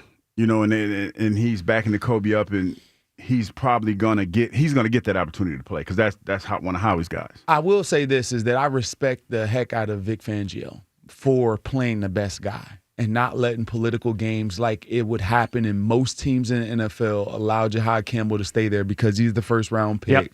To the detriment of the team. Not saying that Jahad was, a bad player. It's just that he's not as seasoned as Nakobe Dean. He will be better than Nakobe Dean. I believe that. But not at this stage. Nakobe Dean had to take his lumps. People were calling him a bust. He got his break and began to ascend. So I think the same can happen for Jahad Campbell. Not being called a bust, but he has the potential. Let's grab a phone call. Zoe in Bluebell wants to chime in on the offense. What's up, Zoe? Hey, how's it going, gentlemen? Good, Zoe. What's up? So, listen, I've listened to everybody, and Ross had some great thoughts on that last play of the game. And he almost had me believing that wasn't a half bad idea throwing that ball up. Almost had you believe. And listen, almost, because I can't. I can't sign off, no. To me, if you made some better plays leading up to that, and this goes back to something I've said previously, why are we still not getting Saquon the ball in space? Why are we not throwing screen passes? I mean, these are the number one things that bust, a strong defensive pressure coming. I mean, if they're coming, you just throw it out to the side. I mean, you saw how well he did with the one play, and he didn't have any blockers. I feel like we're missing opportunities when it comes to that, and whether it's Kevin Patullo calling these plays or whether it's Jalen calling these plays or whoever it is, to not mix in any of that, you're killing us because – I'm home on the couch, and I know what's coming. They have done more screens in the last few weeks. Well, let's say both the screens that they called this game, they called two. Yep. They called one to Saquon, he slipped, that he had a lane. That would have been a successful play. And then you had the Devontae one who just barely got one guy. I believe it was Evan Williams. Yeah. So those two plays would have been successful. So yes, I agree with you that that's one of those things that they can do more of. Yeah, but the thing is, why are they not? And even let's go back to the end of the game before you made that fourth down play. If you're going to take a chance, why not take that chance in second down or third down? If you're going to take it anyway, why not do it in a position where it's not predicted? Because my thought is if the other team knows what's coming, it does you no good running that play because they have a better chance of stopping it. If you're going to try to surprise them later in fourth down, why not do that same surprise? And granted, I know we want to keep the clock running, but if we keep a high percentage, like you say, a screenplay or whatever, that's my biggest 2 cents in the game, and I feel like it would have taken a lot of stress out of a lot of fans if they just implement a little bit more of that, just a little bit. Zoe, you're right you're on the track. You're on the right track. And one of the best people when it comes to 4-minute offense, just over his career, has been Sean Payton. And Sean Payton does a good job of calling a controlled passing game. That's what we call it in those situations where you want to throw the ball, but you need the clock to continue to run. You figure out a way to run a tight end behind the line of scrimmage into the flat, or a guy falling down backside, or something that's really, really quick, that's a high percentage catch, those are the plays that you want to go to. And yes, we missed those opportunities, but that's a great thought, and I would agree with that. Let's end with this, Jason. How big of a deal is the short rest versus normal rest? Like this week, right? The Eagles played Monday night, Lions played Sunday, so they get one extra day for their bodies. Next week, I think we get the opposite because we're going to play Sunday, Dallas is going to play next Monday, and then it'll flip next week where the Eagles will be on longer rest. Do we make too big of a deal of that, or do you think it is, after a physical game, it is a lot to play on 1 day shorter rest than Detroit? No, I think it's every team has to deal with it. Right. And I think it's a mental thing. And plus, when you have a short week, you practice less. And I think that's always a benefit to the players. I think the biggest thing that stopped players on Sunday is how much the coaches have been practicing, right? Okay. So, especially toward this time of the year. Yeah. So when you have one less day of running around, I think that kind of helps you as a team. Coach Reed, when we would have those games where it was a Monday or Thursday, we didn't practice. We always went on a run toward the end of the year because we were fresher, because we didn't practice. He took care of you guys. Yeah. Yeah. All right. We'll see. We shall see. It's going to be a great one on Sunday. Jason, we appreciate it. We're excited to really get revved up here with your weekly spots with us. Have a good week, and we'll see you here next week. Thank you, gents. Love it. There he is. The Lunch Hour with Jason Avant was brought to you by Walnut Street Smiles and Chestnut Dental Studio, part of the Dudat Dental Group, official dentist of the Philadelphia Eagles. All right, your call's coming up in the final hour of the show today. Plus, a couple things from the broadcast we found interesting. Aikman very critical of Nick Sirianni's decision, and high praise from Jalen Hurts on A.J. Brown, as told by Joe Buck. That's next. It is the Midday Show, Sports Radio 94 WIP. Stars rise, legends are made, and one player rules them all. DraftKings Sportsbook, an official sports betting partner of the NBA, brings you King of the Court every Tuesday. Here's the deal. DraftKings puts up $1 million in bonus bets each week. Opt in, apply your token, and place a $5 pregame bet on the NBA star you think will dominate each Tuesday. If they finish the night leading the league in points, rebounds, and assists, they're crowned King of the Court, and you win your share. Download DraftKings Sportsbook and use promo code Philly for your shot at a share of $1 million in bonus bets with promo code Philly in partnership with DraftKings. The crown is yours. Gambling problem? Call 1-800-GAMBLER. 21 and over. Pennsylvania only. Eligibility restrictions apply. One token per customer that expires at the start of the final NBA game when offered. Winning shared as $1 million in non-withdrawable bonus bets that expire in 7 days. Restrictions apply. Terms at sportsbook.draftkings.com/promos. Hi, this is Dave Barlow from Barlow Buick GMC. Follow the savings on the Buick GMC lineup here at Barlow. Visit Barlow Buick GMC in Woodbury or shop 24/7 at barlowautogroup.com. Buick, exceptional by design. GMC, we are professional grade. When hunger strikes without warning, one hero rises to satisfy your cravings. Royal Farms presents the world-famous Chicken Box. 4 golden pieces of legendary chicken, delicious Western fries, a warm, buttery biscuit, and all for just $10. $10? All that? Believe it. This is no snack. This is a Royal Farms meal forged in flavor and fried to perfection. I didn't choose the chicken life. The chicken life chose me. Royal Farms. Real fresh, real fast. What if you could have reliable and intelligent Wi-Fi? And get this, what if you could keep it at the same price for 5 years? That's the Xfinity 5-year price guarantee. 5 years of Wi-Fi that boosts speeds to the devices that need them most. That finds and fixes problems before you even notice them. Like super intelligent Wi-Fi with a 6th sense. And that keeps you gaming in the fast lane, even when the whole family is banking on bandwidth. All your devices working in perfect harmony for 5 whole years. And here's the best part. No annual contracts, no hidden fees, and our best equipment included. Hey, let's face it, a lot can change in 5 years. Kids grow taller, dreams grow bigger. But your Wi-Fi? It would stay reliable and the price would stay put. The Xfinity 5-year price guarantee. Lock in your price and unlock the possibilities.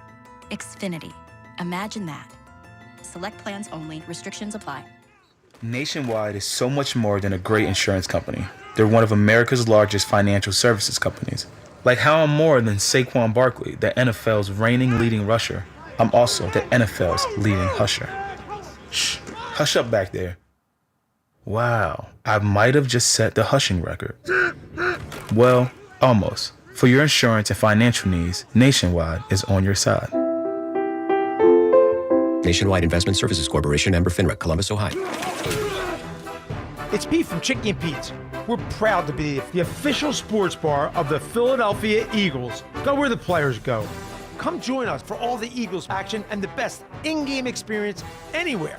Ice cold draft beer, all of your Chickie and Pete's favorites, and of course, world famous crab fries. Go where the players go. The official sports bar of the Philadelphia Eagles, Chickies and Pete's. Oh, hey, welcome to gift wrapping.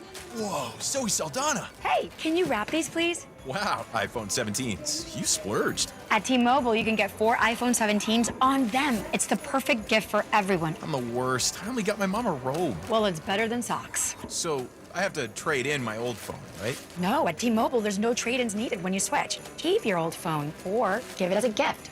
Incredible. In fact, wrap up my old phone, too. For my Aunt Rosa. Forget that. Aunt Liz will be jealous. Sounds like my family. Drama. Oh, I got it. I'll give it to my abuela. I'll take reindeer paper with, hey, where are you going? To T-Mobile. Thanks, Zoe. The holidays are better at T-Mobile. Get 4 iPhone 17s on us. No trade-in needed when you switch. Plus 4 lines for just $25 a line. With 24 monthly bill credits and 4 eligible port-ins on Essentials for well-qualified customers. Auto pay plus taxes, fees, and $35 device connection charge. Credits end in balance due if you pay off early or cancel. Contact us. Finance agreement 256 gigabytes, $830 required. Visit T-Mobile.com. When it comes to sportsbooks, Bet365 has it all. Download the app today and see why it's never ordinary at Bet365. Gambling problem? Call 1-800-GAMBLER. 21 plus only. Must be located in Pennsylvania. Not available in all states. Must qualify for enrollment. Results may vary. Do you owe $10,000 or more in credit card debt? With credit card debt at all-time highs, Debt Relief Advocates is urgently notifying consumers of debt relief now being made available, designed to aid consumers with out-of-control credit card debt. Those who qualify and enroll for this relief program may only have to pay back a mere fraction of what they owe. This is not bankruptcy or a debt consolidation loan. This is a relief program that credit card companies would rather you not know about, as it could end your debt nightmare and save you lots of money. Consumers owing at least $10,000 in credit card debt can now take advantage of this debt relief as the cost of living skyrockets. For free information and to learn what debt reduction you may qualify for, simply go online and visit DRA.com or call 800-474-1811. 800-474-1811. That's 800-474-1811. This is Andrew Perloff with an Odyssey Sports Minute. The Giants are moving on from Coach Brian Daboll. The record speaks for itself, but perhaps a more important question that Daboll has to answer for is how he handled Jackson Dart. The rookie quarterback had been checked for a concussion 4 times, and still, Daboll was calling design runs. Long-term, it's the franchise's job to protect the young quarterback. That wasn't happening. Now they get a chance to start over at head coach. I'm Andrew Perloff. 94 WIP HD1 Philadelphia. Live from the Tasty Cake Studio. Sports Radio 94 WIP. An Odyssey Sports Station. WIP worldwide. Just download the Odyssey app and stream Sports Radio 94 WIP. When we talked to Jalen Hurts about A.J. Brown, he said he's a hell of a player and he's here. And that's basically all Jalen really cares about. Well, how about that endorsement? I love him. No, not really. He's here. Welcome back. I'm going to start saying it about Joe. How you feel about Joe Giglio? Well, he's here. He's my partner, and he's here. We do a show. He's under contract. Welcome back. Midday Show. Hugh Douglas, Joe Giglio. Can we hear that again? So last night during the game, that's obviously they do the production meeting, right? The coach and the quarterback will spend some time with the broadcast booth and give them, they kind of gives them a little background on what's going on. And listen again how Joe Buck described, how Jalen Hurts described A.J. Brown. When we talked to Jalen Hurts about A.J. Brown, he said he's a hell of a player and he's here. And that's basically all Jalen really cares about. Yeah, the and he's here. And then this Joe just trailing Wait a off. minute, what's the song? What's the purpose of the song? You're making me live. You're my best friend. I do like when we come back and Hugh tries to piece together why the song is the song, what the song is, and how it fits into the segment here. No, because Kyle, he's out there subliminal. Always. It plays right in. They're best friends. Except they're not. It's interesting because it's to the point now where you don't even try to hide. You know what I mean? You just going, you be like, hey, he here. He here.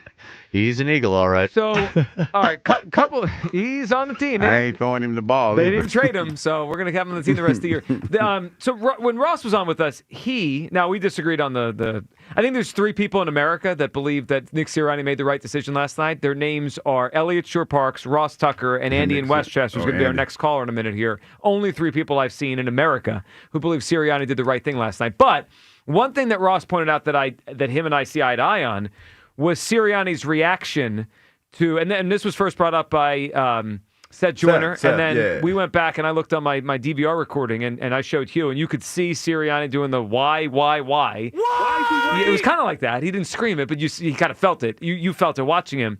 And it made me think about that play again and whose decision it was. And Ross threw out maybe that play wasn't supposed to be a deep shot to AJ. Can we hear the Devontae take on it again? Devontae Smith on with SVP on Scott Van Pelt after the game. You add this together and it makes you wonder, was that 4th down play really what they wanted it to be? Here was Devontae on the whole thing. You've got the ball in your hand. It's 4th down, and I get it, taking a shot because maybe you get a PI and maybe 11 comes down with it, or if they look to you, maybe you do. But we were kind of surprised that you guys made the snap in that situation. Were you? No, not really, man. You know, we got all the trust in those guys, man. Whatever 1 and 11 want to do, if that's what they call, that's what they want to do, we rolling with it. You heard them.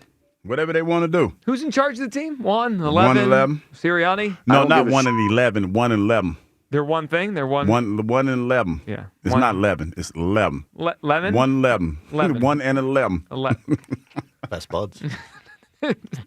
He's here. All right. Can we get Troy Aikman's take on the whole thing? Here was Troy last night, Hall of Fame quarterback, on the decision. And the offense stays out there on 4th and 6. Well, if he's just going to, I don't know what he's going to do. This is surprising to me, but can't believe they're going for it here on 4th down. And they are. Hurts airs it out. A.J. Brown. It is broken up. And the play made by Valentine.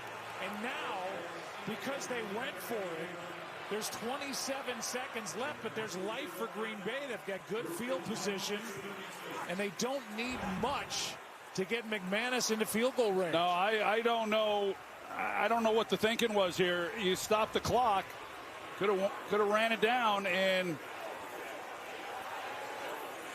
wow. And Nick Sirianni able to breathe a sigh of relief as the 2 head coaches come together at midfield. They went for it on 4th down. The Eagles did, and they lived to tell with a 3-point win. I'm not sure either coach feels real good about this. Sirianni will be answering a lot of questions about that decision on 4th down, but he escapes Lambeau Field with a win. Yeah, I'm old school, and like my thought, I try to give everybody the benefit of the doubt, but my first thought was, okay, your defense has been playing well. Yeah. And is it a I trust my defense thing? Because if that's what it was, I could see that.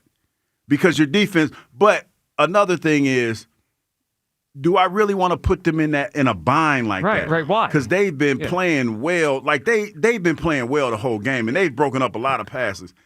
Do I feel comfortable putting them in a bind like that? Plus, the whole thing, like they had made the Packers use their timeouts. Like, so the benefit of that is if you pin them back, they can't stop the clock on their try down the field. Isn't that the ultimate put this in the hands of your defense? Excuse me? Isn't that like the ultimate put the game in the hands of your defense? Just let them let them in. That's what I thought. But here's the thing. Remember the first time we was in the Super Bowl with the Kansas City Chiefs, and Andy made a conscious effort not to give us back the ball. Mm-hmm.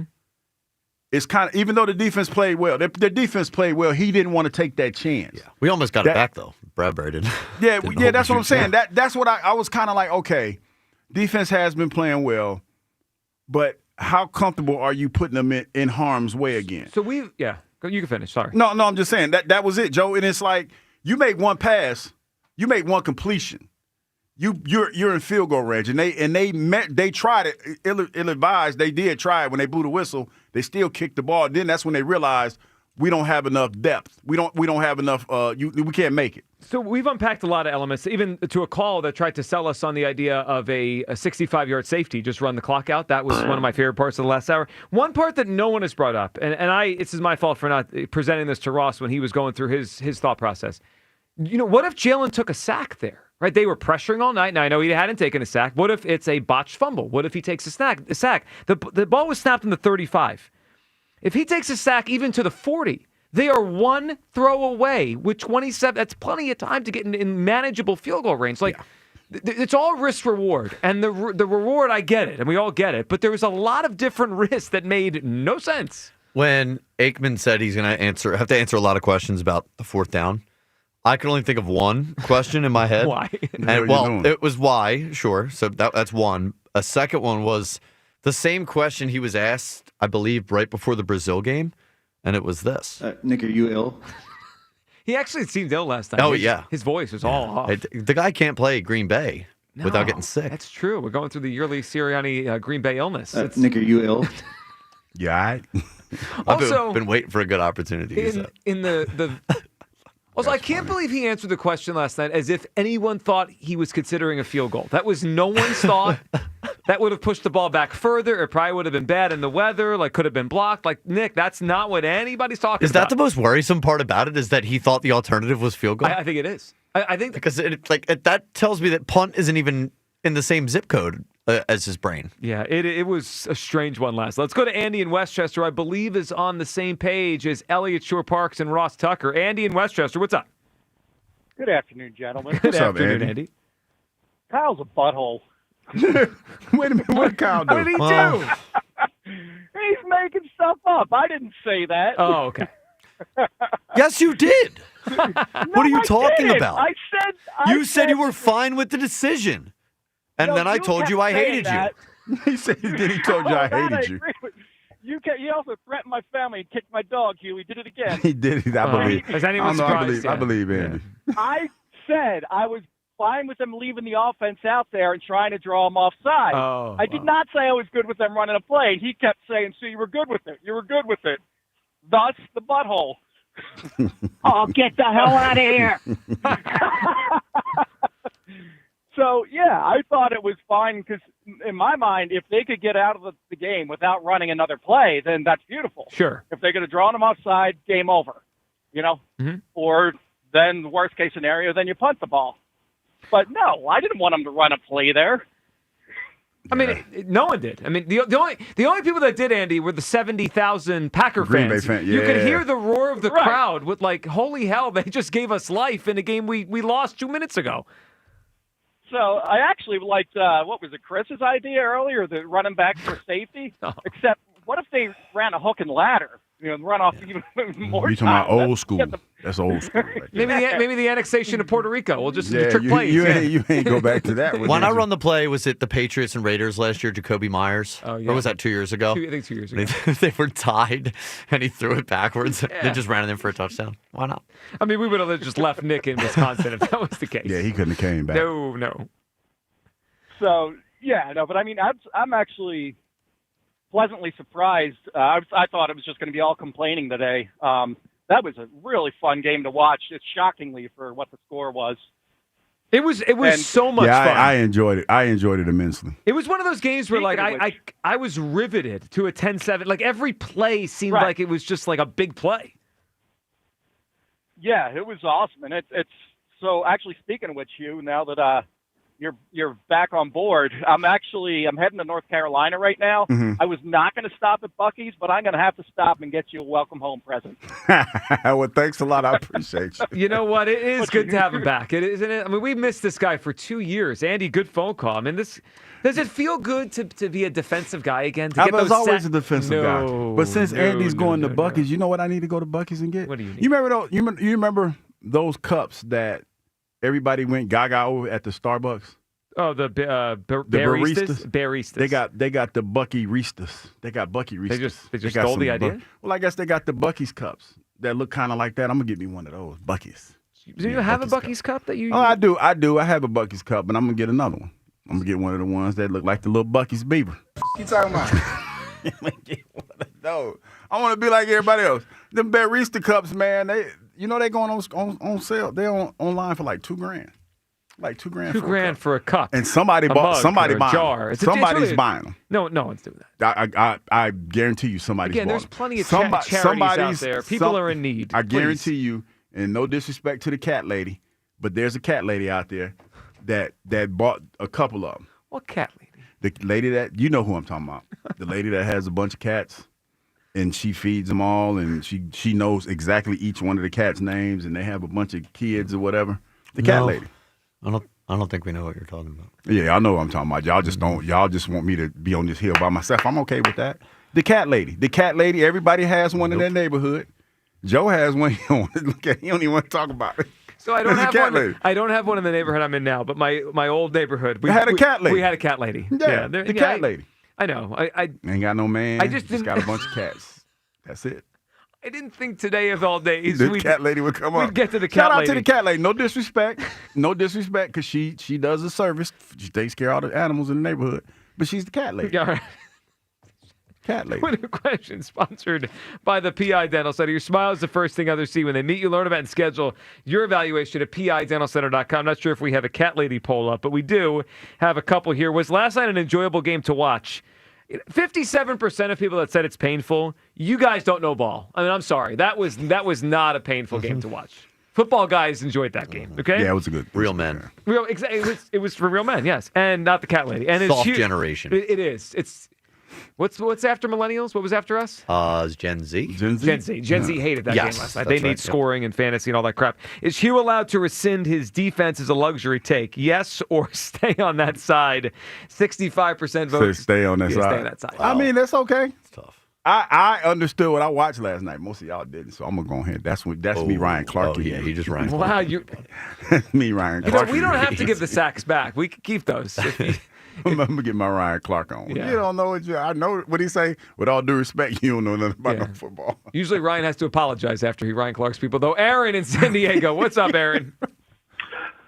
Buenos dias, Philadelphia! Viva la Philadelphia Eagles! You must have listened to the Spanish call. Yeah.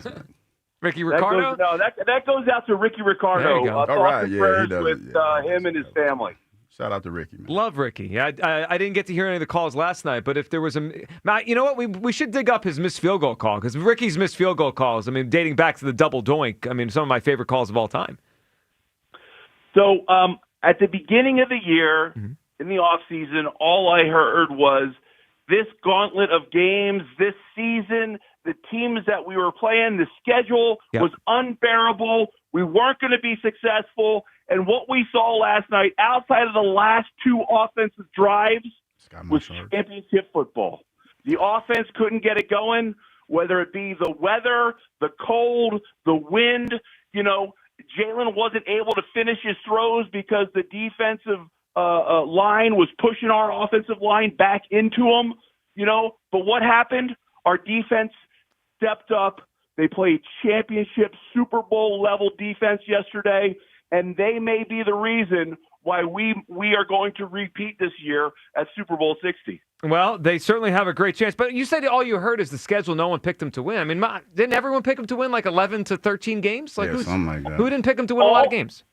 Listen, all I heard all off season was this was the toughest schedule that the Eagles have faced in 20 years. Well, it still is. I mean, it is a pretty game, but we also thought they'd win between 11 and 13 games. But like we knew this was going to happen. Yeah, we all thought they'd win a lot of games, right? I mean, who didn't think that? Yeah, I thought they would win a lot of games. And as for that guy Chris, with that idea of the safety, listen, you're better off just taking a delay of game penalty, moving the ball back 5 yards, having Brandon Mann kick the ball as high as he can in the sky, so you have a 5-second hang time. By the time it lands, Manfred, man. you know, you're at 16 seconds, 17 seconds. You know, game's pretty much over. Yeah, well, I agree. I mean, the path they chose was to me the least logical path, and we appreciate the phone call. They won the game. That's what matters. And the biggest story, you know, the Sirianni thing is obviously interesting because it's such a unique call, and I do know the part of the field makes it. I agree with Ross that the part of the field makes it like, what do you do here? But the biggest story last night was their front. The defensive front, that looked like a Super Bowl defensive front. Yeah, Jalen Phillips was balling. He was balling. Don't you love when people argue with somebody that doesn't exist? Like I was told Steph Curry wasn't a good shooter. Nobody told you that. Well, this happens every day with Jalen Hurts. Everyone's ripping Jalen Hurts. Nobody is. Not at all. That's not happening. And in fact, it was a critique. He didn't play well. He didn't have his best game. He's had many better games this season. That's fine. And guess what? Last night, it's okay. Yeah, I also think, I always joke that people forget how many, you can't count to 5 because there's like 12 top 5 NBA players. If we're going to grade Jalen Hurts and give him A's, there has to be a baseline of what is his C game, right? Mm-hmm. And that last night felt to me like a C game. A C game, right? Yeah, so but he still won. Right, totally. And it wasn't a D game. It wasn't an F game. But we have to establish what's a C game. So when we give out the A's, it makes some sense. If you say last night was an A, then what's his real A games? And I almost look at last night as though it was sort of a playoff game. Like it was for 1 seed standing in the NFC. It was. Really. It was a tough team on the road in an environment, like that where it's cold, it's prime time, it's Lambeau. Like I know it was 10-7, but it felt like a playoff game, playoff atmosphere last night. And those are ones where you just need to come out of there with the win. You just got to find a way. He did it. They did it. Rick and Easton is up. Hey, Rick. Hey, good afternoon. I think we all agree the offense is going to have to figure it out the next 5-6 weeks. I'd rather them not peak now, let them peak in 4 or 5 weeks, whatever that is. But here's a couple points. If I would share with all of you that before the season started, the Eagles were going to win on the road against Tampa Bay, Minnesota, which is also not an easy place to play, Arrowhead, and Lambeau. Would you have signed up for that? Absolutely. In a heartbeat. Absolutely. Absolutely you would have. I made a point at the morning show yesterday before the game with all these additions that Howie made on defense. And Hugh, you know how important film is from high school, college to pros. They did not have a lot of film on the personnel that this defense put on the field yesterday because they haven't played together, this team. We didn't even know how the defense was going to play. We didn't even know how they were going to play, let alone Green Bay didn't know how well they were going to play. I think that was a big key on why that defense was so smothering yesterday. So I think the bottom line here is, and I don't know, watching on TV, did Cooper DeJean, did he play one position the entire day yesterday, or did they move him around a lot? See, I wasn't focused on Cooper because I was looking at the defensive line, so I'm not sure. I have to go back and look at that. I'm not sure. Because that was not one. I only asked that because that was really, and I haven't heard many people say this, that was not one of Cooper's best games yesterday. It wasn't. Just as an observation. But my question is, I keep hearing this on that last play. Yeah, listen, I actually thought, because I watched Randall do it, I actually thought that because Jalen's athletic, they were going to actually do that pooch punt. And that would have been really a nice play because this way you don't have their special teams out there. You catch them off guard. You pooch it down to the 10. If Jalen could just, some of us could just do it just to pooch it out of there. And that would have been a real good play. But my question is it written in the rule book that the receiver has to make a real honest attempt at the ball to get a pass interference call? Well, that's how you have to see it. It's almost like, not to cut you off, Rick, but it's kind of like holding. Like, say, as a defensive lineman, if I'm on the line of scrimmage and I'm battling with an offensive lineman and they hold every play. You can call holding every play. But if I'm not making a conscious effort to try to get off the block and show the referee that he's holding, they're not going to call it. It's kind of the same thing. Okay, and I'm okay with that. But now I want to ask another question about the rule book. If that's not pass interference, I'm good with that. What dictates whether it's illegal contact after the receiver goes 5 yards past the line of scrimmage? Isn't that supposed to be also another penalty? If it's not pass interference, couldn't that be illegal contact? Well, you could be handsy, but you can't, when the ball is in the air, like you can't impede the receiver from trying to catch the ball.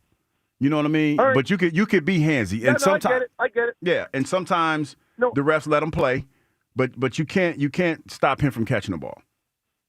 All right, here's my thought for Sunday night, and you alluded to it already. This is like the playoff game that never happened last year, And I really was 50-50 on this game yesterday, but after watching that defense and knowing that I can't see the Eagles offense laying an egg 2 weeks in a row, having Goff on that field with that indoor stadium, remember, they play all their games indoors. They play in Minnesota. They probably play a couple other dome games. I want to tell you something.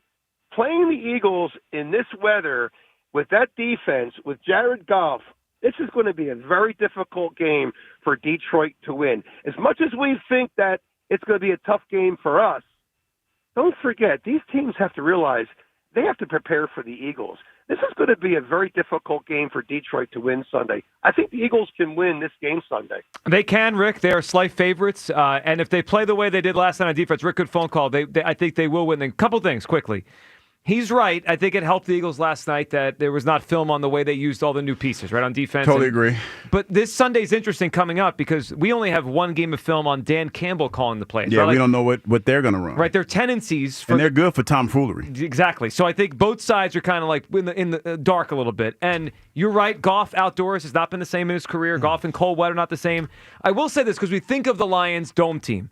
They're 11-2 away from home since the start of last year. They're a little bit tougher, I think, than we consider them. I need to put out there before everybody gets ahead of themselves with the cold weather and the golf and the Lions thing. It's going to be like 50 degrees. It's not going to be that cold. No. Today it's cold. Yes. But it's going to warm up. It's a high of 64 and I think a low of by game time it'll be like 50. Yeah. So that's...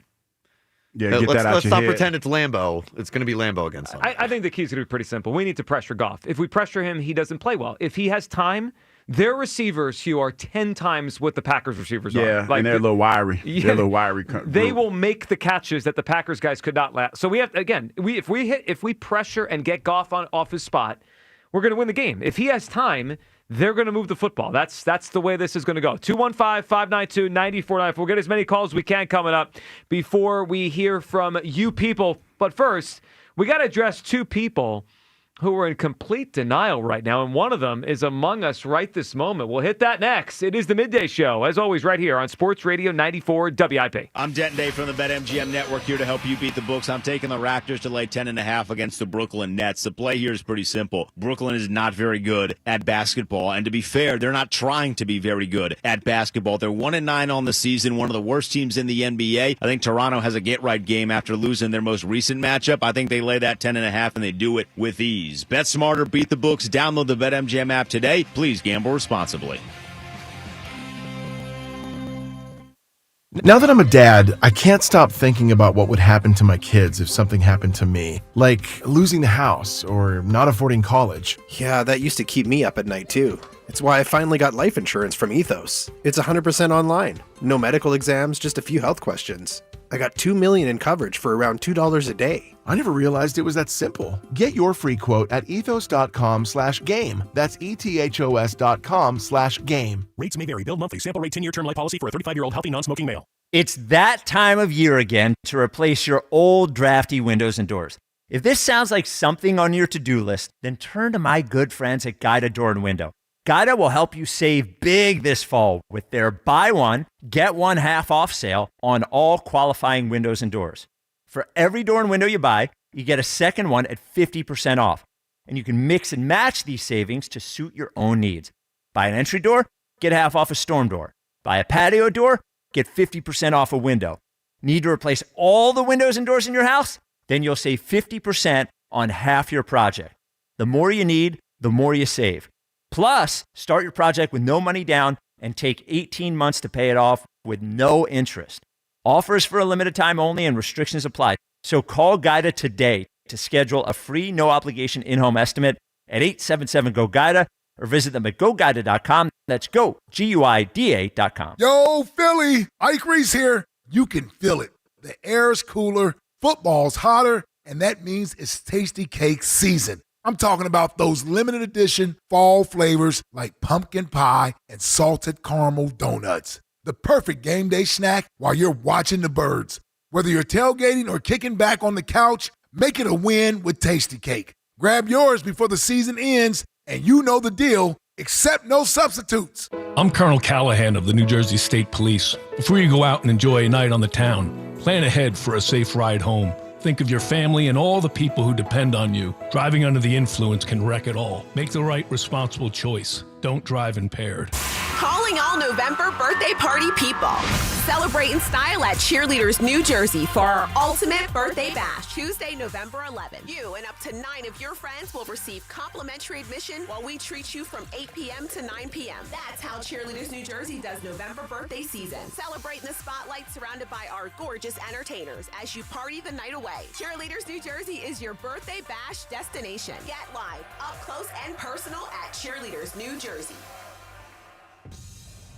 Ready for action, basketball fans? BetMGM, an authorized gaming partner of the NBA, is giving players another reason to hit the court this season. BetMGM is adding extra excitement to every basket, every slam dunk, and every buzzer-beating shot with special promotions, new features, and more. Log in throughout the season to find odds boost tokens, no sweat tokens, and same-game parlay boost tokens in your account to amplify your winnings. Enjoy enhanced product features like Dark Mode 2.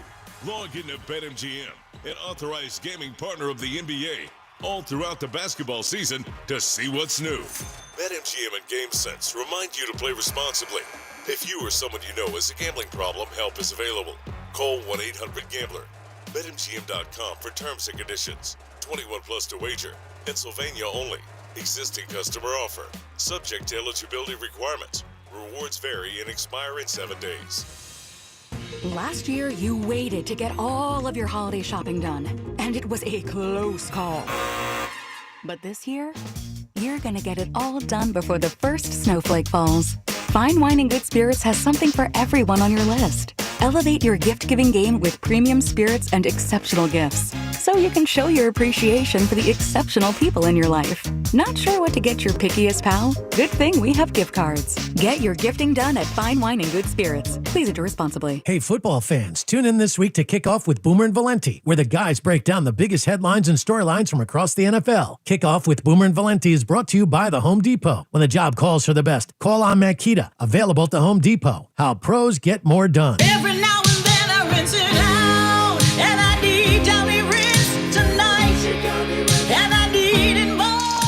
My kick was the bed and the smell never leaves. I don't know what to do, I'm always in the dark. The sweat and dead short smells like a dog park. Downy rinse it tonight. Downy Rinse fights stubborn odors in just one wash. When impossible odors get stuck in. Rinse it out. Too many tools, too much stress, and way too many bills. Odoo replaces it all. One connected platform for every part of your business, so you can work faster, smarter, and for less. Odoo, the only software you'll ever need. Try it free today at odoo.com. That's ODOO.com. 250 years ago, a promise was made to connect families and friends near and far. And during the holidays, that promise is more important than ever. That's why USPS is building a better network to meet your needs with timely deliveries, easy and affordable ways to ship, and everything you need to make your season full of holiday cheer. Our purpose is delivering your peace of mind, knowing your love will arrive, bringing joy to all. The United States Postal Service. Learn more at USPS.com/holidays. Hugh Douglas. Shark meat is not good because they pee through their skin. And Joe Giglio. Well, you could have told me that before I ate the shark. On Sports Radio 94 WIP.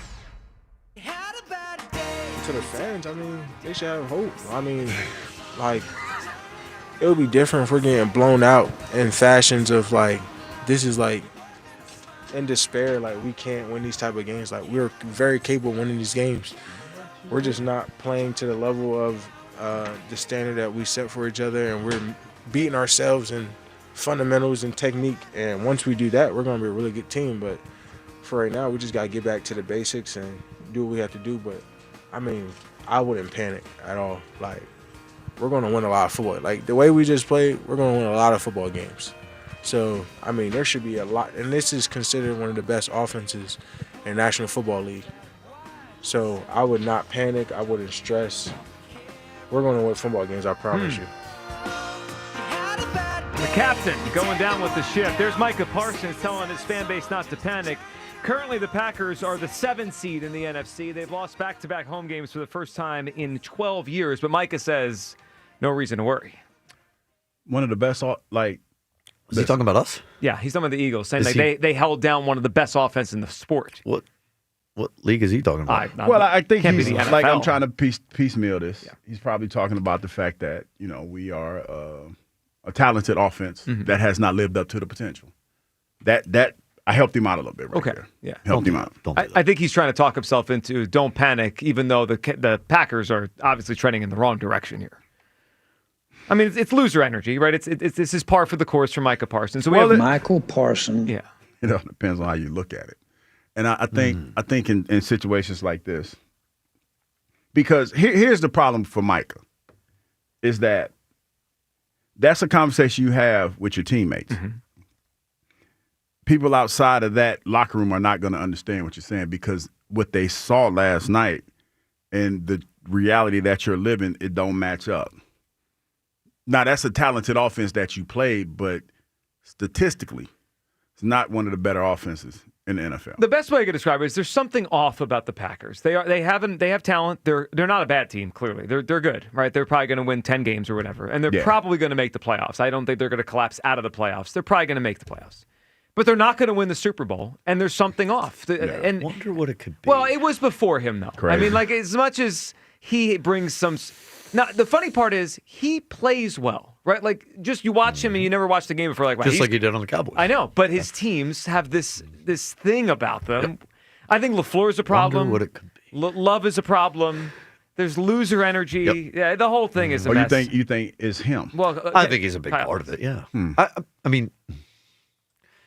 No, I mean, that's interesting. He's goofy. I mean, he's goofy. He's different. I think he's a loser. He's different. But how do you rectify that he is good? I mean, he's good obviously players can be losers. Yeah, no, they can be. That happens. It happens all the time. It does.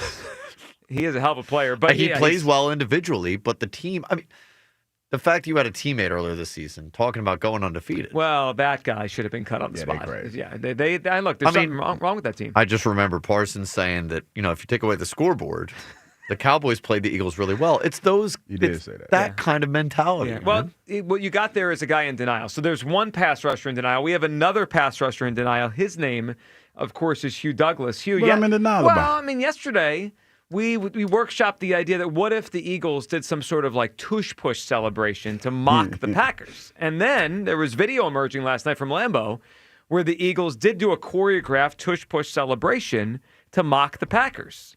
Your response, Hugh Douglas. First of all, when this happened, you saw it, by the way. Well, I was going off the premise of what the caller said when the Eagles actually scored, and during the course of the game. Well, we only scored once. So. Well, the premise was that during the course of the game, everybody runs into the end zone and they do the tush push again, and I was like, that's ridiculous. Now, I did see a choreographed tush push. There we go.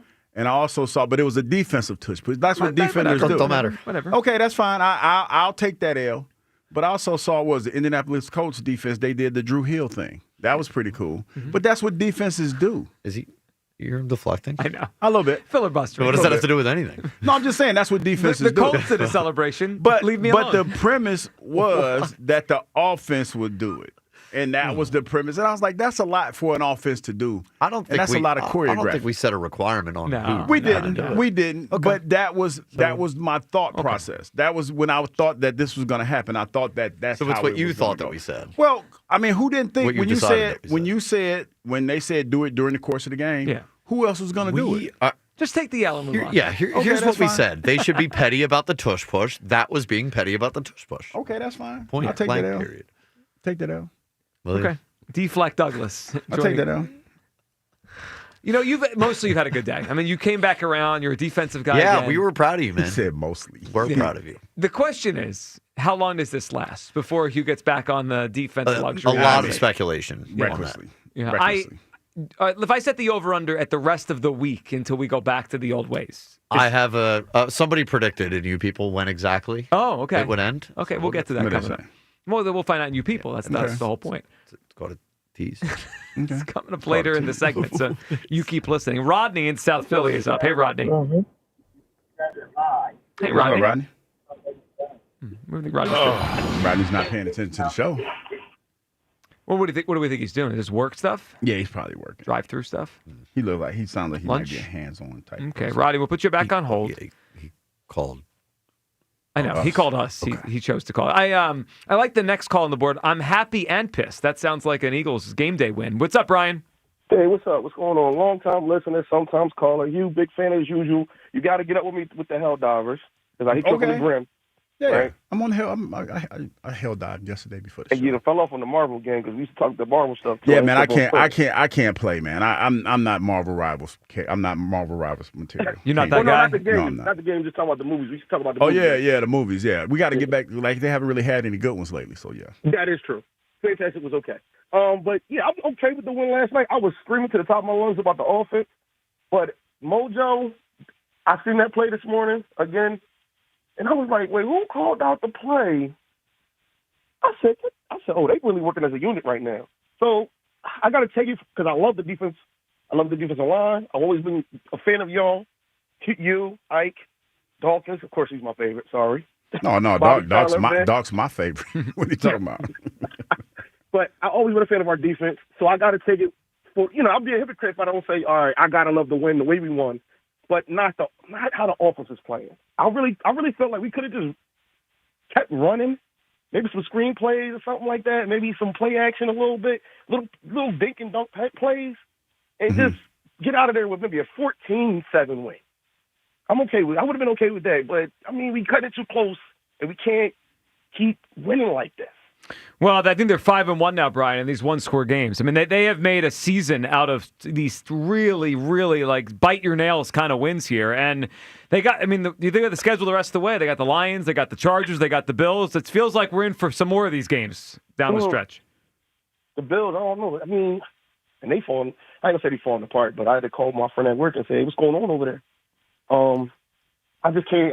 Like I said, but Jalen Phillips. Oh, he looks great. He looks great last night. He does. Definitely. He looked like Brian when they got him last week. It was like, all right, I'm excited. He can help, but I didn't know how much he'd play. He looked like a difference maker last night. He was a difference maker. Definitely was.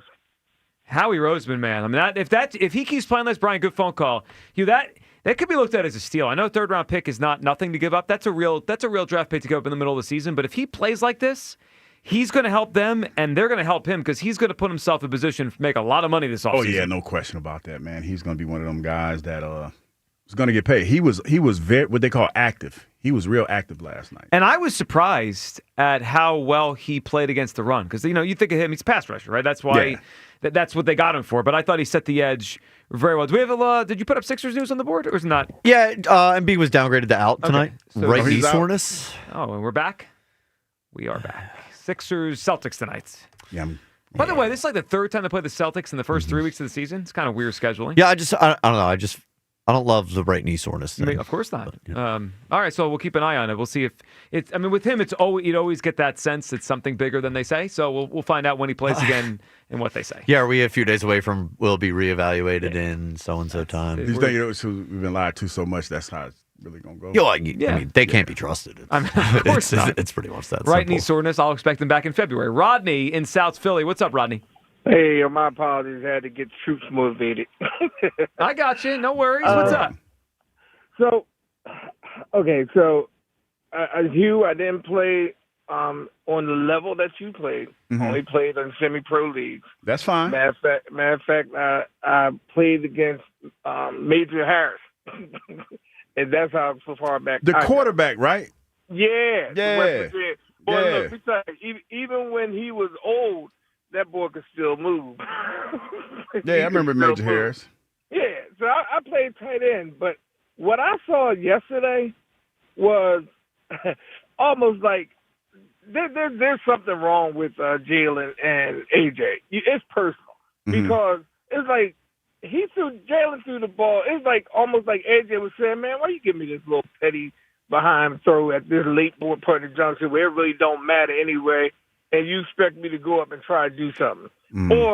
Or is Jalen saying, "Man, let me just give you the ball. Let me feed you, throw you something so you can get off my back so I look good." It's something going on that it's affected the the team chemistry. I think it can. It hasn't done it yet because they're still working through it.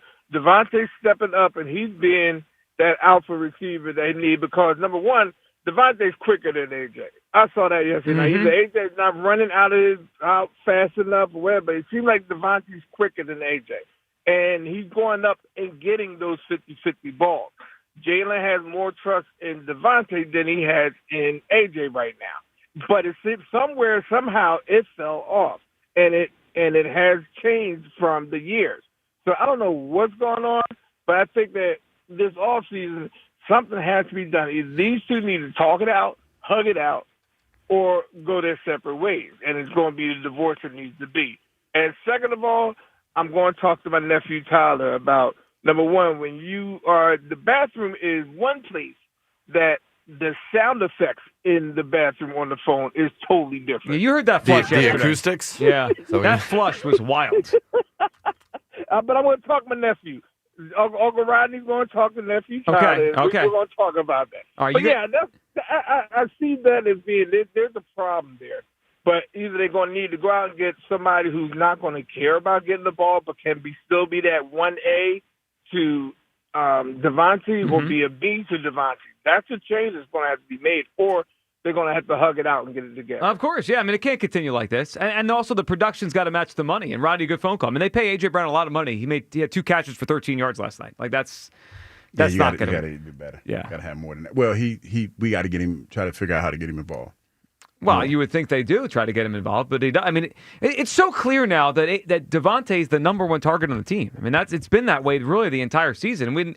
Every game we're like, oh, maybe this is the game it changes. No, it doesn't change. This is what it is. Antonio in West Philly. What's up, Antonio? Hey, how you doing? Greetings to everybody. You know that last caller, Rodney? He's 100% on point with what I've been shouting.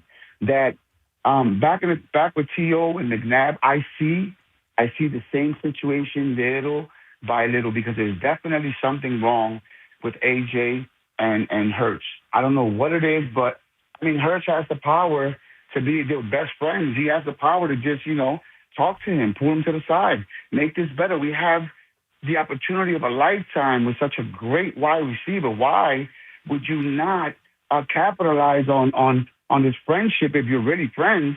And just nip this in the bud. Let's go play championship, football. Well, Antonio. That's the part that's the most confusing because they have a chance to be a dynasty. I mean, they have a chance to win their second straight Super Bowl. If they finish the season strong, they're going to be the 1 seed in the NFC, question. And then get back to the Super Bowl. Like they are on the precipice of rarefied kind of stuff. Antonio, good phone call. They got to figure this whole thing out though, and they got to make sure that doesn't get in the way. I mean.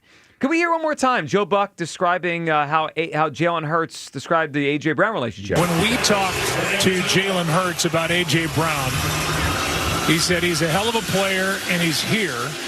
And that's basically all Jalen really cares about. Hell of a player and he's here. Yeah, you could read that all kind of ways. Yeah. It's like, hey, I don't care if you got attitude, just catch the ball when I throw it to you. Question is, what day this week does the A.J. Brown social media post hit? I was tomorrow. thinking 3 a.m. You think it's tomorrow? Oh, tonight. Might hit tonight. I think we already. He's late. You're saying he's late, yeah. We blew past that. He could be tonight, 7:00 tonight. A.J. Brown, in one of those using me but not using me kind of things or whatever he's going to put up, whatever. Yeah, it's coming. Let's grab Will in the Northeast, and then we'll get to you people. What's up, Will? Dream team, how y'all doing today? Hey, Will. Hey, man, that team, the Eagles gave me exactly what I needed to see. Battle tested, man. Mm-hmm. And that's what they're doing, man. They showing that they're not giving up no matter what the situation is. And that's what I loved about, seeing that. One thing I want to say about AJ, it's not the team thing, it's a mental thing, right? What I did see, and I'm going to give you props, AJ, you did block down the field when Saquon had that nice long Yes, run. he did. Yep. And I give you props on that. But what I'm going to grind you up on is you did give up on that play at the end. Now, I understand you haven't been getting the ball. I was looking at your whole, demeanor through the game, and you look kind of upset and everything. But listen, man, the reason why you're not getting the ball because you're not getting open. Let's keep it real, bro. Now, Smith, he's getting open. Yes, and he gets open quicker. He gets open faster. Right. Yep. Right, and I just want to say this, man. Don't let this mental distraction that you have break up a good thing that y'all can get to. Y'all could be a dynasty, man. All you got to do is get out of your own way, AJ. And I just want to say, listen, don't be a Bryce Harper to the team, bro. You dig what I'm saying? Just because you're not having your way right now, don't be like that. You dig what I'm saying? We already got one player here like that. We don't need another. Last thing I'm going to say, next week, first of all, I'm going to say check, right? Next week, we're going to say checkmate. We checking off the list, man. And I keep saying it. And I'm going along with what Jalen said during the course of the season. We checking the list off, man. Next week, it's going to be checkmate, man. Because, listen, we don't care what team comes to Philadelphia, where we got to go. All we got to do is do what it takes to win. And we win as a team. AJ, we win as a team. AJ, we win as a team, baby. Get on board and let's win. You got it, Will. We appreciate it. All right, checkmate next week. I guess checkmate. Okay. It means beating the Lions. All right, can we check in with you people today? You people. It's time to hear from you people. What do you mean, you people? So first things first. USA chants in the chat for the vets today. Yes, very shout out to all the vets. Well deserved. Yep, chants. Like that one. No one wants to hear from you guys today. Don't even start. I'm okay with that. They won. We're I happy. know. I'm okay with that. No one wants to hear from you today. This is the chat for the show, right? Like they're clicking in to listen to the show and watch the show. They click into the link to watch and listen to the show. Which we appreciate. But you can watch on YouTube. You can listen on the Odyssey app, on WIP, however you want to consume the show. I guess I'll just never understand that. I mean, it's just... They want to be part of you people. And I think they realize comments like true. that. Yep. The mean ones. Yep. Another live quote from, or another real life quote from Jalen Hurts' presser last night that we missed. What was that? When he was asked what he thinks about the win. Well, two teams played football last night. Well, he's not wrong. I mean, that's the two teams played a football very game. similar to his comment about AJ Brown. Yep. He's here. He's here. Did Hugh Douglas just say what I think he said? Probably. It was the defensive luxury thing, I think. Yeah, probably. Doesn't it feel like a weight is off your shoulders? Nah. It should. I mean, it was a great defensive game last night, and it was a great defensive game. And defense matters. Big sigh of relief. They mattered last night. They matter all the time. But I give Hugh until 10:05 tomorrow. 10:05. You're gonna go right back to disappointing everybody. Over under before or after 10:05, where we lose Hugh. I think it's by Friday. I'm setting it Friday. By Friday Friday sounds like a good time. Yeah, it's Wait a minute, is it Black Friday? No, Black Friday's next Friday. No, Friday's that's pre-Black Friday. It's Friday, right? We got two it's the Fridays. day after Thanksgiving, man. Okay, the Black Friday's after. We got a little ways to go. Black Friday's the day after Thanksgiving. Wait a minute, but it's a pre-Black Friday sale because I'm seeing advertisements. But there's 2 Fridays until Black Friday. Okay, gotcha. Next week's not Thanksgiving. Okay. Yeah, dynamite. Gotcha. You guys are Locked such in. cheerleaders. That game sucked. No, you don't appreciate good football. That's I'm exactly sorry. right. You must be a generation whatever and not a football guy. Sorry that we know ball. Yeah. And you don't. Ball knowers loved that game last night. Ball knowers is crazy. That is a crazy thing. Yep. Well, more on that a little bit. How did you three make it this far in life? Idiots. Hey. I wonder this every day. Yeah. Hey, but I'm running out of runway. Y'all still got a long way to go. That's true. You mean the upper room? The upper room. I don't know. Like, it's hard to question that about Hugh after we had the flood incident. That's why Hugh has made it this far. He bails. Hey, listen, I don't take the first sign of danger. The question is how I'm still here. chances like that. I don't After the take great chances like midday that. flood of 2025. And that's why Hugh has made it this far. You don't take those. He bails. He pulls the lever instantly. Yeah, He's you, like, you I'm ran out. away. I don't mess around, man. Listen. Yep. It's a little flood. It was a flood. I'll say it. Devontae Smith made that play. Jahan Dotson made that play. Why couldn't AJ make that play? Jump ball. The Dotson one's tough. Go make the because play. AJ, if Dotson can make it, AJ can make it. It didn't feel like 100% effort from AJ. No, just call well, for I it. tell you, here's the thing. It's he's going through something right now, and he's trying his best to put on a good face. Yeah. But it's starting, like now he's in a situation where you're starting to question everything that he does. Whether it's fair or not, you're questioning it because you're looking at him and you know he's disgruntled. Yeah, but we're trying to get to Santa Clara. Does he realize that? Like, He doesn't know we're on the road again. He doesn't realize it. That's a shame. Yeah, it is a shame. Bring back Brian Johnson. No. No. Agreed. I think Patullo's gotten too much crap. I agree. We're definitely not stooping that low. No, I'm not getting. I don't think we have the next Sean McVay here, but I also don't think he's the dumbest guy in the room. Yeah. Yep. What was that? Oh no, I'm not thinking that. I'm just like it's Headline: just Hugh Douglas, Kevin Patullo. Well, Hurts is the one calling calling plays, so it's just funny how we have this evidence that suggests that Jalen's going renegade. Jalen and AJ went Why? renegade. Why? Yeah, well, Why? I don't know. Give me a break, Joe. Why don't you go coach the team? I can tell you I would have punted last night. Yeah. I mean, definitely would have. I'm not saying I would have done well in the other spots, but I would have punted last night. I think all three of us would have punted. We would have punted. Again, like most people in America would have punted. Ross agreed. Tucker, Elliott Shore Parks, and maybe Andy in Westchester wouldn't have. Definitely Andy in Westchester, by the way.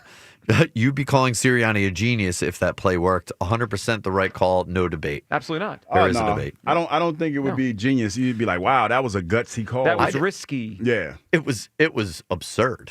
What I call it? No. Also, I've never called Sirianni a genius ever before. That's true. All right. Joe Giglio looks like he'd be really good at chess. That feels like a compliment, I think. I take it as a compliment. Okay. Yeah, thank you. All right, and then a couple pieces of audio that people wanted to revisit. First, let's start with this one that actually happened during a break, but I don't believe Hugh knew that his mic was still on here. Online medication consultation with an independent healthcare provider through the LifeMD platform and are prescribed. Subscription required. Individual results may vary. Right into the mic. How Hugh really feels on the break. I didn't know that. Yeah, people are like, ooh, that.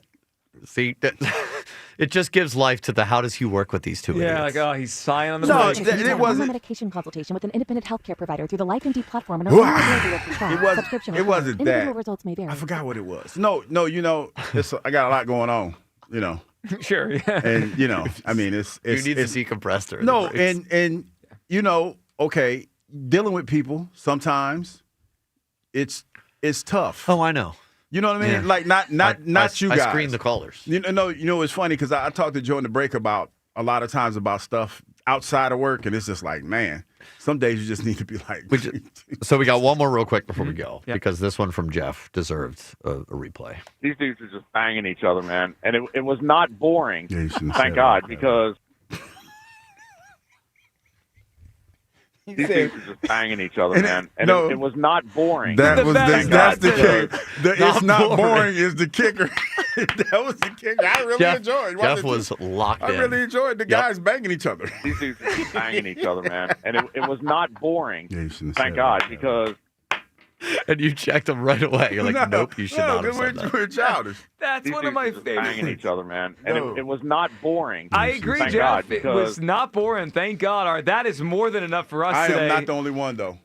I'm just saying. I'm not the only childish one. DTF, Tony Romo, I'm not the only one. All right, we got to go. Afternoon show live from Chickie's. We're at Klondike Case tomorrow. Come on by for the show. Woo! Afternoon show at Chickie's next on Sports Radio 94 WIP. Stars rise, legends are made, and one player rules them all. DraftKings Sportsbook, an official sports betting partner of the NBA, brings you King of the Court every Tuesday. Here's the deal. DraftKings puts up $1 million in bonus bets each week. Opt in, apply your token, and place a $5 pregame bet on the NBA star you think will dominate each Tuesday. If they finish the night leading the league in points, rebounds, and assists, they're crowned King of the Court, and you win your share. Download DraftKings Sportsbook and use promo code Philly for your shot at a share of $1 million in bonus bets with promo code Philly in partnership with DraftKings. The crown is yours. Gambling problem? Call 1-800-GAMBLER. 21 and over. Pennsylvania only. Eligibility restrictions apply. One token per customer that expires at the start of the final NBA game when offered. Winning shared as $1 million in non-withdrawable bonus bets that expire in 7 days. Restrictions apply. Terms at sportsbook.draftkings.com/promos. The Hess truck's back and it's better than ever. Roaring engines this year. Hess race cars are here. The Hess stock car racers are loaded with lights, sounds, and a powerful racing motor. Only at HessToyTruck.com. Free shipping and batteries included.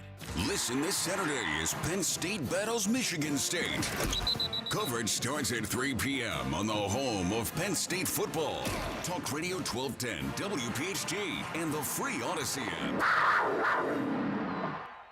Dear Eagles fans, Toyota's a proud partner of the Philadelphia Eagles and official automotive partner of the NFL. The Toyota Corolla and all-hybrid Camry make big plays with style and efficiency. RAV4 is a versatile game changer. Highlander's got room for your whole squad. And the rugged Tacoma and Tundra control the line of scrimmage. Visit Toyota.com today. Toyota, let's go places. Imagine being the wizard of your own home. With Xfinity, intelligent self-healing Wi-Fi fixes problems like magic. It boostifies speeds to your devices when you need it most and makes your favorite Wicked content sparklify on every screen. All while a spell of protection helps keep your family safe online. When you're out in Oz, Xfinity Mobile joins Wi-Fi and 5G to keep your phone connected from here to the Emerald City. If you had the most intelligent Wi-Fi from Xfinity, everything would work together for good. And now you can cast a spell to stop time and keep your internet bill steady for 5 whole years.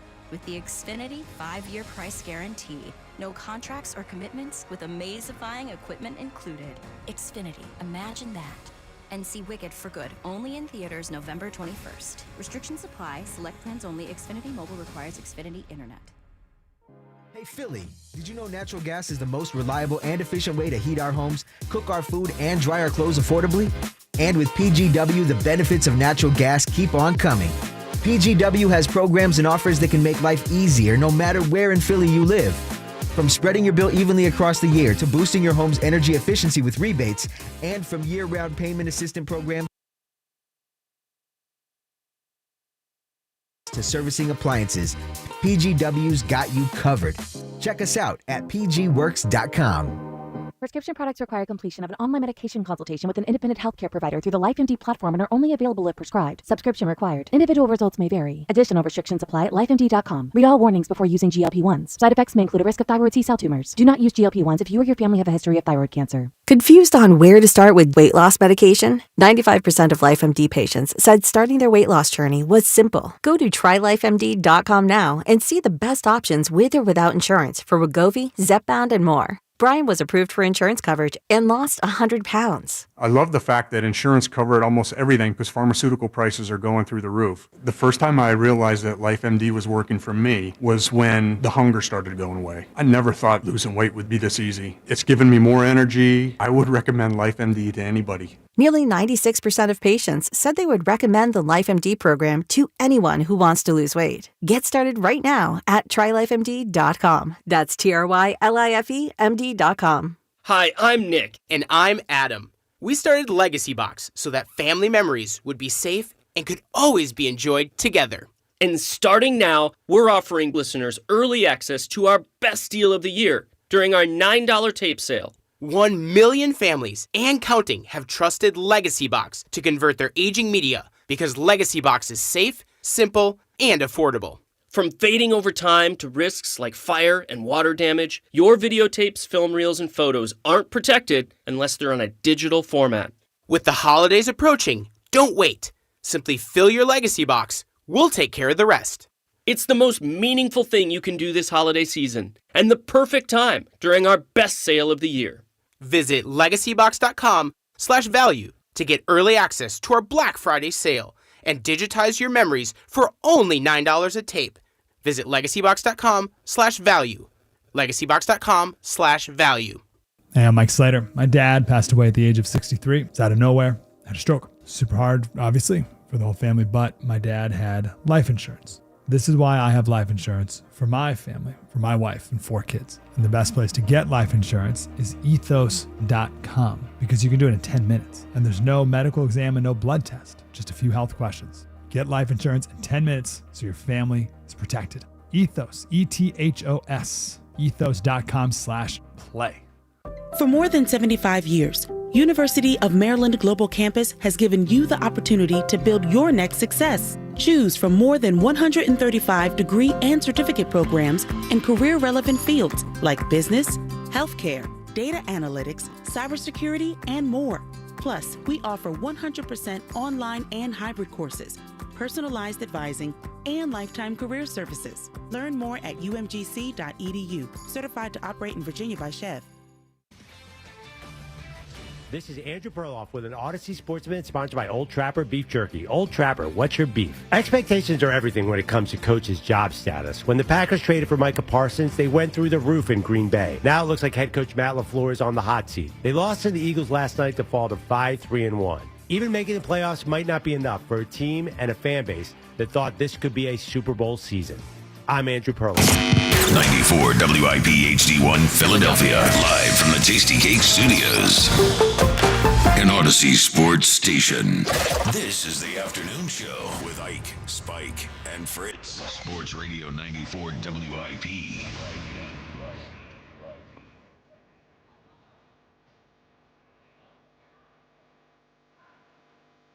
Oh, we're back. It's a Victory Tuesday on the WIP afternoon show.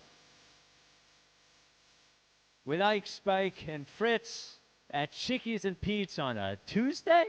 Ike, the Eagles beat the Packers. Your thoughts, sir? Victory!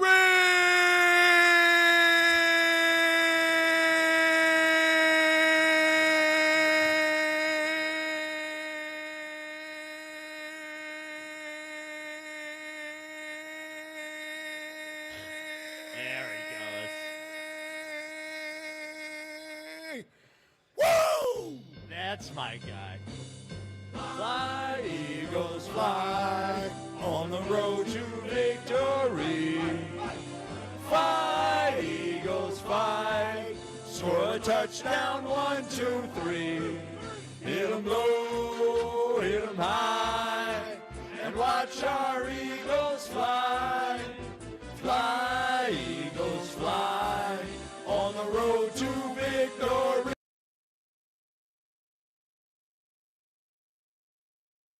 Eagles! Woo! Here we are, Chickies and Pete's in South Philly on a Tuesday. Normally here on a Monday, but it's Monday Night Football, so we're here on Tuesday. Birds win.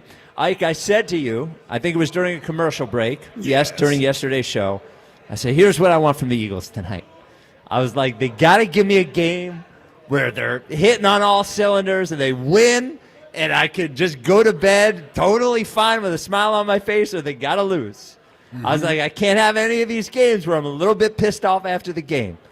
Well, they didn't live up to it, but they did give us a win, and it's always hard to win at Lambeau Field. Those guys get paid too. Big win for the Eagles last night, Ike. Big win. Yes. Big win. Yes. Hey, listen, was not pretty. Was not pretty, and we'll dive into the particulars, but the fact of the matter is they left Green Bay with a W. They're 7-2, and there's always room for improvement. I didn't expect that to be an easy game last night. I expected the offense to look a little more reminiscent of what they did the last time we saw them a couple weeks ago in those last two games against Minnesota and then the was it the New York Giants? The Giants. Played? Yeah, the New York Giants. But the defense, how could you not be impressed with what you saw from that defense last night? Jalen Phillips, welcome to Philadelphia, my brother. Welcome. What a debut. To the city of brotherly love. I don't know if you could have had a better debut. Maybe stripping the ball and scoring the game-winning touchdown, like from a defensive standpoint, maybe that would have made it better. Other than that, this guy out there last night, you could tell he was excited to be in the new environment that he's in. He has an opportunity to do something he hasn't done as a professional just yet, which is go out and win a championship. He wants to be a part of this thing, and last night he ingratiated himself not only with the city of Philadelphia, because we're going to love anybody that plays hard and relentlessly the way that Jalen Phillips seemed to play last night, but to his teammates. Coming in as a big high-price trade guy, former first-round draft pick. They gave up a third-round pick. He's supposed to be coming in to somewhat save the day or rescue our ailing pass rush. Not everybody necessarily would receive that very well. I tell you what, but when you go out there and produce, they're going to welcome you with open arms. And last night, like I said, this kid gave us a great debut as a Philadelphia Eagle. And that defense last night on the road in Green Bay came up with big stop after big stop. The offense made a couple plays late in the game. Saquon got loose. Jalen hit Devontae for the touchdown. But the defense brought us home. The defense brought us home last night. That's the biggest takeaway I take away from the game last night, is that if this is the type of defense that we can build upon and play over the second half of the season, I feel very good about our chances come January trying to get to February in Santa Clara. That's championship-style defense. I like that on the road. Let's not get mixed up and lost in the offense and not getting enough explosive plays and scoring touchdowns. I know that's what we're going to bellyache about today, and I understand it. Let's not get lost in that. Appreciate the type of defense we saw out there last night against that team in their stadium. 215-592-9494. So I mentioned that I was hoping for like this, and the defense was awesome. Mm-hmm. And Jalen Phillips, it really just seemed like changed everything. I mean, they got a lot of pressure on the quarterback against the Giants, Yeah. but last night, he was involved. Even the plays he didn't make, it seemed like he was involved in. And it just puts everybody, when you bring in somebody that performs at that level, it sort of puts everybody in their right place, right? Mm-hmm. All of a sudden, Jalen Hunt doesn't have to be the best pass rusher out there. And I think they only had Nolan Smith out there for 20 snaps his first game back. But it just seems like everybody else, when you have the one guy who you know is the best guy out there, everybody else slots into the right place. So the defense was great. I think the biggest thing for me last night was it just finally hit me after the game. So I watched the game, and we'll get to it a little bit later on. I was truly pissed off about the decision, the fourth down decision with Sirianni. And I'm sitting there, and they won the game, and I just said to myself, I might have broken. It might just matter if they just win now. And it doesn't matter how it looks. Because it's just like week after week after week after week, I can say this is wrong or that's wrong. And the offense did not look very good at all. They had one really good drive, and that was about it. A couple of big plays in there. But maybe it's right. Like, maybe it just matters if they win, and it doesn't matter how they win. Because I don't know how many weeks I can come on the air and say it's not good, because I did it last year. And I came in and I said, it's not going to work if you don't do this. It's not going to work if you don't do that. And then, 12 weeks later, we were, at the Super Bowl parade. Yeah. And they clearly, whatever it is, whether it is the collection of talent they have, whether it is Nick Sirianni, whether it's maybe it's the culture, maybe it's a combination of all those things, it just seems like they figure out a way, one way or the other, to win, and it might not always be pretty, but they won the frigging game, and that's the point. I just don't know, and we will have time to get into all the things that didn't look good, but I'm finally at the point where there is something to be said for, even if you're not playing particularly well, even if you're not dominating the opponent, even if your pass game doesn't look great, if the run game, this, that, the other, they just won, and they figure out a way to win, and that is something that the greatest teams do, and they figure out a way to win. Welcome. Yeah, Welcome. I mean, crazy. Welcome to the club.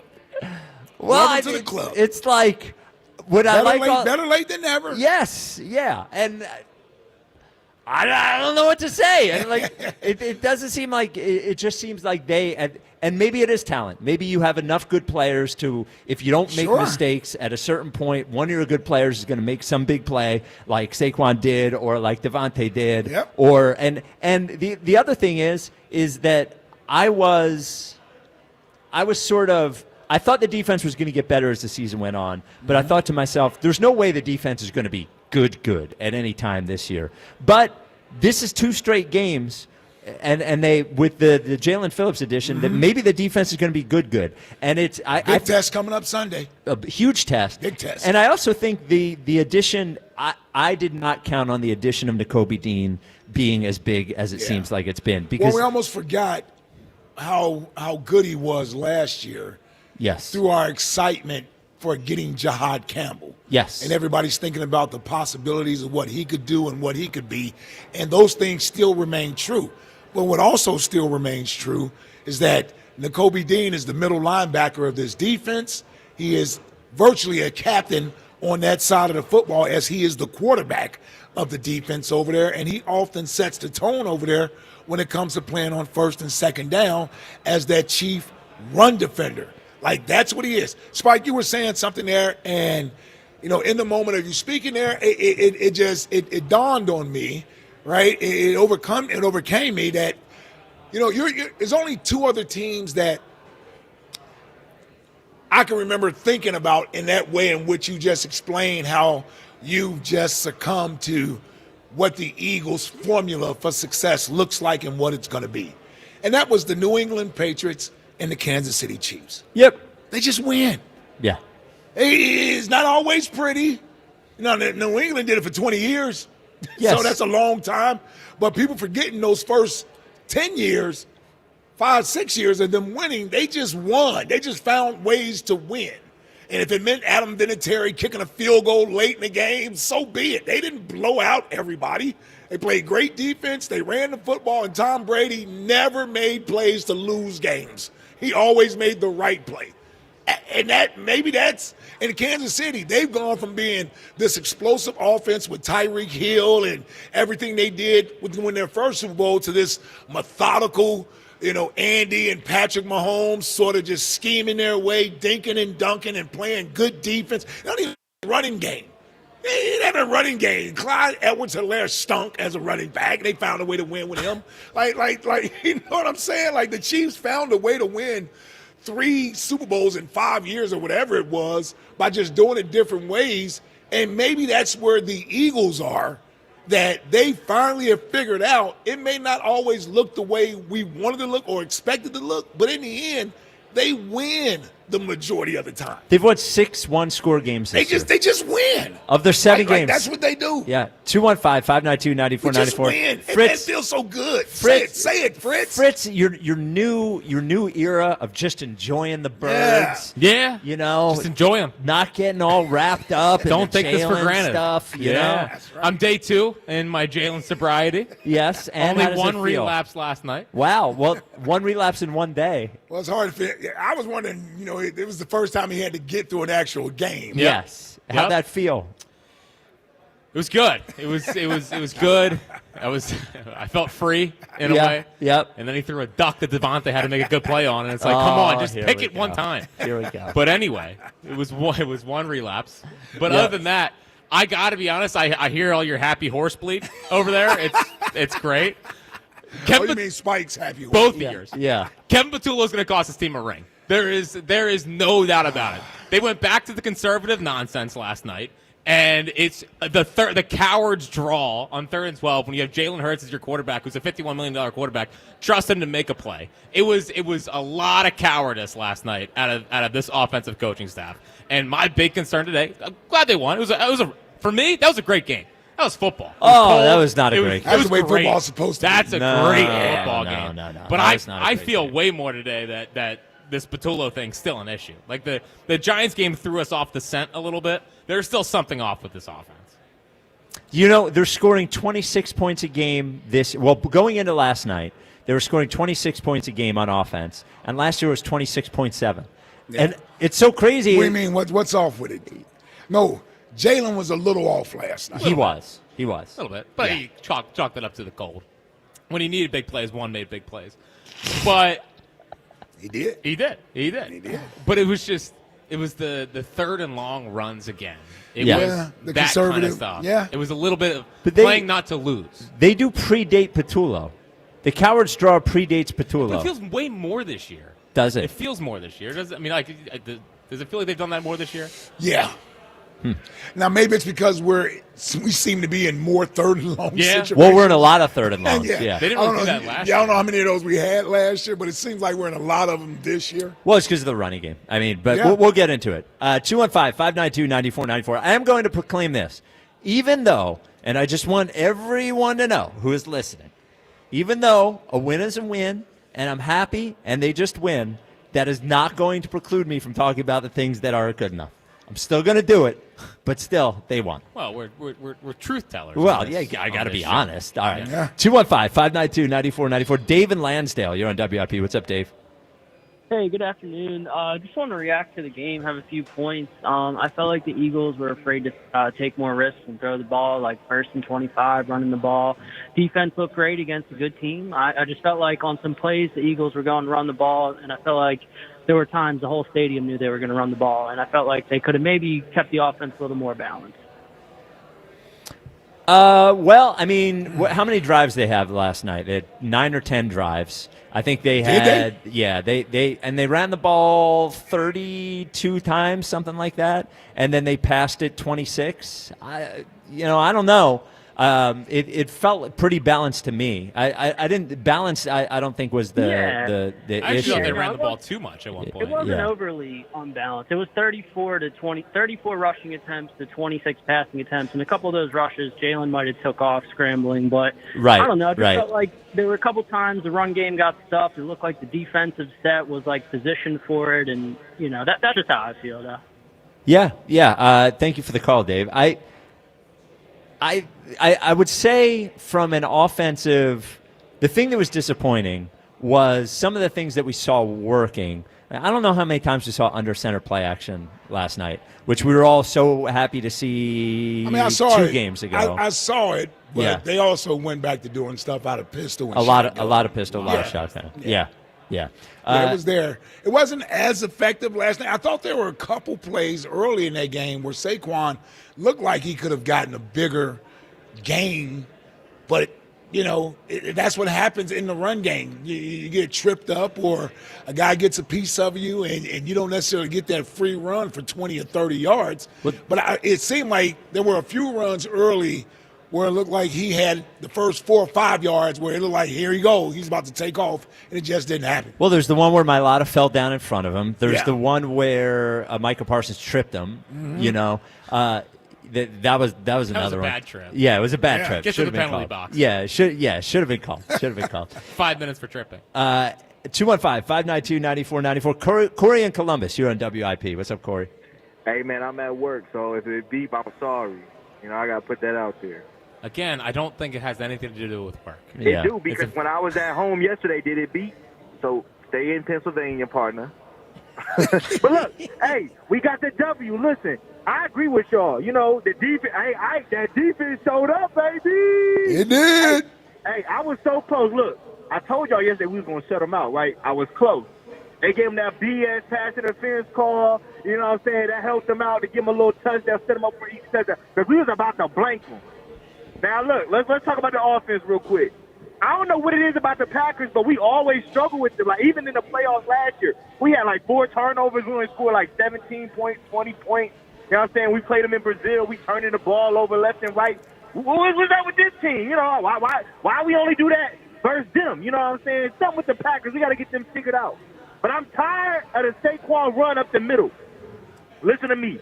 I love Saquon. He a great player. And I know I complained about A.J. Brown. Last night, A.J. Brown got a reason to be upset. You know what I'm saying? Why are we future this dude? Like, what are we doing, man? Like, y'all went into the game plan last night with, we going to run Saquon 28 times up the middle, up the back of Brett Toast. Like, I know he played okay versus the Giants, but damn, it ain't Jason Kelsey out there. You know what I'm saying? So it's like, but I don't want to be negative after the win. We got the W. The loin chops is up next. Because I think we was holding back. Because, we might have been looking a little bit ahead because we got them loin chops open on the grill. Yeah. Hey, you know what I'm saying? Totally Hey, agree. listen, and look, Bear fans, I seen a lot of Bear fans out there trying to, build alliances with us. Listen, y'all coming too. We don't want no friends. We don't want no friends. We don't want y'all. Nope. They just want us to beat their.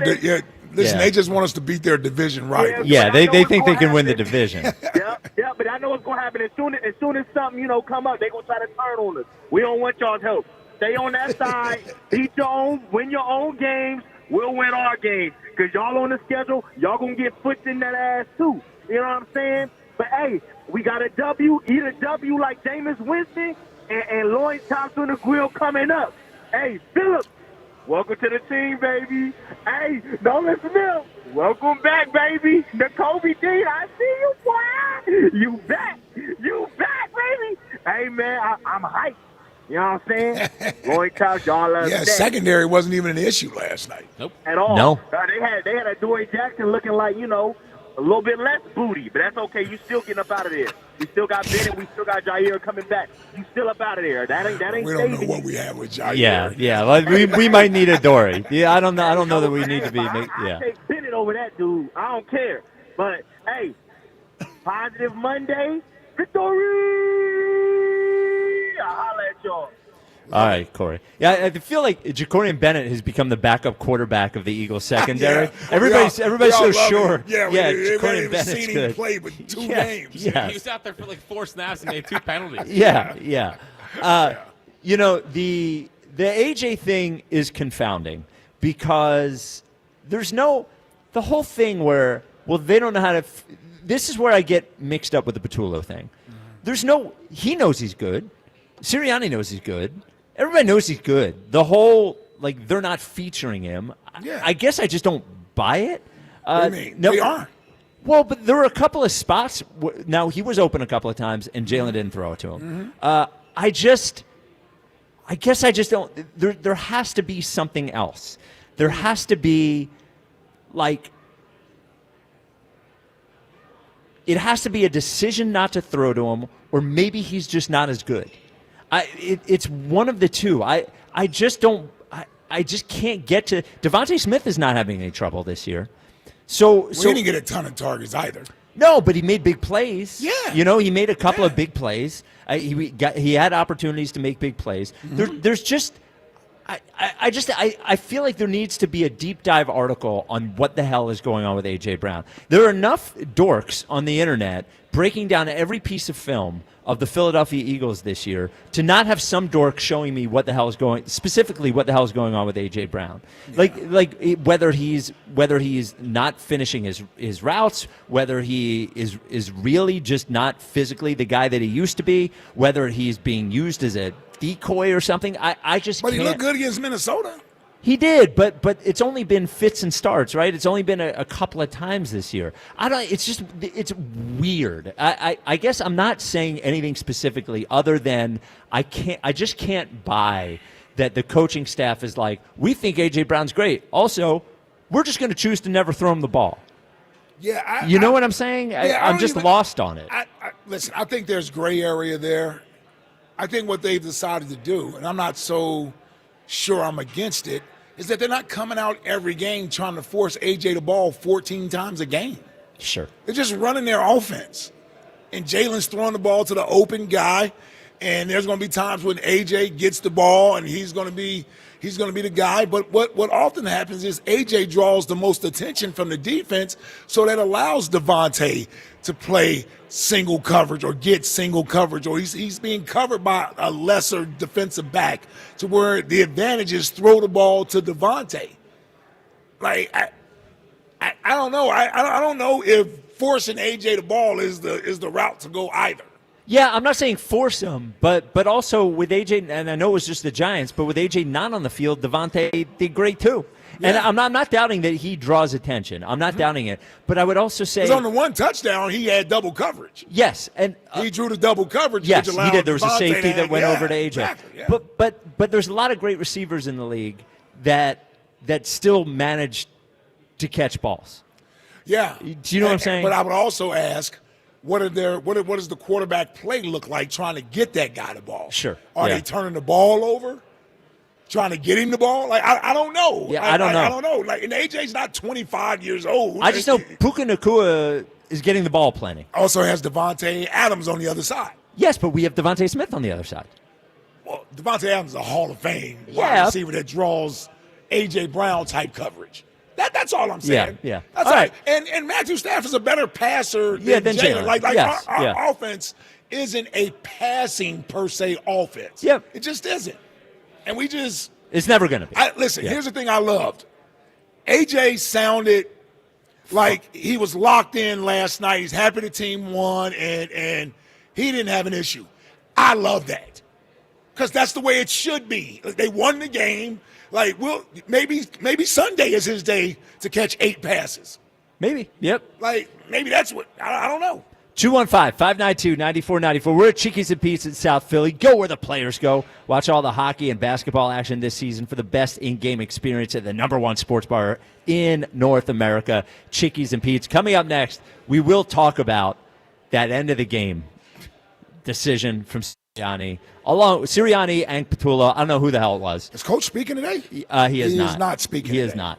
But we will hear what he said after the game, and we'll discuss that too. 215-592-9494. This is the WIP Afternoon Show with Ike, Spike, and Fritz. Hey, I'd like to give a big shout out to my friends at Emmons Roofing and Siding. Now, these folks are the real deal. Emmons is family owned with over 35 years of experience, and they handle everything from roofing and siding to windows and doors. And get this, Emmons is an Owens Corning Platinum contractor, meaning their roofs are warranted for life. The most expensive job is the one you have to do twice. Financing also available. Give them a call today, 855-4-EMMONS, or check them out online at callemmons.com. And don't forget to tell them Ike sent you. As the baseball offseason begins, questions remain for the Phillies. Does Schwarber re-sign? Oh, we'd love to bring Kyle Schwarber back. It's a priority. Will JT return? The most prepared guy I've ever been around as a catcher. Can the Phillies retain Ranger? What a performance for Rangers, Suarez. Listen for the latest. All your Phillies offseason happenings happen here. We'll see what happens. Sports Radio 94 WIP. Hey Santa, where is your favorite place to be during the holidays? Why, Hershey Park Christmas Candy Lane, of course. While some of the elves are at the North Pole getting ready, Santa and his 9 live reindeer are gearing up for flight at Hershey Park Christmas Candy Lane. Visit this season to give them your list and enjoy over 5 million twinkling lights and epic rides and coasters. Make us your home for the holidays. Hurry, our Hershey Park Christmas Candy Lane presale ends soon. Ready for action, hockey fans? BetMGM, an official sports betting partner of the NHL, is giving players another reason to lace up and hit the ice this season. BetMGM is adding extra excitement to the goals, the checks, the face-offs, and the breakaways with special promotions, new features, and more. Log in throughout the season to find odds boost tokens, no sweat tokens, and parlay boost tokens in your account to amplify your winnings. Enjoy enhanced product features like Dark Mode 2. Log into BetMGM, an official sports betting partner of the NHL, all throughout the hockey season to see what's new. BetMGM and GameSense remind you to play responsibly. If you or someone you know has a gambling problem, help is available. Call 1-800-GAMBLER. BetMGM.com for terms and conditions. 21 plus to wager. Pennsylvania only. Existing customer offer. Subject to eligibility requirements. Rewards vary and expire within 7 days. Honey, the birds are on! Huh? Did you know that Hearing Life offers free hearing tests? With locations throughout the area, including 2 new offices in Newtown Square and Turnersville, Hearing Life's hearing experts can help make sure you're hearing at the top of your game. Book your free hearing test by calling 866-YES-HEAR. That's 866-937-4327. Or visit hearinglife.com. That's hearinglife.com. When you need to know, depend on KYW News Radio 103.9 FM. SEPTA once again cancels a bunch of trains on several regional rail lines because of the federally mandated fire safety inspections. The brand new Netflix house opens tomorrow at the King of Prussia Mall. And the National Dog Show is coming to the Greater Philadelphia Expo Center in Oaks this weekend. Get the latest anytime on KYW News Radio. Now on Crystal Clear 103.9 FM. You've never needed us more. Hey, it's Mike Quick. It's time to cut your old point-of-sale systems and revolutionize your business with PDQ POS. Joe Flynn and his team at PDQ have been the industry leaders for over 35 years. They offer everything from mobile POS to self-serve kiosks and the best service and support in the industry. For the fastest, easiest, and most reliable POS available, trust PDQ POS. No matter how many locations you have, they'll build a custom solution for your business. Visit PDQPOS.com. First Trust Bank is the official bank of the Philadelphia Eagles. We give your businesses an edge. Literally. Woo, it's Brandon Graham, baby. Just started working with businesses. I know y'all out here grinding and need that edge. We help Philadelphia companies overcome challenges. So contact First Trust Bank. You know I like that contact. Right. And we help them reach their potential. Baby, that's an edge right there. You know it. First Trust Bank, the official bank of the Philadelphia Eagles. Go Birds. A hotel can offer a great club or a bar. A resort could provide a high-end restaurant or a spa. But if you want it all, dining, bars, pools, spa, gaming, clubs, and shows, it takes much more than the boardwalk. It takes a village. It takes a Borgata. If it takes the best dining tables under the same roof as the best gaming tables. If it takes one pool being just a dozen pool lengths away from the next. If it takes trying your luck and a new dish on the same night. If it takes room service and bottle service. It takes nothing short of a village to make your stay. So they built one, and they call it Borgata. Visit theborgata.com to learn more. Must be 21 or older. Gambling problem? Call 1-800-GAMBLER. If you're 55 or older and into that whole saving money thing, T-Mobile has an exclusive phone and internet bundle just for you. Right now, get 2 unlimited phone lines plus 5G home internet for just $30 each per month with autopay, plus taxes and fees. And with 5G home internet, setup is easy with just one cord and no technician needed, which is great if you're also into that whole keeping it simple thing. Switch now and experience the best mobile network in the U.S. Visit your local store to start saving. T-Mobile, it's better over here. Based on analysis by Ookla of speed test intelligence data Q4 2024 to Q1 2025. Ookla trademarks used under license. Unlimited on our network. Customers on voice plan may notice speeds lower than other customers and further reduction if using more than 50 gigs a month due to data prioritization. Video streams and SD on this plan. Home internet pricing after $20 a monthly bill credit plus $5 per line without autopay. Debit or bank account required. See 5G device coverage and access details at T-Mobile.com.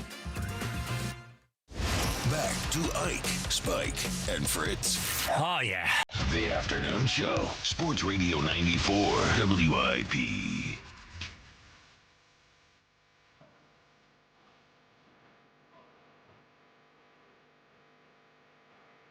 Don't want to Earl, young. Take it easy. I'm a triple beans. Good editing on the fly there, Ike. It's the WIP Afternoon Show with Ike, Spike, and Fritz. Your 2:30 Tupac every day. We're at Chickie's and Pete's in South Philly.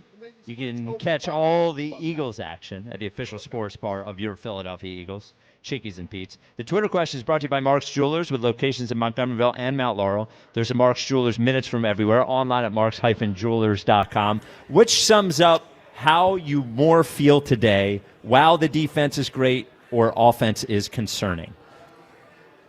Oh, for me? Oh, Well, wow, it's the defense. was great. Yeah, what do you think the poll question's at? Offense is concerning. It's actually not. Oh, it's not? 65%, wow, the defense is great. Okay. 35%, the offense is concerning. We'll Okay. see how it evolves through the day. I think it was, the defense was so good. Yeah. If the defense just made a big play here or there, I think it would be a little bit different. For me, I was just floored how good they were last night. I told you that last Wednesday. It's why you got to trust this defense and Big Fangio, and you got to have faith in him. You did say it, Jack. Yeah. You were ahead of the curve Thank there. you. Thank you. So, all right. So, a negative thing. What time is it? Okay. 2:33. Okay. I've watched a lot of football in my life.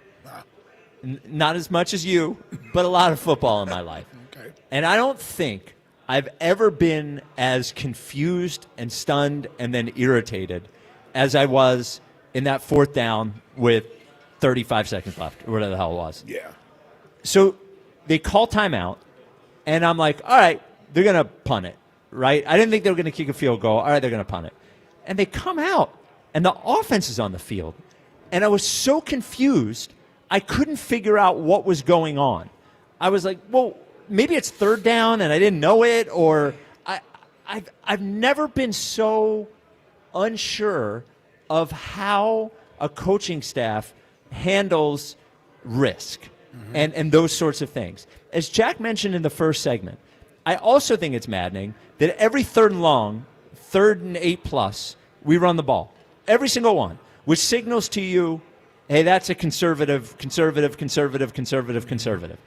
then, with 2.5 minutes left, on second down and third down, when all you really want to be doing is getting the Packers to use their timeouts and get rid of time, that's when they decide to throw the ball. And then, instead of just punting the ball when the other team doesn't have any timeouts left, and look, at worst, they're going to have the ball on their own 20 with 30 seconds left. At best, you get the ball somewhere between the 10 and the goal line and make it almost impossible to do it.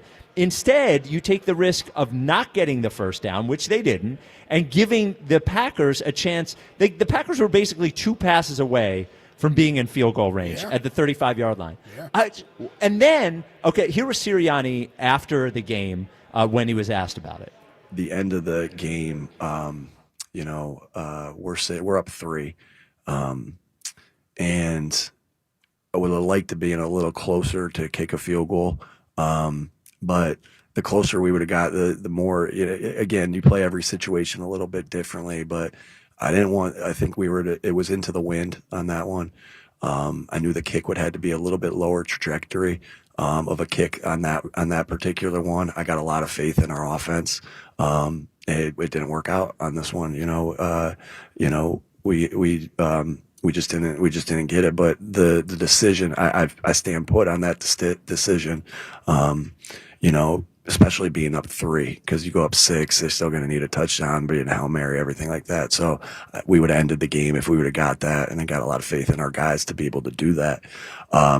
But the reason I didn't kick the field goal again, being up 3, and also just this trajectory into the wind there on that particular one.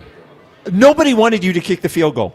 Nobody wanted you to kick the field goal. In fact, I'd rather be up 3 than up 6, because if you're up 3, then the chances are the other team's going to come down and just try to tie the game. You're up 6, you put yourself in position to lose. I don't think anybody was thinking kick a field goal there.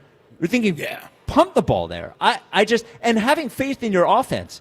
I'm sorry, man. If I'm going to have faith in one side of the ball last night, it's the defense. And I had people saying to me, well, he trusts his defense, that's why he went for it. No, if you trust your defense, give them every advantage possible on that final drive. I just don't know what their decision making comes down to. Yeah. Everybody says analytics. The punt was the analytic move last night. Yeah. That was what the numbers said to do. I don't think they're making decisions based on numbers. I don't think they're making decisions based on God. I don't understand any of it, Ike. And that was the moment at the end of that game. That's what had me so pissed off. I just think to myself, are these guys going to cost, and I don't know if it's Sirianni or Patullo. I don't know. Well, it's both of them at that point. Are these guys going to cost this team at a really crucial moment that was a dumb decision to go for it there, I thought. Listen, I won't go as far as saying it was a dumb decision. It was a high-risk decision. I certainly, in the moment, would have punted the ball and trusted my defense to go out there and play defense. They had been doing a good job.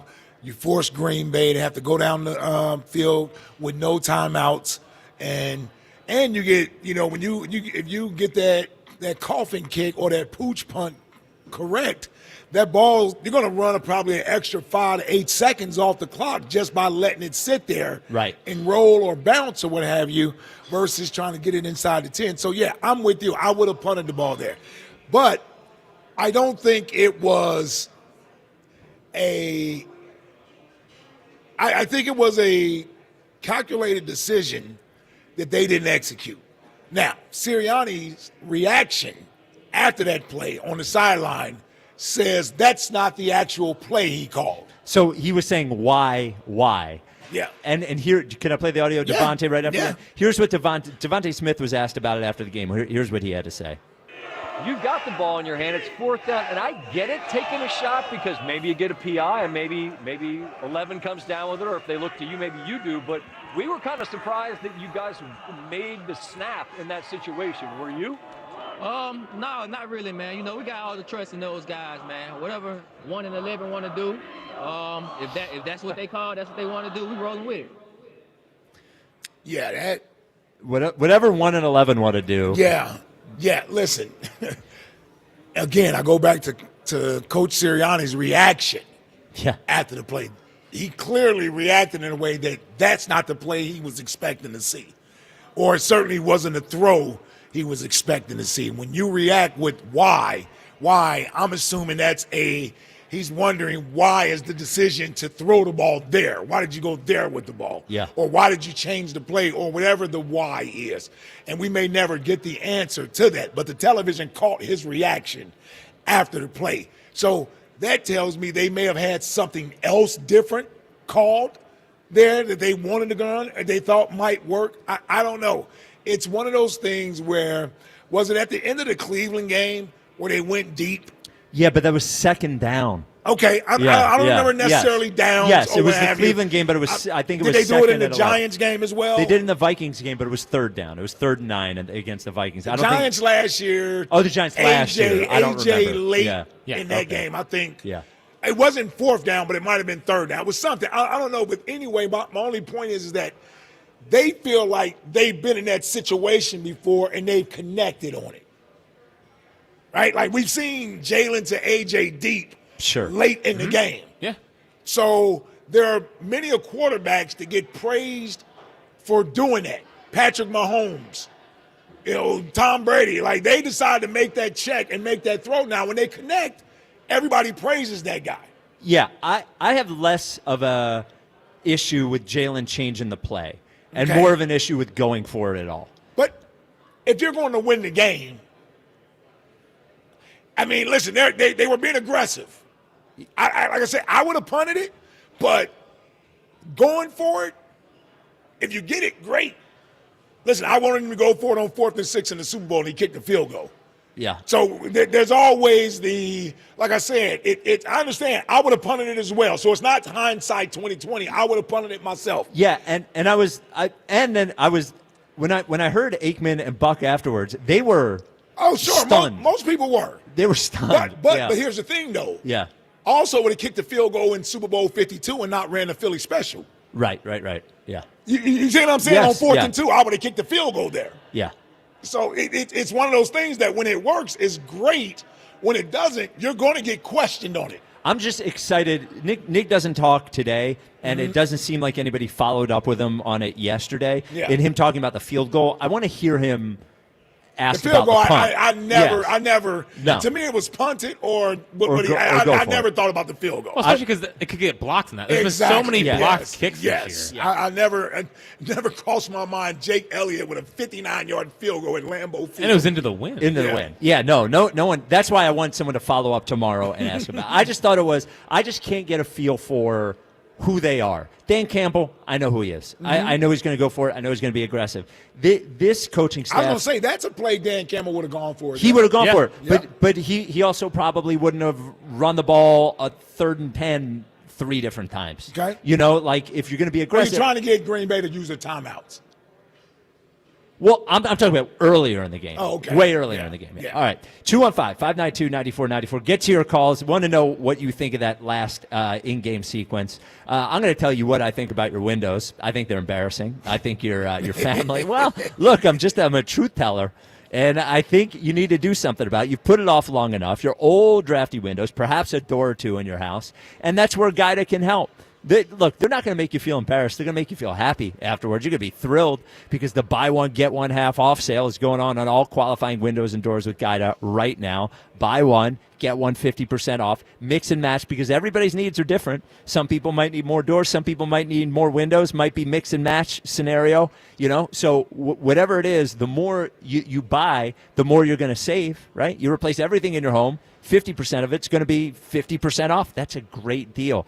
Also a great deal. They're going to let you start your project with no money down and interest-free financing for up to 18 months. Limited time offer. There are restrictions. You need all the details. I can't give them all to you, but if you call 877-GO-GUIDA, they can. You can also get your free no-obligation in-home estimate or go to GoGuida.com. That's GoGuida.com. 215-592-9494. Yoshi in Brewerytown. You're on WIP. What's up, Yoshi? Man, Spike, Big Ice, Jackie, baby. Happy Monday. Oh, happy Tuesday. Yes. There you go. Yeah, come on. There we go. Man, hey, man, I was looking at one of these cops walking by the police station. The women at the 24th, 25th district was named is fine. All right. Show a little respect. You're saying, oh, no, arrest me. I talk to them every day, tell them have a blessed day. They talk to me. They come over. Let me stop now. Let me stop. Hey, that's why I got caught up real quick. I was waving that one up. But, hey, man, yes. That victory was excellent, brother. It was excellent. It was too long for a 10-7 win. No, it wasn't. Hey, man, How you going to top that when they win the Super Bowl? He holding victory notes like Luther out there. Go ahead, Ike. I love it, brother. I love it.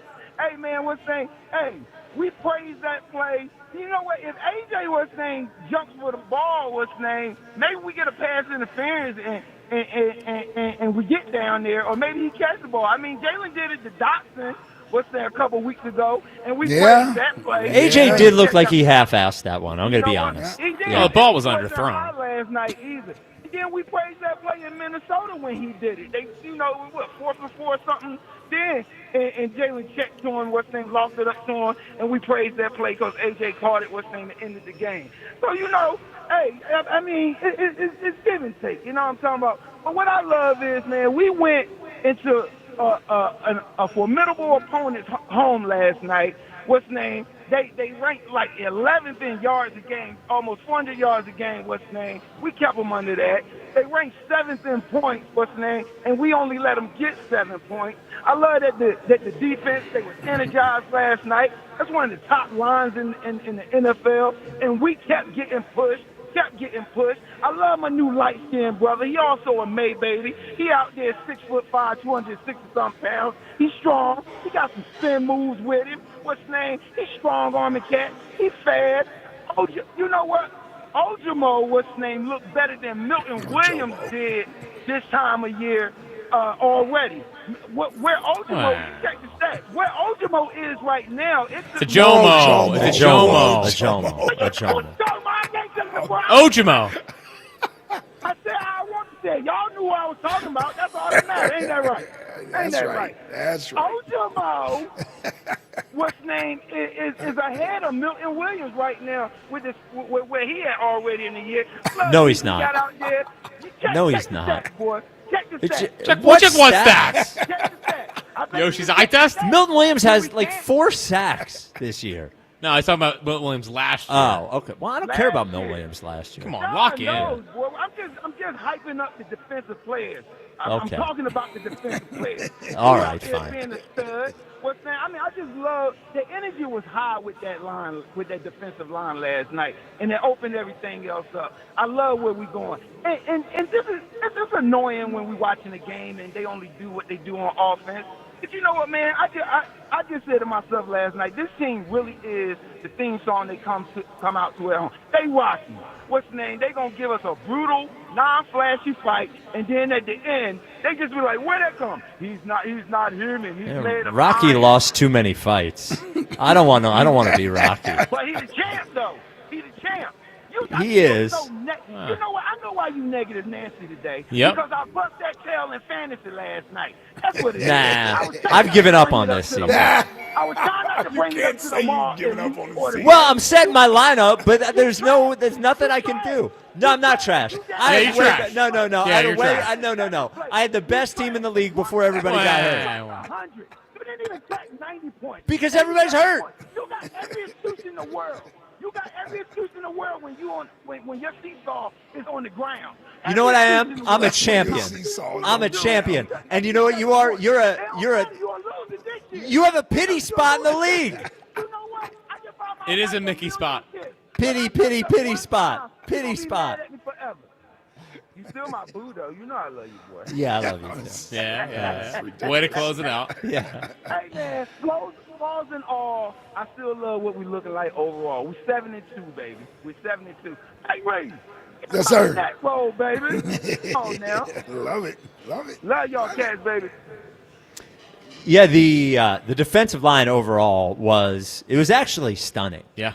It was actually stunning how I think Jordan Love was pressured on over 40% of his dropbacks last night. It seemed like he was. And Fangio overall, getting pressure was great. It just seemed like Jordan Love didn't know what he was doing last night. No. Like he looked unsure of himself. Maybe it's because he doesn't have Tucker Kraft, and that's one thing. But overall, the defensive front and the defense performance last night was pretty outrageous. Yeah, listen, if Jalen Phillips, may be unfair to ask him to play at that level every week. Played more snaps. Well, the most snaps of any edge, I think. Yeah. Well, I can expect that from him. Hell, he's young. You only got him for half a year. Get every ounce Use of him up. As you can. But, and if he's going to be that effective, that's going to start to have a trickle-down effect on the rest of the line because he's going to start to draw attention. Yep. And so now Jalen Carter may get single blocked, or Jalix Hunt or Nolan Smith on the other side is going to get single blocked. Yoshi talking about Moro Jomo, like he's doing a good job inside there. All right, listen, you got depth there now. You got BG coming back. All right, so I mean, you got some answers there now. Well, I like the way the defense. I'm still a little shaky with CB2, but it's okay. There's not.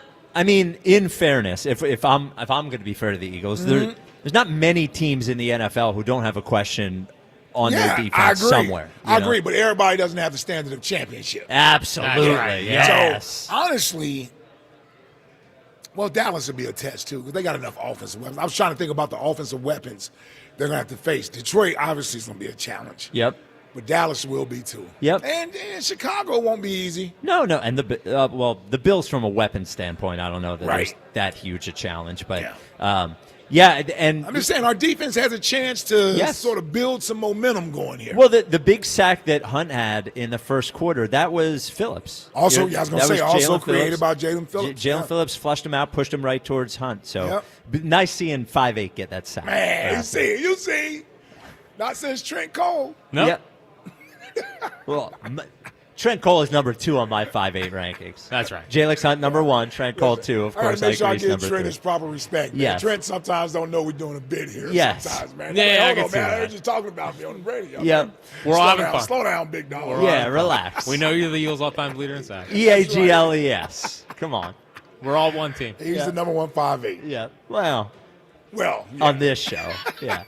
All right. 215-592-9494. We will talk about the offense coming up next. More? Yeah, we got to talk a little bit about the offense. This is the WIP afternoon show with Ike, Spike, and Fritz. I got to talk to you a little bit. I like helping you solve your problems in your home because for me, when I became a homeowner, the issues in my home became a source of stress, and I would like to relieve that stress. So I'll talk to you about your water heater.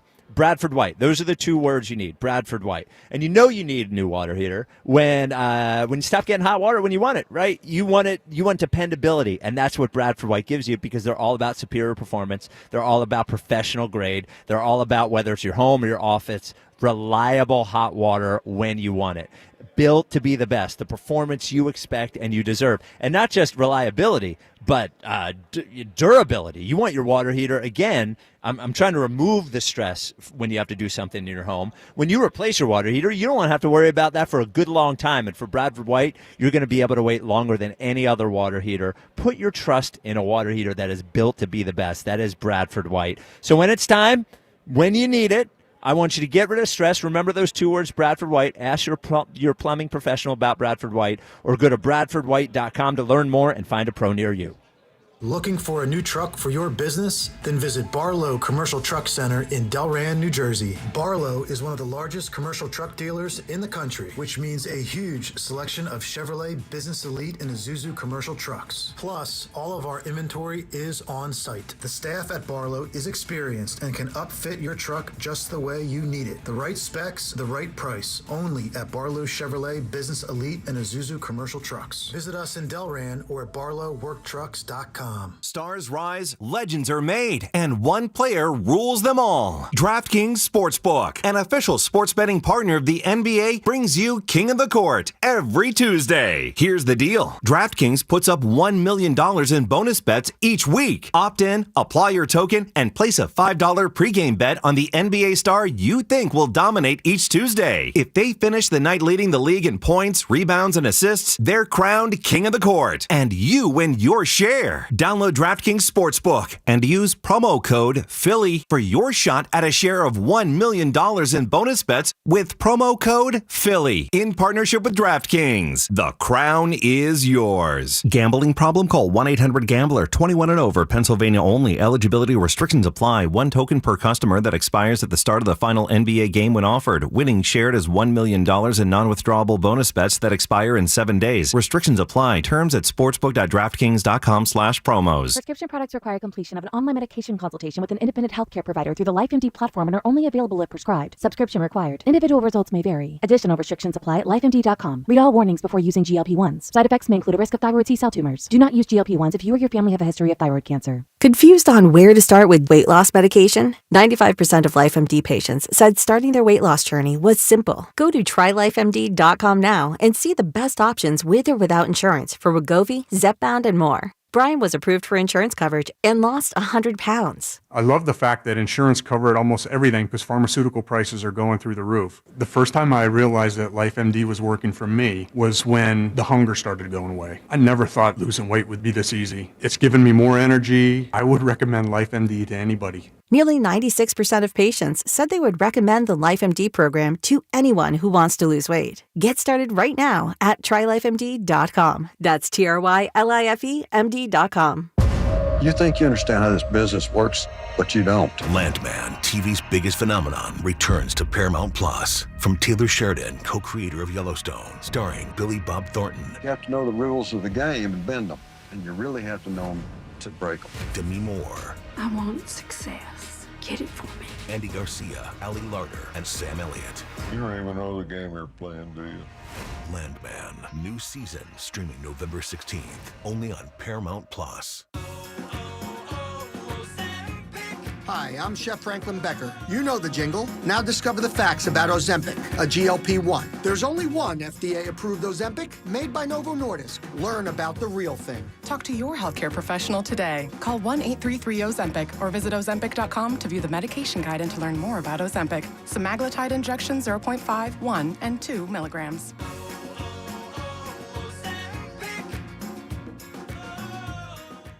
Makita's built for the pros who show up early, who don't do shortcuts, only precise cuts. With tools built to last, job after job, year after year. Performance that pays off, because when the job calls for the best, you answer.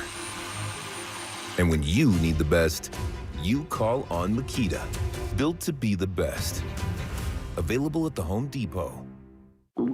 Oh no, stomach issues again? Stomach issues? Who are you? Your pancreas. I could be the real reason for your diarrhea, gas, bloating, stomach pain, or loose oily stools. I thought it was my stomach. People often do, but any of these symptoms could mean having a condition called exocrine pancreatic insufficiency, or EPI. With EPI, the pancreas doesn't release enough enzymes to break down food, but EPI is manageable. Use the symptom checker on identifyepi.com and speak with your doctor. That's identifyepi.com. Sponsored by AbbVie. Must qualify for enrollment. Results may vary. We all hear the radio ads about the IRS. They tell you to be afraid, to be scared, and they try to frighten you into calling. I'm not here to do that. Tax Relief Advocates is different. TRA is here to tell you that if you owe money to the IRS, whether it's $5,000, $50,000, or $500,000, we have a solution. It doesn't matter if you're sitting in your car, at work, or with your kids. No matter where you are, call now. 800-583-5795. Don't lose hope. TRA can eliminate or reduce what you owe to the IRS. Generous programs are now available that can give you a fresh start. Our passion is taxes and helping individuals fix their IRS problems. We have over 1,000 5-star reviews on Google and an A+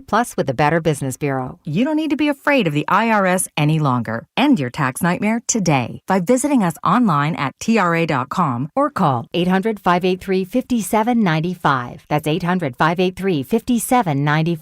Tax Relief Advocates. Real solutions for real people. This is Andrew Bogish with an Odyssey Sports Minute. This might be my favorite non-conference game of this men's college basketball season. Duke is playing at Army tonight on Veterans Day. A legendary program making the trip to West Point on this day is cool enough, but of course, there's also Mike Krzyzewski. Before he was Coach K, he was a cadet, a player, and Army's head coach for 5 seasons. I'm Andrew Bogish. 94 WIP HD1 Philadelphia. Live from the Tasty Cake Studios. An Odyssey Sports Station. This is the afternoon show. Sports Radio 94 WIP.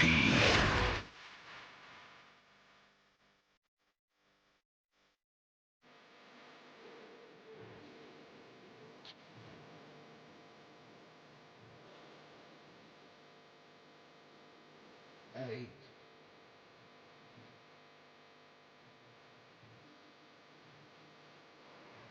It is the WIP afternoon show with Ike, Spike, and Fritz. A Victory Tuesday at Chickie's and Pete's. The Jordan Mailata show coming up at 6 o'clock. Jordan Mailata, myself, and Elliot Shore-Parsh, who will be back in time. He has boarded his flight back from Green Bay, so no worries there. And then I know you were worried. And then the Players Lounge with Ike Reese, Hugh Douglas, Elliot, and this week's guest, Tanner McKee. QB2. Wow. QB2 Tanner McKee, who we've not seen any of this year. Yeah. As Jalen has stayed healthy, and no Tanner McKee, but Tanner, obviously great insight he'll be able to give during the Players Lounge at 7 o'clock. So speaking of Tanner, well, not Tanner, Jalen, the offense, I think, excited they won the game, excited that they made big plays. Offensively, would have loved to see some more of the rhythm and confidence that I felt, not that they felt, in everything that they did. Like we sort of felt momentum going into the bye with the two games, the Minnesota game and the Giants game. And I know the rushing was just from a number standpoint was just good in the Giants game, but I do buy what Jordan Mailata told us about the Minnesota game in that they were so successful on that first drive that Minnesota changed their defense and allowed them to throw the ball better in that Minnesota game. So I think the running game was effective in that game as well. And we had two games where the offense was really, starting to develop an identity. We were real clear. We hemmed and hawed, or I hemmed and hawed a lot, about the ability to pass the ball last year. But they certainly had an identity as to who they were. It seems like they've been searching for it all year this year. And the running game, beyond that first drive, which they moved I think they had the ball for 9 minutes that ended in the Jalen fumble. I just don't remember another time last night where there was a sustained, we're moving the ball. They hit a couple of big plays, but it was really just that opening, like scripted drive that they did real well, and it just seemed like they were searching for it the rest of the time. And they won the game and they made big plays, but would have loved to see the offense have more than one drive where it felt like they were really moving the ball. Yeah, I agree. I mean, listen, you certainly want to put up more than 10 points on the board, and that first drive was a methodical drive that they moved down the field, throwing the ball at times, running the ball effectively. The quarterback draw was a great play call there on third down. Jalen just has to do a better job of protecting the ball. That's something he's done very well all year long. But when you handle the ball as much as he does and you mix in throwing and running, there's going to be a time where that ball is exposed and it's going to get knocked out. It's just the law of averages. Yeah. It's just going to happen. That, to me, his fumble is a lot different than what happened with Jordan Love, who created his own fumble. That was an unforced error. Exactly. He was getting sacked, but he didn't need to. He just needed to eat it. Yes. Yeah. And so that's where I don't get as frustrated. And I'm going to give Green Bay's defense credit. I know this is as much as I ideally want to see this offense march up and down the field. It's not who they are. It's not what they are. They haven't been that way, since 2022. Like, they didn't march up and down the field last year as an offense. No. They just didn't. It was big plays from Saquon. Well, and it was times that they didn't score. Like, their offense would stall. Yeah. And the passing game necessarily wasn't as effective. So this is sort of who they are. I don't get frustrated by what I saw last night because I didn't see sloppy football from the offense. What I saw was great defense from Green Bay. And they play a lot of zone coverage. They keep the ball in front of you. If you want to be take chances and throw the ball downfield and risk turning it over, then that's on you. But that's not what Jalen does. So he usually didn't put the ball in harm's way last night when he put the ball up in the air. Yeah, there was a couple. It was an interesting performance from Jalen because it was really uneven because he made some great plays. The third down to Devontae was a great play. Mm-hmm. The third down to Will Shipley was a great play. Mm-hmm. He made a couple of really good plays like escaping the rush, on the run, throwing the ball, looked great doing it. But then there were some moments that were not, like, I'm not used to seeing Jalen just missing. You know what? When number one chasing you, yeah, you're going to run. It's a little different. Well, the throw the throw across his body to Goddard, it ended up being complete, but it was a nerve-wracking pass. Then Goddard should have stuck his foot in the ground and got up the field instead of trying to run around, which kept him from getting the first down. Then the next throw to Goddard was behind him. That was just a bad pass. But then the final one on that drive was the one to Dotson, which was felt like it was close to getting picked off too. So it was a weird game from Jalen. There were big plays in there, but there were also sort of like uncharacteristic misses, I thought. Yeah, but you know what, though? It's 20 degrees outside. You're running around. I'm just saying that stuff matters when you're throwing, because guess who wasn't else throwing the ball very well? Jordan Love. No, yeah. So it's not like somebody else was dialing it up and throwing the ball all around the field. And that, again, that's a very good Green Bay defense. That's a very good Green Bay defense. Do you have any concern with them not really being able to get the run game going again? No. No concern there. No. I don't, because I need to see it more than one or two games where it gets stopped. Right? We'll see what it looks like, Sunday night versus Detroit. Listen, they ran the ball versus a bad Giants defense with the run that maybe didn't come to play that day. Yeah. Other than that, we haven't run the ball well all year long. No, so a drive here and there. Yeah, it's an offensive line issue, in my opinion. It really, at the end of the day, they might have to. Thank God that the defense seems like it is coming together, because they might have to be a team that is just carried by their defense. And we had a couple of drives there where Jordan Mailata false started and just put us in a worse situation. Yeah. Now I'm not going to mention that after 6. I'm just saying, though, that cost us 5 more yards, and we weren't able to pick up the first down, or we didn't go for it like that. Like, when we are able to stay ahead of the sticks, the offense stays in its rhythm and flow. It just does. When we get behind, 2nd and 12, 2nd and 15, 3rd and 17, like, the offense doesn't function well that way. It's the weirdest offense, because they have the highest 3rd and out rate in football, and they also have the best red zone rate in football.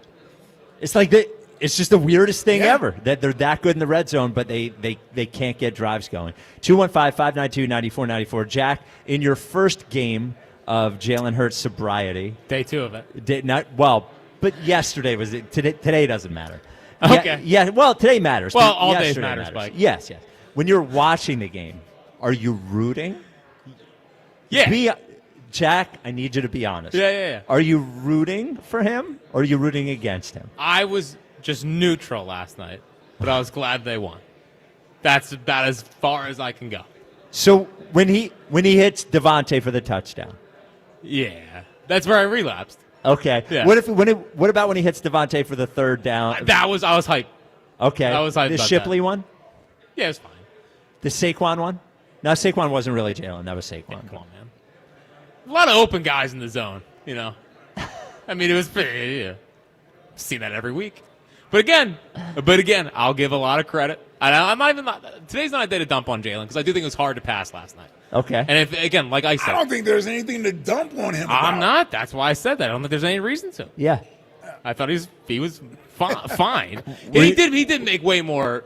There was way more errant throws than he usually makes. I'll chalk that easily up to the weather. I agree with that. Oh, that's big of you. Now, are you really chalking it up to the weather? I am really chalking it up to the weather. I've got my eye on you. I can tell. Well, here's why you have to, because you can't ignore when he has success. Correct.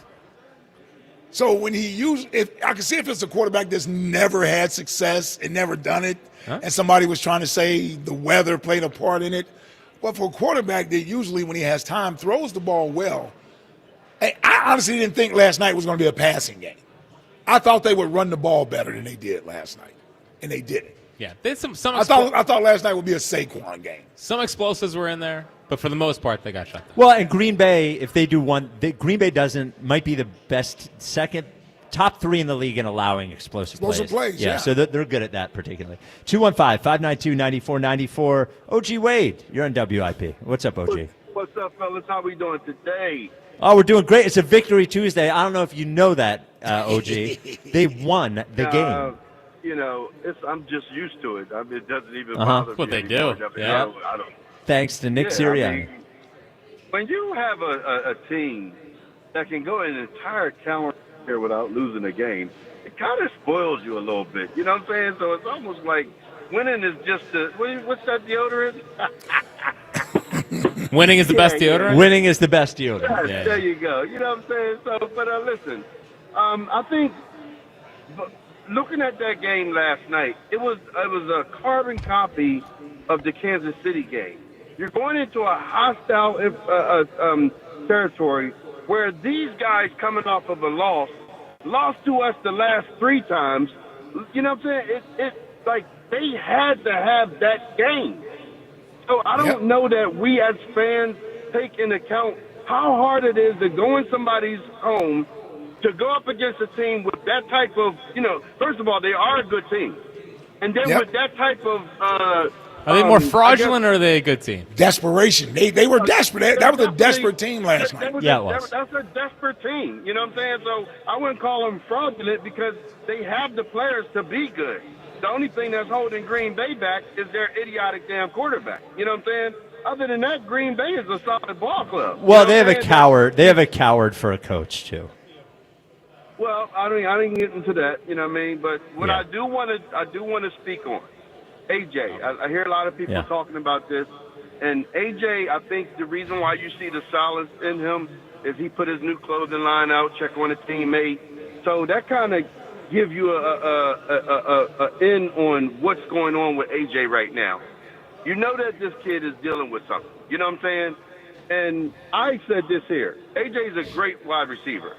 I think AJ is too good of a receiver to be on this team because we do not feature the receiver the way that AJ deserves to be featured. You know what I'm saying?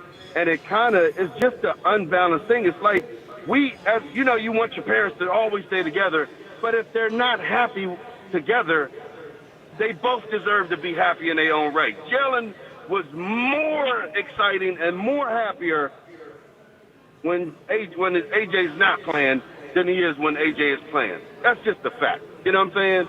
So I think that at some point in time, we all going to have to accept that this marriage is over. You know what I'm saying? And just try to get through this year. And I think that's what's happening right now. You're seeing a strong attempt of everybody just trying to keep everything together for the sake of the Super Bowl. And that's the harsh reality of it. Well, that's the way it should be. Yeah, they should. They should. Yeah. I mean, this is, and no one's getting. Well, we said this after the trade deadline was over. That part is done. AJ is going to be here the rest of the year, and even if AJ wants out, even if he does, it behooves him to talk the way he talked last night and do the best he can within the confines that he is. And then if he still wants to be gone at the end of the year, then he can have that conversation with Howie. But it doesn't help him to be, disruptive now. He ain't going anywhere now, you know? Right. And I want everybody to look at, we get a chance to watch the game and get a bird eye view of the game and what Jalen, who's open and who's not open. But what y'all don't see is AJ always have a safety on his side of the field. So they're bracketing him. They know we want to get AJ the ball to keep AJ happy. They know this. So what they're doing is they're bracketing and they're daring the Eagles to try to do it. And that's where your mistakes will be made at. Keep doing what we're doing. Keep the main thing. Win the game. And if everybody ain't happy, then so be it. But at this point in time, when we chasing to go back-to-back, you getting everybody's best. I don't give a damn what you do. Everybody going to play the Eagles with their best. And we got to hold up to it. All right, OG. Yep. Wow, and what a sensible call by him. What a great call. What a grown-up call from OG. Really was. Yeah, he's come a long way. No notes. See, but I know OG. Oh, we all know. Yeah. That was all about his past take about AJ. Yep. That he wants to say he was right about. Yep. And he's still pushing to have AJ out of here. He wants him out of here. Yeah, that's why I didn't take the bait and debate back and forth with him about AJ being here. Here's what I'll tell you. That's all going to be left up to AJ. Yeah. If he's happy being here and he wants to be here, I don't see why he would go anywhere. I don't see why the Eagles would trade him. I don't see, unless it's a money thing, unless they feel like the money is, unless they, I would say the only decision I think they could make from other than him wanting to be here is them saying to themselves, Well, look, we know we're not going to be featuring wide receivers. And we know we can only spend so much money every year on the football team. And do we really need to be spending $60 million on 2 wide receivers if we're going to throw the ball 20 times a game? And maybe the money's better spent on another running back. Or maybe the money's better spent on the defense. Or, we see that, we'll see the Lions on Sunday night. They do it with 2 running backs, So who knows? I don't know. If I were to ask you, yeah, would you rather extend Nolan Smith, Jordan Davis, Jalen Carter, 2 or 3 of those guys, and have to get rid of AJ, or keep AJ for another year or 2 and let those guys continue to play out their contracts? You still got 2 more years before you got to pay Nolan Smith. You got 2 more years before you have to pay Jalen Carter. Now you got to figure out you got 1 more year before you got to play Jordan Davis. Well, the other question that might come in is, do they want to pay Jalen Phillips? Which is a new question. Well, that'll have to be this year. And that's also a question. Yeah, that'll be a new guy one. with that type of injury history, what type of money are you committing there? Yes. Versus, in other words, signing those guys at the expense of losing AJ. Yeah, I don't know. I would say no. I think he's more important than those guys. I don't know the answer. Singular guy. How about this? If you could tell me for sure. Maybe Jalen Carter. If you could tell me for sure, hey, this AJ Jalen thing, whatever it is, it's over. He's going to be fine. Then I would be fine with it. Right. But I don't. Who knows? Right. And even if he says it, it has to be part of the calculus. Sure. It's not everything, but it has to be part of the calculus. Well, I would imagine if there's an opportunity for him to leave and he wants to leave, he's not going to say he wants to be here and he doesn't want to be here. Sure. Yes, I agree. Know what I mean? I agree with you. Yep. He would take that opportunity if it presents itself. 215-592-9494. Adrian in Vineland. You're on WIP. What's up, Adrian? Hey, what's going on, guys? What's up, Adrian? No, I think some of this here is kind of layered. I don't think AJ fits the scheme that Kevin Petula wants to run here. I think he wants to feature 1 or 2 guys, let everybody else do their job, get a couple guys open, and that's that. But my biggest thing with AJ, and I think that's part of the reason why they did what they did on the last play of the game, is I don't think he's fully healthy. Since last year, if you notice, he's missed 3. It's been 3 spans of time he's missed due to that hamstring injury, and he hasn't been the same player since he's got that injury. Has not been the same. He hasn't performed the same. He doesn't get in and out of his breaks the same, and he doesn't go after 50-50 balls or finish routes the same. So I'm just wondering how much, of it is he's not fully healthy and he's just kind of playing through injury, and that might be why he's a little more disgruntled, because he's out here running around, giving it his all, not being fully, healthy, and yet he's not getting targets. You know what I mean? Yeah, I tell you what, the Eagles would certainly know his health status. Yeah. And so you would think that if they are looking to move forward, either they believe that he'll recover and become a semblance of what he has always been as a wide receiver, or they would believe his better days are behind him and they need to get out from under the deal while they can. Yeah. That'll also tell you what they think about AJ. Absolutely. And Elliott's mentioned a bunch of times he played through a knee thing and had his knee drained, I think, once or twice during the playoffs last year. Yep. So it's not just hamstring, it's the knee too. And, he's 28. He's not 23, so who knows, that when those things catch up with you. And they don't have to the other thing, and I'll let you finish, Adrian, I know you want to talk about the end of the game, is a lot of times, to our eyes, it looks fine. But that's why, I heard, what's his name, in San Francisco, the coach. Shanahan. When he was talking about why Pearsall's not playing, because they see him running during practice. And he said, well, we have GPS on these guys, and we can tell if they are running as fast. They may look fine to you, but we can tell if they're running as fast as they normally are. And it might be the thing with AJ, with all these things that have happened, the hamstrings, the knee, that it's just a little bit different than he used to be, and that it could be affecting his performance. Maybe something we don't see with our eyes, but maybe something that they can tell. Yeah, absolutely. I agree wholeheartedly. And I think that's the reason why you can, trace back the trade speculation to last year. I don't think it's anything new. I just think it, comes up a lot more now because he's been disgruntled and he's been vocal about it. Speaking of, I think that's the reason why, to me, I firmly believe Jalen called say at the end of the game. You know, he's alpha at the end of the game at the line. And to me, it's like, hey, you know, AJ, you're my alpha dog. I'm going to get you the ball. We've done this a couple times, you know, already this year, you know, on 4th and 4, 4th and 6. You're going to get this ball, jump ball it. But because of his health, I really don't think he gave it his all. Because if this was a healthy AJ, he would have jump balled. He would have got that. He would have got that. And he's not doing it. He's just not doing it. So bad play for Sirianni to just call, you know, in general. But I do think that was a Jalen Hurts call to get him the ball and try to feature him a little bit because, again, just like Bryce Huff, he's having a better season in San Fran. I just have a feeling that AJ doesn't fit Petulo's offensive scheme. It just doesn't vibe. There's something there with it, with his health. And I just think that that Jalen is trying to feature him as much as possible against the coach's decision. Well, thank you for the call. Yeah, I don't know. The other thing is, and you want AJ to fight through each and every play. I sort of do get.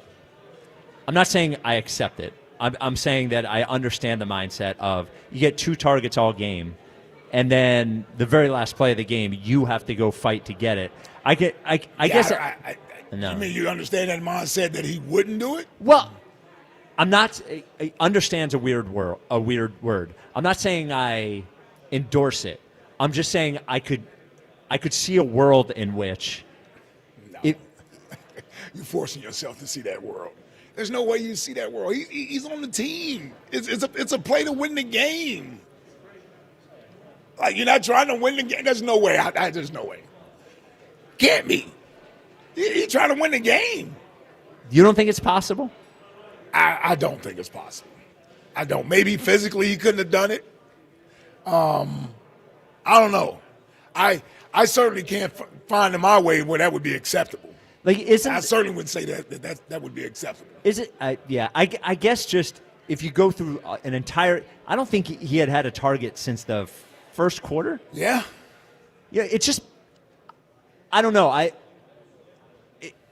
I bring everything back to basketball. I wouldn't want to go to a guy that's cold, who hadn't shot the ball all game in the biggest shot of the game, because he's not in the flow of everything. He's not feeling everything. I don't know.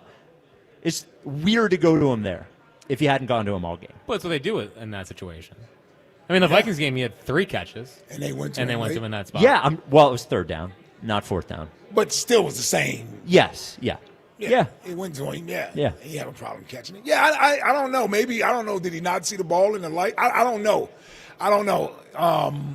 You certainly would have liked to have seen him at least make an attempt to jump for it, but maybe he felt he couldn't jump for it. Yeah.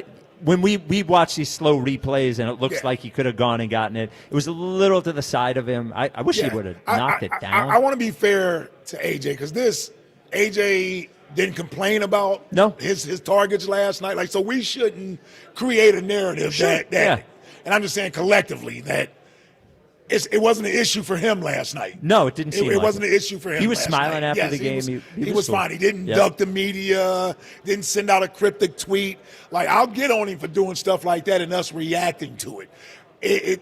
I don't want to be, we anticipated him doing something. He didn't do it, but we still have our thoughts on the situation. Because it's unfair to him to paint him in that situation. Absolutely. 215-592-9494. Coming up next, Joe Buck and Troy Aikman talked to Jalen about a lot of things, including AJ. We will hear what they had to say about that coming up next. Before the game? During the game. Oh, during the game. They talked to him before the game, but they were talking about it during the game. Gotcha. 215-592-9494. We're at Chickies and Pete's in South Philly. Go where the players go. Watch all the hockey and basketball action this season for the best in-game experience at the #1 sports bar in North America. That is Chickies and Pete's. This is the WIP Afternoon Show with Ike, Spike, and Fritz. Hey, Philly, fast, reliable internet can be yours when you switch to Fios. Now, for a limited time, combine Fios home internet and 1 line of mobile for just $69.99 a month. Get unlimited welcome for $50 a month with auto pay plus taxes and fees when you bring in your phone. And you can add Fios 300 Mbps for $19.99 a month with auto pay, mobile plus home discount, and bonus discount.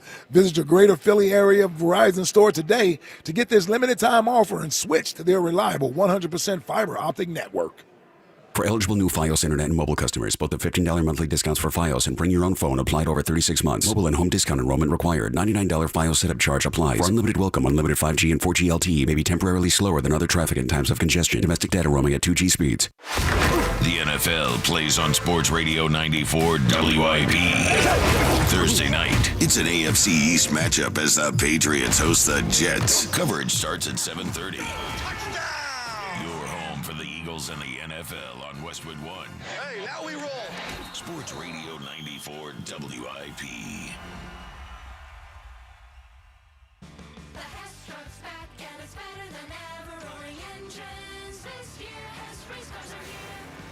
The Hess stock car racers are loaded with lights, sounds, and a powerful racing motor.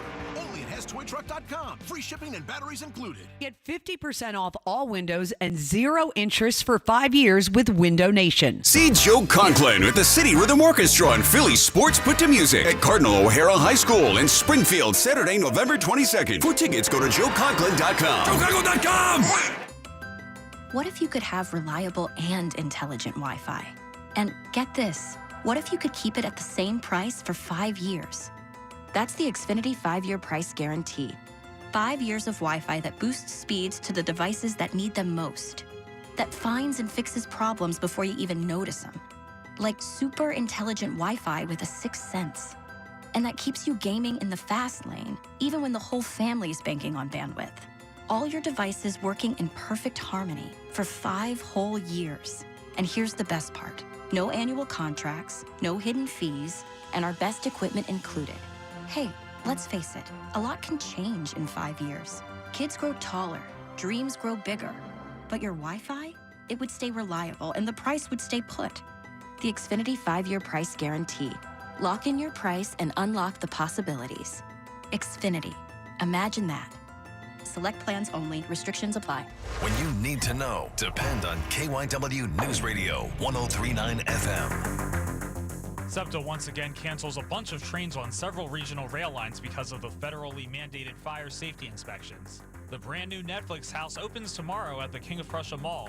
And the National Dog Show is coming to the Greater Philadelphia Expo Center in Oaks this weekend. Get the latest anytime on KYW News Radio. Now on Crystal Clear 103.9 FM. You've never needed us more. All right, it's the Robin from Robin Ford, Delco's #1 Ford destination for over 6 decades. November is typically the beginning of migration season, and Robin Ford has the flight plan to migrate you into a new Ford. Sammy from Springfield, what's packing? I've been eyeing a new F-150, but I'm not trying to get plucked on price. Say less! At Robin Ford, you can migrate into a brand new Ford F-150 with 0% financing up to 72 months. There's no stopping the Robin. Call me now at 866-THE-ROBIN. Up next, Michelle from Newtown Square. Would love a new SUV, but maybe after holidays, will there be good deals? Need some extra cash for the holidays. I hate to say it, but maybe kill 2 birds with 1 stone during Robin Ford's Black Friday sales event going on now. Grab a new PS5 or Nintendo Switch 2 with every new vehicle purchased. No matter where you are, you're closer than you think to a better buying experience at Robin Ford. Online at robinford.com. Robin Ford, where cars and trucks are sold cheap.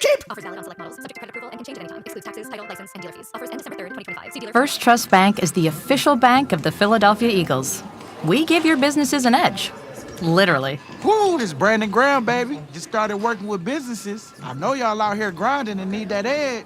We help Philadelphia companies overcome challenges. So contact First Trust Bank. You know I like that contact. Right. And we help them reach their potential. Baby, that's an edge right there. You know it. First Trust Bank, the official bank of the Philadelphia Eagles. Go Birds. Experience casino like never before at Bet365. Spin your way through your favorite games. Check out our awesome table games and face off against a real live dealer. And play exclusive games that you simply can't play anywhere else. New Bet365 players get a 100% deposit match bonus up to $1,000 plus spins. Download the app and see why it's never ordinary at Bet365. Gambling problem? Call or text 1-800-GAMBLER. 21 plus only. Must be physically present in New Jersey and Pennsylvania. T&Cs apply. I'm Bob Burke, founder and chairman of Burke America Parts Group, a family of brands that includes RepairClinic.com, an appliance and HVAC parts solution company that's grown into an international brand. Before AmericanEagle.com, we partially launched a new technology platform developed by another firm. American Eagle helped take our technology to a whole new level with digital marketing, software development, and business insights into our key markets, appliances, HVAC, and outdoor power equipment, and did so both on time and on budget. AmericanEagle.com has the resources, experience, and talent needed to produce solutions. Our new technology platform, developed by AmericanEagle.com, has produced tremendous results with higher traffic, conversion, engagement, and online revenue. If you have any home repairs you need to take care of, check us out at RepairClinic.com. If you need a world-class website or technology project, then I would highly recommend AmericanEagle.com. Call AmericanEagle.com at 773-NETWORK. That's AmericanEagle.com, 773-NETWORK. Hey, it's Joe to Camera, and I'm John Ritchie. Did you know that the 94 WIP Morning Show is both a radio show and a podcast? You can find us anytime on Apple Podcasts, Spotify, or wherever you get your pods. Catch the full episode, listen by individual hour, or jump straight to the highlights. Just open up your favorite podcast app, search for our names, and hit the follow button to get every minute of the show your way and on your time. The Afternoon Show on Sports Radio 94 WIP. All right, I'm good with this one. You gotta know when to hold 'em, know when to fold 'em, know when to walk away, know when to run. Just punt the ball. You never count your money. While you're sitting at the table, there'll be time enough for counting when the dealing's done. This is the WIP Afternoon Show with Ike, Spike, and Fritz. I see Jack easing us into 3:30 country. I see it. Like, You see it? well, he gave us the Monday Night Football theme song yesterday, and he knows we like the gambler. Especially because Sirianni last night on 4th and 6. Yeah, Tried to throw it deep rather than definitely gambling. just punt the ball. Yes, absolutely. And no one hit a bet last night. No one. Wow. 10-7 game. I don't know if no one did. I know two guys that didn't. Well, yeah. Yeah, you know two guys. Yeah. Well, unless you're betting minus 110 on the Eagles minus me to 1. that damn Tank Bigsby bet. Dude, look, he broke up a big run early, and then he got stonewalled right What did he have, after. 12 yards? Well, Shut up, then, Spike. well, then, and they started using Shipley more. They Yeah, did. I hate. An angel loses its wings every time Will Shipley No. runs the football. Oh, Shipley's come on. good, He man. stinks. No, He he stinks. doesn't. I do think Gainwell's better. The Twitter question is brought to you by Mark's Jewelers. He loves Gainwell. I love Gainwell. He's a good player. Twitter question is brought to you by Mark's Jewelers. I have my guys. Look. All right? They're psychotic. Lampkin. They're out of nowhere. All right, well, Willie Lampkin. Yes, Willie Lampkin's one of my guys, too. The Twitter quest is brought to you by Mark's Jewelers with locations in Montgomeryville and Mount Laurel. There's a Mark's Jewelers minutes from everywhere online at marks-jewelers.com. Is Kevin Petullo a problem for this team? That is the new Jack question. Oh, my God. You know what they... Well, yeah, the fans are going to say yes. Yeah. You got to have somebody to blame. 74%. Yeah, Kevin Petullo's not. I don't think he was an issue last night. Listen, they came in with the game plan. They wanted to run the football last night. You know, everybody was okay with them running the football based off what they did in the last game. So all I heard was the running game is back. Run the ball, run the ball. Yeah. That's what everybody wanted them to do, run the ball. And I think they ran the ball 36 times last night. They only threw the ball 26 times. Yeah. So and you got to see if the running game is going to be what you hope it is, especially after the last couple of games. That's the difficult thing I have in judging Petullo, in that a lot of the things that the one thing they're not doing well now that they did well last year is running the ball. But I can't really put that on Petullo And because third downs.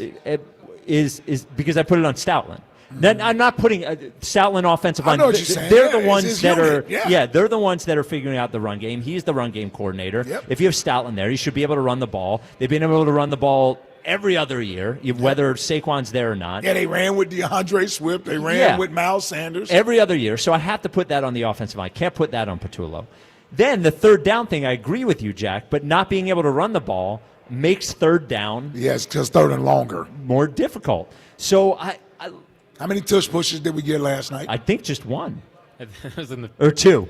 beginning of the game. Yeah, the one where Well, they missed the false start on both teams. yes. And I believe... And then they get called Green Bay on the second time. I do believe they're allowing the false starts to happen, so they have another reason. I believe this is a coordinated effort by the NFL to say that it is too hard to officiate the play, which is why they have to ban it. They tried to ban it with the injury stuff. That didn't work. So now they're going to say it's too hard to officiate. It's not too hard to officiate. Everyone saw there was a false start yesterday. Well, that part wasn't too hard to officiate. Well, it seems like they never call it. Well, they have every piece of technology available known to man to be able to officiate a neutral zone infraction, which is normally what they're calling. They're normally not calling a false start. They're usually saying that the offensive line is in the neutral zone when they're doing it. But the offensive linemen are rarely ever in the neutral zone. No, but it's usually the defense that has to be in the neutral zone. No, but in the tush push, the offensive linemen are in front of the football. Yes. But if we can see it and that they know that that's possible, we can't officiate it, is, I believe, a made-up thing for them to get rid of the tush push. All they're going to do is tell you that you can't push the guy. They're not going to get rid of quarterback sneaks. Well, that is what is so strange about it, because it's everything else besides that part that they are saying is a problem. Yeah, but that's because they allowed the rule back in there. Ultimately, that is the problem. Like the pushing of the quarterback? Yeah. See, I think it is how the offensive line lines up and the fact that they go low. No. When I say the problem, I mean I think that's the problem that defensive coordinators and players have with the play, is that you can stop this play initially, but as an offense, you're allowed to continue to push, and then you wind up getting forward momentum after 2 or 3 seconds of pushing. So what I think they're going to do is go back to the old rule that was in, that you're not allowed to push an offensive player from behind. You think that's the thing? I think that's what they're going to, because they're not going to stop quarterback sneaks. No, I agree, but we're the only ones that do it like that. When you watch the other teams tush push, they don't do it the same way we do. The offensive line doesn't do it the same way we do. Right. I agree. The push thing aside, the offensive line is different. We do that part differently. I understand, but they can't regulate that part. Clearly, they can't regulate. So the only thing they're going to do is say that you're not allowed to push anymore. Like, that's what I think they're going to wind up doing. Like, what else could they do? No, I agree, but then we're still going to have the neutral zone stuff. I don't think you will, because you don't see the neutral zone stuff with quarterback sneaks. I bet if you looked at them, I bet you do. I don't think so. All right. And I think part of the way the Eagles line up, like literally we saw overhead shots of the guards lined up with the football. Normally you can see the football ahead of the players. There was a time I think the Eagles were warned enough about it, so they changed how they lined up. Yeah. They changed how they lined up. I think ultimately this is what they want to do, but in the grand scheme of things, I think they're just going to say you're not allowed to push a player in the end zone. I think that's ultimately what they're going to do. 215-592-9494. Aaron in Mount Airy, you're on WIP. What's up, A? What up, fellas? What up, A? Yo, listen. Spike is right on. Yeah, it's a coordinated effort. Hey, come on now. Y'all see them false starting. League's out to get the Eagles again, yep. Yeah, y'all see everyone else false starting, but y'all don't see us false starting. Yeah, because y'all want, we know what's going on. We see the play. But in spite, Yoshi was right. Ojimo's outplaying Milton Williams. 4 sacks and 3.5 sacks this year. Look it up. He is not outplaying Milton Williams this year. Milton Williams is the most important tackle on that team. Mora Ojimo is playing next to Jalen Carter. It's a different thing. I don't watch the Patriots play. I'm just going by the stats. That's what this is about the numbers. You know, what's your eye test say? About the numbers. Well, yeah, no one's saying that nobody is focusing in on Bryce Huff. He comes in just on 3rd down. Wait, Bryce Huff with San Francisco. What about him? No, I'm saying that his production is all that matters. Yes. His production is all that. It doesn't matter who he's playing next to or any of that. Yeah. But that was you know what? Expectations out the window. Because I saw you texting me after the game, like, I already know what's going to be said tomorrow. I'm like, you know what? You can't worry about what's being said. At this point, we just got to get the W's and hope that it gets better over time, possibly, or that we just show the team that we can be. Because there's no reason that we have these players on this offense. Because I got faith in the defense. There's no reason that we had these players on offense. And like I said weeks ago, why we look so constipated. Because you watch other offenses, right? They let. That's actually a good word to use for offense. They're pushing. They scheme. Yeah, they pushing. They scheme players. They scheme players open. Our offense is, hey, get open. But like you're allowed to scheme a player open.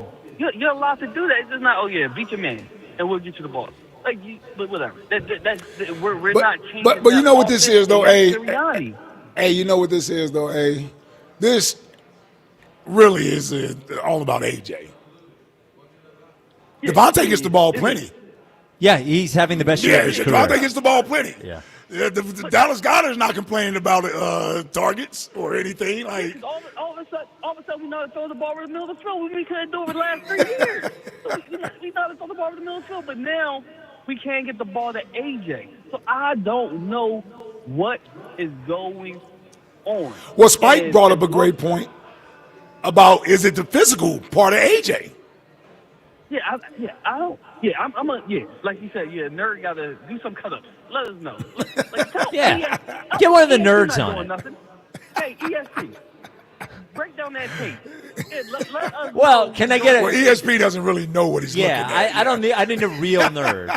Yeah, he doesn't really know what he's looking at. I need a high-level nerd. I need Solak to do it. I need Sean Syed to do it. Where's Baldy at? Baldy's not in that group? He's not. I don't think he's a nerd. He's more of a football guy than a nerd. Baldy like the trenches. Yes. He break down the trenches. I need a nerd. I need a top-level nerd. AJ's what, 28, 27? 28. 28. Like you can't. I can't believe he's done. And he's never been a burner. So and you don't have to be a burner to get open in the NFL.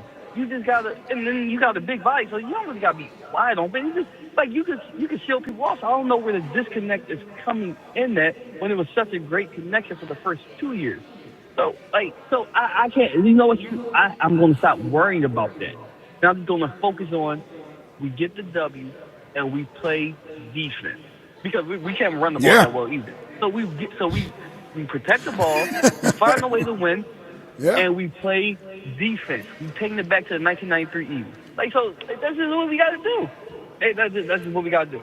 So well, the 93 Eagles didn't win the Super Bowl. I don't know if you're old enough to remember.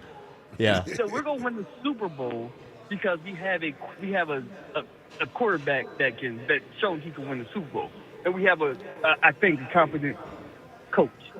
We didn't win the Super Bowl. Of course, we didn't win the Super Bowl with the great defenses, but I believe we're going to win the Super Bowl because no team. Hey, we beat the Rams. We're in the Rams' head. We're in the Packers' head. So I'm not worried about them because more like they're going to come here, and you're going to come play in the cold. So and it won't be snowing. I hope it's not snow on the ground. So Spike can go a whole offseason. Well, Jalen Carter say I can't do that again for another. What's that have to do with the snow on the ground? Well, I was in that game. And if Jalen Carter doesn't get home on that sack, then I'll go to the Super Bowl, and I'm $4,000 richer. It wasn't snow on the ground. We destroying that team. Stop. They were killing that team.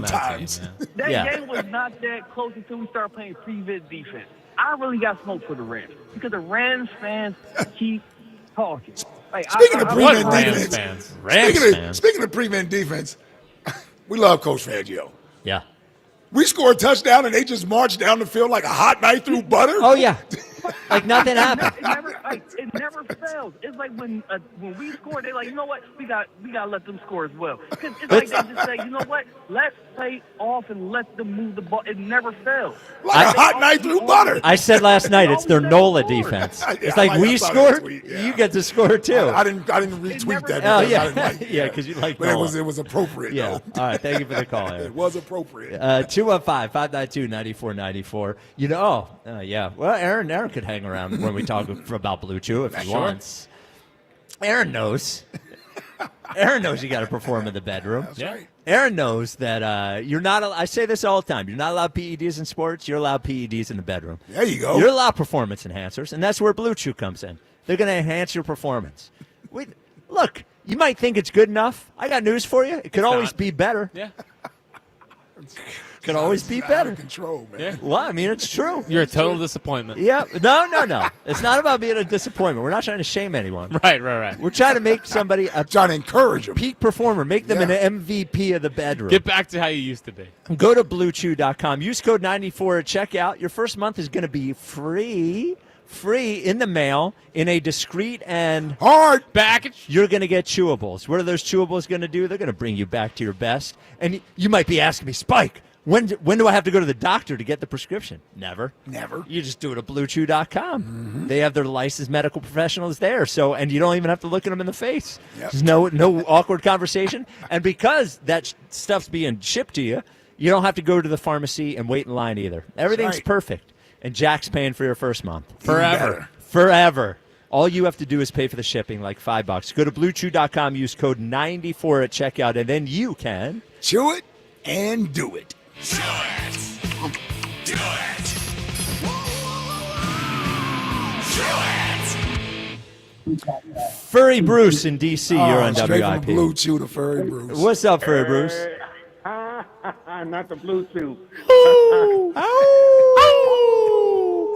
What the hell? On this Victory Tuesday with the night owl. Hell yeah. Hell yeah. Oh my God, man! I tell you, yeah. You guys hit the nail on the head. Just some great discussion about this game last night. Thank you, Bruce. Look, I do agree with you on one thing, is that they're going to have to fix some of these things on the offense. I don't have to talk about the defense. They're playing at a championship level, but this offense has got issues. I tell you, if I see one more game like this, and I call this OC in training, you all know, I call in the offseason after the Super Bowl, I've been raising hell about this concerns. They need to fix these problems, because what's going to happen is that we're going to drift along this entire rest of the year, just like Kansas City was doing last year. They were winning close games and barely, and we're going to get thumped and probably an NFC championship or the Super Bowl because we couldn't get our offense together. And I just don't know what it is right now that they need to be concerned. And again, I'm looking at the OC and looking at Sirianni. And the other thing about Sirianni, I mean, I'm not going to get into the idiocy about those play calls. That's already a dead horse. But, you know, the one thing that just burns me about when he said this was his post-game interview, man, just own up to what you did. You didn't make a good decision. You got to go into this into this long, drawn-out explanation on why that was not a bad decision. You didn't even address it. So I'm looking for a better product. I'm going to be optimistic and say they're going to be more productive on Sunday, but we better see something else going forward. We won't even win this game on Sunday. So that's really what I got to this point. Oh, we're winning Sunday, Bruce. Oh, yeah? You're already calling it? Of course. I said 2-0. All right. Yeah. All right. Eagles favorites, all right? 2-point favorites? Yeah. Really? Listen, Yeah. Listen, I'd rather have everybody doubting after Monday night's game and they go out and win and ease the doubt. They won that game last night convincingly. We'd have spent the whole week talking about how trash Detroit is and how they can't hang with us, and we're going to blow them out Sunday. So I'd rather have everybody nervous because we only scored 10 points Sunday, because you're looking at the offense as opposed to what you should be looking at. You should be looking at that defense. That's what you should be looking at, because Detroit's defense gives up points. And with them playing outside, I ain't worried about their defense. I ain't worried about our offense scoring Sunday. We're going to have to be able to slow that defense down Sunday. And based off what we did last night, I feel good going into this Detroit game from a defensive standpoint. They have to play outside on the road, and our defense is playing better.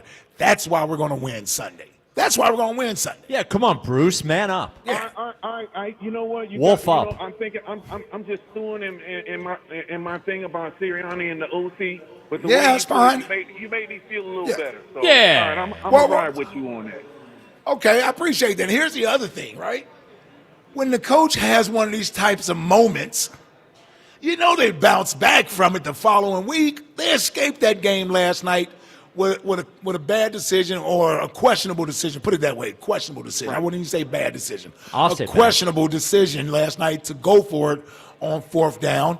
And he knows that's what's going to be talked about all week. He's going to have to answer for that one more time, that last night's answer wasn't sufficient enough. People are going to come back with the question again and make sure he was clear-minded with what he said last night, and we'll see what he says the next time. Here's what you didn't hear him say.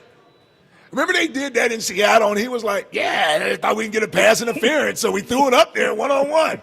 Yeah. He knew damn well he didn't call that play. Yeah. But he tried to take the bullet for the team. Did you hear him do that last night? No. No, exactly. Yeah. He didn't give you the whole, we want to throw them again. Yeah, go ahead. No, I mean, this is football 101. Put the damn ball, and on the previous play, you should have just ran the ball 3 straight times to make him. They made this thing a lot harder than it had to be. I agree. Football 101. Come on now. Come on, let's get with the program and stop that foolishness and stop trying to do more than what you need to do, and we'll be okay for Sunday. All right, I agree. You know what it reminded me of, Spike? We forget last year in the Super Bowl run. Remember early in the year where they were making decisions based on analytics? They were going for it on 4th down. They were going for 2-point conversions. And then they just stopped. And then they just stopped doing it. Yeah. Now, that kind of reminded me of last night where it seemed like they wanted to be overly aggressive when they didn't need to be. Yeah, overly aggressive. Well, the weird part is that isn't the analytics move last night. Right. The analytics move is to punt part. it. Yeah. Troy even said that last night. He said, the analytics say you should punt it. They were. Man. It made me feel better how they reacted to it. Yeah. Troy wasn't sugarcoating it at all. Yeah, they were like, "What's going on here? Are they actually They didn't think they were going to hike the ball. No, I thought they were just going to try to draw them offside. And which never works, by the way. Well, but it Get doesn't. out of the league. Well, it does. You remember Jaquay Parker? Well, of course. Yeah. And Patrick Mahomes, the new fake play. Yeah. Well, what I thought they were going to do is do that and then take the 5-yard penalty. Right. Because that makes it a little easier to Yeah. punt if you're doing it from the 40 rather than the 35. Yeah. And Bruce was saying the offense is. I'm convinced all year we're going to have moments where it looks like it's working. It's never going to. It's never going to flow like that. It's just never. Why? It's just never going to. There's it never too does. much talent. But it's more than talent. It's execution, right? It's execution. It's playing at a high level. That's why you'll see teams sometimes that have talent, and the offense still doesn't work. Yeah, and even last year when because we won the Super Bowl, we forget about a lot. We didn't score in the first half for most of last year, yeah. And we had all these an unrealistic number of Saquon huge plays last year, which even if he's playing well, probably not going to happen again. We're going to go through this offense thing every single week, and there's going to be a week where they score 33 points or 35 points, and we're like, there it is, and then the next week it's going to look bad again, and we're going to say, what happened? It's going to be the whole year. See? And then once you accept that, just strap in. You know what you do? What? You say the result is the only thing that matters. That is. That when they win, they win. That's all that matters. They won. Listen, Jack, I don't think you understand this. I understand it, Fritzy. I just have high stats. That's what 2023 should have taught you. Well, when they collapsed? Yeah. What? That winning is really the only thing that really matters. Sure. Yeah, that's all. But it was also a good deodorant for that team in 2023. Yes, winning was a deodorant, and they stunk under. It was actually perfume, I think. That year. They're drinking the perfume? Yeah, Don't drink the perfume? Yeah, they're stinky underneath the perfume. You can always tell when somebody's stinky underneath their perfume. All right. Please don't say I stinky. don't know what type of women you're around, man. No, I meant cologne. Yeah. Yeah, I meant cologne. I'm only around one woman, and she always smells great. There we go. Nailed it. All right? Val smells good. Stay away, Herb. 215-592-9494. Yeah, boy. 215-592-9494. Coming up next, we will talk to Donovan McNabb.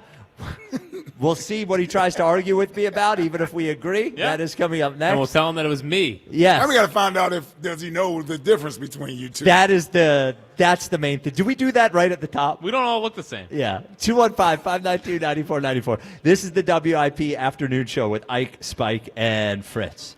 I love my pets. You love your pets. I got 2 pets. I got 2 dogs. I used to have a cat, have 2 dogs now, Rebel and Scotchy, and their health and their happiness is of the utmost importance to me. And I know you love your pets the same way. You want them to be happy. You want them to be healthy. You want a partner in that. And that partner is Dogs and Cats Rule, all 7 locations. I say all 7 locations because the lead dog, George Parenti, has made sure that all 7 locations have the most important thing. I'll get to the products in a second, but it's the people. And what difference the people can make at Dogs and Cats Rule is they have answers for your questions, whether it's about pet nutrition. They've got all the greatest products at Dogs and Cats Rule, local products, high-end kibble, whether it's the fresh diets, they have that.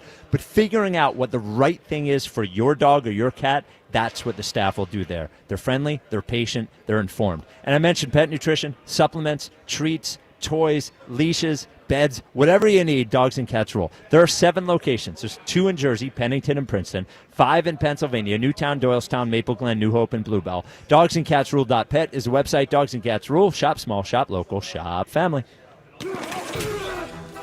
It's Pete from Chickie and Pete's. We're proud to be the official sports bar of the Philadelphia Eagles. Go where the players go. Come join us for all the Eagles action and the best in-game experience anywhere. Ice cold draft beer, all of your Chickie and Pete's favorites, and of course, world famous crab fries. Go where the players go. The official sports bar of the Philadelphia Eagles, Chickies and Pete's. Horizon Plumbing and Electrical knows that if your old water heater conks out from Aunt Gail's 2-hour showers this holiday season, or your decorations keep tripping the breakers, well, then everything falls apart. That's why you can count on Horizon this season for 0% interest financing on installs, plus a plumbing or electrical inspection for just $99, so we can address any clogs or hums ahead of time. And as always, we're here to help with same-day emergency service, even on holidays. Book today at horizonservices.com. Stars rise, legends are made, and one player rules them all. DraftKings Sportsbook, an official sports betting partner of the NBA, brings you King of the Court every Tuesday. Here's the deal. DraftKings puts up $1 million in bonus bets each week. Opt in, apply your token, and place a $5 pregame bet on the NBA star you think will dominate each Tuesday. If they finish the night leading the league in points, rebounds, and assists, they're crowned King of the Court, and you win your share. Download DraftKings Sportsbook and use promo code Philly for your shot at a share of $1 million in bonus bets with promo code Philly in partnership with DraftKings. The crown is yours. Gambling problem? Call 1-800-GAMBLER. 21 and over. Pennsylvania only. Eligibility restrictions apply. 1 token per customer that expires at the start of the final NBA game when offered. Winning shared as $1 million in non-withdrawable bonus bets that expire in 7 days. Restrictions apply. Terms at sportsbook.draftkings.com/promos. Clogged toilet, leaky faucet on 1. Ready? Uh-oh, you got a plumbing problem blitzing through the line. Time to audible and call in the pros. Roto-Rooter is your go-to defense for clogs, leaks, and any plumbing fix. Call the right play and download the Roto-Rooter app and easily book an appointment and receive exclusive service discounts. Touchdown! Don't get sacked by plumbing issues. Call in Roto-Rooter, your MVP for plumbing solutions. Download the app today and score big on savings. And away go troubles down the drain. Roto-Rooter. Well, good morning, kiddo. I love that you're home from college. I've missed you. Still taking your Nature-Made vitamins? Every day. A multivitamin and a probiotic. You better be taking yours. Still looking out for me, Mom. I'll never stop. Made to care for you every day.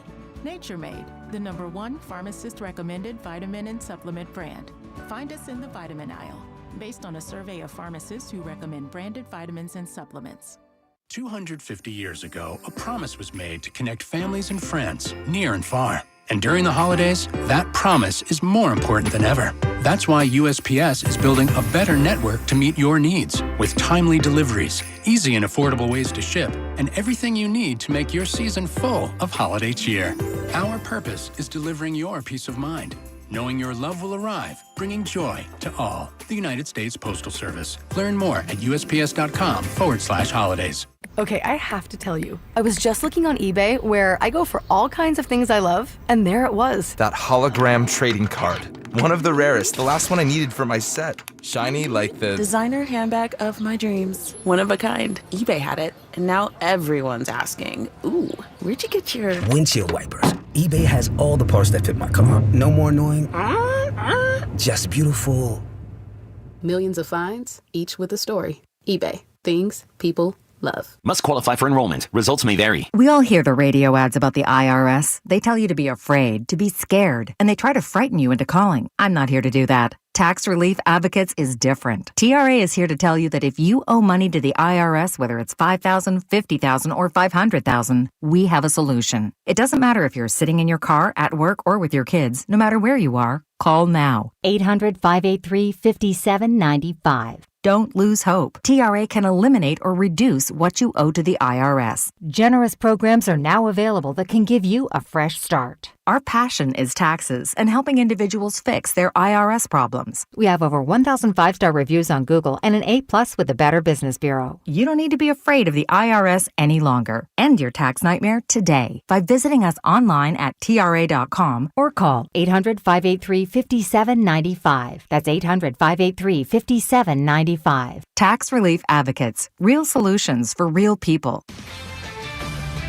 This is Bill Ryder with an Odyssey Sports Minute. And while the sky isn't quite falling in Green Bay, it's time for Matt LaFleur to sit down and remember how to properly run an offense. In the Packers' loss against the Eagles Monday night, they had 10 possessions with 5 punts, 2 fumbles, a turnover on downs, a missed field goal, and 1 lowly touchdown. And it's been a moribund offense over the last month. The Packers are good enough to be better. It's on LaFleur to fix it, or that seat's going to get hot. I'm Bill Ryder.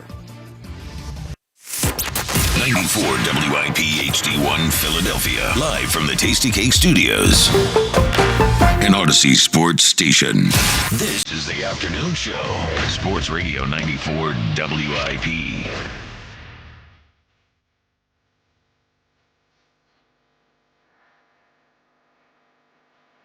Yes.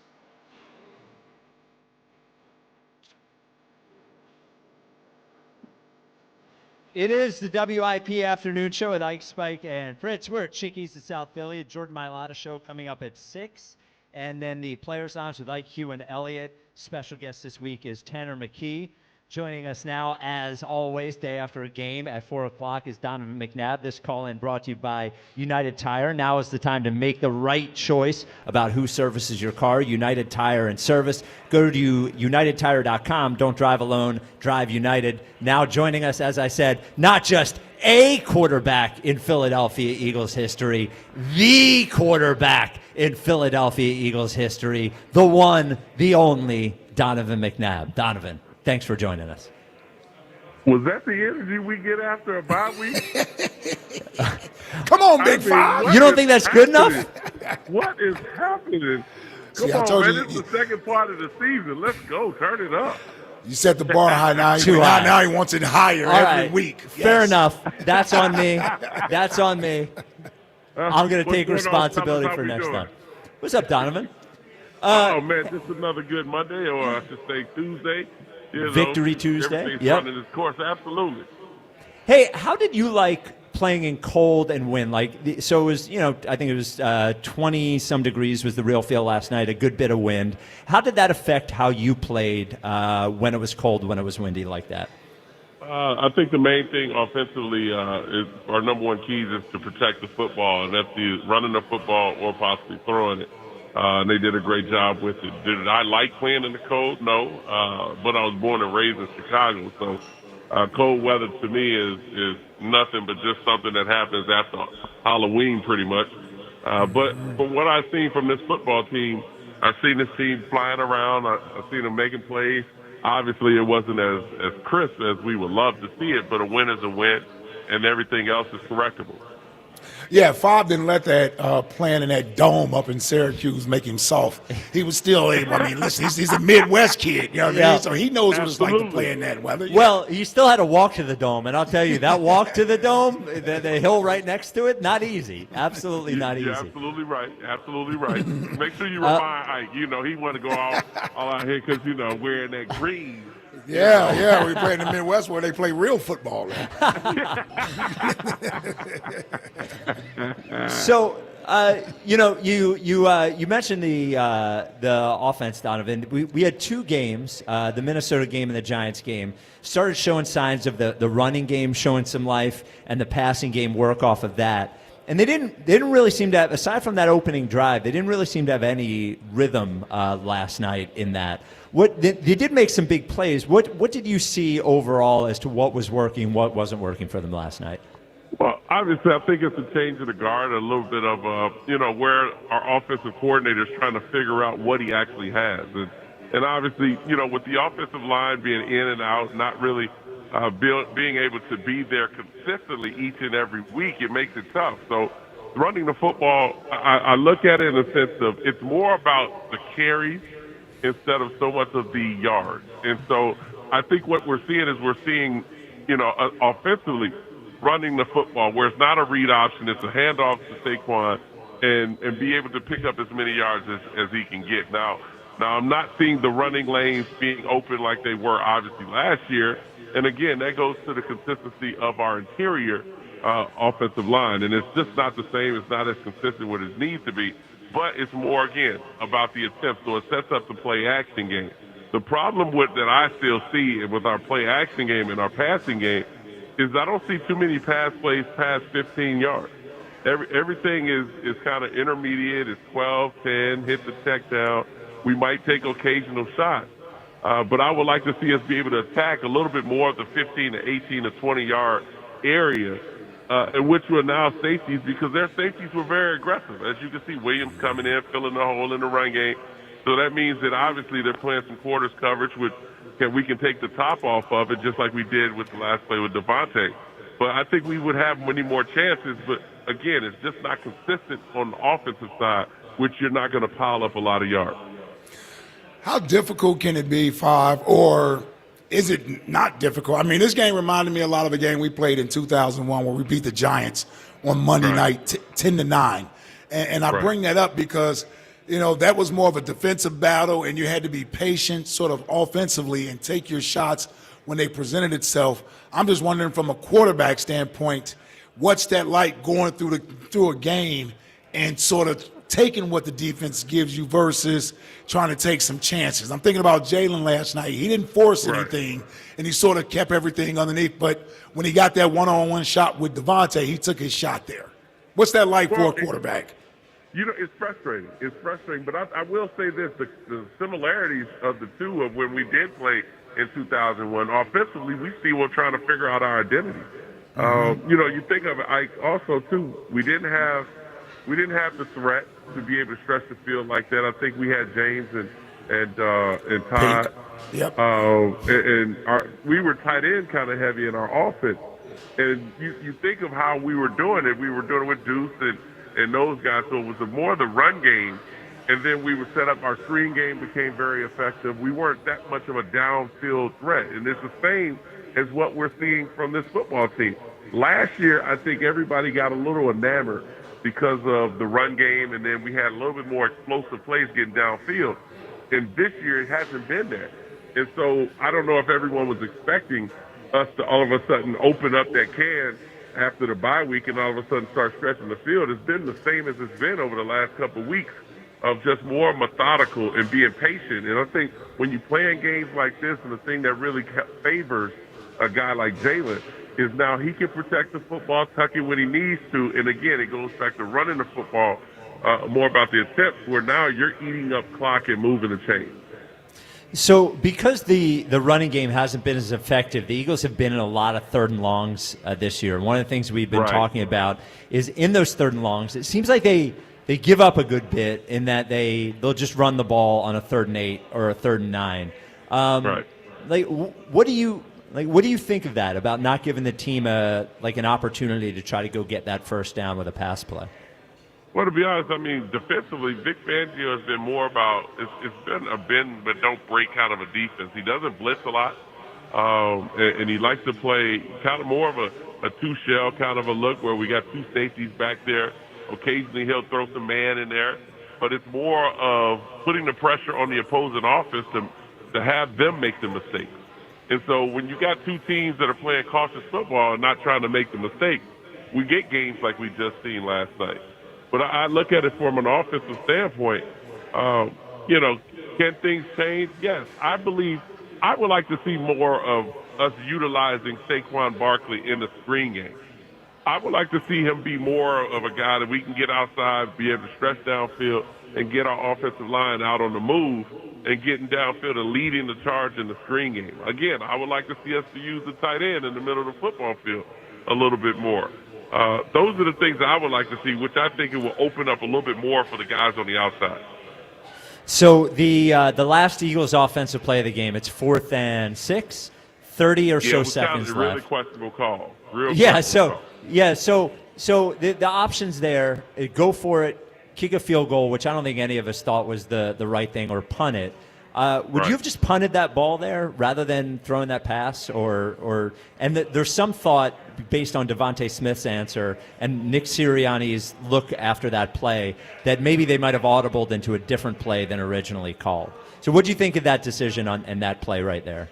Well, as the actual play, I was really questioning it. I would love to hear what was the rationale in it. Maybe there was a check. Maybe it was a read where they maybe want to get a quick hitch or something out to A.J. Brown, and then they decided to press A.J., which converts into a fade ball, which, Jalen stayed with it. And again, he would love to have that throw back where he could put it a little bit more out there for A.J. The people are questioning, obviously, A.J.'s effort to get to the ball, which it could have been a pass interference if he would have went more aggressively to the ball. But again, I would have preferred to see them punt the football, but I can understand why, because our defense has been playing well. And to punt the ball, you're kind of putting yourself in a position if they decide to return it for big yards. Now, all of a sudden, you're giving up a possible touchdown, which could lead to either that or lead to an easier field goal for them. Now, Donovan, you were a quarterback, but people don't know this. You're a defense guy. It was great to see Jalen Phillips' first game last night, and the Eagles' defensive line over the last 2 games, after not really getting any pressure at all most of the season, really looked great. And last night might have been the best they looked all year. I mean, again, to give credit to Howie and going out and getting him a pass rusher. Everybody was expecting Brandon Graham to be the Brandon Graham from the middle part of his career. That's a lot to put on Brandon at this particular point. But I will say this. I still would like to see a little bit more, because Green Bay's offensive line hasn't played together in a long time as well. So was it more about us getting pressure up the field, or was it more about the offensive line for Green Bay not being as effective as they needed to be? Because the rotation that I've seen from our front four wasn't the strong rotation that we have seen as of last year. This year, it hasn't been as consistent. And I know we put a lot on Jordan Davis of losing the weight, but he's not known for pass rushing. He's more for run stopping. And so I just would love to see a little bit more of us blitzing off the edge and up the middle, utilizing our linebackers, which that's not what Vic does. But, I would like to see at least something to apply some pressure from some part of the field. Well, hell, man, listen, we got the W. That's all that really matters, is that we got the W. They moved to 7-2. Real quick, big game coming up Sunday. What's your thoughts about that, going into that game Sunday night against Detroit? Well, Detroit's coming off a big win. Playing against, obviously, one of our rivals, being the Commanders. But I look at it in the sense that if we can feed off of this game, and from a defensive standpoint, be able to put pressure on Jared Goff, get him off of his spot, which we'll see probably. I don't know the health of Mitchell if he's healthy enough to play, but I would love to see us be able to, put pressure on Jared Goff to force him to get the ball out quickly. And then offensively, I think this might be a Saquon Barkley kind of day. I think this might be one of those 120 rushing yard type of days, and then overall getting us about maybe close to 200 yards rushing with our 2 backs. I think that could be something that would be big for us, and then we could throw for about 230 yards or so. Now, Donovan, final thing, and this is definitely the most important.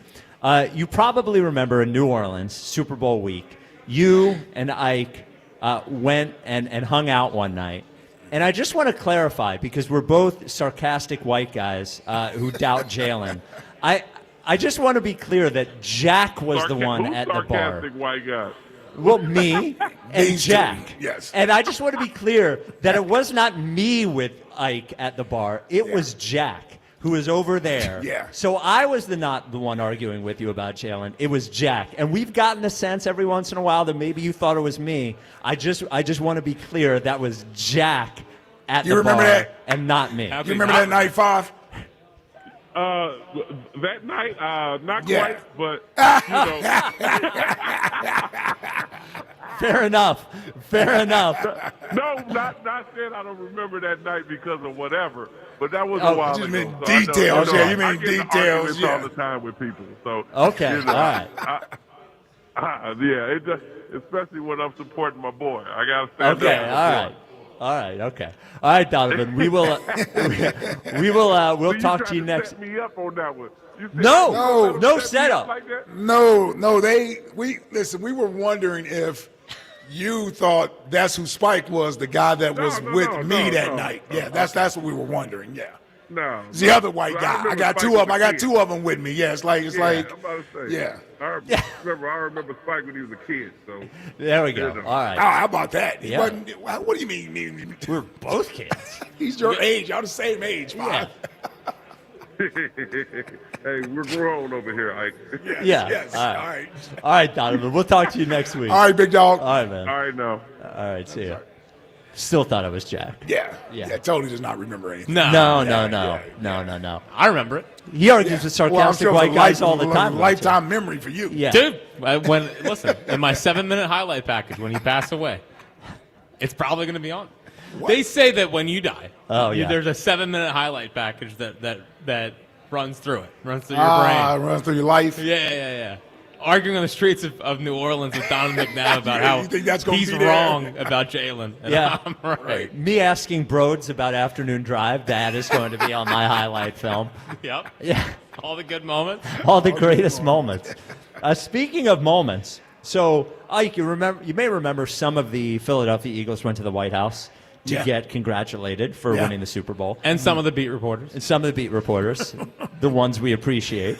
And Nick Sirianni went there as well. Yep. Here's a quote. This is from the Pat McAfee show when Trump called in. Yeah, Donald Trump called into the Pat yesterday? McAfee show. Today. I think it was today. Oh, And Trump just making his rounds. And he said about Nick Sirianni, we had the great Philadelphia team here. He's some coach. He's great. They had a lot of talented people, great leader. Also, he said that Sirianni would be one of the 4 or 5 head coaches he would want for war. Wow. It's always the one step too far. Yep. And that was it right there. Bringing Sirianni in for war. Come on, man.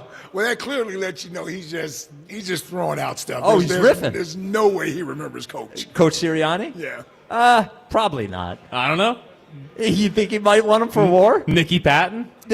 I got to be honest with you. Yeah. I don't think Nick went there, and obviously I wasn't there. Yeah. I don't think Nick went there and made a big enough impression that the coaches, that the president's going to remember him. You know how many things that have happened with this country and with him since that visit? Yeah. He's had way more things on his mind more important than remembering anything Nick Sirianni said that day. I'll tell you. Oh, so aren't we still shut down? He probably, not totally. Yeah, we're on our way out of that. Let's not go there. Well, here's the thing, though. 215? I bet he remembers who wasn't there. That is one thing that he remembers is who wasn't there. All right. I'm actually giving him credit. I wouldn't expect him to remember. Sirianni? Coach Sirianni. or anybody. Well, Big Donnie probably remembers. Yes, I'm sure he remembers Big Dom. Yeah, he probably does. He's a memorable figure. I need to know his list of 4 or 5 coaches that he would bring into war. Of course, you do that. Now you open up other questions. Now I need to know who's on your Mount Rushmore. Well, certainly not Nick Vay or LaFleur. No, absolutely not. Well, who else has won a Super Bowl since he's been there? Well, Coach Reed. So you think he would go Andy? He would have to go Andy, right? It's like Sean Payton gives off a I general vibe. I think he is cool with Sean Payton. I think. Is he? I think, before he became president, that whole New York area thing, I'm just wondering how many times he comes across coaches. Yes. It's probably just not a long list. Well, Bill Belichick is one of them, right? Oh, of course. Yeah, Bill Belichick is one. Because he knows Bill Belichick. Would you want Sirianni in war? I wouldn't want Coach Sirianni anywhere near anything Oh, like dude, that. hold on. Dan Campbell. Oh, yeah. I definitely You think Dan Campbell? I think Yeah. Dan Campbell. He's a psychopath. If we're building his list of war generals? Yeah. How does he know Dan Campbell? Yeah, he probably doesn't know Dan Campbell. You don't think he knows Dan Campbell? No, he only knows the coach that came to the White House. Yeah, that's what I'm assuming. Yeah. If you didn't come to the White House, I don't think he really knows you. Who was the Coach Saban probably. Yeah, who probably knows Nick Saban. Who was the coach of the Bucks when they won the Super Bowl? That was Bruce Arians. Oh, yeah, that was Bruce Arians, yeah. He would like Arians. Yeah, Bruce Arians. Oh, Mike Tomlin. Mike Tomlin hasn't been there to a damn Super Bowl. In 15 years? Yeah. I'm saying, like... Yeah, it's been a while. I'm just picking out Army generals. Oh, okay, yeah. Tomlin I would like. Yeah, we know who he should have on there as qualified, but we're going by his selections. Yeah, only the ones he's met. It's only got to be the ones he's met. Yeah, any basketball people? Like, who would he, like... Not Kerr. Definitely not Kerr. Missoula's a psycho. That's a good point. Missoula, I bet. I would want Missoula. But he won while Biden was in, right? Missoula did win when Biden was in, yes, correct. So he didn't meet Missoula. Though I would So take it was Missoula the Warriors when it was Trump's first Yeah, go but I around. don't think they went. That's what I'm saying. Yeah, it was yeah, them. Yeah, yeah. it was the Warriors. And who won last year? But Trump wasn't in office. Who won the last year? NBA? It was Oklahoma City. Oh, Oklahoma City, yeah. And I don't Who was remember. their They coach? haven't gone yet. Well, if they haven't gone yet. Yeah. Oh, you know what they do? They wait until they play the Wizards. Until they play the Wizards. Yeah. Yes. 215-592-9494. David in Westchester, Rod Lake, and shaking somewhere that entire conversation. Yeah. By the way, before we go, happy Veterans Day to everybody out there. Happy Veterans Day, yes. of course. Big day, Veterans Day. Absolutely. Yes. Happy Veterans Day. My pops was in the Marines. That is right. My grandfather was in the Navy. You know my pops was not. Yeah. Yes. Well, Wouldn't want him in a war either. No, absolutely not. Not a foxhole guy. No. David in Westchester. You're on WIP. What's up, David? Hey, first off, I got a bone to pick with all three of you crumbs sitting in that no. studio today. Ooh, Uh-oh. crumbs. Yeah, well, here I listen to WIP. If I'm awake, WIP's on. So Love it. When I'm driving, you guys don't play music. So if I sit at a stoplight and I don't have anything to do, here I'm sitting there. Hold me now, I'm 6 feet from the edge and I'm looking down. And that's me at stoplights now. And people look at me like I got three heads. Well, I'm sure they do.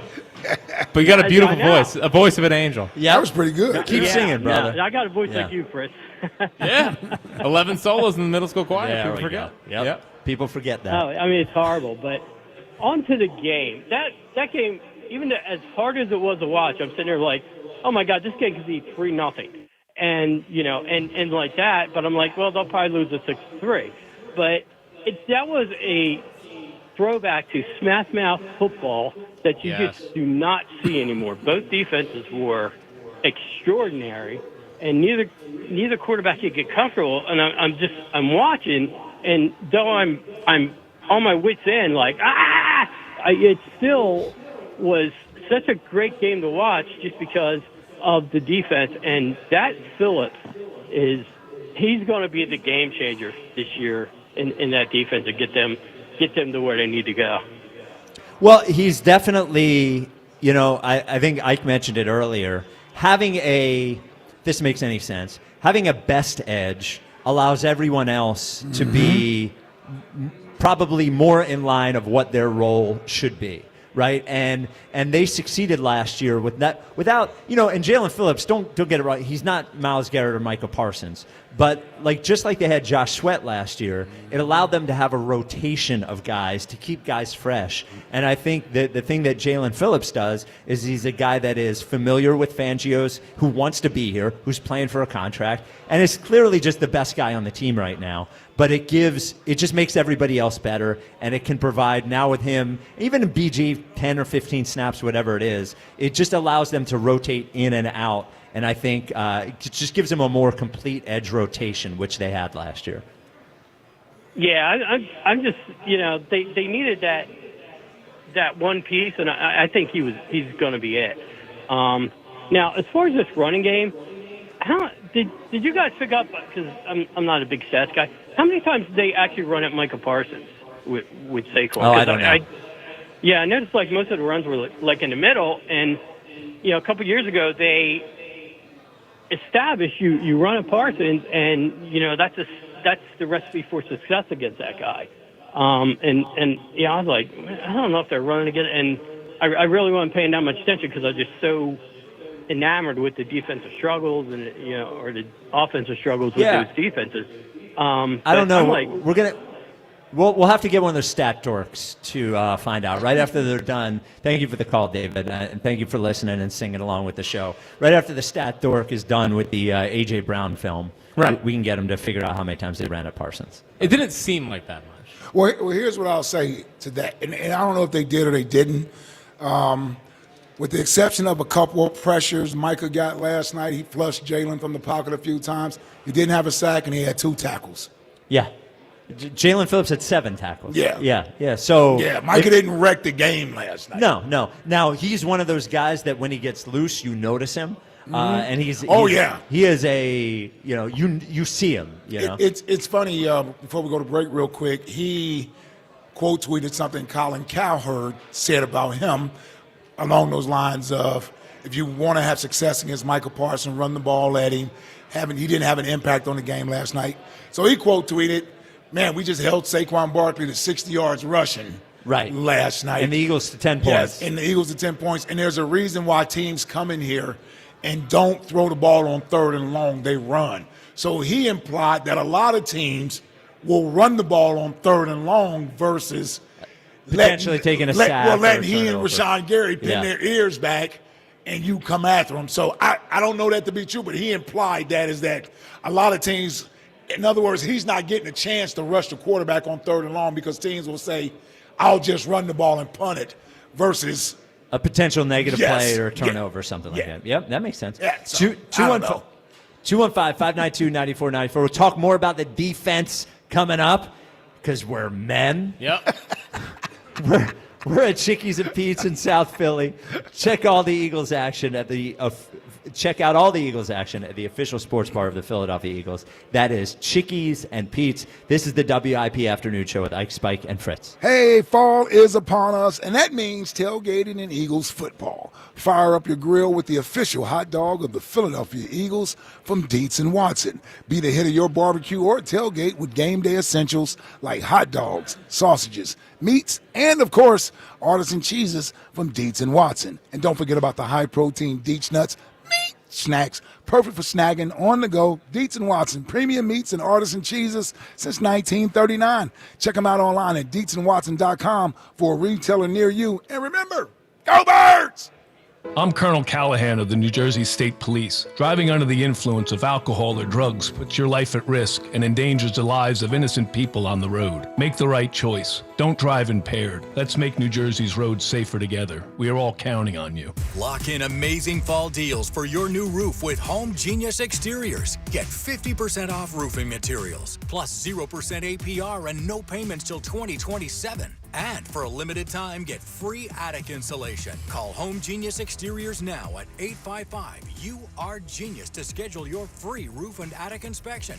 That's 855, the letter U, the letter R, Genius. Home Genius Exteriors, the genius choice in roofing. See website for details. This year's senior class, adults 65 and older, is booked and busy. Holiday trips, homecoming events, class reunions. So they're showing up protected with mNEXSpike, the new COVID-19 vaccine from Moderna, because older adults face the highest risk of severe illness from COVID. mNEXSpike, COVID-19 vaccine mRNA, is a COVID-19 vaccine for people 65 and older and for 12 to 64-year-olds at high risk for severe COVID. You shouldn't get mNEXSpike if you've had an allergic reaction to a previous Moderna COVID-19 vaccine. Rare cases of inflammation of the heart muscle and outer lining have been reported. Common side effects include pain at the injection site, tiredness, headache, muscle or joint pain, chills, nausea, vomiting, and underarm swelling or soreness. mNEXSpike may not protect everyone. It's not too late to protect yourself with a COVID-19 vaccine. mNEXSpike from Moderna, here for the senior class. Visit mnexspike.com to find a vaccine near you.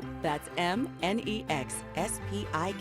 1877 Cars for Kids. KARS Cars for Kids. 1877 Cars for Kids. Donate your car today. Call 1-877-CARS for Kids to reach a friendly live agent. Donation's super easy, and your car can be picked up as soon as tomorrow. Call us now, 1-877-CARS for Kids. Donate your Did you know you can donate real estate too? Oh, hey, welcome to gift wrapping.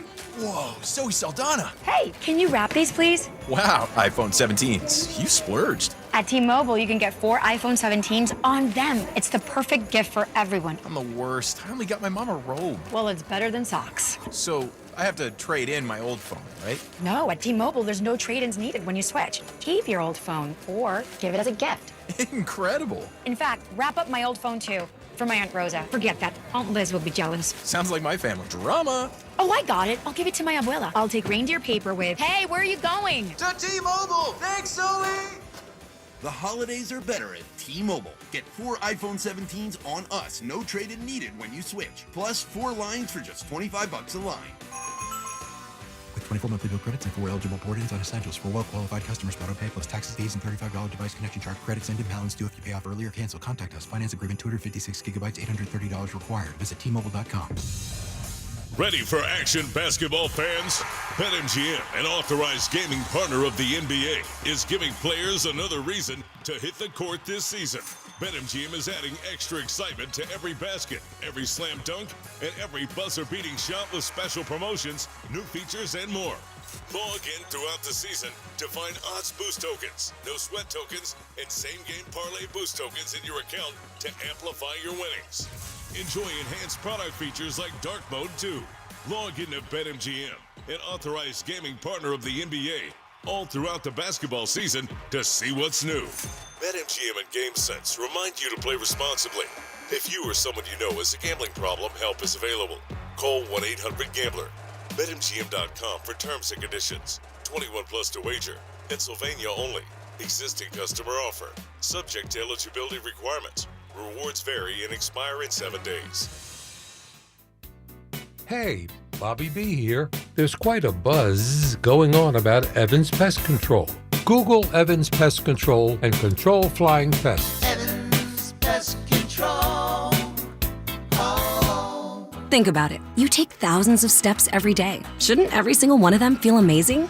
Well, with Arch Fit hands-free Skechers slip-ins, they can. Skechers teamed up with podiatrists to design a shoe that provides amazing arch support for all-day comfort. And best of all, you get all this comfort, stability, and support with the ease of Skechers slip-ins technology. Just slip them on. There's no bending down and no struggling to tie your shoes. Just step in and go. Try Arch Fit hands-free Skechers slip-ins at a Skechers store, Skechers.com, or wherever comfortable footwear is sold. Hello, Crushers. It's your host, DJ Divine, telling you that Candy Crush music season is here. Tasty. Conquer levels to mix your own track and win sweet rewards. Divine.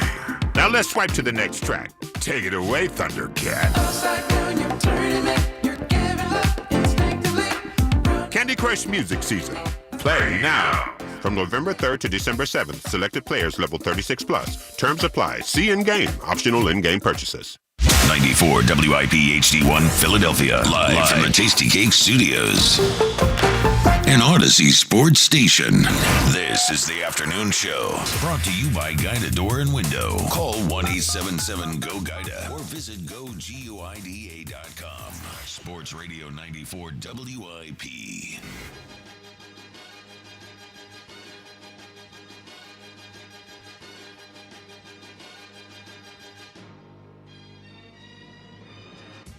It is the WIP afternoon show with Ike, Spike, and Fritz. We're at Chickie's and Pizza, South Philly.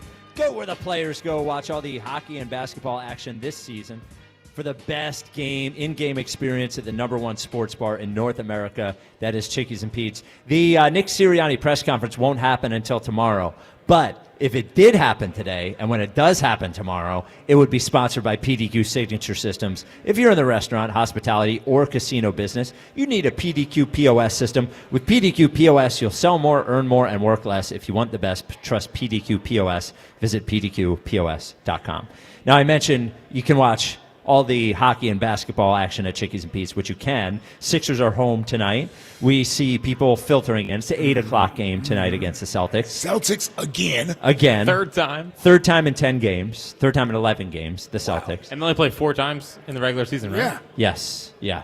Joel Embiid will not play tonight due to knee soreness. This is the first one of those. It's the first time that he hasn't played and it hasn't been rest. Rest. And injury management. Yeah. So And I expected him to play this one. I thought that my guess would have been the plan was, if all things went right, if he plays Saturday, which he did, then he has 2 days off before today, and then they don't play again until Friday. So, I'm trying to not let it. I think I need you here, Ike. Yeah. I'm trying to not let I'm it here affect for you. I'm trying to not let it affect my mood. Yeah, don't.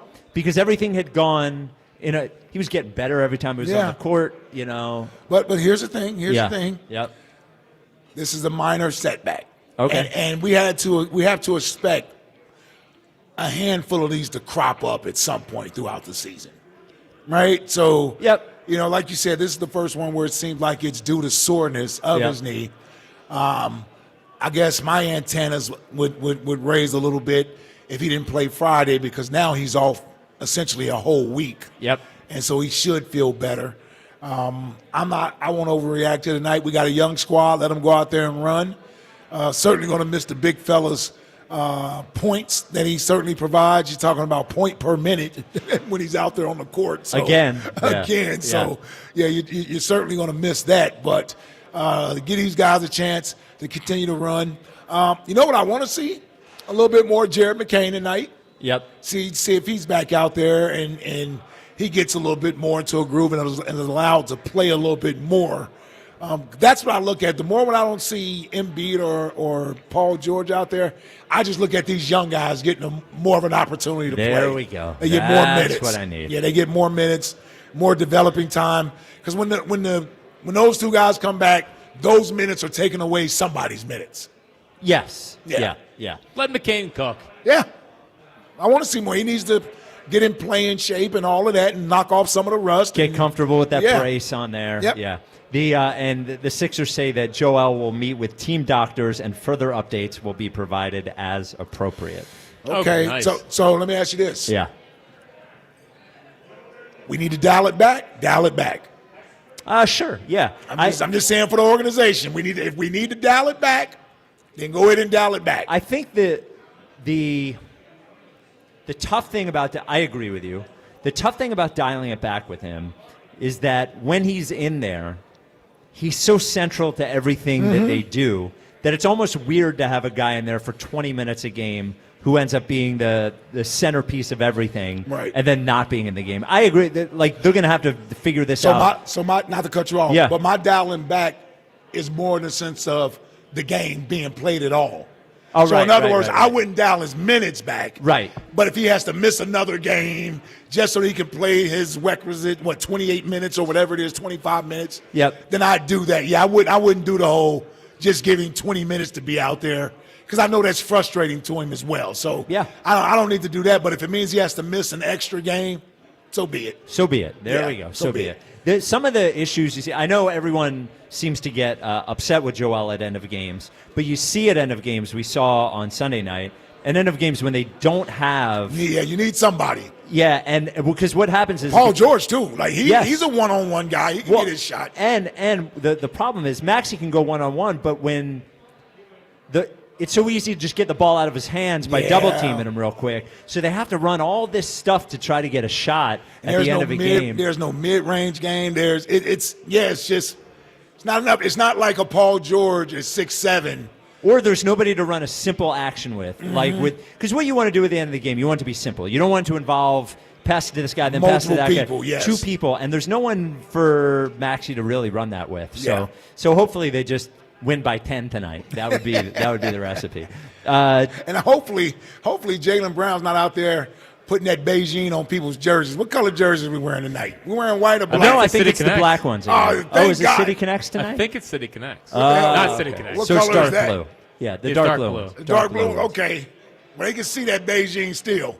They needed the black jerseys tonight. Jaylen Brown out here being a habitual Beijing swiper on people's chests. Like, knock it off, Jaylen. So, let me ask you this as somebody who doesn't know. Yeah. He doesn't seem like he's going bald. Oh, he is. Oh, okay. And So that's the whole what that problem is. with that Okay. Beijing. It tricks Right. everybody. That they're not going bald. Yeah, Right. yeah, they spray that stuff in your head, man. Yeah. Hey, here's what I'm wondering. Yeah.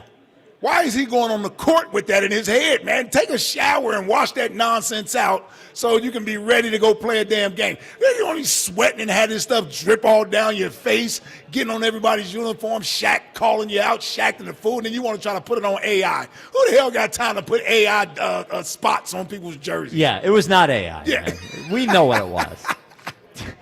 John in Westchester, you're on WIP. If I was a Beijing user, I wouldn't have went that hard on him, but I'm not. Right, so you And that's can. for Hugh. Hugh thinks I put Beijing in my beard.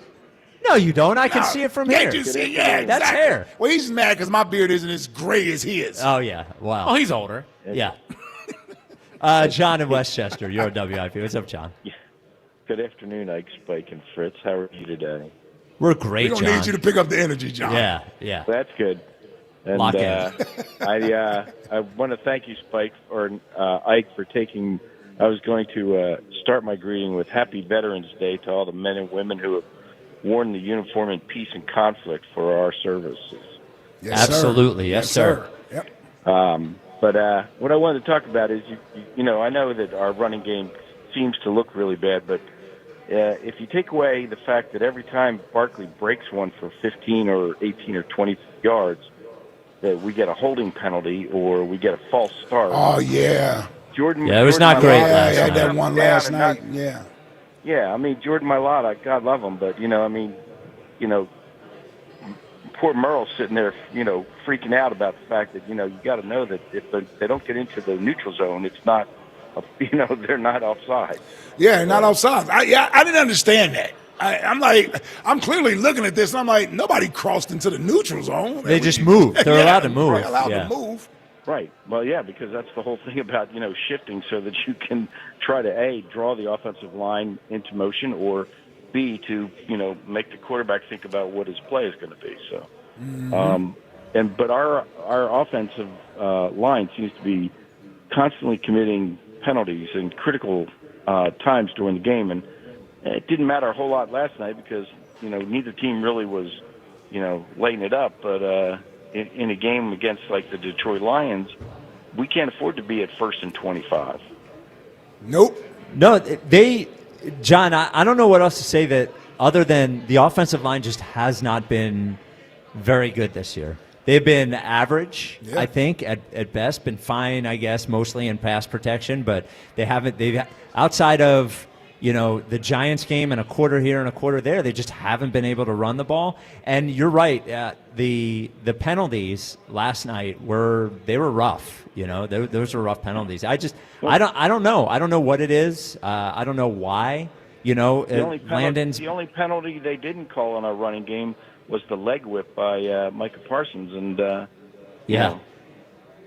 which would have helped. Yeah, that's supposed to be illegal too. Yeah, you're not supposed to do that. It is. It is. You know, but he's a dirty player, so he likes to hit quarterbacks late and everything when he has the opportunity to put him in what do they call that? Like when the receiver gets hit when he's undefendable. You know. Yes. Indefensible. Indefensible. Yeah. Yeah. So. You know, defenseless. Yeah, not indefensible. Yeah, he does like that. He likes to, you know, pick on the defenseless when he has the opportunity. So, yeah. And he's a cowboy, am I right? Got him.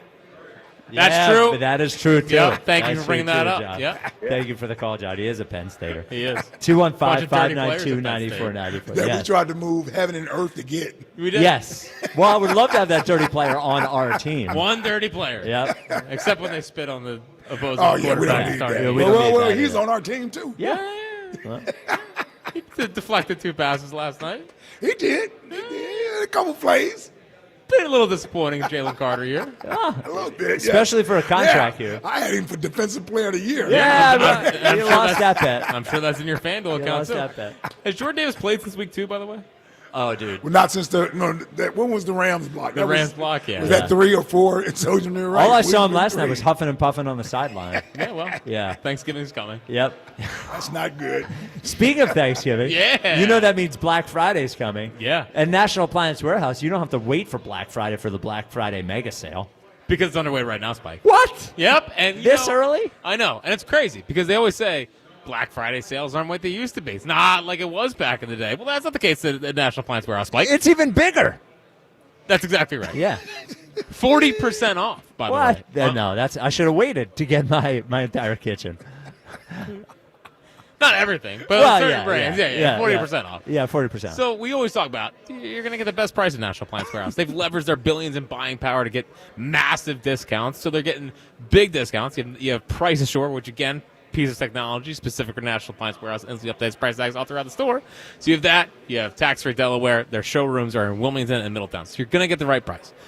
You're going to get the right appliance. They have over 100 brands. 15,000 square foot showroom. 15,000 square foot showroom. Sub-Zero, Wolf, Cove, Whirlpool, LG, all the big brands, whatever brand you could possibly need, they have at National Appliance Warehouse. And on top of all that, they have an industry-leading service team there to take care of you. You walk in, they greet you, you have a good time, you buy some great appliances, and you leave with a smile on your face. That's what happens at National Appliance. Every time you say "have a good time," I just imagine we're just having a good time. Yeah, I imagine you're buying the stove or whatever in the microwave, and you're also partying.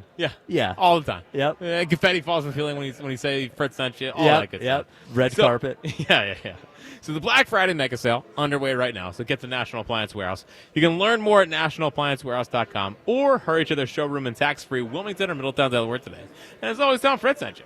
So the defense yesterday, we talked a lot about the defensive line. Jalen Phillips was great.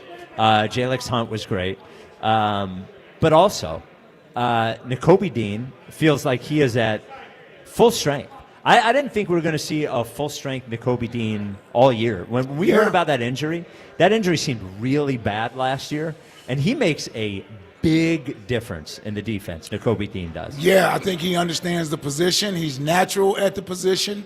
I think Zach Bond, when Nakobe was out early, and Zach Bond and Jihad Campbell was sort of filling that role, I think Zach Bond and Jihad Campbell, to me, really play the same position. Yep. Jihad Campbell would be best suited playing the role that Zach Bond plays next to a middle linebacker who is there to run sideline to sideline. And that's what Nakobe does.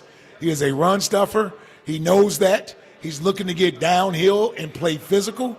He reacts to the pass, but his first instinct is to play run and go downhill. Yeah. And you need that mentality. And then that puts, and it's just 1 year. I'm not that concerned about it.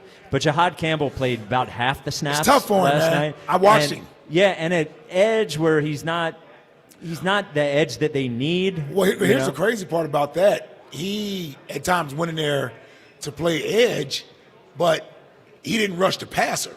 So he was almost in there as an edge defender to set the edge as a run defender. Which is not, what it tells me, Spike, honestly, is that, and I was telling Jack this earlier, I like Jihad Campbell as a player. I really do. I told you I've compared him to Fred Warner.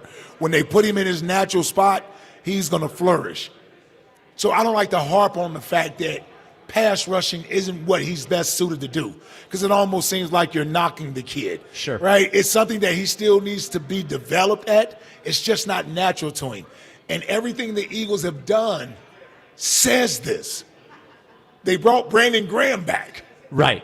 They went out and traded a third-round pick for Jalen Phillips. If they thought that highly of Jihad's pass rushing, they wouldn't have brought Brandon out of retirement, and they damn sure wouldn't have gave him a third-round pick. Especially with Nakobe coming back. With Nakobe coming back, Right. knowing that Jihad would have to fill that role. So I think they're trying to use him in roles that he can flourish in. But the bottom line is that he's going to have to make the most of his opportunities when he's out there. Well, it just makes me wonder.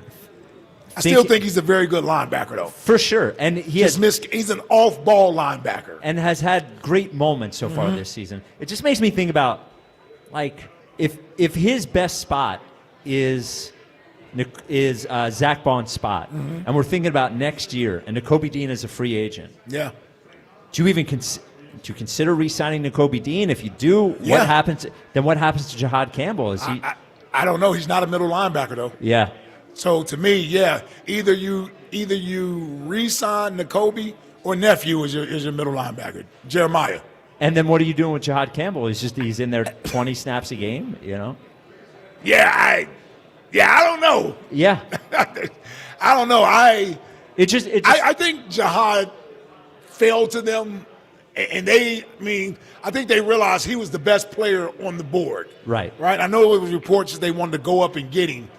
I just don't know if they really had the idea of where and how to use him completely. So it's really just you acquire the talent and then you figure it out afterwards. Now, he works the whole offseason on pass rushing, go to some pass rushing camps or what have you. But like you said, if Jalen Phillips is playing well, everybody's going to want to re-sign Jalen Phillips. Sure, yeah. I mean, the Jalen Phillips playing well resets a lot of things. Yeah. You rethink what you're doing with – everybody has been just counting on re-signing Nolan Smith. If you re-sign Jalen Phillips, you're not signing Nolan Smith. I don't think so. At least not to a big deal. Well, no, not if you're also signing Jalen Carter. Right. Everybody can't get paid. Yes. You know, so and then Quinyon Mitchell was great last night. Mm-hmm. He was great. He had a couple of really big pass breakups. He was right there, and he seems like he's so good now. He gets away with that little that good cornerbacks get away with. Little tug here and there. Yeah. He's a little handsy at times. Great player. Need an interception, but feels like our whole secondary. Yeah. Yep. Like, does anybody get an interception over there anytime? Yeah. We had CJGJ last year. He got them all last year. Yeah. He had a good game Sunday. He did? Oh, he did. He did out in Chicago. Yeah. He started the foundation. He got high. He got re-signed back in the league. Yes, he did. Making plays again. Yep. He's back. He's back. He's back. He's back. The CJGJ hive. Yes. Yeah. It's out there. A lot of people still love CJGJ. Oh, yeah. He was the big shock of all the players that left. He was the one who's like, oh, no, we can't lose CJGJ. And I didn't hear Drew Makuba's name at all, which is probably a good sign. Yeah, I saw Reed make a couple of plays. Yeah. You know. I think Drew was like, you know what? I'm staying as deep as I need to stay. Nobody getting behind me. Right. I don't want to be. Yeah, you're not getting the ball thrown over my head again. I don't want to be on Vic's tape on Mondays. Yeah. All right, 215-592-9494. Jack, of course, the top 5 of 5 game balls. Yep. Gather around. This is an interesting one. It's a tough one. Is it? I think so.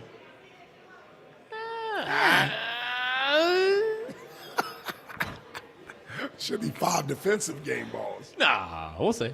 We'll see. Oh. Smitty gets one. We'll see. That's coming up. Yeah, I hope Smitty gets it. Well, Anyone else on offense? You'll have to find out next. That was a big play from Saquon. Yeah. The reception was. I know. It's a game changer. It was. All right. We'll see. All right. 215-592-9494. We're at Chickie's and Pete's in South Philly. This is the WIP afternoon show with Ike, Spike, and Fritz. And when you come down to Chickie's and Pete's, you know, if you don't already live in South Philly, you probably got to get in your car. Wouldn't you like that car to be a brand new Hyundai? Well, Colonial Hyundai, that's the place you got to go. And I'm going to talk about 3 zeros with Colonial Hyundai. Now, a zero is not normally good, but in this case, good. 0 down, 0% financing, 0 stress. So I'm going to guarantee you, and the Cars R John Ashdale is going to guarantee you zero stress. That already comes with the proposition. You're going to have your choice. When you go to buy a brand new Hyundai Palisade, Santa Fe Tucson, or any other brand new Hyundai, you'll have your choice between 0 down and 0% financing. And I mentioned 0 stress already included. You're also going to get more for your trade than anywhere else. They're continually recognized for giving the highest trade-in values. Top dollar for your trade at Colonial Hyundai. A guaranteed $6,500 no matter what condition it's in. Every brand new Hyundai, you're getting Hyundai Assurance and America's Best Warranty, a 10-year, 100,000-mile powertrain. No pressure, only zeros. Only at Colonial Hyundai. Your choice between 0% financing and 0 down. Route 30 in Downingtown. Online at colonialhyundai.com. Colonial Hyundai, the fast, easy, better way to buy a Hyundai. In-stock vehicles only. Offers can't be combined. Lease Tier 1 credit through HMF. 10,000 miles a year, 20% down, plus first payment, tax, tags, and fees. See dealer for full details. As the baseball offseason begins, questions remain for the Phillies. Does Schwarber re-sign? Oh, we'd love to bring Kyle Schwarber back. It's a priority. Will JT return? The most prepared guy I've ever been around as a catcher. Can the Phillies retain Ranger? What a performance for Rangers, Suarez. Listen for the latest. All your Phillies offseason happenings happen here. We'll see what happens. Sports Radio 94 WIP. With the holidays approaching, count on Horizon Services Plumbing and Electrical to get your home ready. Horizon Services has $99 plumbing and electrical inspections this season, plus free estimates and 0% interest financing available for system repairs, replacements, and upgrades. Horizon has same-day emergency service available even on holidays. Don't let outdated electrical panels or old water heaters interrupt your plans. Contact Horizon today. Book today at horizonservices.com. Stars rise, legends are made, and one player rules them all. DraftKings Sportsbook, an official sports betting partner of the NBA, brings you King of the Court every Tuesday. Here's the deal. DraftKings puts up $1 million in bonus bets each week. Opt in, apply your token, and place a $5 pregame bet on the NBA star you think will dominate each Tuesday. If they finish the night leading the league in points, rebounds, and assists, they're crowned King of the Court, and you win your share. Download DraftKings Sportsbook and use promo code Philly for your shot at a share of $1 million in bonus bets with promo code Philly in partnership with DraftKings. The crown is yours. Gambling problem? Call 1-800-GAMBLER. 21 and over. Pennsylvania only. Eligibility restrictions apply. One token per customer that expires at the start of the final NBA game when offered. Winning shared as $1 million in non-withdrawable bonus bets that expire in 7 days. Restrictions apply. Terms at sportsbook.draftkings.com/promos. In this town, champions aren't born, they're built on the field and in care settings across the region. Brandon Graham here to tell you the Philadelphia Eagles and Jefferson Health are teaming up because they know precision matters, because every moment counts, and because care isn't just about what happens on game day, it's about showing up every day for every person in every neighborhood. We're one team with one goal, to care for this community together. Jefferson Health, champions of care. If you've been diagnosed with moderate to severe plaque psoriasis, this is what it sounds like to be 1,000,000 miles away. Imagine being 1,000,000 miles away. Tremfya Guselkumab, taken by injection, is a prescription medicine for adults with moderate to severe plaque psoriasis who may benefit from taking injections or pills or phototherapy. With Tremfya, clearer skin is possible. In clinical trials, at least 70% of patients saw at least 90% clearer skin at 16 weeks. Results may vary. Tremfya is also indicated for adults with active psoriatic arthritis. Serious allergic reactions and increased risk of infections and liver problems may occur. Before treatment, your doctor should check you for infections and tuberculosis. Tell your doctor if you have an infection, flu-like symptoms, or if you need a vaccine. Ask your doctor about Tremfya. Call 1-800-526-7736 or visit Tremfya.com. Makita knows that pros never settle, and neither do we. With Makita, you get tools that perform at the highest level on every job without compromise. Makita is for the most detailed pros, expertly engineered to deliver precision, job after job. When your work calls for the best, call on Makita. Makita, built to be the best. Available at the Home Depot. Oh, how's that flu, babe? Did you take DayQuil Intense Flu yet? Nah, I got this. Ugh, okay, I don't got this. You stay on the couch, and I'll grab the DayQuil.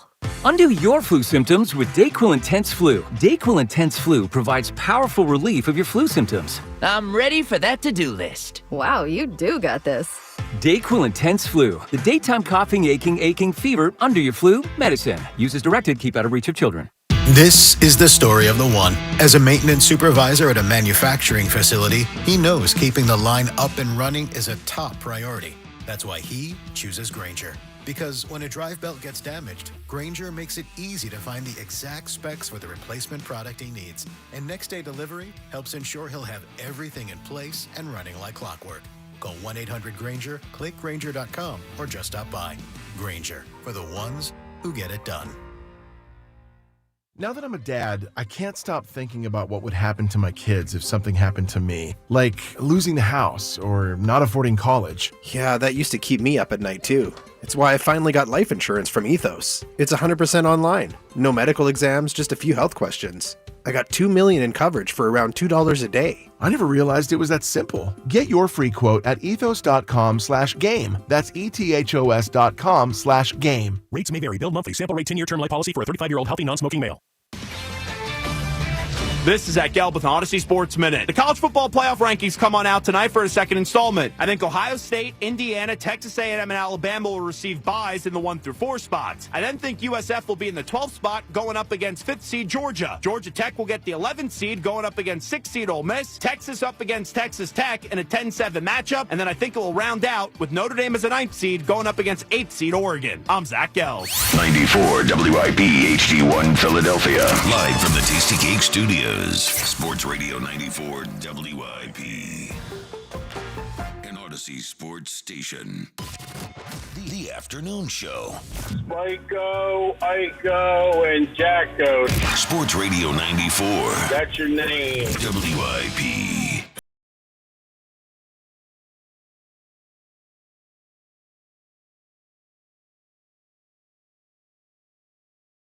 Cat.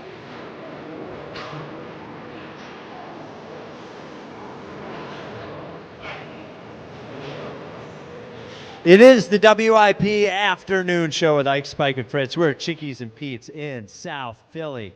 Jordan Mailata Show coming up at 6. I will be joined by Elliott Shore-Parks and, of course, Jordan for that. And then the Players Lounge at 7 with Ike Reese, Hugh Douglas, Elliott Shore-Parks, and this week's guest, Tanner McKee. QB1. Stop, man. Stop. Just kidding. Don't put him in that position. Elliott did land, by the way. He's fine. Yeah, he's been texting me. Did he fly? Well, so, yeah. Did he fly the plane? Oh, no, he did not fly it. No. Yeah. But I know that he had to be panicking. The plane didn't have Wi-Fi.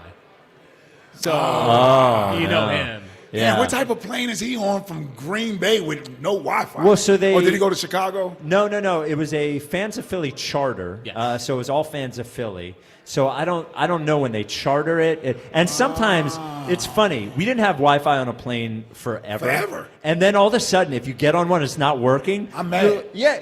What do I do? Yeah. What do I do? I gotta read. Yeah. That's why I always download a bunch of podcasts before I get on the plane, in case. I'm a late adapter to it. I've only done it twice now with the Wi-Fi. Oh, yeah, you need it. It's the best. Yeah. No, you got to have it. Yeah. I don't care how short the flight is. I'm spending that $10 on whatever that flight pass is, the plan. Yeah, I need it. I'll pay the extra for the upgraded Wi-Fi, too.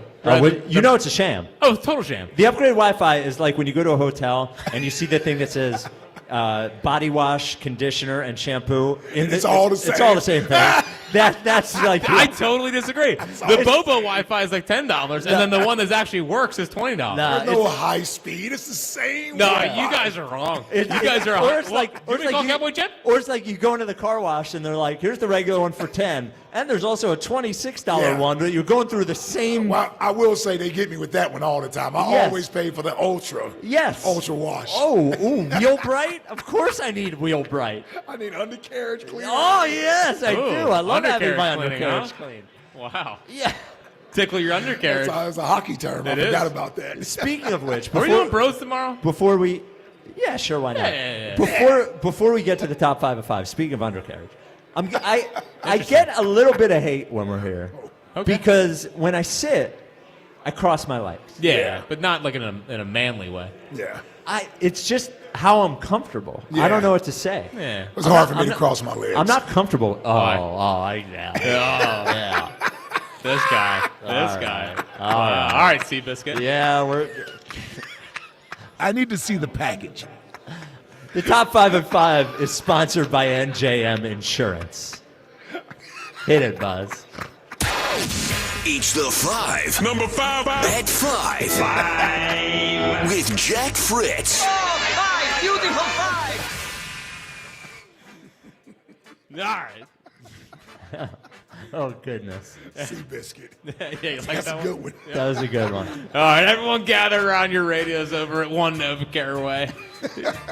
The person who needs to hold you all accountable is giving game balls. That's right. Starting at number 5, I'm giving one to Moro Ajomo. Called out the last play, the 4th and 1. He said what play was going to happen. Yeah. Josh Jacobs was so defeated in the post-game press conference. He's like, it sucks when that happens. Yeah. So Moro Ajomo every time I watch him play, because he's not Millen. Like Millen was a really, really good player. Got $100 million. This guy could be. I keep thinking, I can't believe they got him in the 7th round. I mean, they took him in the 7th round. He's Tom Brady went in the 6th. And Jason Kelsey went Jason in the 6th. Kelsey Mike Reese went in the 5th. I mean, Brock Purdy went in the 7th. Yeah, he stinks. I told you that. Mac Jones already taken his job. He hasn't taken his job. It's a system. He hasn't taken his job. Dude, He's he's hurt. a little noodle arm quarterback. Drake May sucks. He does not suck. That's an MVP right there. When he can throw 23 times a game and his defense gives up 7 points, he's an MVP. Dude, just because they made your little Baker, Baker threw 3 touchdowns in that game. All right. Number 4. 4th game ball is going to Jalen Hunt. 58's out there making plays, and it was a big sack early. I mean, there wasn't many plays in the game, like scoring chances, and him getting that sack, dropping him back 14 yards. Terrible play by Jordan Oh, Love. horrible play by Jordan Love. Yeah, terrible play. But Jalen Hunt really coming along in his second year. Jordan Love might not be that good. Nah. Doesn't pass the eye test. Well, he's certainly not special. No. Yeah. But with the numbers, He you makes look some at- wow plays, but Well, he's you not look at consistent him. enough. He's completed 71% of his passes, 15 touchdowns, 3 interceptions. Then you watch him, and it's not just last night. He's just. I think he has the 3rd most completions at the line of scrimmage or behind the line of scrimmage. Oh, really? Yes. Did not know that. Well, it's weird because heading into the game, they kept showing their 3rd down numbers. It was almost 50% on 3rd down completions. Because they run the ball on 1st and 2nd down. Yeah. And with Jordan Love, I did feel bad for the one drive where he threw a dime to that Melton kid. Yeah. And he just dropped it. He's a former A lot of quarterback. drops last night. Yeah, he was I didn't know he was Yeah. a cornerback turned into that. Corner. I thought he was a quarterback. I thought he was a cornerback turned. Bo Melton? Bo Melton. Does that sound like a corner? No. It sounds like a quarterback. Yeah. But we'll have to get our crack research team on it. See which is the truth. I thought they said cornerback. Well, corner sounds like quarter. 215. The 3rd game ball, I'm giving to Nakobe Dean. You guys just talked about him. He is not to pander to Ike. Yeah, no pander. But I always said, outside of quarterback, linebacker was always my favorite position to watch growing up. Oh, there you go. Like an old school Jeremiah Trotter, Ike Reese kind of linebacker that just gets, and he's such a field general. And you know what I loved about Nakobe Dean last Said year? Nigel Bradham. He was a corner, C-O-R-N-E-R. Okay. Yeah, that's what I said. Yeah. Yes, no. But anyway. Yeah, Nigel Bradham for 1 year. Yep. Just command. 2 2 years. 2 years. Yep. 2 years. One gun on a plane. Yep. 2 years. One Cabana boy. Yep. Yep. No, but the one thing I liked about Nakobe last night, and it was a minor thing, but he was getting hyped, welcoming everyone off the field. Yeah. Getting right He's back. fired up, man. He's the leader of that. Like the leader of that defense. Yeah. He's Well, bulldog. listen, they're the Georgia, the Philadelphia Bulldogs. And he was always the leader of that. Yeah, he was the leader of it. Yeah. Love Nakobe team. See if we can get Brock Bowers. One day. The 2nd game ball is going to Devontae. I mean, Smitty really blossoming in this year. Should be his first Pro Bowl. Has the big cat. What? I don't think it's a Pro Bowl. Go ahead. I don't know, whatever. But has the big catch on the underthrow from Jalen to catch a touchdown. It wasn't an underthrow. It was an underthrow. And then the third and 10 was a massive play. I mean, 3rd and 10. Yeah, was that underthrown? No, that was a dime. That was a rocket. Yeah. I call it fair. But that was a dime. That was a rocket. That was a good throw. Yeah. And Devontae's really, really blossoming this year. It's good to see. We all love Smith. Well, the funny thing is, if the numbers were flipped for Smitty and AJ, would there be as much consternation about all of this? Only in the Devontae Smith household. That's the only place there would be consternation. Yeah. The numbers were flipped. No, it would feel fine. Yeah. No? Yep. AJ's on pace for 700 yards and 6 touchdowns. Oh, yeah. God. Yeah. Not a great year for AJ. That's why. That's why he's frustrated. Yeah. I think he likes Drake May. Number 1, though, the number 1 game ball goes to the newest Eagle, Jalen Phillips. There you go. Wow. Forced the fumble late. It's great last night. I don't know how I feel about the number 50. Yeah, there's not been many great number 50s in Well, he Eagles. can't wear 15. No. Steve Van Buren. Yeah. And Tim Tebow. And Tebow didn't even have 15 here. I know. You made me think for one quick second. No. And Tebow was 11. Tebow was 11. I just like my edge guys to have 90s. 90 numbers? Yeah. Not anymore. Hell, nowadays they got single-digit numbers. Yeah, Looks weird. Listen, he may switch it if he stays. Yeah. He may switch it to something else. He got here in the middle of the year number. Yeah, I don't even know what other numbers are available. I think somebody said 52 was available. Oh, that's a pretty good number. Well, 52 was what Zadarius Smith was. Oh, that's right. He became available, yeah. The top 5 of 5, sponsored by NJM Insurance. While some insurance companies use gimmicks to get your attention, NJM would rather focus on putting their policyholders first. No jingles or mascots, just great insurance. Visit njminsurance.com to learn I got more. one. I would have Smitty, 2 big catches last night. Yes. I get it. Fangio may have needed to get a game ball from last night. It's a good point. Yeah, It's I a agree. good point. But I wanted to highlight individual players. But yeah, Fangio Yeah, put but a match. that game was a defensive game. I don't think anybody would have complained had you went all defense. Yeah, man up. And also, Saquon I was considering. That Saquon reception was huge. Changed the game. Man. Changed the game. You know, you don't want to see that dude in the open field by yourself. You get the B button, and you're gone. It was. You're left tackling nothing. And that literally felt like somebody pressed the B button out in the open field. That's what it looked like. That's what it felt like. It was straight up B button spin. Yeah. 50 has not been a kind number in Eagles history, by the way. 50? Number 50. So it was James Willis my first year. James Willis was my mentor, J-Dub. G. Cobb was number 50. Oh, there you go. G-Cobb, that's right. G-Cobb wore 50. So Semino. Yeah. Will Witherspoon. Ernie Sims. Casey Matthews. Kiko. Remember Ernie Sims? Yep. Oh, I love Kiko. Kiko Alonso. Dude, he was the worst. Yeah, but I love the idea of Kiko. Yeah, Casey Matthews. The belly button showing. Yep. Yeah. He was like the Harrison Bader of the Eagles. Kiko Alonso. Casey Matthews. Yeah, we never get the right brother here. Yeah, No. he was terrible. Yeah. Not great. He was a chip guy, Casey Matthews, right? Yeah. Yeah, look at those 58s, though. No, 58 strong. Yeah. Huge. Yeah, I mean, listen. Hold on. Let's go I to think 58. 3 out of the last 4 have made the Pro Bowl. Who's the one that didn't? What's the guy that we got when the Pittsburgh trade, I believe? Well, sorry. So it goes Jalix Hunt.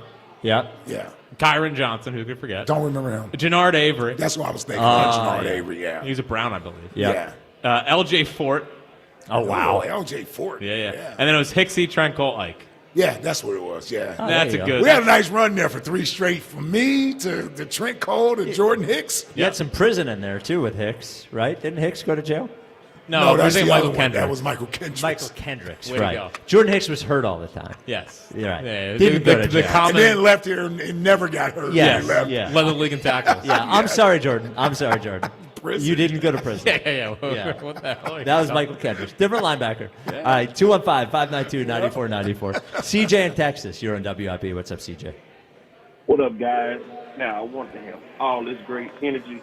But, Spike, did you say you like the thought of Kiko Alonso? I like the idea of Kiko Alonso. What was the idea? Well, when he Like came the here, ideal that we traded for a broke-ass linebacker from a great running Shady.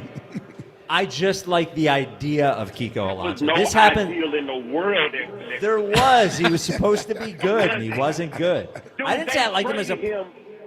They traded him player for player. Yeah, that was not a great chip moment. It was not a good trade. I'm not saying he I was talked good. myself into it. Yeah. A lot of people do. Yeah, a lot of people talk themselves I'm into gonna tell you what it's almost like. It's almost kind of like this GM that got fired here in Dallas that traded a world talent and Luka for a broke center. Not the same thing. You're right. It's worse because Kiko was worse. No, the trading Luka is worse than trading Shady. Well, yeah. Man, Well, yes. What I'm saying is one of them was always hurt and the other one was great. Okay, Like, we don't need to keep talking about Yeah, Kiko you Alonso. idiot. You like Kiko. Come on, I like Spike. the idea of Kiko. What is the idea of Kiko? We always had the. Okay, can I explain it real quick? The crazy long-haired, like with linebacker guy? With the Sixers, there were always these players that were on different teams. That just hang on a second. That were on different Relax, teams, CJ. and when we got them, we thought when we actually got to see him play every game, we're like, oh, this guy's not as good as we thought he was. Okay. And that is sort of it. The concept of the player was always like good, but the reality of the player was not. I understand. It's like Ben Revere. Like bringing in Paul George and paying him $50 million. No, not like we only that. take pot shots at the Sixers. Yeah. They're playing well right now. Yeah, give them a break. Yeah. We're having a good time. Oh, man. I promise, man, I started off so good because I was like, you know what? I watched the game last night. I was like, I'm not going to watch it through what either Jalen is doing. Like, this is a defensive struggle. Our defense came to play. I'm happy with the win. Yes. While watching the game, I'm like, damn, where the hell is AJ? Then to get on and hear you guys trying to have the conversation when he did nothing negative afterwards. I was like, man, why are we talking about AJ? This is kind of crazy. He did some good things. He went out there and even blocked when freaking Saquon hit the B button and went upfield. You saw him out there blocking. Oh, and yeah. then they He's threw him supposed some to block. Scrap. Yeah, but he went out there and threw him some scrap pass at the end. And then to hear you say you like the thought of people. What the hell? What do we Can we stop? Really derailed the show, Spike. We were having such a good day until you said it. Man, that is so now. Oh man, It threw you completely off, CJ. What is the definition of insanity? Doing the same thing over and over. That's again, not the expecting- definition of insanity. You're right. Like, Yeah. You expecting you getting upset about Joel being hurt and expecting him to play. That is insanity, right? Wait. CJ, you poking the bear today, CJ. What? What are we doing? What's the problem, CJ? I didn't even hear what you said. Well, he's saying you expecting Joel Embiid to be healthy or being upset that he's banged up is like the definition of You know what? insanity. You don't even live here, CJ. You're in Texas. You're probably a fraud. So before you start coming at me, living in the central time zone, down south with no state tax, don't come at me. All right. First off, let me say this. Yeah. Because you got me fired up. First off, to my brothers and sisters that I serve with in the military, salute to you guys. Happy Veterans Day. Happy Veterans Day. When you say fraud, and Jack went through this. Dude, try growing up in the South of Eagles fan when they won Super Bowls.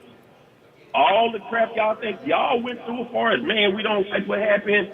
Try growing up an Eagles fan while they winning Super Bowls and try to call me a fraud. But aren't you a Yankees fan or a Mets fan? Aren't you like fans of everybody that's not Philly teams? All the New York teams, yeah. I'm not a fan of all the New York teams. But I'm just saying, I'm trying it too. I believe Greece is, hey, my first game I ever watched, I chose to be an Eagles fan when everybody was Cowboys. Well, but that makes you Why? kind of a fraud. No, that makes me. It's a rivalry. Yeah, I think Well, so. no. I mean, where in Texas are you from? I'm from Arkansas, but I relocated after the military. Oh, okay. So you're from Arkansas. So you don't really have you're not from Texas. You're in Texas. Yeah, I said I relocated after the military. Okay. So you didn't have a team in Arkansas. So you just picked the The Eagles. first game I ever saw was Eagles Cowboys, and when I saw Randall take off running, I was like, wow, changed my life. And everything after that has been delegation of black quarterbacks, which I love and I'm very proud of. I don't want to make that a black-white thing, but that is something that I look at and say, man, that is great. Like they give real players a chance, no matter who you are at the position. When there's been so many questions about, hey, can a quarterback of this particular quarterback do it? So that's why I've always respected the Eagles. No matter who has won, no matter how bad we've been, I've lived through it. So no, I ain't no fraud. I ain't new to this. I'm true to this. Now, I don't know about you. And CJ is an Ike at night. He's an Ike at night. Oh, gee, yeah. But CJ, I mean, he knows he brought up Kiko, who played in Buffalo, also New York. We're starting to we're starting to connect more dots. Yeah, stop it. It was one of the worst trades in history. So that's the reason why, man, when you said that, dude. Can we stop it with the Kiko Alonso thing? I said he wasn't good. I said I like the concept of him as a good, crazy linebacker, and he came here, and he wasn't good, and he was hurt all the time. Can we stop it? I didn't want them to trade Shady for Kiko Alonso. He did have an interception in the Falcons game. That was exciting. He did. That was a nice. He laid out for that interception. By the way, Michael Kendricks is the guest of the pregame show Sunday. Oh, really? He's out of prison. I'm There you joking. go. He's been out. I'm joking. Yeah, he has been out. He is on the pregame show we're Sunday. good. Yeah. How the hell did that happen? I don't know. What a You guys are coincidence. crazy. Yep. Holy cow. Hey, I love you guys. Somebody- Just All right, never CJ. bring up that name again. Yeah, All right. and erase this Okay. whole segment. Okay. So that Michael Kendrick doesn't hear it. Yeah. Yes, Mike it said- did happen. Well, Boy, they hour- go to jail. This hour is sponsored by Guided Door and Window. Buy a window or door, get the second and half off with 18 months of interest-free financing. Call Guided Door and Window at 877-GO-GUIDE or visit GoGuida.com. I wasn't saying that I liked the trade for Kiko Alonso. I like the trade for Kiko. Man, you really hit a nerve with CJ on that one. It was a little weird. Yeah, it really was. Yeah, Even I got to admit that was a little extreme. Yeah, I wasn't like, boy, I came in my Kiko jersey, nothing like that. I was like, oh, that seems like a goofy player that everybody will like. Everybody in Buffalo seemed to like him. Seemed like we got a fun player. We didn't. We didn't. Unreal. Yeah, and they were able to flip him to help get Carson. Was he part of? It was Kiko and Byron Maxwell to go from 13 to 8. Oh, really? And then 8 to 2. 8 to 2. Yeah. Wow. Who could forget? Yeah. Howie. So thank you, Kiko. Always. Yeah. Izzy, you're on WIP. Hey. What's up, Izzy? How you guys doing? What's up, Izzy? What up, Izzy? Hey, man, I'm over here listening to the belly button lover over here. You know? That's another Kiko reference. All right. Oh, man. You want a nerdy stat? Sure. All right, the streak continues. Michael Parsons is yet to sack Jalen Hurts. Nice. I thought he sacked Jalen Hurts. Nah, he hasn't sacked him yet. From the Cowboys to now, no sack. I think. Man, I watched that game last year. I could have sworn Michael Parsons had 2 sacks Bro, last year against the Eagles. no sack. No Okay. sack. I think people probably think it because of the fumble, but no, not even because the fumble was it was past the first down marker, so not even that. No, I was looking at the stats, and the Packers had no sacks last night. But what I was gonna say is, I think this year, man, it's gonna be the Jalen Hurts show. If you guys kind of really watch the way the year's gone, it's almost like teams really want him to beat them, to beat them. You know what I mean? Not really Yes. like it's. But then the narrative is going to get spun. You know, if the Eagles make it all the way to the Super Bowl, it's going to be, the defense carried Jalen. Last year, first it was AJ and Devontae, then it was Saquon. Then this year, if it happens, it's going to be the defense. It's like they're never going to give the guy his flowers. You Micah know what I sacked mean? Jalen twice last year in a game, by the way. Yeah. There you go. Streak He sacked him over. twice last year? Yeah, now they lost 34-6. Yeah. Streak over. Okay. And he forced a fumble out there. Oh, and then the streak was over. My bad. Google lied Yeah. with me. That's Look at Kanye. those analytics. But Yep. no, man. I think that's what it's gonna be, man. Jalen never gets his love, man. Honestly, this guy's beat every top quarterback in the league. That's all he does when, is when win. they face head to head, and go ahead. I'm sorry. No, I said that's all he does is win. Yeah, that's literally all he does, man. You watching He's the game amazing last yesterday? On that last pass to AJ, the only thing that I thought was, man, he could have jumped up for it. I mean, he didn't. Even the safety was playing it kind of soft on the outside. You know what I mean? Coming towards. He I could've, can't let but this he go. didn't. Saquon and the defense did carry him last year. They did. That's what happened.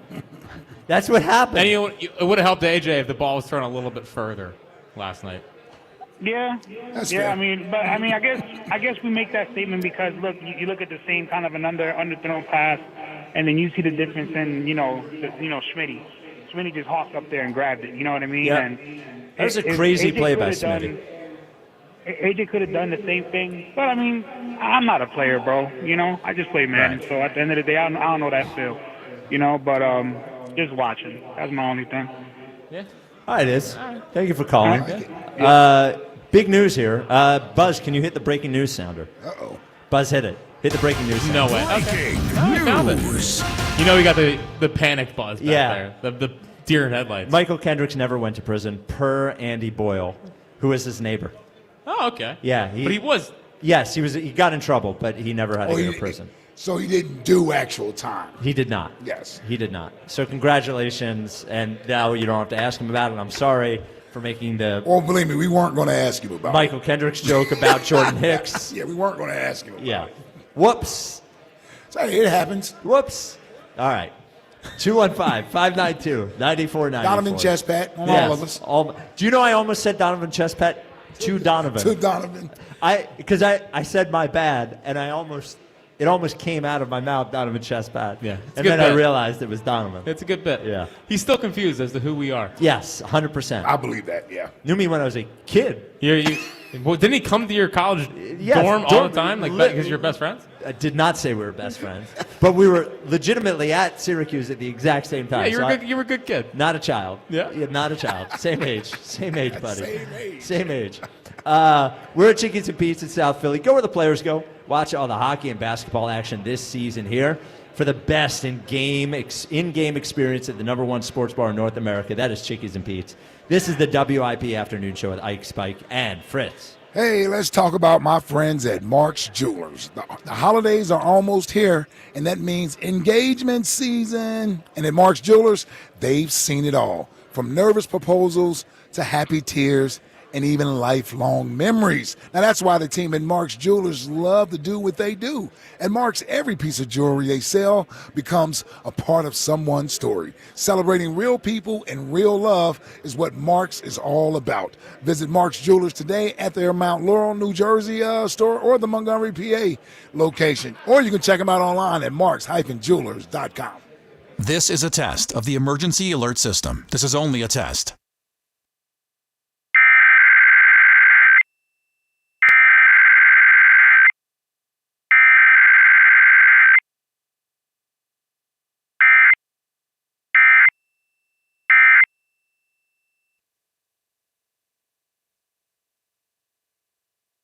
This was a test of the emergency alert system. Equipment that can quickly alert you during emergencies was being tested. If this had been an actual emergency, official news and information would have followed the alert tone. This has been a test of the emergency alert system.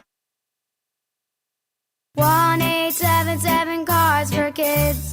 KARS Cards for Kids. Ready to get rid of that old car? Donate it to Cars for Kids. Call 1-877 for Kids to reach a friendly live agent. Donation's super easy, and your car can be picked up as soon as tomorrow. Call us now, 1-877 for Kids. 1-877 for Kids. Donate your car today. Did you know you can donate real estate too? The NBA season is here, and Fanatics Sportsbook is running all the right plays. Bet with Fanatics and earn up to 10% fan cash on your bets, win or lose. So even if your bet doesn't hit, you're still scoring fan cash, which you can use on NBA fits, tickets, and access to exclusive Fanatics events.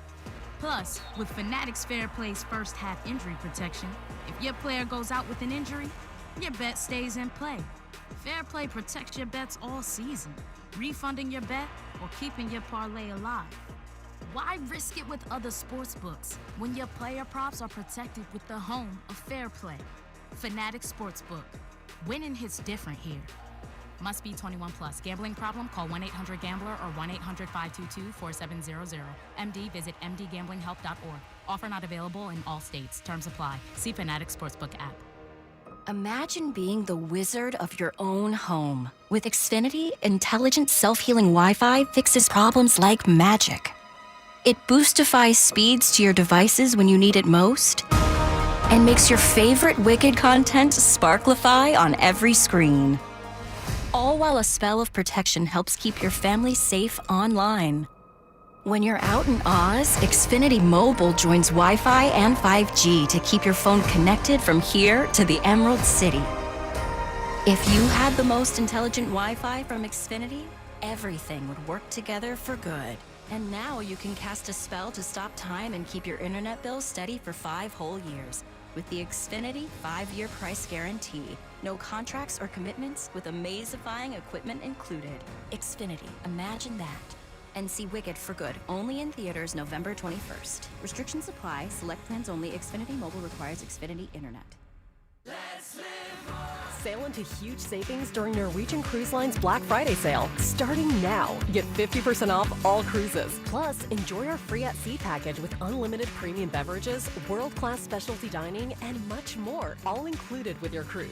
Visit ncl.com, call your travel advisor, or 1-888-NCL-CRUISE. Offer ends soon. Norwegian Cruise Line. Ships registry the Bahamas and USA. Restrictions apply. When you need to know, depend on KYW News Radio 103.9 FM. SEPTA once again cancels a bunch of trains on several regional rail lines because of the federally mandated fire safety inspections. The brand new Netflix house opens tomorrow at the King of Prussia Mall. And the National Dog Show is coming to the Greater Philadelphia Expo Center in Oaks this weekend. Get the latest anytime on KYW News Radio. Now on Crystal Clear 103.9 FM. You've never needed us more. Ready for action, basketball fans? BetMGM, an authorized gaming partner of the NBA, is giving players another reason to hit the court this season. BetMGM is adding extra excitement to every basket, every slam dunk, and every buzzer-beating shot with special promotions, new features, and more. Log in throughout the season to find odds boost tokens, no sweat tokens, and same-game parlay boost tokens in your account to amplify your winnings. Enjoy enhanced product features like dark mode, too. Log in to BetMGM, an authorized gaming partner of the NBA, all throughout the basketball season to see what's new. BetMGM and GameSense remind you to play responsibly. If you or someone you know has a gambling problem, help is available. Call 1-800-GAMBLER. BetMGM.com for T's and C's. 21 plus to wager. Pennsylvania and New Jersey only. Existing customer offers subject to eligibility requirements. Rewards vary and expire in 7 days. I'm Piera Palazzolo, VP of Digital Marketing for the American Management Association, a company focused on the management training skills needed to enhance the careers of business professionals. We did our research when it came to the best companies for website development and chose AmericanEagle.com. And we couldn't be happier. AmericanEagle.com worked closely with us to understand the front and back end requirements needed to launch an e-commerce website that could handle the complexities of running thousands of seminars nationwide. Our robust new website and improved SEO saw immediate increases in site traffic and web revenue. If you're in need of managerial effectiveness and success, visit our website at amanet.org. If you're in need of a website that provides an unparalleled consumer experience, I highly recommend AmericanEagle.com. Transform your business today. Dial 877-WEBNOW1 for a free digital consultation with AmericanEagle.com. The Eagles play here. And now on the free Odyssey app. Sports Radio 94 WIP.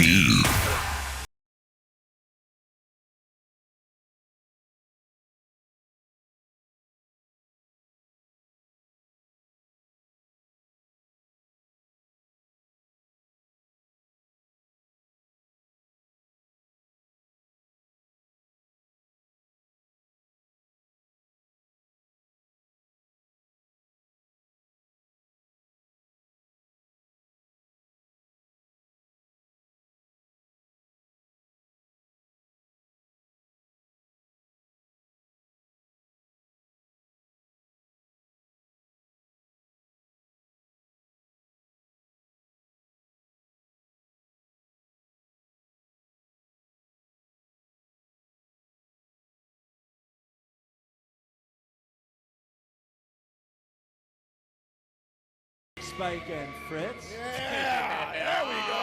There we go. Did we get some cheering? We did. That's from the Sixers section over there. That's how you know you made it. Yeah. There we go. Yep. We put our heart into this. Oh, we do. Every day. We live for this. Even when we're getting mocked. Yep. We're at Chickie's and Pete's in South Philly. Coming up at 6, the Jordan Mailata Show, live from Chickie's and Pete's. Jordan will be right there, along with me and Elliot Shore Parks. And then the Players Lounge with Ike Reese, Hugh Douglas, Elliot, and this week's guest, Tanner McKee. It's an interesting guest for you, Tanner McKee. It's an interesting position for him to be in, too. Yeah. Because to talk to him about the game, he didn't play in, but he knows a lot about. Yeah. You know? You ever see how much he gives up? Yes. You got to make him feel comfortable first. Maybe loosen him up, a couple of surf See how much he gives up. Yeah. Well, you know, we've had Tanner a couple times. Yeah. And I got to give him credit. Does a good job of dancing. Does he? Yeah, I mean, he knows how to dance a little bit. Yep. So, you know, We will have to figure out that last play call. Yes. Yeah, that has to be asked. Yes. And you know what? Let awkward silence happen. He'll answer. He'll go, yeah, I don't know what happened. And you just, nothing. So you had the headset on. Yeah. And you know what that play was called. You know what play they called. And what play you saw. Was it the same, Tanner? You had the headset on. What if he says he didn't have it on? He's lying. He knows what happened. Tell us what happened. We know what happened, right? We know what happened. He changed the play. He changed the play. The thing that I don't think happened, that I think some people were wondering about, which I think Jalen changing the play based on what he saw doesn't seem like that huge of an issue for me. Right. That's an issue with him and Nick, to be like, Nick to go not there and him to go, okay, whatever. Right. What some people were wondering last night, I don't know if they were in earnest, is if Jalen was supposed to go up there and not snap the ball, and if they were planning to just try to draw them off sides. But the offensive line wouldn't be ready for that. It just seems like it could. Well, if he actually changed the play. Oh, right. To where he called a play. Right, yeah, I guess. But even then, the crowd's so loud, it would be a dangerous thing to do, right? I agree. Yeah. No, I agree. At the line, the offensive line doesn't I don't know if we'll ever know. Yeah. I seriously doubt that someone will say, well, we weren't even supposed to run that play. We were supposed to go out there and just take a delay of game and try to draw them off sides. Like, nobody's going to say that. Right. Well, you won an Eagles Insider of the Year award. Go find out. If that's the truth, and you're the one that spills it, it'd be hard for anybody to take that award from you. It seemed like, again, I'm going by Coach Sirianni's reaction that was caught on television after the play. He's mouthing why. Yeah. Yes. Why? Like I don't know if he's mouthing why did he go there? Yes. Or why did they change the play? Yeah. Or what? Why he's saying why? He could have thrown to the wrong guy. But he's clearly saying why. Why? Yeah. Well, twice. And I'm sure the beat reporters after the game didn't see the TV copy because they're watching the game. Right. So now they get to go home, digest the TV copy, see him, and say, yesterday you reacted Monday you reacted very strongly to that. You're saying why? Why was that? Yes. Yeah. And I think, is he on the morning show tomorrow? No. Yeah, he should be, right? He should be, right? Yeah, because he didn't do the day. Oh, right. Yeah, so he should be available tomorrow. He's on the morning show before he does his. He's not usually. Not usually. So what I wonder They might could push it happen to Thursday. is they might push it to Thursday. We should find that out. Yeah, that's. They might push it to because Thursday. I would like DeCamera to get him first because the camera was very upset about that, and he's upset about the first half execution. Right. Leading into half where they gave up. They just gave up. Yeah. Because Nick will dance around it at the press availability, and it's tough because it's Zoom to keep pushing. Yep. But DeCamera would keep pushing if Nick danced around answering that question. Why would you saying why? Yeah. Yep. One thing that DeCamera's good at. 215-592-9494. You hired. What? I did. Well, he slipped. Chuck in Mount Airy here on WIP. What's up, Chuck? 6 feet and I like it. Shut up. Don't you guys Very have nice. another white boy group that you can put on like Limp Bizkit or U2 or something else? I'm tired of What do you know about Limp Bizkit? Yeah. Yeah, my ass. U2, you know what I mean? You know, I know. U2 sucks. Yeah, U2 sucks. And we Come on, got man. We don't claim U2. Yeah, we represent everybody on this show. Yeah, you hear 232 Pac? Yeah. I played Yeah, Lord man. Knows today. The next thing y'all gonna have 130 Biggie too next time, right? No, not as long as Ike's on the show. I know. Yeah, I know. Yeah. Hey, listen, man, let me say this real quick, Yeah. right? What's going on, man? Now, why can't I have my... Listen, why can't Embiid just retire? You know, why can't he just retire? I thought we were moving Chuck. past this. Well, why You are you promised. focused in on You Embiid? promised to not Chuck. bring up Joel. I'm gonna hang up on you. I know, I just can't. I can't take it no more, man. This team can't. Stop. You can take it. You can take it. You can take it. Man. Oh, Stop. He is out of the lineup. He is out of the lineup, so you should be my- happy. No, it's not that, man. This team can't build no rhythm, man. You know what I mean? Started, he would come off the bench, man. You know what I mean? Seriously, man. You get your 20 minutes off the bench. That's just that. But I don't want to talk about him, man. I'm watching the game. It's going to be live TV today. It's going to be like on NBC, I think, first time. So, I get to hear Oh, they get that game tonight. Okay, that's Yeah, that. it is on It's the NBC. national Oh, game. it's on NBC? Yeah, it's a national game, yeah. Yeah, national game. So, I got to watch it tonight. But listen, here's the thing, right? BTA, DTA. Yes, sir. Yes, sir. DTA. Listen, Sunday is going to be booster. Belt You know ass. what? No, I know what it On means. the Detroit Yesterday wasn't Lions. BTA. You know what I mean? I'm talking about Yep. Detroit Lions. Jared Goff is going to get destroyed. You know what I mean? And would you say Spike?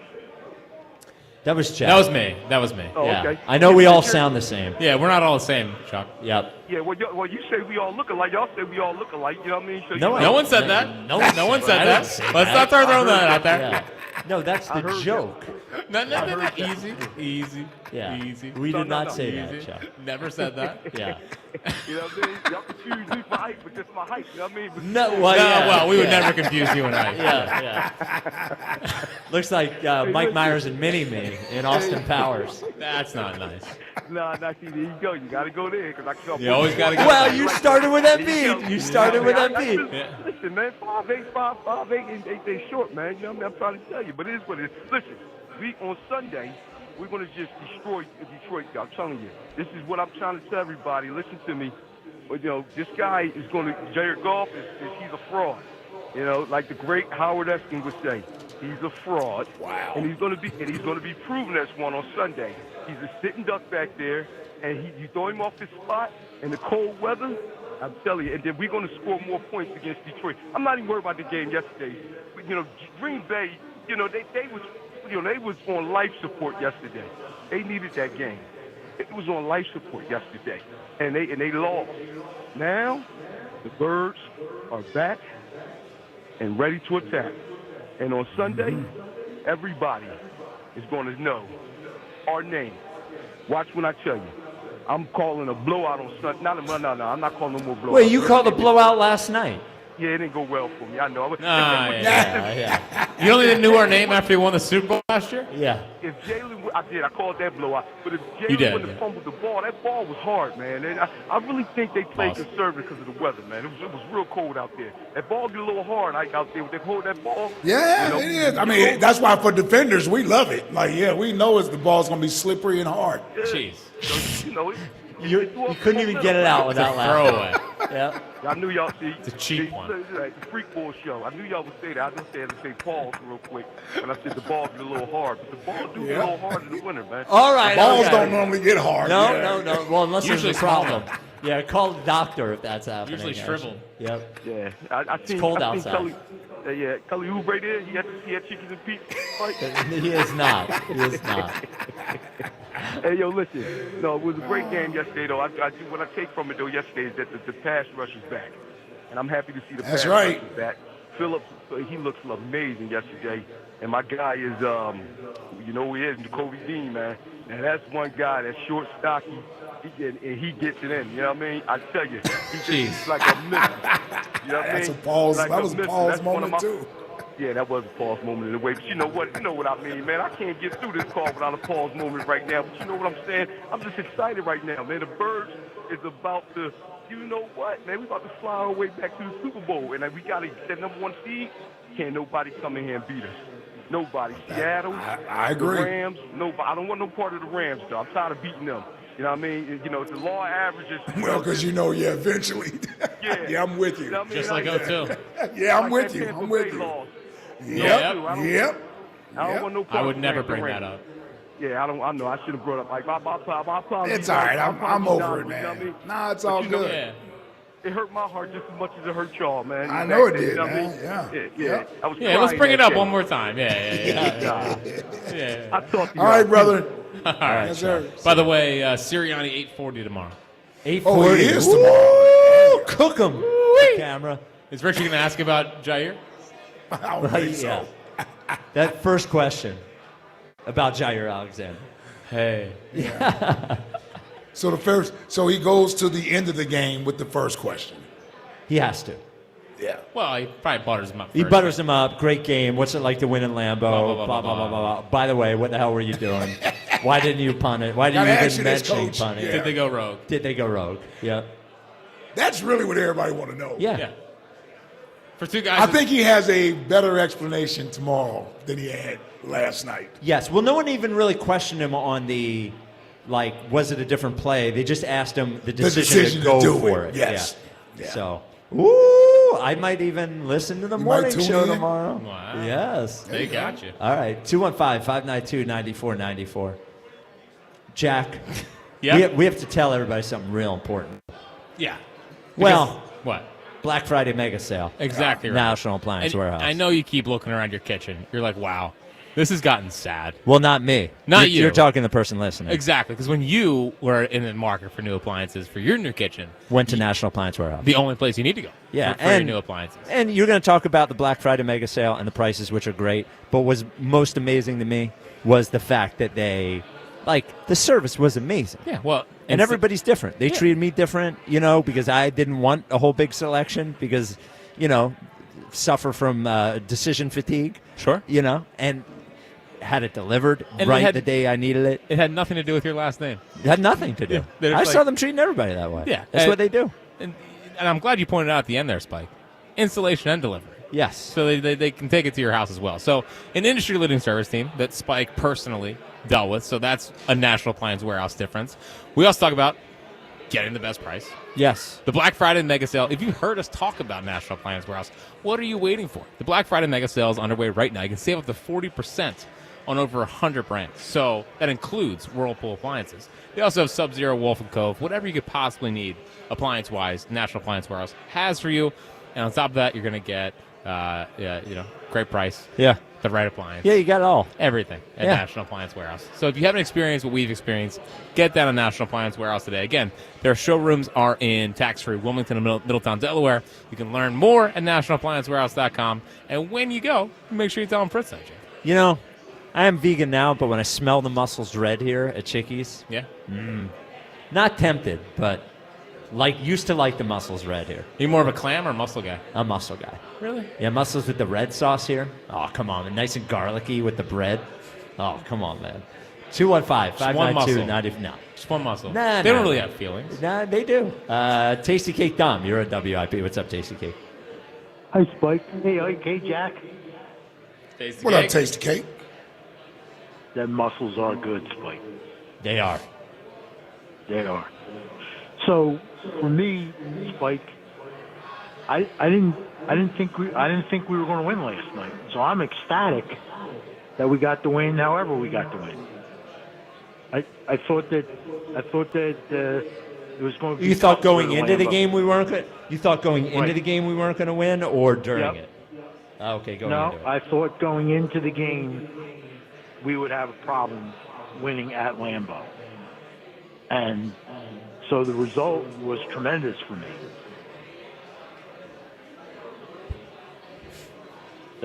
So I'm ecstatic. You sound fired up. I'm just kidding. I am, because there's no Yeah. doubt in my mind that we blow Detroit out of the water. So we're going to win Really? this big test for us. We're going to win both games. Yeah, I mean, winning. I would say that the two toughest stretches we would have thought coming into the season were the first four games, and then these two against Green Bay and Detroit. Uh-huh. And to be 6-0 in those games would be pretty unbelievable. Yeah. That's a super tough stretch. So them beating Detroit on Sunday night, I think partially how they won the game last night. Today is not a league is on notice of the Eagles, Right. And I think everybody had their doubts about the Packers anyway, even though it was on the road, tough game, all that sort of stuff. The Eagles beat the Lions on. Well, also Jalen did not help me with my MVP bets last night. He played fine, but we had a national audience that could have helped me with my MVP bets. Yes. But Sunday night against the Lions, they win that game after beating the Packers. That is, everybody wakes up and says the Eagles are the best team in the NFL. I think they win that game. Yeah, and Detroit, let's face it, Blake, every challenge Detroit's met this year, Green Bay creamed them, Kansas City creamed them, and they lost a very, Well, that's number two. Minnesota. So, Oh, no, they lost to Minnesota. Yeah. Who they got something to prove, too. Yeah. Yeah, what it tells you is that when Detroit's on, they are seemingly unstoppable. But coming into a hostile environment like Sunday night is going to be, the Eagles are going to be ready for this game. See, the one thing the Eagles are doing is that they're playing against their own standard. They're playing against their own standard. They don't get up to play Green Bay or get up to play Detroit or get up to play. They're the defending Super Bowl champion. Every other team is getting up to play them. They play to their own standard, and that's why they aren't happy all the time after wins. Right? You hear a lot of the offensive guys last night. They win that game 10-7. They are praising the defense, saying thank you. I mean, Landon Dickerson couldn't thank the defense enough after the game for the win.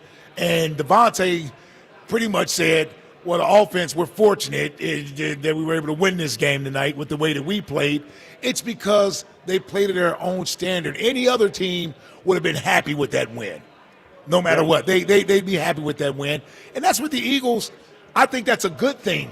And that's how the Eagles usually rise to the occasion in these games. The games never seem too big for the Eagles. Yep. It never seems too big for them. Yep. Sunday night, they'll be ready to go Sunday night. Yeah. Yep. The other thing I want to get in real quick, Spike, is the Sixers, the value of Joel Embiid. People have to listen. I know it's frustrating and everything like that, but Spike, against Cleveland, they got demolished by Mobley and Allen on the second shots. Against Detroit, against Cade Cunningham's great player, they got demolished on the offensive boards. They need Joel Embiid and Don Barlow to win these type of games. Yeah, getting Barlow back will be a help as well. But yeah, Embiid, they can be a fun team without Joel. But like they're just not a serious team right now. They're a fun team to watch. They have young players. They can win games, all that kind of stuff. They're better than they've ever been without him, I think. But with him, it's just a different. It's a half-court game in the playoffs. Yeah, it's a different thing, and they need him. It's just my concern this year. Not concern because everything is gravy this year, but is getting him to play enough to get everyone. Acclimated to playing with get him. like a cohesiveness to the team. I thought they're 6-4. I think Nurse has done a good job given all the roster challenges and changes, and I think he's trying to figure things out on the fly a little bit. But they just need him to get into a rhythm, I think. But he's been better every time he's been out there, I think. Yeah, they're 6-4, Spike, but they lost 3 out of their last 4. They have. But, it's a long season. They're going to win tonight, though, Tasty. Yeah, we'll get that tonight. All right. More, like against these Green Devils, that's the ones He hates the Celtics. Yep. That's the ones I got to have. And that's why I'm a little despondent that Joel's not playing tonight. But, maybe Maxey will put in 50 and we'll win the game. Hope so. Yep. Thanks for the call, Tasty Cake. And that, these are not the Celtics we're used to, but they still play the same brand of basketball, and they're a good basketball team. Yeah, VJ, I think VJ breaks out of his little slump tonight. You think so? I think so. The text line is brought to you by Benari Jewelers. Don't settle for ordinary. Choose extraordinary. Choose Benari Jewelers at Exton and Newtown Square. Online at BenariJewelers.com. Text line, text line, text line. Spike on any GM not named Daryl Morey whenever a trade deadline is looming. Look, they better hit on these trades. The Hall of Fame isn't guaranteed for either of them. Fantasy football GM Spike this year. I give up. Mark and Montco. Very disappointing out of you. What did I do? You give up you're giving up on fantasy. Football. Oh, well, what am I supposed to do? Show a backbone. No. And stop bringing up Ricky Pearsall. Every day you bring up Ricky Pearsall. It's all my receivers. You're listening to Kyle Shanahan talk about Ricky Pearsall. Ricky Pearsall is a good player. He would have been the primary target on that team, and he would have gotten a lot of targets. Missing Neighbors, Wilson, Pearsall, Scadaboo. That's a lot. I have Jackson Smith. What's his name? Njigba. Should say JSN. JSN. That would have been the best receiving core in the whole league. And they got hurt. What do you want out of me? Trade me JSN. Yeah. It's too late to trade, right? Yes. I would have held them up for auction. What's next? Oh, my. What's love got to do with it? Kate Scott after Jordan Love fumbled. We're on to Kate. We're on to you, Kate. We're on to Kate. What's love got to do with it? So I assume they're not on NBC Sports Friday night if they're on NBC. It's got to be Ian Eagle's son, right? Yeah. How's Michael? How's MJ doing? Oh, is he going to be talking about load management tonight? I'm like, yo, are they still running these interviews? The same